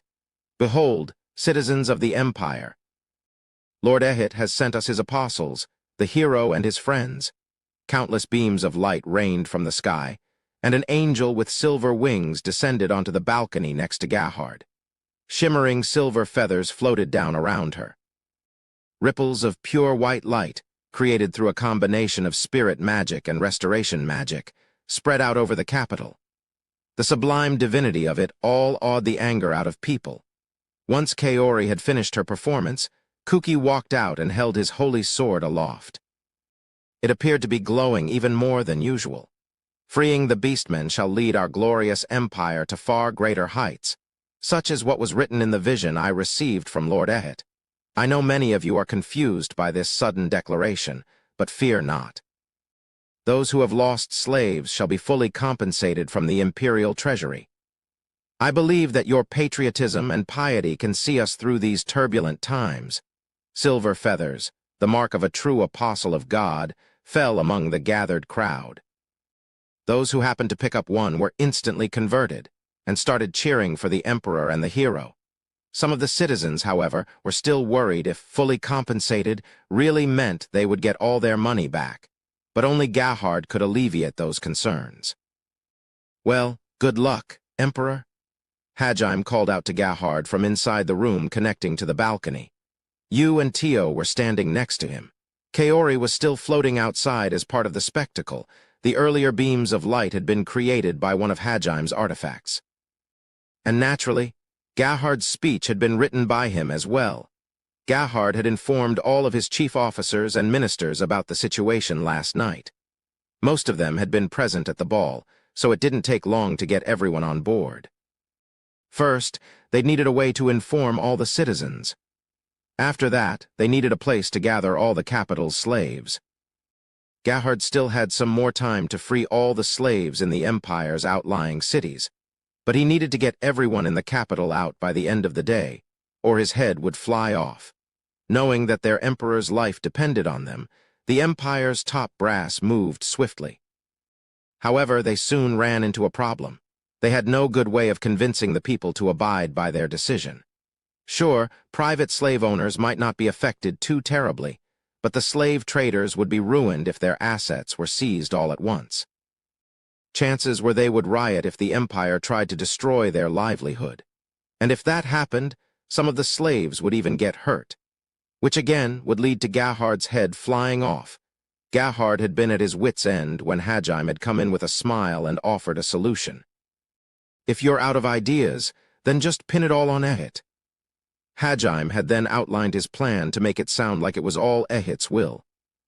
He'd make the speech more convincing by using Kuki and Kaori to make it look like the apostle of God really had come down and graced the empire with their divine silver feathers. None of the empire's citizens suspected that the apostle of God's feathers were actually deadly weapons that could be controlled at will. The healing spell Kaori had bathed the capital with had not only soothed the hearts of the citizens, but also healed the minds and bodies of the beastmen slaves who had suffered long years of enslavement. While the citizens were all gathered in front of the palace, imperial soldiers went around herding the beastmen to the ruins of the Colosseum so they could remove all their collars. Gahard watched for a while longer to make sure everything was going smoothly. After a few minutes, he turned back to Hajime and grumbled, "I take it all back. You're not just any damned brat. You're the devil." Kuki, Ryutaru, Suzu, Shizuku, and even you and Tio all nodded in agreement. As all of the soldiers stationed in the capital were assisting in the beastmen emancipation, it didn't take very long before they were freed from their shackles. The thousands of beastmen were still in shock, unable to comprehend what was going on. Even if they had, they wouldn't have believed it anyway. Dumbfounded, they meekly followed Kuki out of the capital. Even after they passed through the city's gates, they kept glancing fearfully backward. Most of them were convinced that this was some new twisted game of the Empire, that the moment they tried to run, they'd be chased down and captured again. But then, something happened that blew that thought out of their minds. A massive ship descended from the sky. It was Furnir, but it now had a giant gondola attached to it. As the beastmen stared up in wonder, a single bunny girl leaned out over the ship's railing and waved. The girl, Shay, shouted the words the beastmen had been longing to hear, but hadn't dared to hope they would. "Every woon, we're here to save you. It's time to go back home to Verbergen." They'd had their wounds healed, their shackles removed, been led out of the capital by the hero, been greeted by some strange ship, and on that ship stood a member of their own race. Though they could scarce believe it, all the evidence suggested that they really were being freed. After a moment of silence, the beastmen broke out in wild cheers. "Woo woo woo woo woo woo woo woo woo woo woo woo." The earth shook from the force of their voices. Everyone hugged the person closest to them as they burst into tears. "Go back home, huh?" Hajime watched the proceedings from the bridge through his crystal display. He had an odd expression on his face, one that was hard to describe in words. It was hard to tell whether it was envy, sympathy, or something else entirely. Regardless, it was a very human expression. He suddenly felt someone take hold of his hand. Hajime turned to see you looking gently up at him. He smiled at her, then focused on lowering Furnir's drawbridge so the beastmen could get on. Behind him, Kaori, Tio, and even Shizuku watched him with warm smiles on their faces. Epilogue: a despondent silence hung over Garland, the country of demons. Men and women of all ages conversed in hushed whispers, discussing the predicament their nation was in. The future of Garland looked bleak. It was to the point where people frequently shot worried glances at the castle, praying that those living within had a plan to save them. The source of their despair was, of course, the results of the demon army's latest operation. The assault on Heilig and the Divine Mountain had been the most important battle of the war, and it had ended in failure. No, failure was too soft a word to describe what had happened. It had been a complete and utter rout. Their army, composed of over 100,000 monsters and the demons' finest elites, had been decimated. Barely 10% of the demon army's original force had managed to return. When Garland's citizens had seen the massive demon army arrayed on the plains outside their capital, they had been sure that the humans wouldn't stand a chance against such overwhelming might. But now they were forced to reconsider everything they'd been certain of. Had the humans always been so strong? Were demons not actually the chosen race? Now that they'd been weakened, would they be the ones facing an invasion? And if so, did Garland have any hope of surviving? Garland's citizens discussed these questions at every opportunity they got, in a futile attempt to calm their unease. So far, neither the Demon Lord nor General Freyd had made any public statements. In truth, the atmosphere within the castle was even more despondent than out on the streets. Every soldier had lost someone they cared about, all in the blink of an eye. Had they lost in a proper battle, they could have at least blamed their general for not commanding well. Even if he wasn't at fault, they could have felt justified in pushing their anger and resentment onto him. But not a single soldier could bring themselves to blame Freyd. No one could have predicted that a giant pillar of light would rain down and annihilate their army in a few seconds. They could hardly denounce their general for not anticipating an attack like that. The soldiers were too numb with despair to feel any anger anyway. None of them had the willpower to search for someone to take responsibility. Freyd Bagua sat in his office and buried his head in his hands. And it felt as though his heart had been ripped from his chest. He grit his teeth, and deep wrinkles formed on his forehead, which made his beautiful features scrunch up in worry and sorrow. After all, he was the commander of the Demon Lord's forces, the general responsible for their defeat. "I can't believe I'm so powerless," he lamented his own incompetence. Having his old wounds reopened over and over again by that blonde girl hadn't been nearly enough punishment for his sins. Freyd had already given his report to the Demon Lord. However, the Demon Lord he respected so much, God's very own chosen one, had deigned not to punish him. Freyd had been prepared to be executed on the spot. Of course, he knew that as Garland's only wielder of ancient magic, the Demon Lord wouldn't dispose of him so easily. But still, he felt responsible. He had wanted to be punished with death. Even now, the shame he felt at failing to fulfill his responsibilities to his sovereign and to his God was eating away at him. Suddenly, he heard a knock at his door. The moment he gave his permission to enter, one of his men rushed into the room and yelled, "You urgent report, sir. We have just learned the details of how the operations in the Empire and the Sea of Trees concluded. Davros and Divoff's units were in charge of those. Tell me how they fared. The Heilig operation may have failed, but I pray those two at least succeeded."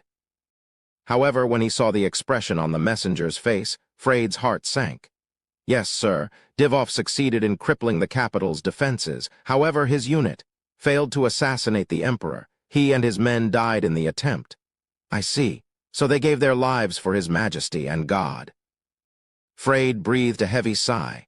He had ordered Divoff to retreat if he failed to assassinate the Emperor.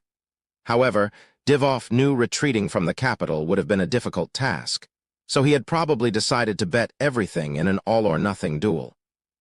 Freyd couldn't decide whether he was proud of Divoff for fighting with honor, or angry at him for throwing away even a slim chance at survival. In the end, he just shook his head and bade the messenger to continue. The conquest of the Sea of Trees ended in complete failure. While Verbergen suffered numerous casualties, the city still stands. Davros' unit was completely wiped out. What? Not a single person from Davros' unit survived. Shouldn't at least a few of them have been able to retreat? No, wait, Verbergen still stands. You mean to say that they weren't even able to reach the true labyrinth? Impossible. According to the report, the scouts that went to investigate the situation were nearly wiped out as well. The few that survived claimed that the beasts wearing the skins of rabbit men haunted the woods. Chills ran down Freyd's spine.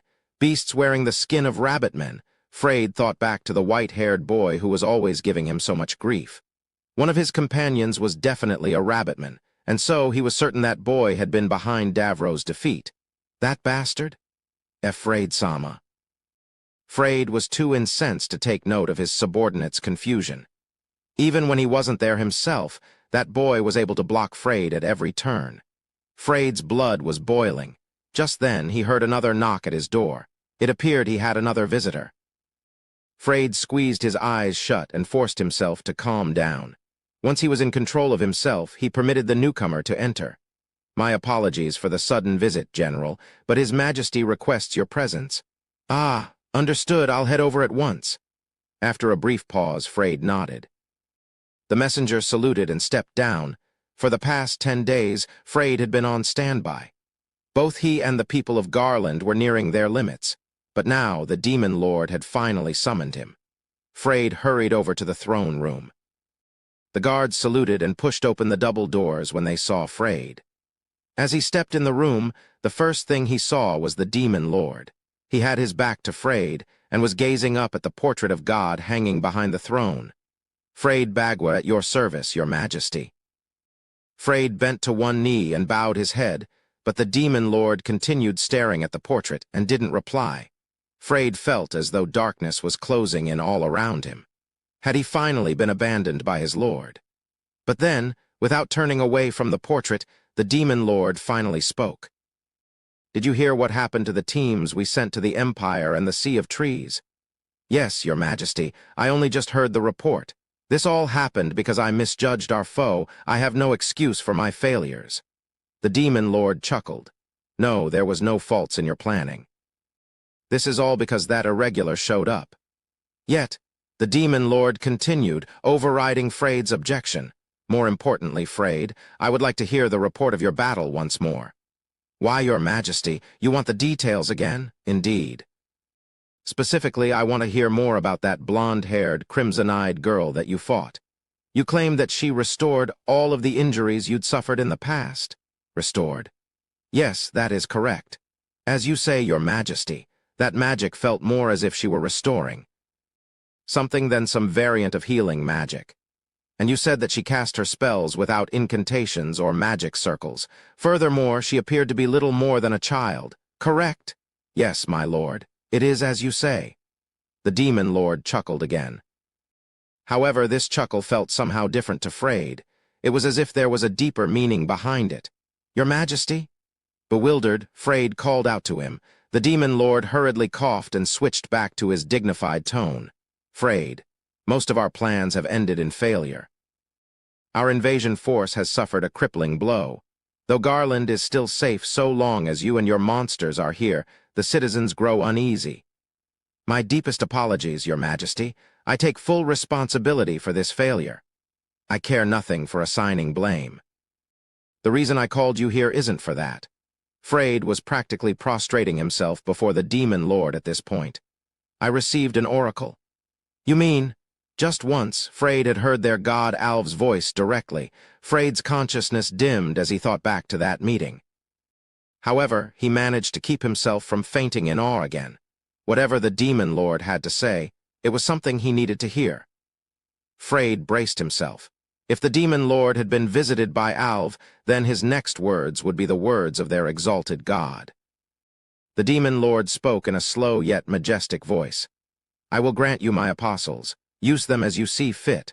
All I ask is that you bring the irregular and his comrades to me. Those were the words Lord Alv gifted to me."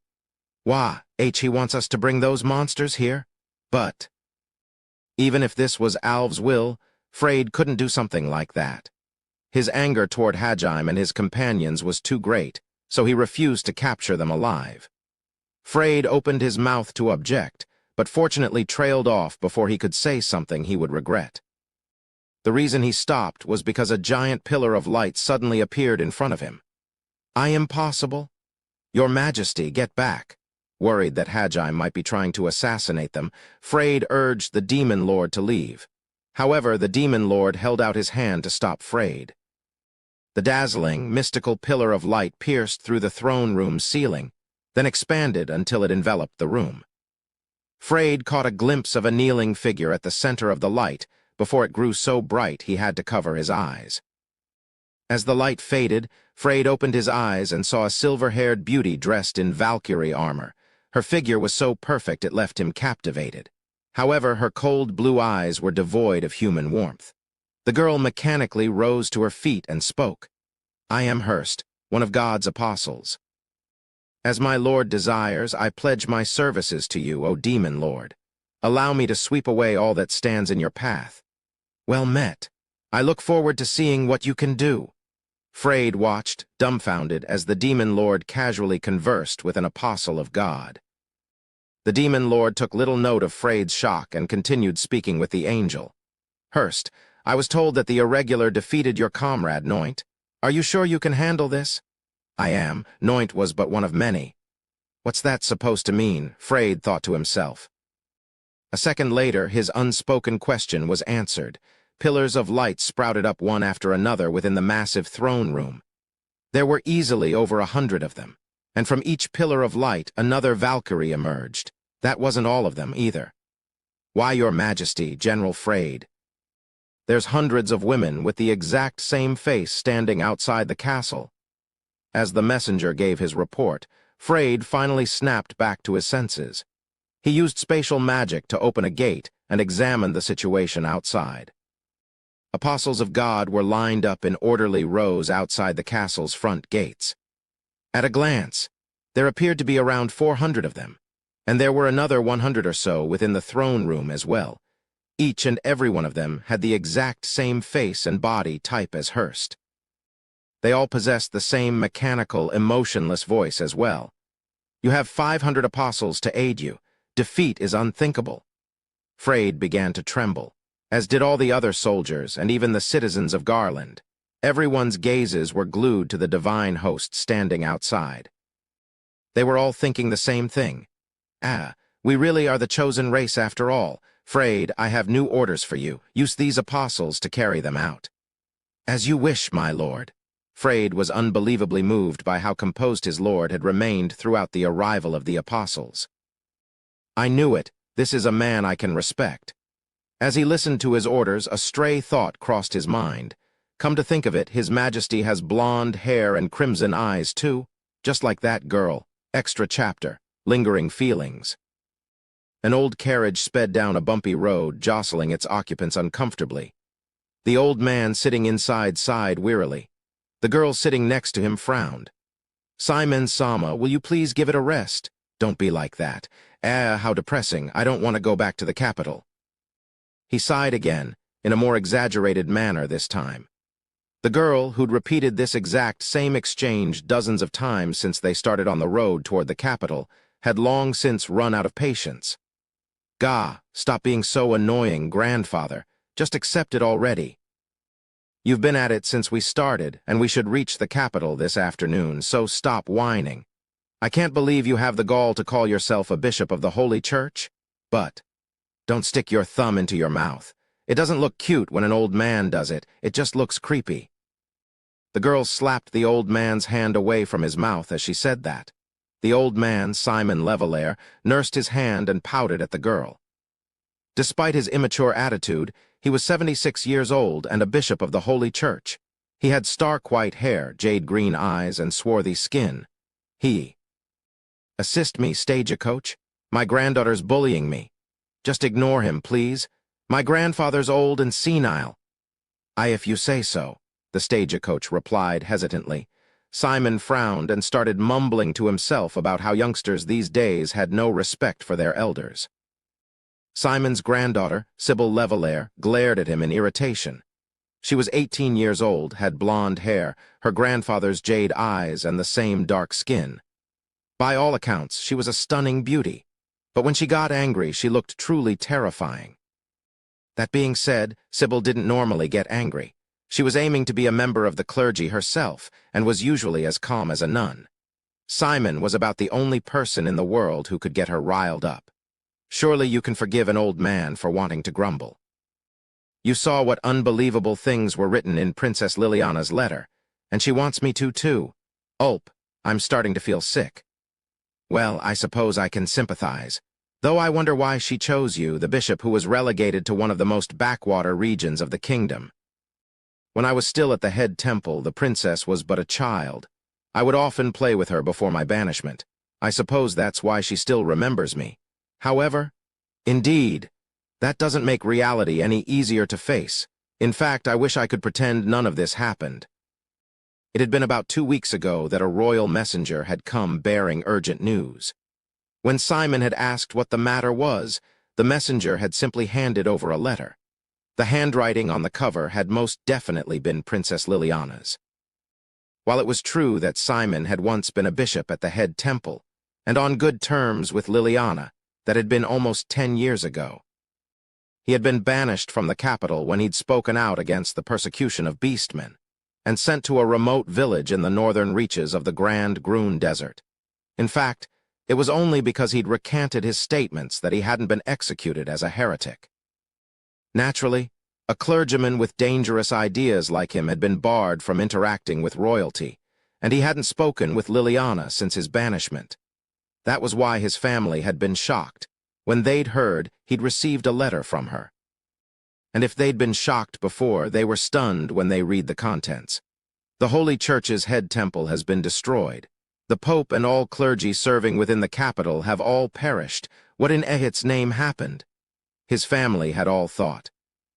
Had the messenger not shown them his royal emblem to prove that he was indeed bearing the princess' words, Simon would have thought it was some kind of prank. Even now, he wasn't sure he fully believed the contents. However, the reason Simon was currently throwing a tantrum was because of the request that had come after that bombshell report. I would like Simon Levallois to succeed the position of Pope.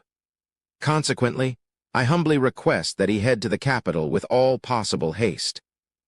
His family had been as surprised by the request as he was. Had the messenger not shown them his royal emblem to prove that he was indeed bearing the princess' words, Simon would have thought it some kind of prank. Even now, he wasn't sure this was real. For her part, Liliana had considered her options carefully before choosing Simon. But to the man in question, it seemed like a bolt out of the blue. But you know, I'm surprised. Her Highness did say in her letter that if you believed yourself too old to accept the post, you could refuse. She's called in other potential candidates, so even if you're her first choice, it's not like you had to accept, seeing as you always talked about how much you hated the capital. I thought for sure you would refuse. Truth be told, there's a mountain of reasons why I wanted to refuse. Sybil twitched. Something about her grandfather had just changed. It was like she was being sucked into his gaze. But then a second later, Simon returned to his usual grumbling self. Sybil adjusted her posture and asked the obvious question. Then why didn't you? I remembered an old legend which made me feel like going to check it out for myself. What do you mean? Is it one passed down through the family? Indeed. In fact, I've told it to you every day, Sybil. Well, part of it at least. Sybil tilted her head in confusion. She started racking her brain, trying to think of what legends her grandfather might have told her. Simon smiled. She really is a serious one, he thought as he turned to the window beside him. Off in the distance, he could see the capital. It was a rather nostalgic sight. Upon arriving in Heilig's capital, the first thing Simon did was ditch his nagging granddaughter. He tricked her by using one of his practiced illusion spells and slipped into the crowd entering the city. He also made sure to wear a simple traveler's cloak over his bishop's vestments, making him stand out less. Thank the heavens I brought my bag of holding with me. Simon's bag of holding was a family heirloom and an artifact. He mostly used this legendary artifact that could hold far more than its size suggested to store all of his escape artist goods. Oh my, the capital is in far worse shape than I expected. Those demons sure are cruel. It was only natural for the city to have changed over the past 10 years, but it hurt Simon's heart to see it so ravaged by war. He deftly picked his way across the rubble in the streets, walking at a swift pace that belied his age. It seems the princess really was telling the truth when she said the temple had been destroyed. But, despite that, the citizens were surprisingly lively. Was the Holy Church's influence simply that weak? Simon thought quizzically to himself. Liliana's letter hadn't explained the details of the temple's destruction. Simon guessed that the particulars were confidential, and that only the bishop chosen to succeed the position of pope would be told the full story. It was actually for that reason that Simon had wanted to see how the capital's people were faring with his own eyes first. And frankly, he was surprised. Figuring that the fastest way to get answers was to ask someone, he walked up to a carpenter on break and asked him about recent events in the capital. The responses he received left him dumbstruck. Supposedly, an evil god had been using Ehit's name to spread malice, and then a pillar of light from the real Ehit had come down and destroyed an army. Whoever came up with this story sure has a wicked sense of humor, and a grudge against Lord Ehit, I wager. Simon could tell what the carpenter had told him was a story fabricated to placate the masses. His mind was whirling with more questions than before. But before he could start sorting out his thoughts, he heard a commotion in the distance. Simon looked over and spotted a group of men quarreling with each other. Not again. What are they fighting about this time? The carpenter Simon had been talking to frowned. Is this a common occurrence? Lately, yeah. Everyone's been on edge since the Holy Church was destroyed. As I thought, the Holy Church's destruction did have some effect on the people. As he watched, the men's argument grew even more vehement. Finally, one of the men shoved the other into a wooden beam that was being repaired. The pillar swayed slightly, and the tools resting on top of it came tumbling to the ground. "Watch out!" the carpenter yelled. At the same time, Simon took action, sacred shields. He muttered that under his breath, and a second later, numerous glowing circles appeared above the man, catching the tools that were about to fall on him. Simon made sure to soften his shield so that the tools didn't break upon impact. "Did you do that, old man?" Simon had cast with almost no incantation. No average mage could pull that off. The workers all turned to Simon. It was then that he noticed that the earlier commotion had blown his traveler's robe off, and his white bishop's vestments were visible for all to see. "Why, you're a bishop?" "And no, I'm just..." A bishop had appeared in the capital that had lost all its clergy. It wasn't surprising that the construction workers' eyes all started shining with hope. He knew that before long, word of his existence would spread. Simon hurriedly wrapped his cloak around him once more, but it was too little too late. He'd snuck into the capital to see how the people were faring. But now it was just a matter of time before his granddaughter found him and dragged him to the castle. Worse, the citizens were pressing close, begging for guidance. "MRRR, I suppose this is as far as I go." Just as Simon was about to give up, he heard a young, sharp voice call out from behind him. "Hey, what's all the ruckus? Are you guys fighting again?" A girl with chestnut-colored hair jogged over to the group. When the workers spotted her, they reverently called out, "Miss Apostle!" The girl grimaced at the word apostle, but then spotted Simon and looked questioningly at him. Simon was surprised to see one of the famed apostles of God here, but right now, escaping this predicament took priority. "Young lady, please save me. I need to get out of here," he implored with his gaze. "I'm not sure what's going on, but I think that old man wants me to get him out of here." This apostle of God was rather quick on the uptake. "Everyone, I know these are trying times, but please don't fight with each other. We'll be getting a new pope soon, so just hold on until then." The citizens bowed their heads while sneaking hopeful glances toward Simon. Cold sweat poured down his back, but at the girl's urging, he followed her through the throng of people. The girl led him briskly through the streets until they finally stopped in an empty alley. Thank you for your help, young lady. You saved my hide. Would you be so kind as to tell me your name?" I didn't do much, really." The girl scratched her cheek awkwardly and averted her gaze. "My name's Yuka. Yuka Sanob." "I see. Well then, Miss Yuka, let me once again extend my thanks. By the way, those men back there called you an apostle. Would you happen to be?" "Yeah, I guess. Though I'm not really anyone special, just another student, really." Yuka smiled self-deprecatingly, and Simon narrowed his eyes. "Well, it is an honor to make your acquaintance, but should someone as important as you really be out patrolling the city?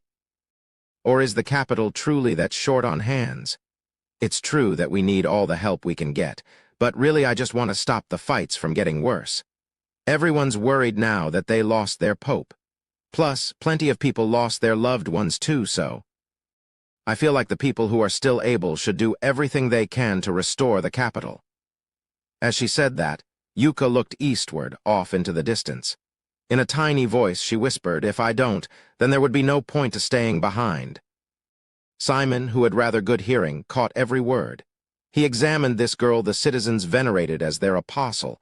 After analyzing her expression, he nodded to himself. "I see now. Miss Yuka, that's a rather lovely face you're making. Did the man you fell for leave for the Empire?" "I haven't fallen for him or anything. Actually, wait, where'd that even come from?" Yuka blushed to the tips of her ears as she vehemently denied Simon's words, and then Simon gave a simple yet shockingly accurate response. "I only said what was written on your face. It seems clear to me that you wish to travel together with this boy who departed, but were unable to due to various circumstances. At the very least, that's what your expression is saying. How'd you come up with something so specific? Anyway, you're wrong. Really, I just... Yuka looked ready to say something, but then shook her head and trailed off. This wasn't something she should be discussing with strangers. Attempting to hide her sorrowful expression, Yuka turned to go. I need to get going. I don't know exactly what was going on back there, but be careful out. Why not talk about it? Simon interrupted her. Yuka turned to him with a confused look. A second later, she realized what he was referring to and looked into his eyes. It was the bottomless kindness she saw in them that kept her from saying, "No thanks, I'd rather not," and leaving. Despite how I look, I'm a very good listener. Besides, when I see youngsters suffering, I just can't leave them alone. What's tormenting you so? Trust me, you'll feel better once you've let it all out. Still, Yuka hesitated.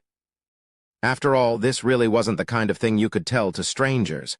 Seeing her uncertainty, Simon continued, but there wasn't the slightest bit of coercion in his voice. Just a warm, gentle acceptance. Perhaps our meeting was fated. Fear not, this old man won't find your worries embarrassing, no matter what they might be. I've spent my long life being an embarrassment to others, so I'd know best. Simon grinned playfully, and Yuka chuckled in response. She couldn't help but trust this kind old man. Perhaps it was because of the gentle aura that surrounded him. Normally, she wouldn't have told this to anyone, but she instinctively felt as though it would be all right to open up to Simon. Ahaha, I guess I can tell you. Though to be honest, I'm not even sure this can even be called a real worry. Yuka sat down on a nearby bench and sighed. Then she turned to this old man she barely knew and bared her heart. There's someone who saved me, twice. The first time he saved my life. Yuka thought back to that moment, the moment she thought she was about to die. She still vividly remembered the ghastly skeleton that had swung its sword down at her head, but that blade had never connected. Don't worry. As long as we stay calm, these pile of bones are nothing. Even though he'd been the weakest of them, the one everyone had ridiculed for being useless, he'd saved her. The second time, he saved my soul. Yuka thought back to the time she'd been drowning in despair after having her spirit crushed. She had known she needed to get back up and fight, but the fear of death had traumatized her. A girl like you won't die so easily. After crawling out of the abyss, those were the words that boy had said to her. Though there was no basis to what he'd said, she still believed in them even now. As long as she kept trying, she wouldn't die. There was no foundation for that assumption, but she trusted it anyway. Thanks to his words, she'd overcome her trauma and found the courage to move forward. It was because of him that she'd been able to react instantly when the capital was invaded. I want to pay him back somehow. I want to show him that I made good use of the life he saved. I know he probably doesn't even remember, but I want to do something for him anyway. Yuka once again looked off to the east and sighed. But, pathetic as it is, there's nothing I have that he would want. There's nothing I can do that would matter. He's just so far above me, and he keeps on getting further. You didn't tell him to wait for you? Yuka smiled wanly. I couldn't. I mean, we don't even have that kind of relationship. I wonder if that's truly the case, Simon thought as he observed Yuka's profile. Yuka fell silent for a moment, then told Simon about what was really eating at her. I just hate how pathetic I am. I can't even do anything to repay him. She looked at Simon as if to say, See, I told you it wasn't even worth calling a worry. Simon stroked his chin as he gazed at Yuka's bitter smile. So after seeing that person off, you've been helping rebuild the capital because you think it's the least you can do? Yeah, basically. A lot of my comrades still can't fight. And since I'm one of the few who can, I thought it'd be best to stay behind just in case. And there's a lot of fights breaking out in the streets, so I can at least help break those up. Even if that's got nothing to do with repaying him. Simon nodded in understanding, then smiled broadly at Yuka. You're one impressive girl, you know that. It may seem mundane, but pushing forward and always striving to do what you can isn't something just anyone can do. I'm really not that special. It felt weird to be praised in such a straightforward manner. Honestly, Yuka kind of felt like she was talking to her real grandfather. She blushed in embarrassment and awkwardly looked away. Simon smiled warmly at her and continued. Everyone comes to a point in their life where they hit a roadblock. Everyone.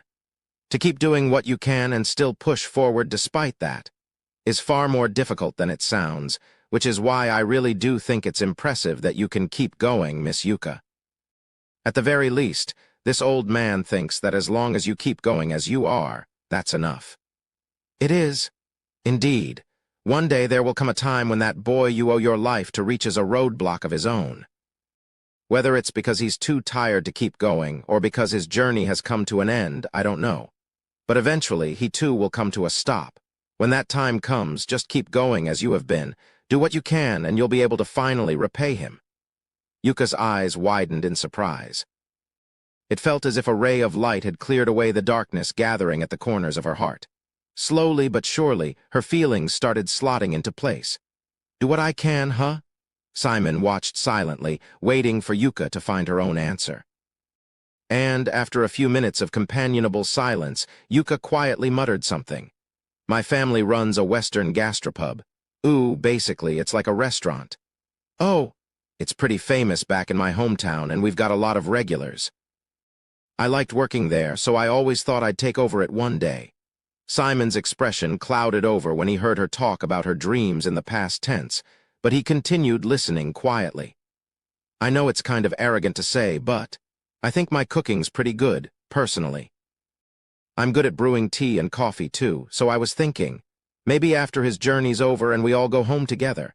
The dark shadows that had hung over Yuka's face vanished, or at least that's what it looked like to Simon. Charmed by her smile, Simon smiled back. Yeah. Once everything's over, I'll invite him to my restaurant and treat him to the best meal he's ever had. That's the spirit. I'm glad you're finally feeling better. A smile suits that lovely face of yours best. Yuka joyfully swung her feet back and forth. She was blushing again, but this time because she was happy. After watching her for a few moments, Simon asked her something that had been nagging at him for quite some time.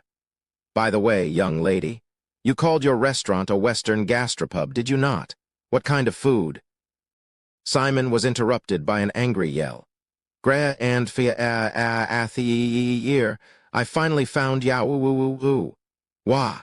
My granddaughter looks like a demon. Upon seeing his granddaughter charging toward him, Simon stood up faster than one would think possible for his age. Then he turned to Yuka, who was looking back and forth between the two of them, and spoke hastily. I'm afraid that's my cue, Miss Yuka. I pray your future is one where you can live freely. Okay. Thank you. Farewell. Simon crouched low and dashed off at unbelievable speed. Run like the wind, he shouted, his voice trailing off into the distance. Sybil chased after him, running nearly as fast. A gust of wind blew past in her wake. What just happened? The only person left in the street was a confused Yuka. What kind of granddaughter strikes her own grandfather? How could Sybil be so cruel? Simon rubbed the back of his head as he strolled through the palace courtyard. After a long game of cat and mouse, Sybil had finally caught her grandfather. Then she gave him a good smack to the head and dragged him off to the royal palace. Still, that's quite the tale we just heard. Upon arriving at the palace, Simon and Sybil had been ushered into the throne room to have an audience with Queen Luluaria, Prince Lundel, and the Prime Minister. Once they'd cleared the room, they'd begged Simon to take the position of Pope, even if only temporarily. The people were growing restless, and they needed religious guidance. However, Simon had asked to hear the truth about what had happened to the head temple before agreeing to anything. Luluaria and the others had decided that if Liliana had recommended him, he must be trustworthy. After warning him that leaking this information to anyone would mean his death, they explained everything.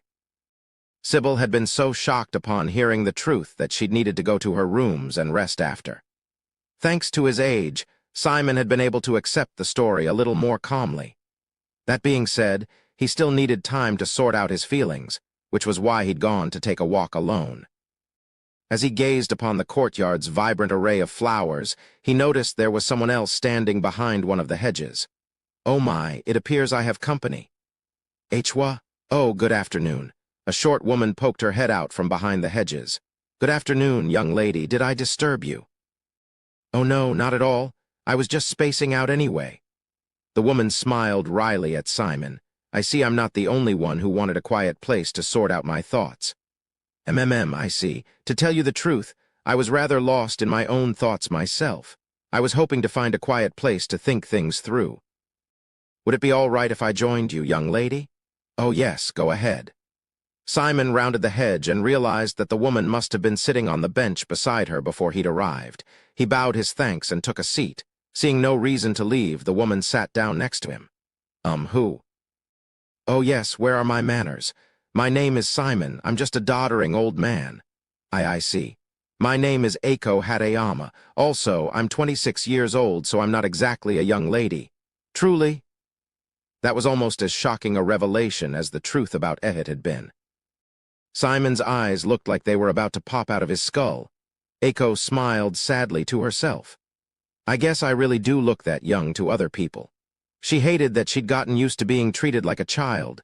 Simon coughed loudly to disperse the awkward atmosphere, then sighed. He closed his eyes and lost himself in his thoughts. The only sound in the courtyard was that of the wind rustling through the leaves. The palace's courtyard was a rather calming place. After quite some time, Simon spoke, his eyes still closed. Is there something you would like to say, Eiko Dono? H-way? You've been sighing and glancing my way for some time now. If I'm being a bother, I don't mind going somewhere else. Sorry, you're not a bother at all. It's just you looked like you were worried about something, so I thought. This person is just like me. No, well. Yes, ahaha. Simon slowly opened his eyes and smiled kindly at Eiko. I wouldn't say I'm worried. Rather, I'm simply sorting out my feelings. Sorting out your feelings, indeed. Eiko Dono, would you like me to help you sort out your own feelings? Ooh. Simon's gentle gaze reminded Eiko of one of her teachers from long ago, and she accidentally whispered, Sensei. The moment she let that slip, she blushed and looked away. I don't mind. Why not tell this sensei your troubles, Eiko Dono? Ugh. God, this is so embarrassing.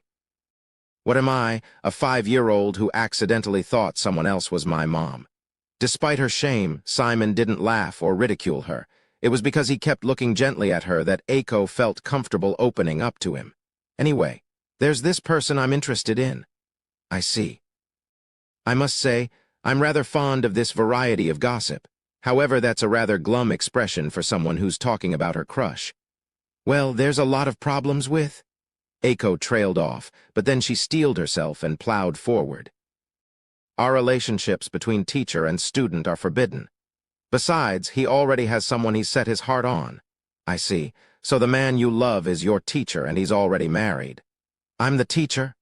Oh yes, you're 26 years old. I almost forgot. Truly, it never ceases to amaze me. Simon stroked his chin and muttered to himself. Is it truly such an insurmountable obstacle? Surely there are paths open to you still. For example, you could wait for him to graduate from being your student. A former student is still a student? I see. Then perhaps you could quit being a teacher, Eiko Dono. That's the one thing I will never do. Eiko's expression turned serious. Simon was momentarily taken aback by the vehemence in her voice. I see you take your position as an educator quite seriously. I think I understand now why this is such a grave matter for you. Eiko Dono, what exactly does being a teacher mean to you? Simon responded with a gaze every bit as serious as Eiko's. She could tell that it was more than mere curiosity that was driving him. After a moment's hesitation, Eiko straightened her back and answered carefully, making sure to choose the right words. Back when I was a student, there was a teacher who taught me something really important. He was a strict, old-fashioned kind of teacher who almost never smiled. Most of Eiko's classmates had hated him. He was getting on in years, and a lot of them said to his face that they wished he'd just retire already.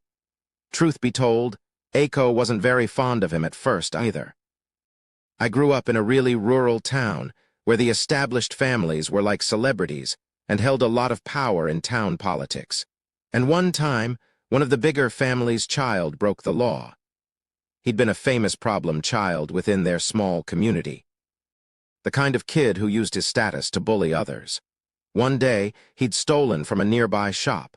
He'd probably just done it on a whim. But the thing he'd stolen was a high-end mountain bike. As he'd been riding it around, he'd spotted Aiko, and an idea had sprouted in his mind. He hid the bike inside my family's shed. He probably thought he was just playing a prank. "Why did he pick your house specifically, Aiko Dono?" Aiko smiled bitterly and responded, "Well, I was one of those goody two-shoes kids. The kind that always played by the rules and told people off when they were doing something wrong." She had been stereotypical class president. She'd always lectured the boys about playing around too much, and when they argued back, she said, "I'm not the one in the wrong here." Little wonder that all the teenage boys had found her a stuck-up prude.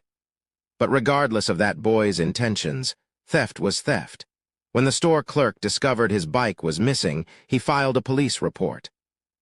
And when police found the bike in your shed, they suspected you of being the thief. Yes, of course I had no plausible motive for stealing the bike. I was too short to even ride it. Still, the police claimed I had to be the culprit. I can see where this is going. That boy's parents must have bribed the police, right? Aiko smiled wanly and nodded. No matter how many times I told them I was innocent, people didn't believe me. Of course my family and friends did, but, well, rumors spread quickly in a small town. The day after I'd been arrested, the townspeople were all treating me like I was a criminal. It was possible they might not really have believed she was guilty, especially Aiko's teachers, who knew her well. However, they all caved to peer pressure and scorned her along with the rest. They knew that if they spoke out, they would be the next ones shunned. And because they were scared of that idea, they pretended not to notice anything. The teachers who'd always treated Aiko with kindness now acted as if she really were a criminal. It was only that old teacher who listened to me. When he heard my side of the story, he got angrier than I'd ever seen him. Not at me, but at the police. Aiko's classmates, her teachers, and even her neighbors hadn't believed her, but the teacher everyone else hated had. It was thanks to all of his hard work. That my name was finally cleared, but in return, Aiko's teacher earned the wrath of the town's most influential family and was forced to leave. So he put his livelihood on the line to protect one of his students. Sounds like a truly honorable man. Yes. He's someone I respect from the bottom of my heart. Aiko gave Simon a proud smile. It was because of that teacher that she had decided to become a teacher who would always be there for her students. A teacher who would never abandon them, no matter what they did. That's why I will never quit being a teacher. I see, Simon muttered, and nodded in understanding. Her devotion to her cause was absolute. However, life never made chasing one's dreams easy. Ever since arriving in this world, Aiko's resolve had constantly been tested. She'd started harboring feelings that she knew were forbidden, and had had the foundations of her beliefs shattered over and over. After numerous failures, Aiko had been forced to accept that sticking to her ideals wasn't always possible. Anyone else would have compromised or given up on their goals. However, Aiko couldn't do that. Her pride as a teacher wouldn't allow her to. She would continue being a role model for her students or die trying. At the same time, though, she couldn't just give up on her taboo feelings for Hajime. It was a contradiction that tore at her identity. That was quite an interesting tale. However, I must say, Aiko Dono, you have quite the bothersome personality. Excuse me? I mean, I know I can be kind of annoying at times, but... Despite his harsh words, Simon's expression was still soft. Hearing her story had helped clear up his own feelings. He inwardly thanked her as he watched her flustered reaction. If you absolutely cannot give up on being a teacher, then I suppose the only solution would be to give up on your feelings. But if that was something you could easily do, you wouldn't be worrying like this. That's exactly the problem. I'm supposed to be a teacher, so I can't be thinking things like this. Aiko silently berated herself. Simon laid a hand on her shoulder and spoke up. No matter the situation, everyone has only two options, to turn back or push forward. Both his demeanor and his tone of voice had changed. Aiko returned to her senses and turned to him. Simon's jade-green eyes looked deeply into her own. Until now, he had appeared to be just a senile old man, but now he looked like a wise sage. If you turn back, you will likely have many regrets, but you will also be able to preserve the identity you've built up. If you push forward, your desires may be granted, but the image of the ideal teacher you've been striving so long to become may forever be sullied. and by your own hands, no less. Moreover, it's possible the boy you love won't even return your feelings and simply find you a bother." Simon smiled a little to take the sting out of his words. Aiko sat there quietly, waiting for him to finish. Choosing between your pride and your desires is no easy thing. It's difficult to even compare them. I wouldn't be able to tell you which choice is right, but you've finally found something you truly desire. I think it would be far too cruel to abandon that newly born wish before it's even had time to grow, Aiko Dono. Why not see where embracing it takes you? Embrace it. Aiko looked down and considered Simon's words. The silence stretched on as Aiko debated with herself. And, after what seemed like hours, she turned to Simon again, a refreshed smile on her face. "Well, that was a wonderful way to put it. Though I think the path you've advised me to take will be a thorny one. Is there any path truly devoid of thorns? And even if there were, is there any value in treading down such a path? I guess that's true. At the very least, I agree that it wouldn't feel right to cut off these feelings. I suppose I'll try to look at things in a more positive light." Good, good. Feelings by themselves are neither good nor evil. I pray that you grasp a future chosen of your own free will. Thank you very much. Simon then returned to his usual good-natured old man persona and spent some more time chatting with Aiko. Once their conversation came to an end, he returned to the throne room to tell the Queen his decision. The Queen thanked him for making such a difficult choice, and the two privately discussed what direction to take the Holy Church in moving forward. As he left the Queen's private chambers, Simon heard his granddaughter call out to him.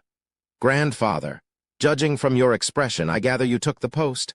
"Why?" It seemed she'd been waiting for him to finish. From the looks of it, she'd gotten over the initial shock of hearing about the god's betrayal. Her gaze didn't waver as she looked up at her grandfather. Regardless of what Ehit may or may not be, this is something the people need. Besides, I want to help this kingdom's apostles. No, the children who were summoned into this world. Simon may have run off the moment he'd reached the capital, but it wasn't because he'd wanted to play around. Instead, he'd needed to gather unbiased information before he made such an important decision. Sybil realized that now, too, which was why she furrowed her brows in worry. Seeing how conflicted she was, Simon decided to tell her the legend that had been passed down through the Levelair family. "Sybil, remember back in the carriage when I told you I came here because of an old legend?" "Yes, of course. You said that part of the legend is something you've told me every day." "Indeed. It is something that is told only to the current head of the Levelair family. It's a little early, but I think it's time I told you." "Why now?" Sybil thought to herself. Simon cast a soundproofing spell and sang. "Children of those who rebelled, live strong while gazing up at the heavens. The will of God descends upon silver wings and envelops all with its absolute authority. But cling not to this false freedom. Keep your silence, hide your desires, and have hope. For one day, there will appear a hero who once more raises the flag of rebellion. Watch, listen, and decide for yourselves, children of those who rebelled. I pray the time comes that you may live freely." Those words reverberated inside Sybil's heart, and she fell silent. That was a legend one of our ancestors from centuries ago left for us. No, perhaps it would be better to call it a prophecy. Oddly enough, if any member of the Levelair family hears it even once, they will never forget it. It certainly does feel like it's been engraved into my mind. What exactly does it mean? Though Sybil didn't fully understand it, she could feel a sincere desire to convey something in that verse. For the longest time, I had no idea, until the Queen told us the truth about Ehit anyway. Sybil gasped. Shivers ran down her spine. I see now.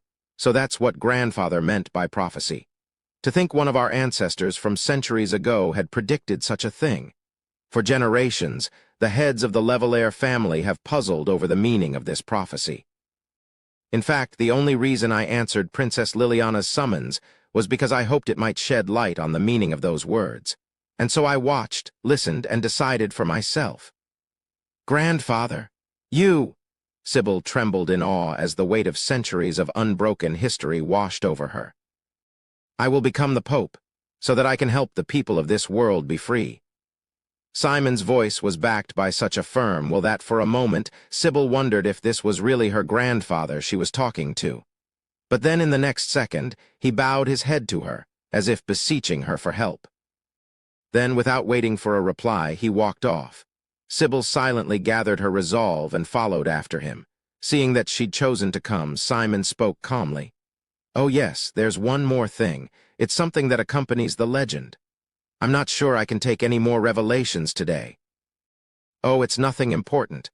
Just that the Levelaire family has a second family name." "It does? You mean we're not just the Levelaires?" "Indeed.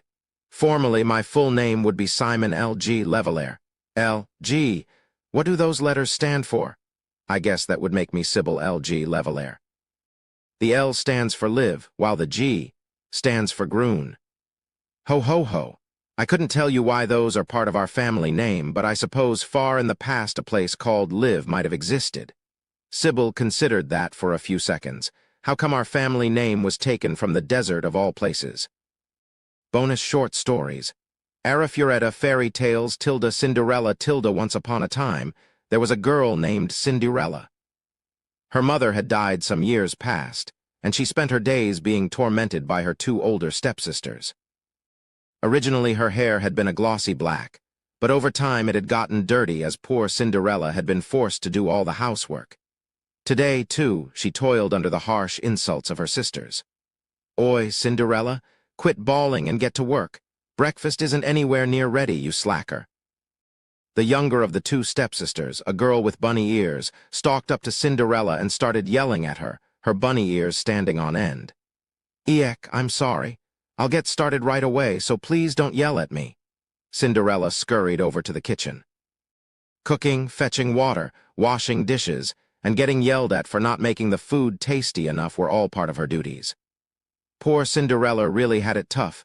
Still in tears, Cinderella started preparing breakfast. Just then, her rabbit-eared older sister poked her head in to see how she was doing. She gave Cinderella the kind of glare only a stepsister could and kicked up a fuss. "Sheesh, you're hopeless, Cinderella. How many times do I have to explain it before you understand? You have to curl your fingers when you hold the knife or you'll cut yourself." Sorry." Cinderella shrunk back. However, her sister wasn't done yet. She stood behind Cinderella and took hold of her hands. "How dumb can you get? Look, I'll do it with you, so pay attention." "Eek, stop." "I can do it, so stop grabbing me so hard." Cinderella's screams mingled with the rhythmical chopping of vegetables. The knife cut down with extreme precision, millimeters from Cinderella's poor fingers. In seconds, the vegetables had been cut into symmetrical pieces, a dark omen of what Cinderella's fingers would likely become if she didn't start getting it together. Satisfied, the rabbit-eared stepsister went off to handle other tasks, leaving a terrified Cinderella to finish preparing breakfast. She sighed despondently and got back to work, only to be interrupted by a different voice. "How long do you plan on making your elder sister wait, you doddering dolt?" "My apologies, elder sister. I'll be done soon." "Be quick about it." "Unlike you, I have business that needs attending to." The elder stepsister started rushing Cinderella, as she was wont to do. Exhausted from the constant labor, Cinderella grew sloppy in her work. The eldest stepsister grinned expectantly. Though it seemed her enjoyment wasn't coming from bullying Cinderella, but rather something else entirely. Indeed, as she hoped, Cinderella was so rushed that as she passed her stepsister by, she tripped. Oh no. The pot she was holding slipped out of her hands and spilled its scalding hot contents all over her stepsister. Oh, Cinderella, you klutz, you got boiling water all over my face. Could you be any clumsier? At any rate, well done. Ha. Cinderella's stepsister covered her face, fell to the ground, and writhed in agony. She didn't stop insulting Cinderella even as the water burned her skin, though. Her anger and pleasure were clearly noticeable in her tone. I'm so sorry, elder sister." Cinderella trembled in fear. After that incident, her bunny-ear stepsister came back and ordered her to clean the house.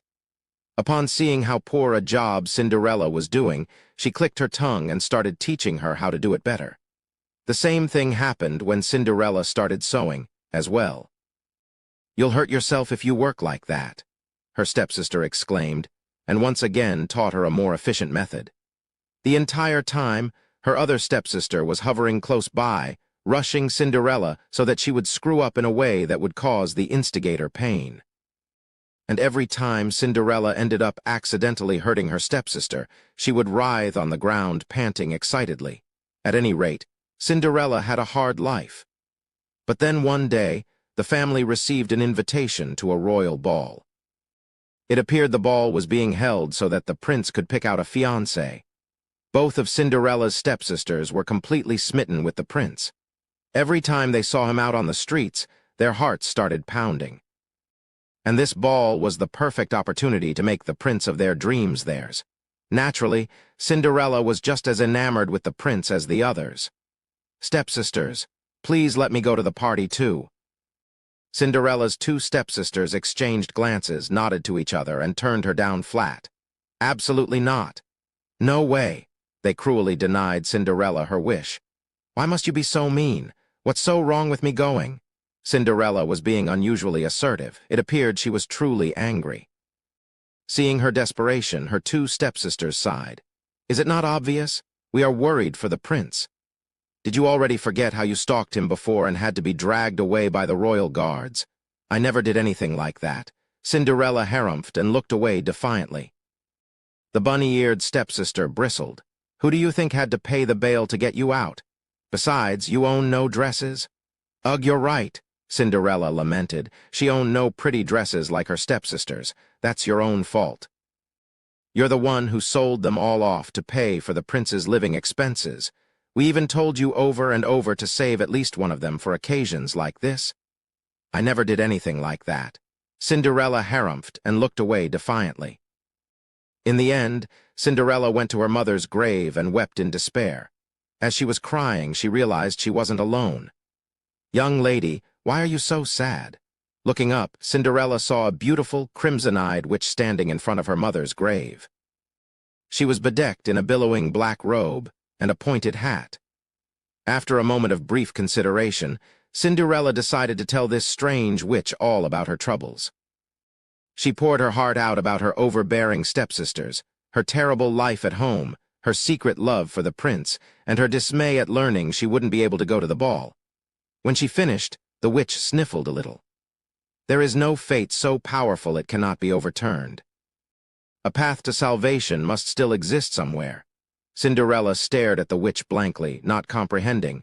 "Fear not, I will find you a path that lets you attend the ball." "Miss Witch," moved, Cinderella embraced her savior. Curious about why a stranger would lend her a helping hand, Cinderella asked the witch why she was being so kind. In response, the witch lowered the brim of her hat, hiding her expression. Quietly, she spoke of her past, of how she'd been betrayed by her family and imprisoned for centuries. When she'd finally escaped, everyone she knew was dead. And so she'd wandered the world alone, a witch without a home. That was why she felt compelled to help others in trouble. How tragic. "I'm so sorry I ever thought I had it bad. I've truly been blessed." Cinderella burst into sobs as she thought that, and the confused witch awkwardly tried to console her. Once Cinderella had calmed down, the witch left, saying that she needed to prepare some things and would return on the day of the ball. The evening of the ball, sometime after Cinderella's stepsisters had left, the witch came to see Cinderella again. "I got everything." The witch held out a stunning dress and an exquisite pair of glass slippers. "You're so skilled, Miss Witch. I can't believe you were able to make such beautiful things with magic." I sewed the dress and I bought the shoes." The witch's methods were surprisingly pedestrian, though it spoke to how kind she was that she'd been willing to sew a whole dress for a stranger. "We don't have much time." "Let's go." "How are we getting to the ball? Are we taking a pumpkin carriage? Are we?" Cinderella's eyes lit up in excitement, but the witch shook her head, a pitying expression on her face. "A pumpkin carriage. Is this girl okay?" She grabbed Cinderella by the collar, then explained her plan. "We'll be using gravity magic." "Huh, what does The two of them sped into the night sky. They arrived not so safe and sound at the royal palace, but at least Cinderella was still in one piece. As she'd hoped, Cinderella was able to dance with the prince to her heart's content. She should have been happy, but all she could think about was the witch who'd seen her off with a sad smile. "I'm sorry, Prince. I need to go." Cinderella dashed off. The prince, still trying to figure out if this was the same girl who'd been stalking him earlier, chased after her. Shocked by Cinderella's rude behavior, her two stepsisters also chased after her.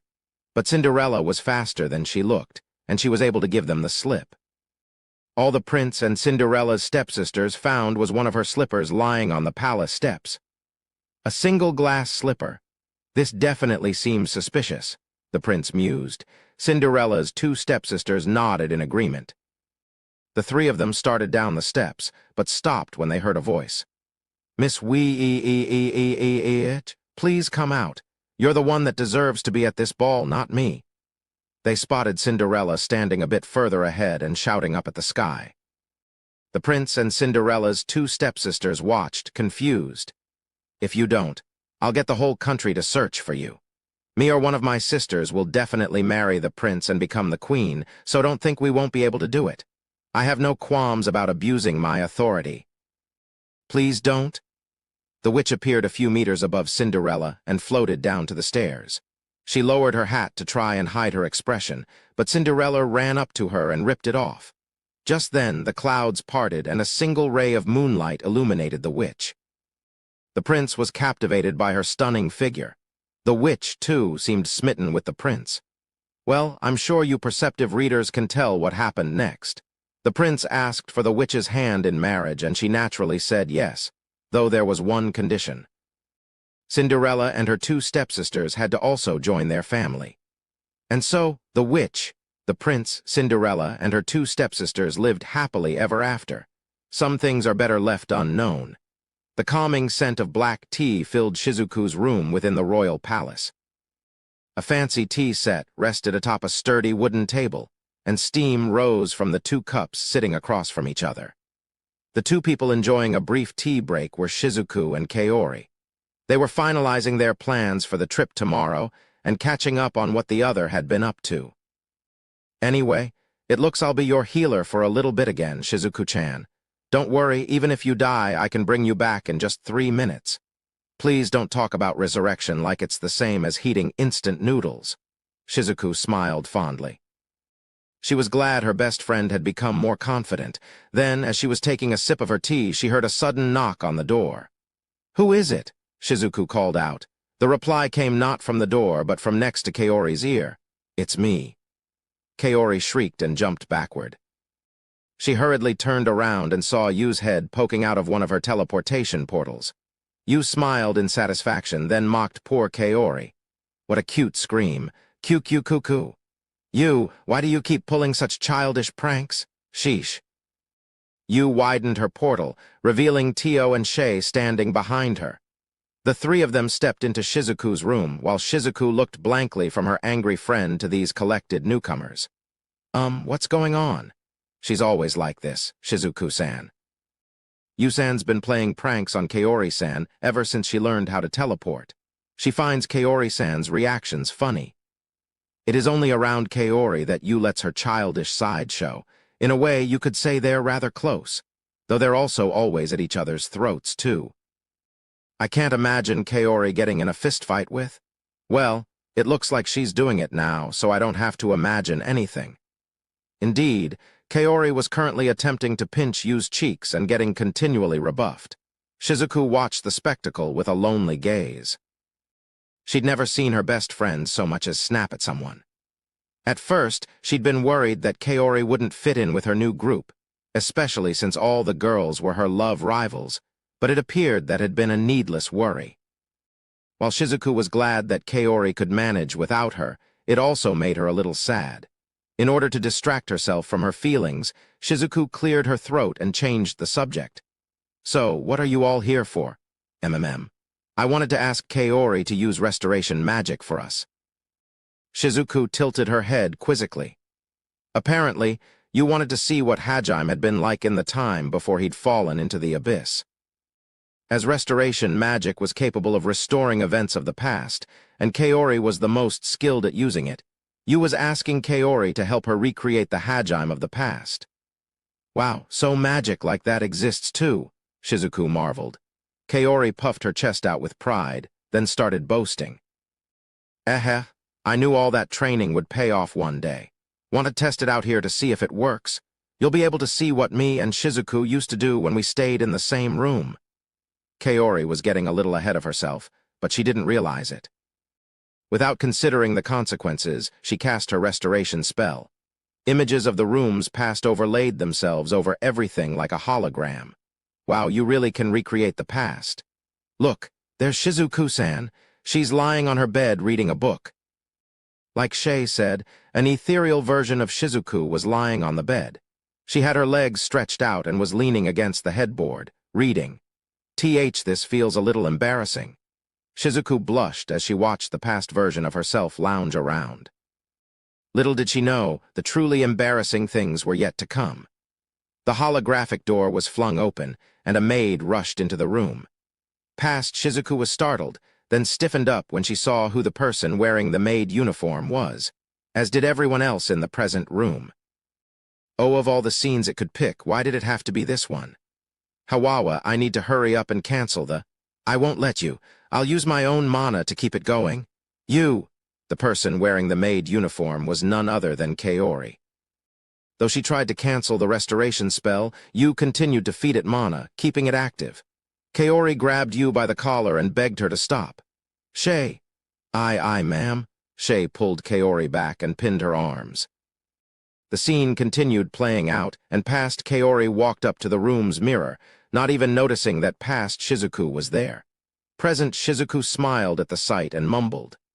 Ah, this is from back then.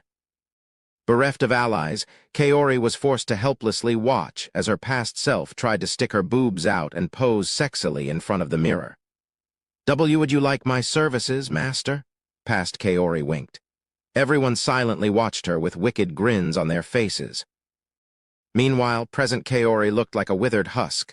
Don't look at me, she mumbled silently, too exhausted to even yell. She watched as past Shizuku bolted out of bed and ran out the door yelling, Nagumo Kuuan, you won't believe what Kaori's doing. Yu and Shay both turned to present Shizuku. Good job, Shizuku. Shizuku-san, you're more evil than you look. I like it. I like it a lot. Their gleeful praise didn't take any of the sting out of Kaori's reproachful glare. Shizuku looked away uncomfortably, and the scene faded out of existence. After that, they dragged a half-conscious Kaori with them to the places Hajime had frequented in his short time at the castle. Now that they'd had their fill of Kaori's dark past, it was time for what Yu had originally come for. Their first stop was the library. Hajime had supposedly spent a lot of time studying there. Still looking like a dead fish, Kaori wearily cast the spell. Look, it's Hajime-san. Wow, his hair's completely black. Old Hajime looks so cute. Old Hajime looks so cute. Old Hajime looks so cute. Why, you snapped. I will admit Master's old appearance is indeed cute, but... Wait, you, get away from him. Both Yu and Shay grew excited upon seeing Hajime's old appearance. Yu was so enraptured that she tottered toward Hajime's hologram like a butterfly floating toward honey. On the other hand, while Tio did find Hajime's old appearance cute, she much preferred the caustic, blunt personality he had now. There was something else that caught her attention, however. Oh, is that perchance Kaori I see in the distance? Everyone looked in the direction Tio was pointing, curious.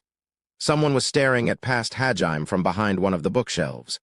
Though most of her face was hidden by books, it was unmistakably Kaori. She didn't do anything, and just silently monitored Hajime's movements. Everyone shrunk back, afraid. It's not what it looks like. I swear, there's a good explanation for this. Kaori desperately tried to clear her name, but the fact that she followed Hajime every time he moved to a new bookshelf did a better job of explaining than her words ever could. To be honest, it was a little scary. Afterward, they also tried using restoration magic in Hajime's old room. This time, they were treated to a scene of Hajime poring over books at his desk late at night. Like before, Kaori was silently observing him, this time through the small gap underneath his door. Other scenes showed Kaori interrogating the maids on Hajime's daily activities, or talking to Hajime about his favorite things even though Hajime had never told her. Everyone turned to present Kaori. Covered in cold sweat, she averted her gaze. So this is what a real stalker is like. Scary. It was actually kind of horrifying, seeing Kaori-san constantly follow Hajime-san with that creepy grin on her face. Kaori, I know I have no right to say this, but you should have some self-respect. Kaori, I'm sorry, I can't back you up this time. In tears, Kaori screamed. I'm sorry, even I admit it looks kind of creepy, making good on your promises. On a dark night with barely any moonlight, two girls dashed across an empty plain. Their breaths came in ragged gasps, but they knew they couldn't stop or their pursuers would catch up to them. Ah, Suzu, are you all right? They were running through the rocky field near the imperial capital, which meant that footing was bad. One of the fleeing girls, Suzu Taniguchi, tripped over a fallen pebble. Using her supernatural agility, the other girl, Shizuku, grabbed Suzu before she fell. Shizu, I'm done for. You have to escape alone. Don't be ridiculous. We're getting out of this together. Seeing Shizuku's determination, Suzu mentally berated herself for being so weak, then willed herself to her feet. Unfortunately, her resolve meant little. And where do you think you're going? Shizuku and Suzu both shrieked. They whirled around, and a grizzled old rabbitman appeared from the darkness. It was the Holia's chief, Cam. See, Cam-san, please stop this. Shizuku hugged Suzu, who was trembling in fear, and begged for mercy. However, Cam simply grinned and shook his head. Do you think we would ever defy our boss orders? I don't. Damn it. Shizu, it's not like you to curse. Get a grip. Shizuku's ponytail swung back and forth as she shook her head, tears spilling from her eyes. Oh no, she's too far gone. It's all up to me now, Shizu. I'll protect you. Don't look down on the hero party's strongest barrier mast. Before Suzu could even finish her sentence, there was a slight whoosh, and a blow dart embedded itself into her forehead. Suzu! Suzu's eyes rolled back in her head, and she fell limply to the ground. How dare you do that to Suzu? I'll never for... Shizuku, too, was silenced before she could finish. A pungent smell wafted into her nostrils, and she looked up to see Cam waving a fan and his bunny ears at her. See, Cam-san. What ish? Shizuku's eyes rolled back in her head, and she too fell limply to the ground. Mission complete. I'll bring the targets back to you, boss. Hajime's loyal rabbits scurried about in the dark. As for why the warriors who had toppled the imperial capital in one night were chasing down Shizuku and Suzu. Well, Hajime-san, I know you're mad at them for laughing at you when Dad and the others told everyone their painfully embarrassing nicknames, but did you really have to go so far? Why, yeah, Hajime-kun. We still need to warp all the Haulia back to the Sea of Trees, so let's just leave it at this, okay?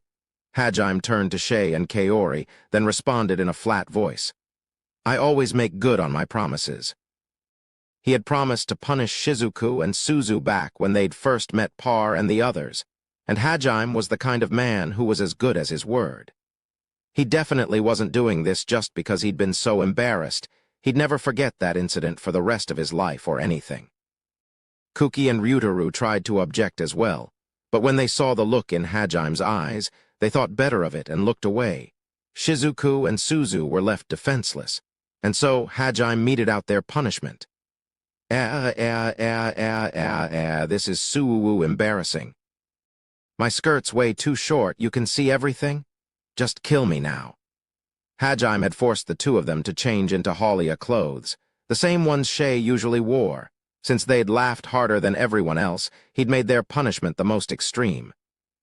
Suzu desperately tried to pull the hem of her skirt down with one hand while covering her modest breasts with the other. Teary-eyed and red-faced, she looked cute even to the Haulia, who were used to seeing their women wear such outfits. On the other hand, Shizuku didn't even bother to hide her charming, beautiful figure, which could give even Shay a run for her money. Just kill me now. Her eyes were empty and devoid of emotion. She looked so pitiful that no one could bring themselves to look at her. A number of flashes filled the room. Shizuku and Suzu's punishment, taken at the outskirts of the imperial capital. There, all labeled now. Hajime grinned wickedly as he took photos with his specially crafted artifact and labeled each one. Kuki and Ryutaru yelled at him, calling him a demon. The Haulia sang his praises, saying things like, "You're amazing, boss. You don't even show mercy to women." And you and the others just watched with troubled expressions on their faces. However, Hajime didn't notice any of it, as he was far too busy having fun. Arifureta Magic Academy, Christmas Showdown, the Academy grew busier as Christmas drew near. Today, all of the students were gathered in the auditorium for an emergency assembly. To their surprise, it was Eiko, not Chairwoman Tio, who came out to greet them. Upon seeing her grimace, the students' expression stiffened. "Everyone, I have bad news. Santa Claus has been sent to the hospital by one of our students." The students groaned in unison. Incidentally, Santa was real in this world. He was a wealthy multi-billionaire who went around giving presents to all the good kids on Christmas Day. Fortunately, his life isn't in any danger. There is, however, another problem. His reindeer have gone on strike and are nowhere to be found. To be fair, their boss had just been hospitalized. It was understandable that they'd want the time off. The school's beleaguered student council president raised her hand and spoke up. "AI-chan sensei, please tell us who exactly is responsible for injuring Santa. Who's the bastard who piled even more work on me during the holidays? I'll fucking kill him."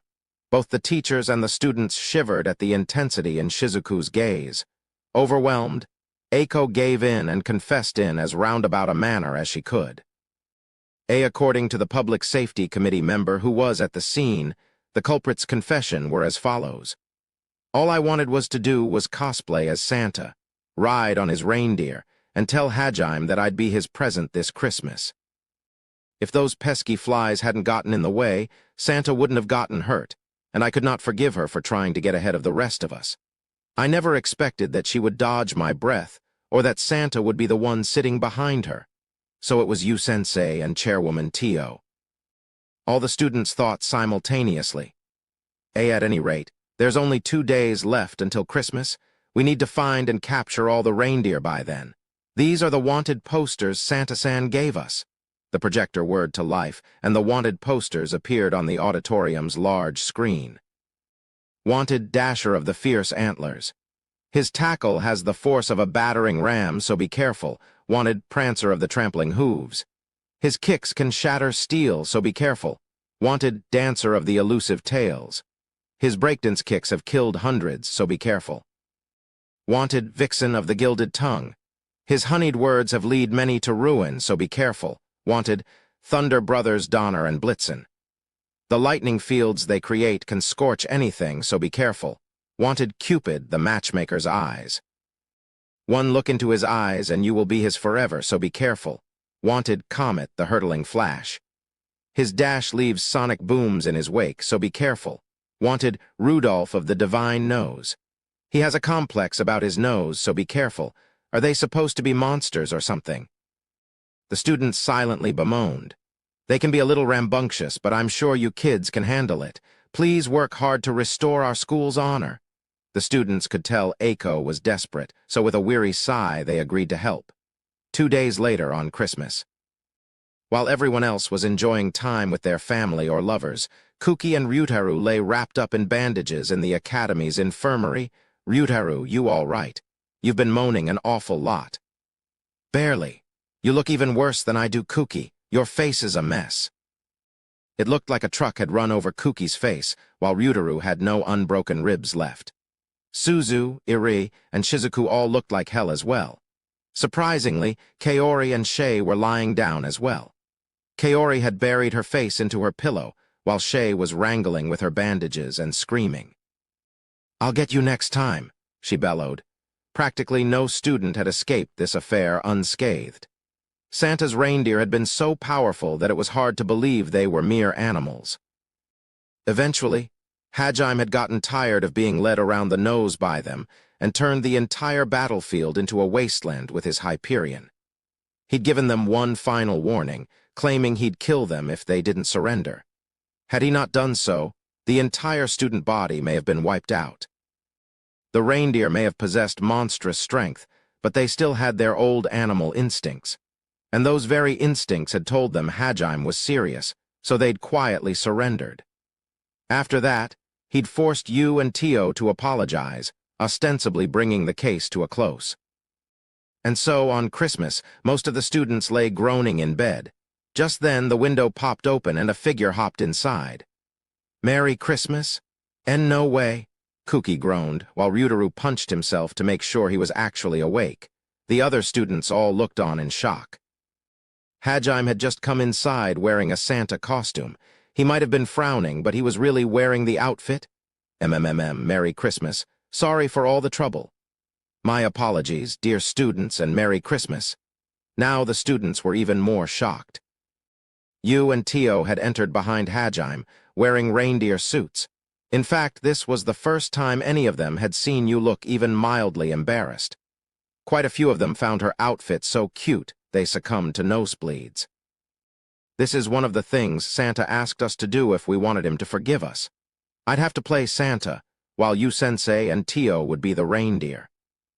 Eye Patch Santa pulled a bundle of presents out of his treasure trove, and for once the students felt like all their suffering had really been worthwhile. Even though I'm the princess the morning after the Haulia defeated the Empire, Liliana sat in her room and sighed to herself. "What seems to be the matter, princess?" Helena asked. As Liliana hadn't even been conscious of her sigh, she was a little taken aback by her maid's question. "You seem to be worrying about something, what with the sighing and all," Helena added. "Huh," I sighed. I was just thinking about the events of last night, really?" Upon hearing her vague response, Helena nodded in understanding. "I see. So your head was full of thoughts of Nagumo-sama, then. Wash are you talking about?" Though Liliana managed to keep her expression neutral, she couldn't keep herself from slurring her words, nor could she stop the blush that crept up her face. "I know it's a bit presumptuous of me to give advice, but I think you should go for it, princess. I have no idea what you're referring to. As far as I am aware, he's your first love. I can understand why you're so nervous. However, I'll say it again. Just go for it. Your rivals are too strong for subtleties to work. Unless you act aggressively, you won't stand a ghost of a chance against them. Show him the mettle of a princess, Liliana-sama. Hurry up and go get him all ready." "Calm down, Helena." Both girls were panting heavily now. "My apologies. It's just, you've always put your duties as a princess first for as long as I can remember, Liliana-sama, so I was just so glad to see you finally acting like a normal girl for once." "Ugh, I didn't want anyone to find out, Helena." Liliana hadn't been planning on telling anyone that she'd fallen for the walking bundle of unreasonableness that was Hajime. "Pshaw, everyone who saw you at that ball already knows, princess. You wore your feelings on your sleeve. Was it really that obvious?" Helena nodded, a huge smile on her face which only made Liliana blush even harder. "Regardless of how things go, unless you try to woo him a little more, he'll likely forget you even exist. Tell me, are you truly all right with that? I really don't want that to happen." Liliana shook her head. But how am I supposed to woo someone in the first place? Not that I plan on wooing Nagumo-san, since I'm a princess and all, but just for reference." "Understood, princess. Allow me teach you everything I know." Liliana watched her maid bow to her with a mixture of trepidation and hope in her heart. 30 minutes later, Liliana found Hajime working on transmuting something. Nagumo-san, what are you working on?" Princess, what are you?" Hajime paused what he was doing and turned around. What he saw left him speechless. Beside him, Yu and the others were also at a loss for words. "Lily, why are you wearing our school uniform?" Liliana was indeed wearing a perfect replica of Kaori and the others' school uniform. A blazer and short skirt, black socks, and loafers. She even had a replica of the school badge. I just found it by coincidence in my luggage, so I thought I'd try it on. What kind of coincidence leads to that? Hajime thought to himself. In truth, Helena had long suspected Liliana might need a uniform like this, and had sewn a replica just in case. Liliana pulled a fake student notebook out of her pocket and started reading through it. After confirming the contents, she steeled her resolve and did a quick twirl in front of Hajime. How was that? Yu and the others instantly realized what was going on. This girl wants to join the fight. The fight over who got Hajime, of course. I really don't know what to say. Realizing the slight change in the atmosphere around you and the others, Hajime decided to play it safe. Disappointed, Liliana once again looked through her student notebook. Ugh, do I really have to do this? Liliana looked nervous and peered over her shoulder as she said that. From behind the door, Helena gave her a thumbs up. Blushing, Liliana slapped her cheeks, resolutely untied her ribbon, and unbuttoned the first few buttons of her blouse. "Oh no, I tripped," she said in a clearly rehearsed voice, and stumbled toward Hajime. With a sigh, he dodged out of the way and grabbed her by the back of her collar. Then he lifted her up like one would a cat and shook his head. As always, Hajime had no respect for a maiden's heart. Please wait, Nagumo-san. Helena, what am I supposed?" Unfortunately, Helena was nowhere to be found. "Look, princess, I'm busy right now, okay?"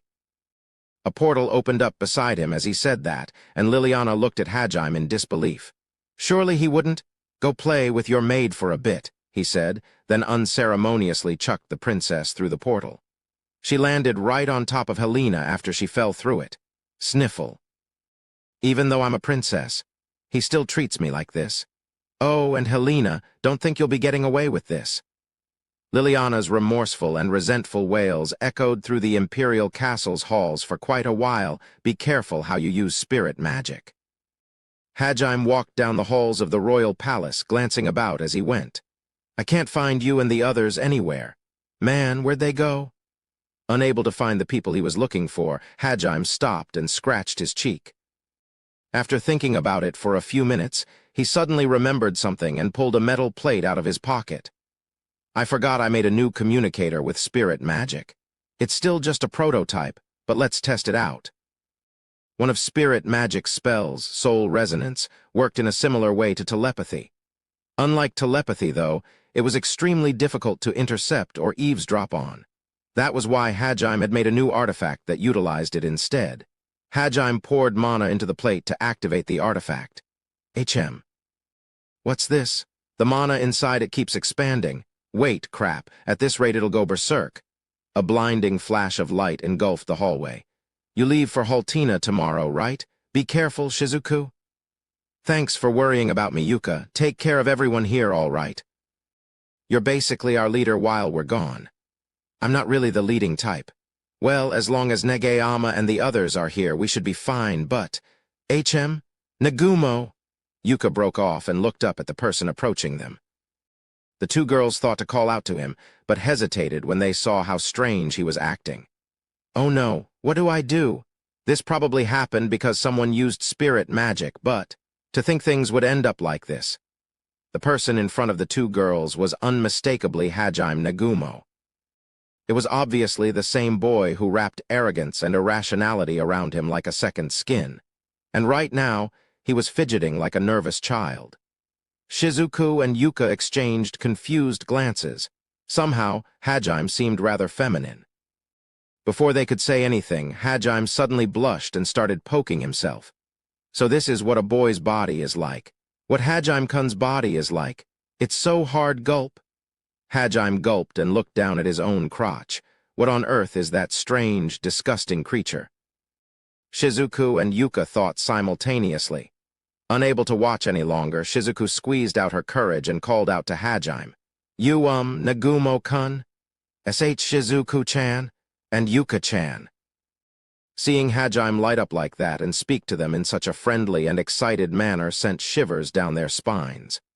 "Thank goodness. The truth is, I have a bit of a problem right now and I could. Shizuku-chan? Yuka-chan? Why are you guys backing away?" Hajime walked toward Shizuku and Yuka, tears in his eyes. "See, calm down, Nagumo. You've just exhausted yourself from working too hard, so just stop right there for now. Nagumo-kun, let's go see Kaori, okay? She'll be able to fix you right up, I'm sure." Shizuku and Yuka took one step back for every single step Hajime took toward them. "Huss. Oh yeah, I'm Hajime-kun right now. It's okay, you two, I'm Kaori." Shizuku and Yuka exchanged glances. Then, after a moment's delay, they turned on their heels and ran. Why are you running away from me, Shizuku-chan, Yuka-chan? He's coming after us. Someone help, Nagumo's gone crazy. Kaori, where are you? We need you to fix Nagumo-kun. Like I said, I am Kaori. Stop running away from me. Sorry, but you're creeping us out too much, so we can't. Hajime crying was such a horrifying sight that Shizuku and Yuka couldn't even bring themselves to turn back. Kuki and Ryuteru had headed out into the city to stock up on supplies for the journey ahead. As they passed by a side street, Ryuteru looked and saw something that puzzled him. Isn't that Yusan and Shei-san over there? Huh, oh, you're right. What are they doing in a place like? Kuki trailed off. The scene unfolding before him was so surreal that his thoughts ground to a halt. You fucking perverted dragon. What were you doing with Yu's body? I just acted on instinct. Please forgive me. Her body was just so pretty that I couldn't help myself. Shei stared coldly down at Yu as she kicked her in the stomach. Kuki and Ryuteru's jaws dropped open. Both Yu's strange fetishes and Shei's sadistic streak were something they'd never seen before. Moreover, they'd never seen Shei torment at all. Ugh, thanks to Yu's automatically healing body, being kicked brings me no pleasure. She heals right away. I swear it's like torture. Her body does not suit me in the slightest. Thank God, you masochistic freak. However, I must say, seeing the normally gentle Shei glare at me with such cold eyes is a rare and exquisite experience. I cannot get enough of it. Hara. TCH. So you can find pleasure in any situation, huh? I better hurry up and do something before this pervert ruins Yu's body. Yu was on the ground panting, while Shei clicked her tongue like a certain other boy often did. The sight was so shocking that Kuki and Ryuteru simply averted their gaze and hurriedly walked away. Let's pretend we never saw that.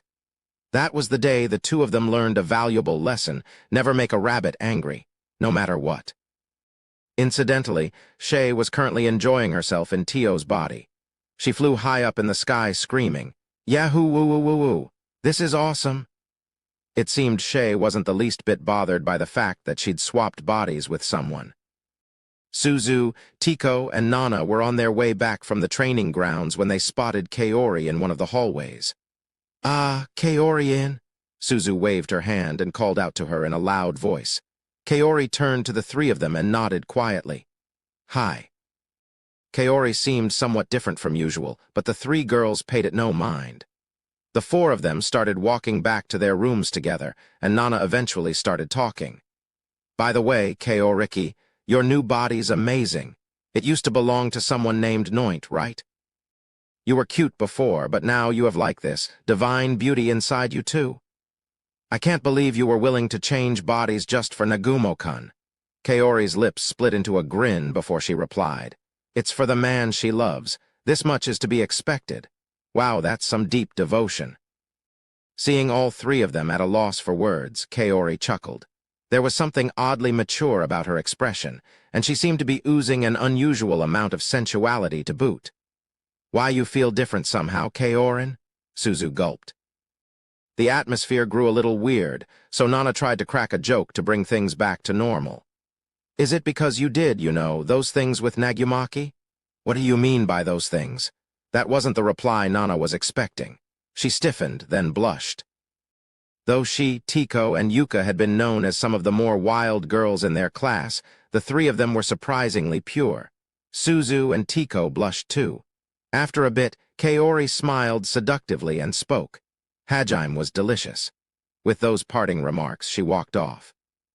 Suzu and the others remained rooted to the spot, too stunned to even respond. Shortly afterward, the body-swapping incident brought about by Hajime's spirit magic artifact going out of control resolved itself when the artifact ran out of mana. "Iek, you're acting like a disgusting creep. Return to your senses, Nagumo. What are you trying to do to us?" Cornered, Yuka collapsed into a crying heap while Shizuku said, "I hate this Nagumo-kun," over and over with soulless eyes. "Huh, who the fuck are you calling a disgusting creep? You want to go?" Suddenly, Hajime returned to normal, and he went back to yelling angrily at people. "He's back. Nagumo's back. The world's been saved." Yuka and Shizuku clung to Hajime and wept tears of relief. Meanwhile, in another location, "Shei, you've got guts squeezing my head like this." "H-way. Why am I grabbing you like this, Yusan?" Yu's angry voice echoed through the tiny alley they were in. Shay's ears folded over timidly as she awaited her punishment. A second later, lightning rained from the sky, terrifying the nearby residents. Meanwhile, in yet another location. Ah, Suzu-chan, Nana-chan, Tiko-chan. Hey, listen to this. Something terrible just happened to me, Wait, what's wrong? Kaori's three friends were acting odd. At her voice, though, they snapped back to reality. Kaorin, you climbed the stairs to adulthood before us. You left us all behind. Kaoriki. No, I suppose I should call you Kaori-san now. Forget that, we should be calling her One-sama. You don't mind, do you, Kaori One-sama? Who on earth was in my body? And what did they do? For some time after, all three of them called Kaori One-sama and treated her with reverence. It garnered more than a few odd looks. Meanwhile, high up in the sky, Tio regained consciousness, only to realize she was free-falling. Then she slammed into one of the Capitol's buildings and lay twitching atop its roof. Oh, what in heaven's name just happened? I can feel an indescribable pleasure spreading through every inch of my body.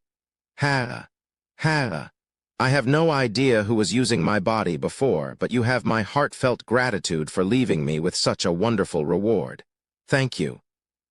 Naturally, when Heilig's residents found her, they called the city watch on her.